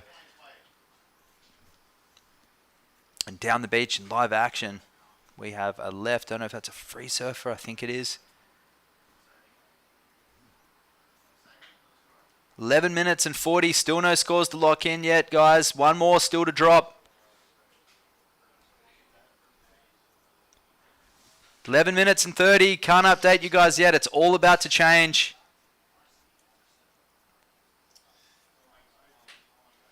So we'll tell you one score and it's going to drop and it'll all change and you will. It is what it is. But it's a high-scoring heat with a 7, 5, 7, 5, 6, 4, 5s. More scores to drop for Petey, and then it'll all get locked in. The worst you can get is misinformation at this point. I can tell you there's 11 minutes left and anybody can progress to good scoring waves. We just got to lock in those final scores. And as is the nature with four-man heats, when you have four people going left multiple times and still... Yeah, what's important is the time right now and the priority rotation. Blue has first priority, green has second priority. Wow, and green just not bothering too much about listening to us and just going out there to surf. And he needed a backup wave. He needs a second wave. So had he made that... critical. Well, he knew that he needed. Same with Petey. We're waiting on his backup wave to be dropped, so that could change everything and the requirements. I mean, yeah, he needs so little. So, is it safe to say he might jump into second with that his last wave? I didn't see it, but it was dynamic, and there's a great left down the beach there. See, going unridden, one that cupped open.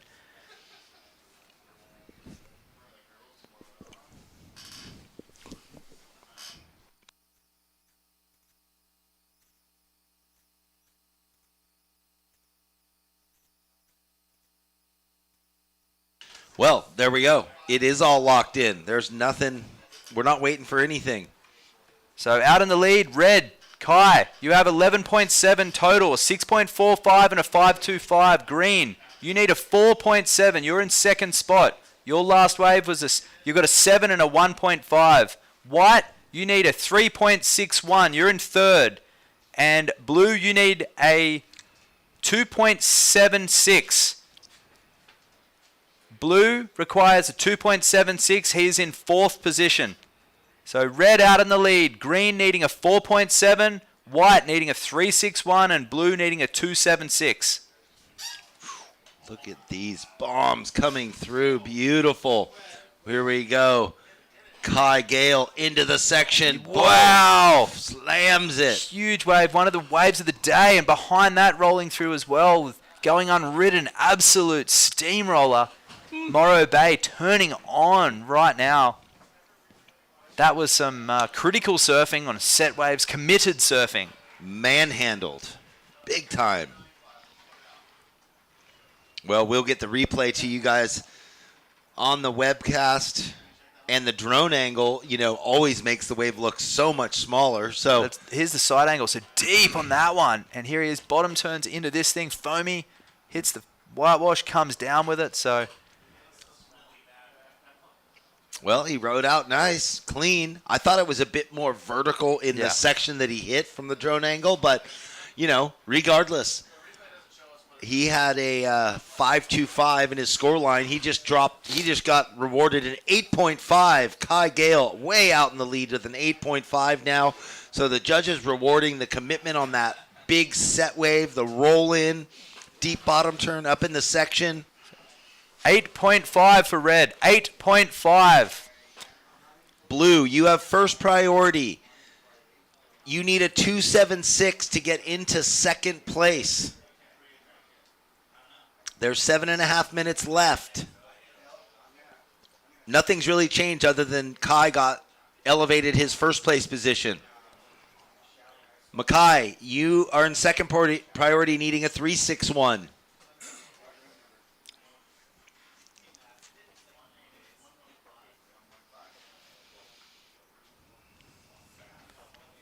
Seven minutes and 10 seconds remaining.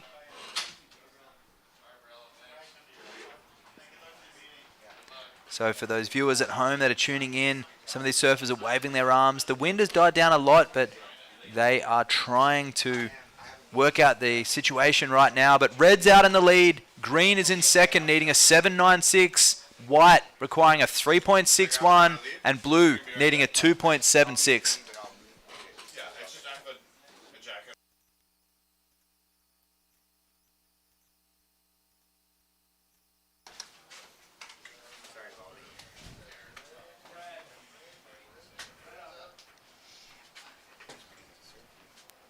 And that is Kai, heat leader, finding one down the beach, teeing off two turns, and he likes that one as well. Nice. Slippery on the lip there. Kai feeling it. Following in the tune of the day where you can get a bomb, paddle back out, and put yourself on the other end of the peak without priority. So blue, you need a 2.76. 6 minutes remaining. You're in fourth place. 2.76, blue. Your last wave was a 5.75. 5 minutes and 50 seconds remaining.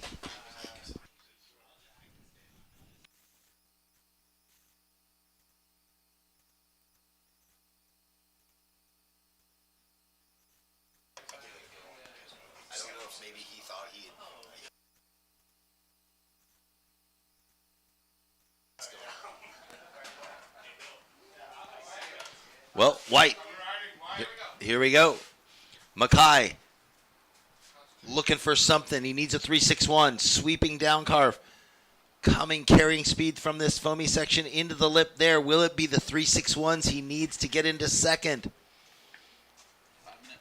We have 5 minutes left. So interesting to note that blue's only got one wave, the 5.75 in fourth place, still only needing a marginal score. 2.76, but that may have just increased with white's wave to lock in. So blue needing a 3.15. White, you've gone into second place. You just scored a 4.0. So red out in the lead, white needing a combination of scores to go into the lead. Green, you're in third. You need a 1.9. And blue requiring a 3.15. My gosh, you want to find something, Lewis, with the 7. And second priority, just find something. They're all bunched up, playing the cat and mouse of priority. It would be a good time to separate and go find your own 2-point ride anywhere. You know you've got the 7.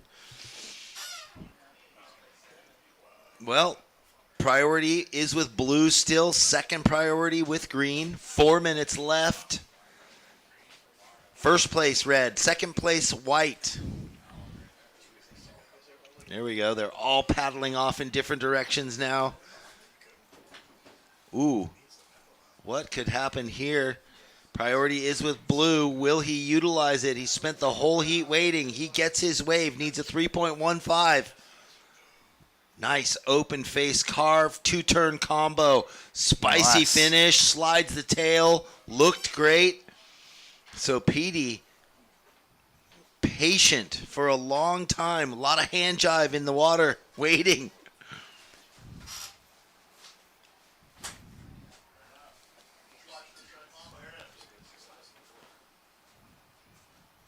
Nice. Watching that replay there, and a lot of those points, whatever that comes in at, will be on that end turn, just sort of sitting back and dropping the backhand.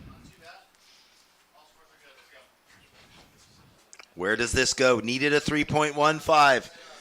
He gets a 5.8. He goes into second after all that time. So now green with priority, white with third priority or second priority. Lewis was up, then down. Nothing doing. So first priority is going to go to our surfer in white with 2 minutes and 40 seconds. Mackay, you're going to need a 6.65 now.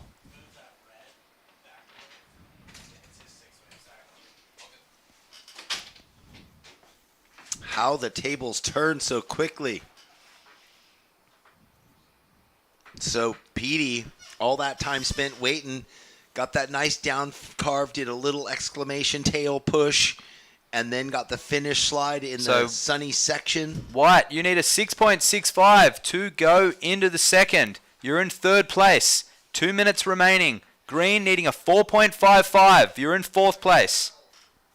Blues moved up into second. And here goes white, pulling the trigger.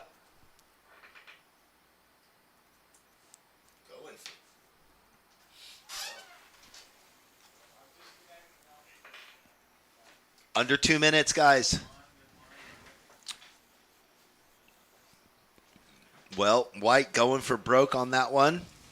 Even, I think if he'd have made it, it might not have been the score. It was a small wave, a lot of projection telegraphing to the in section. So red out in the lead, trying to drop a 6.45 as his low score. Blue, second place. You're looking to drop a 5.75. And white, you were looking for a 6.65. That won't be it. And green, you're looking for a 4.55. 1 minute, 10 seconds remaining.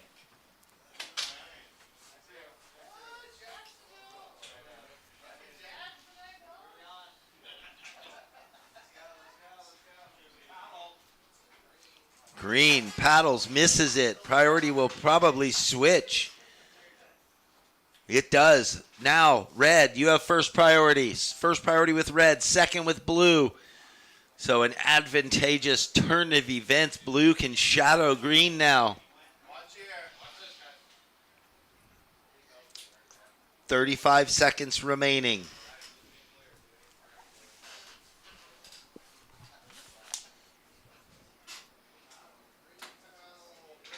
Red up, our heat leader, uses priority. He didn't even have to, so it's nothing. And green had split the peak.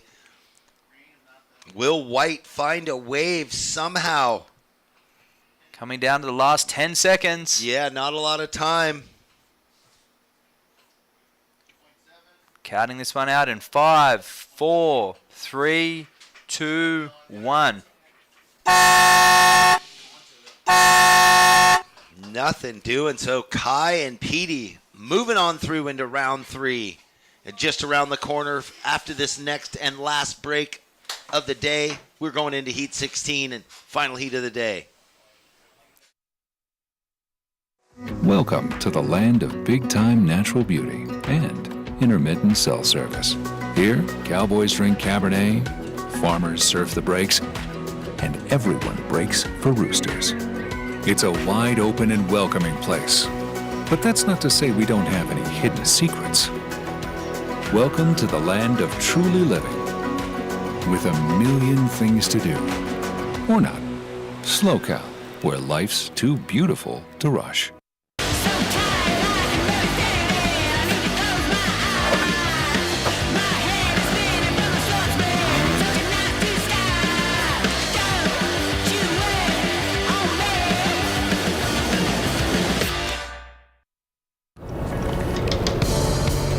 You just do what your elders do.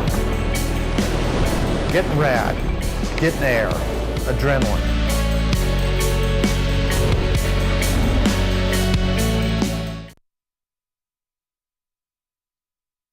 Welcome back, ladies and gentlemen. The final heat of the day here at the SLO CAL Open in Morro Bay, presented by Surfing for Hope Foundation. This is it, Heat 16. We have had a full day. In the water right now, in the red, Rex Hennings. In the blue, Grayson Grant. In the white, Bryce Salaya. And in the green, Kai Williams. Looks like no waves have been ridden in the break, but right now we see Grayson Grant. He's from down at my area, surfs for Sweden, which is another one of those classic, you know, mom and dad from different countries, and why not?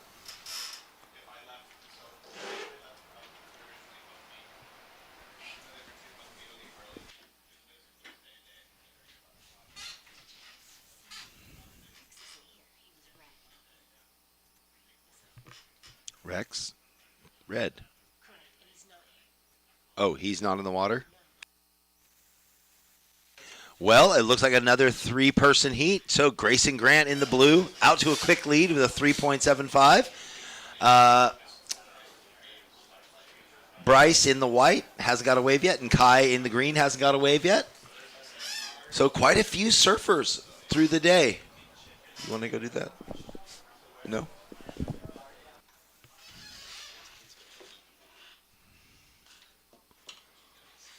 Like, they think it's all a rush and important.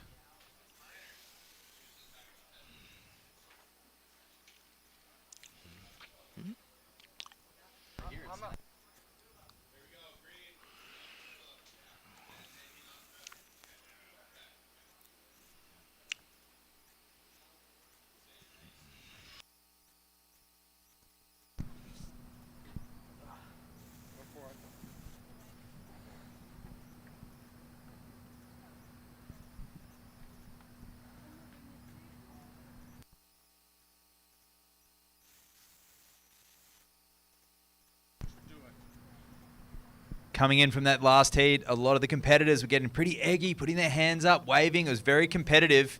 What was going through your head? You saw everyone waving. You were pretty chill. I mean, I kind of had to surf my own heat. You can't really hear anything, so it's kind of like get a wave, go back out, get another wave, and it was kind of a guessing game. Who was first, who was second, look what the other guy's doing. So after my first two waves, I was like, okay, I got something under my belt, and yeah, I was pretty chill after those two first waves. And you got an international affair with your parents and your living situation. Where are you living and where are you training at? Well, I'm living now in Costa Rica, but I was originally born in Panama. My dad's from Argentina, my mom's from Italy, but right now I've been living for the past 7 years in Costa Rica, training there. A full international affair. We look forward to seeing you in the next round. Now, I can't help but feel you've got this wax all the way up to the nose of your board. You're not running booties. You're from a country that doesn't have water anywhere near this cold, but how are you adapting to the colder climate? I mean, I went to the Cold Water Classic, and the water was freezing. I think it was way colder, and that kind of gave me a little intro to the cold water, so I'm kind of used to it now. And, yeah, I mean, everything's been feeling great. I'm stoked that I don't have to wear booties, and I don't know, the place is nice. The waves are pretty fun, so, yeah, I'm stoked. Yeah, that was a hot heat, so you must be stoked to get through that. Anyone back home watching that you want to tune in and say hello to? Yeah, I know my dad and my mom, my two little brothers are watching. yeah, shout out to them, and thanks for everything. You. All right, back to Baldy in the booth. We're going to call this last heat of the day. All right, thank you. Congratulations, Kai. Nicely done. Yeah, in international affair, these surfers getting to live all over the world. And we are into the final heat of the day. There's only been the 2 waves ridden so far. Grayson Grant with a 3.75 and Kai Williams with a 1.67.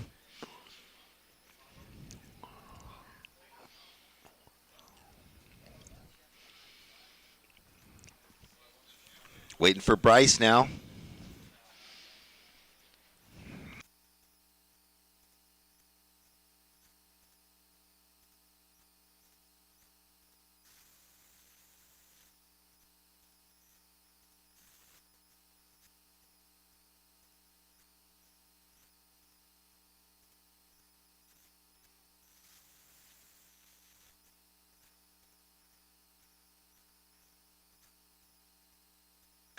All right, up in the white, that's Bryce on his opener. This one was worth waiting for.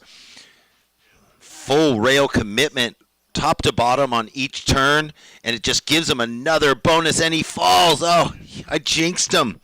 Beautiful surfing there from Bryce up until the finish. Kai Williams, your second wave of 4.5. So Kai went out into the lead with that second wave.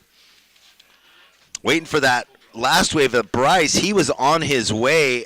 He's going to get the best wave of the heat so far, even though he fell on the finish.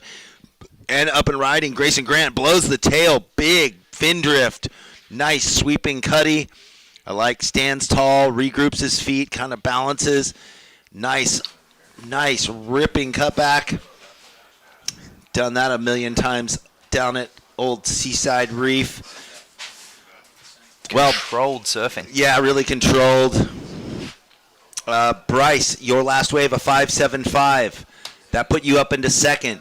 Right as you got that, Grayson got that last wave. It's going to be a screamer for him. We'll see where that drops in, but definitely going to put him back up into second or the lead, needing just a 2.1. There were some flat sections. He had some, kind of hangout work to do between. But I like that. Nice redirect. It went a little flat, but he did get the finish. Maybe buried the rail a bit there on that last bit. Coming into the wind, you can see their jerseys whipping behind them. It's amazing. You can see the current line. They just paddle right along it. Very convenient. A little escalator back out. And just like that, a 5.75 for Grayson takes him into the lead. Kai in second now. Bryce, you're in third, but you need a 0.4. You need a backup, and you only need a 0.4 to get up into advancing position. It's another 3-person race. Yeah, Ruby was saying, man, where did everyone go? We could have run less heats. Absolutely. There's so many 3-man heats for sure. But hey, it's their entry fees. It's their entry fees. Normally there's an alternate list, but there was no alternate list and no-shows. Anyway, it's all good. There's that long shadow, the sun deep behind. You saw it just gleaming off the tip of the rock there. Generally, that sun would be rather hindering our competitors. And us. And us, absolutely. The side vision. Yeah. The typical California afternoon sun, it'd be very difficult to distinguish colors and priority. It's working in our favor. Advantageous. The non-functional smokestacks there now, and there's the town. There's Morro Bay right behind us. Somewhere nestled on that hillside is our beautiful hotel with our balconies that overlook it all. Thank you very much to the Best Western San Marcos for hosting us there. We love it. Grayson Grant up again, riding down on a medium, foamy, flat one. Flying. Yep, carrying his board speed. Looks like he might be on a sharp eye. Yeah, I know he had Xanadu's for a while. He goes above the lip and does not complete. And behind him, up in the corner, all I see is spray. 3-turn combo for green. Kai. There you go. I was convinced that was blue, but that was green on that wave.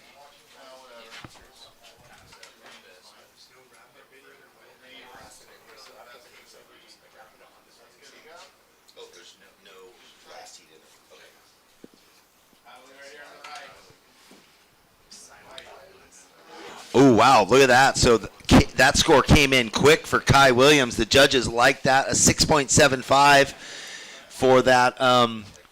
We are on the webcast watching Grayson Grant on his last wave, but it was kind of flat, and I think that came in at the 1.9. He failed. It was a bailout. The 6.75 for Kai Williams, though, put him in the lead. Grayson in second, and Bryce with priority. This was the 6.75. How was that dynamic, deep bottom turn on the opener? Set him up for success and rhythm on the other three or other two. So Green out in the lead with a 6.75 for his last wave. Grayson in blue in second, looking to drop a 3.75. And Bryce in white with priority, needing a 3.76 to move into the placings. Well, tomorrow morning, 7:30 a.m. start. We're kicking off with women's round of 48, and then we will go into men's round 3. So the men's QS will continue. The high seeds coming against everyone that advanced through today's rounds. When we finish today, there'll be no post-heat interview for the winner and no wrap-up. We'll just kind of do a quick post-amble, sign off, and see you guys bright and early online and on the beach for tomorrow's action, women's and men's. 8 minutes and 40 seconds left, surfers.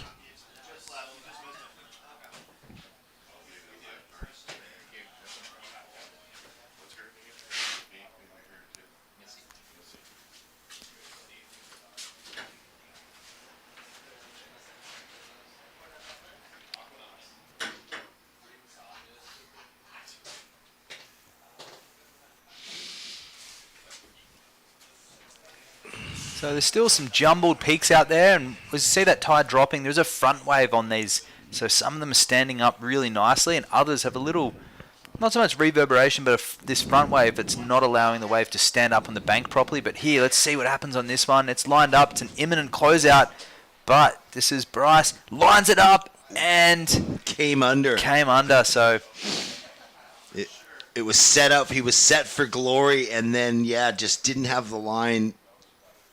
Wave almost backed off at the last minute. It was steep, but backed off at the last minute.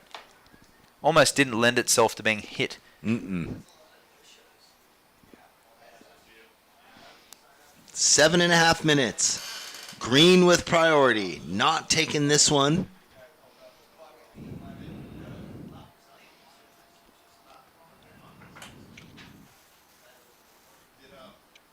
What were you riding? What did you ride at sunset when you went over? Rode a 7.0 and just played around on one of Randy Rerick's 9.6s when it was pretty big. I was there too, West Peak, and trying to chase that elusive sunset. Way out. outside. There was way out on the 9.6. There was no one there. There was no uncles or legends out there. It was kind of mellow. But that's good. But it's fun to go out on a massive. Emmy board Erickson like was out there testing a new gun, and sit cool. way out the back and just wait for those roll-ins. That's it.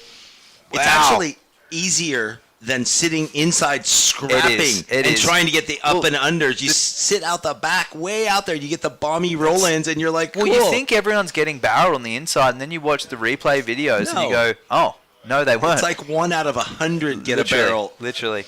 Yeah, it's. But like Kai Williams just then hammered one shot, but without any of his competitors even seeing what he was doing. This one was underneath them all, bottom turns, and he gets it right this time. Smacks that thing, whips it, times it perfect. He feels it. He dunked. It was a swish. Yeah. He knew it. It felt good. That was a nice claim. I hope it was steezy. And a 9-point ride goes excellent for Kai. I hope he keeps that one through the event. That'd be good. Swoop. A 9-point ride. So Green, 6.75 and a 9. Out in the lead. White now needing a 3.76. No change there. And Blue needing a flat 10 to go into the lead.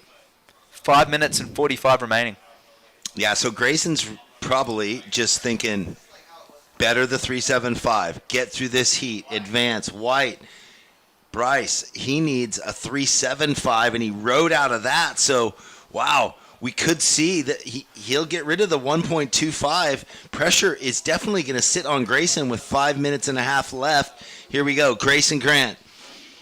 Goofy foot, deep bottom turn. Oh. He slams it. So he's thrown his hat in the ring too. This 3-man race heating up. All surfers giving it their best, taking advantage of what opportunities they're given. And Kai got out there really quick. It was Yeah. Kai just then scoot straight out there. Lucky timing. Looking for the barrel on this, and 5 minutes remaining, and that was Bryce there, just connecting with the lip line. So that's Bryce, definitely getting rid of the 1.25. He'll elevate. Then Grayson had the opportunity. He knows it, and he goes into this section. Doesn't quite get that oncoming section like Bryce had going into the left. He was following down the line. Love that bird angle in the camera lens. Ooh, where will it go? On the outside section, there's one going unridden through there, a bit wobbly and wobbly. There's an undertow out there. Some of these are this is a long-range swell, so pretty difficult duck dive. Well, it'll be interesting to see where this goes. The judges are beginning to lock in some scores. At this point, I guess we'll wait till the end. What is going on here? Super down carve in the shadows of the pit there, right? It definitely added to the the drama. The drama, the colors for sure. This drone angle is tremendous, isn't it? Set waves on the outside. Okay, there it is. Scores locked in. Grayson got the better of that two-wave combo there. Bryce got a 4.60. Grayson gets a 5.35. So situation stays the same. Kai in first, Grayson in second, Bryce in third, now needing a 5.35.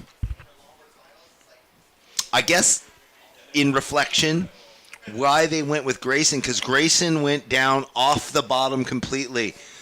Bryce did a mid-face bottom turn into the oncoming section, so didn't utilize the full scope of the wave, top to bottom, bottom to top. That's been key, and if the wave's contributing and going top to bottom, and which some of them have, hard to predict, but if the surfer can meet the wave with equal power and execution, they will get rewarded with an excellent range score, much like Kai beforehand with that 9-point ride. Where would he have gone if he rode out of that shadowy pit of death, that kind of underturn? That was pretty cool. Yeah, well, that thing that was critical as well. It was really? A chunky wave, yeah. We think back to the 8.5 in the previous heat of the one before last, I believe. It might have been Petey in that last heat. So you know what I was thinking with Kai when he did the swish dunk claim. I don't think it was because he knew he was going to get the score. I think he just said, wow, that felt insane. My technique was perfect. And it was. The way his shoulders dipped, everything about it. So bottomed out. Woo! Yeah, released the tail, and he just came down with so much speed. It's so hard to time that. Just and on you know, point. predictably time that, and you can do everything right, but sometimes the wave has a different choice, and it wants to, wobble you and bobble you, and your board is reacting and flexing. These boards are hypersensitive. They're, got thin stringers. They're reactive, and a lot of them are composite materials too. So the slightest little bit of wobble is going to throw you off, or release the fins, and it's going to feel sweet when it all comes together. And 1 minute 30 remaining. Green way out into the second. Sorry, you're requiring a. Sorry, one moment. Wait, why is Rex hitting in first? So, Kai is way out in the lead. Blue, you require a 10-point ride to go into first. White, you need a 5.35 to move into second. Blue is holding on to a 5.35. And White, you're holding on a lower of a 4.6. You need a 5.35 to move into the placings. 1 minute remaining.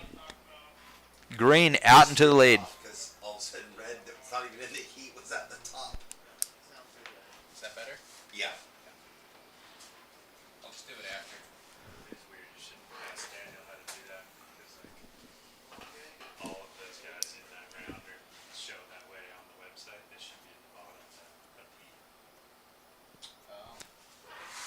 Seconds. 40 seconds left. So, Blue, you require... you've got a better of 5.35. You need a 10 to go to first. And White needs a 5.35.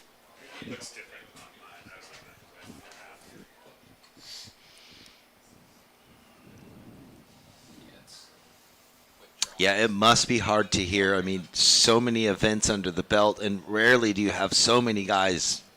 And we've done them in so many conditions Counting like down. this. 5, 4, 3, 2, 1.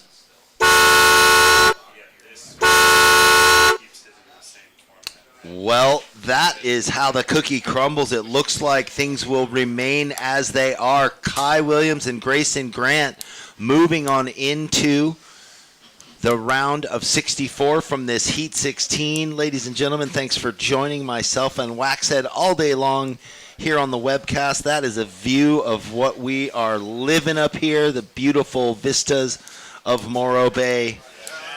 And great job to the judges, great job to the staff, thank you to the caterers, thanks to the surfers for providing the action. And tomorrow, same bat channel, same bat time, 7:30 kickoff, day 2. We will be back. Thank you, Matt. Surf time. Surf time for you. All right. Cheers. Bye.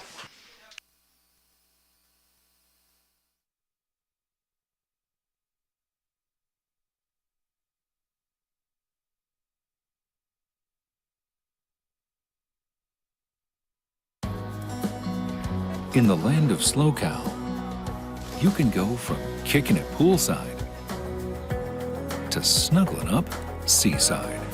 Start planning your journey across the land of SLO CAL now.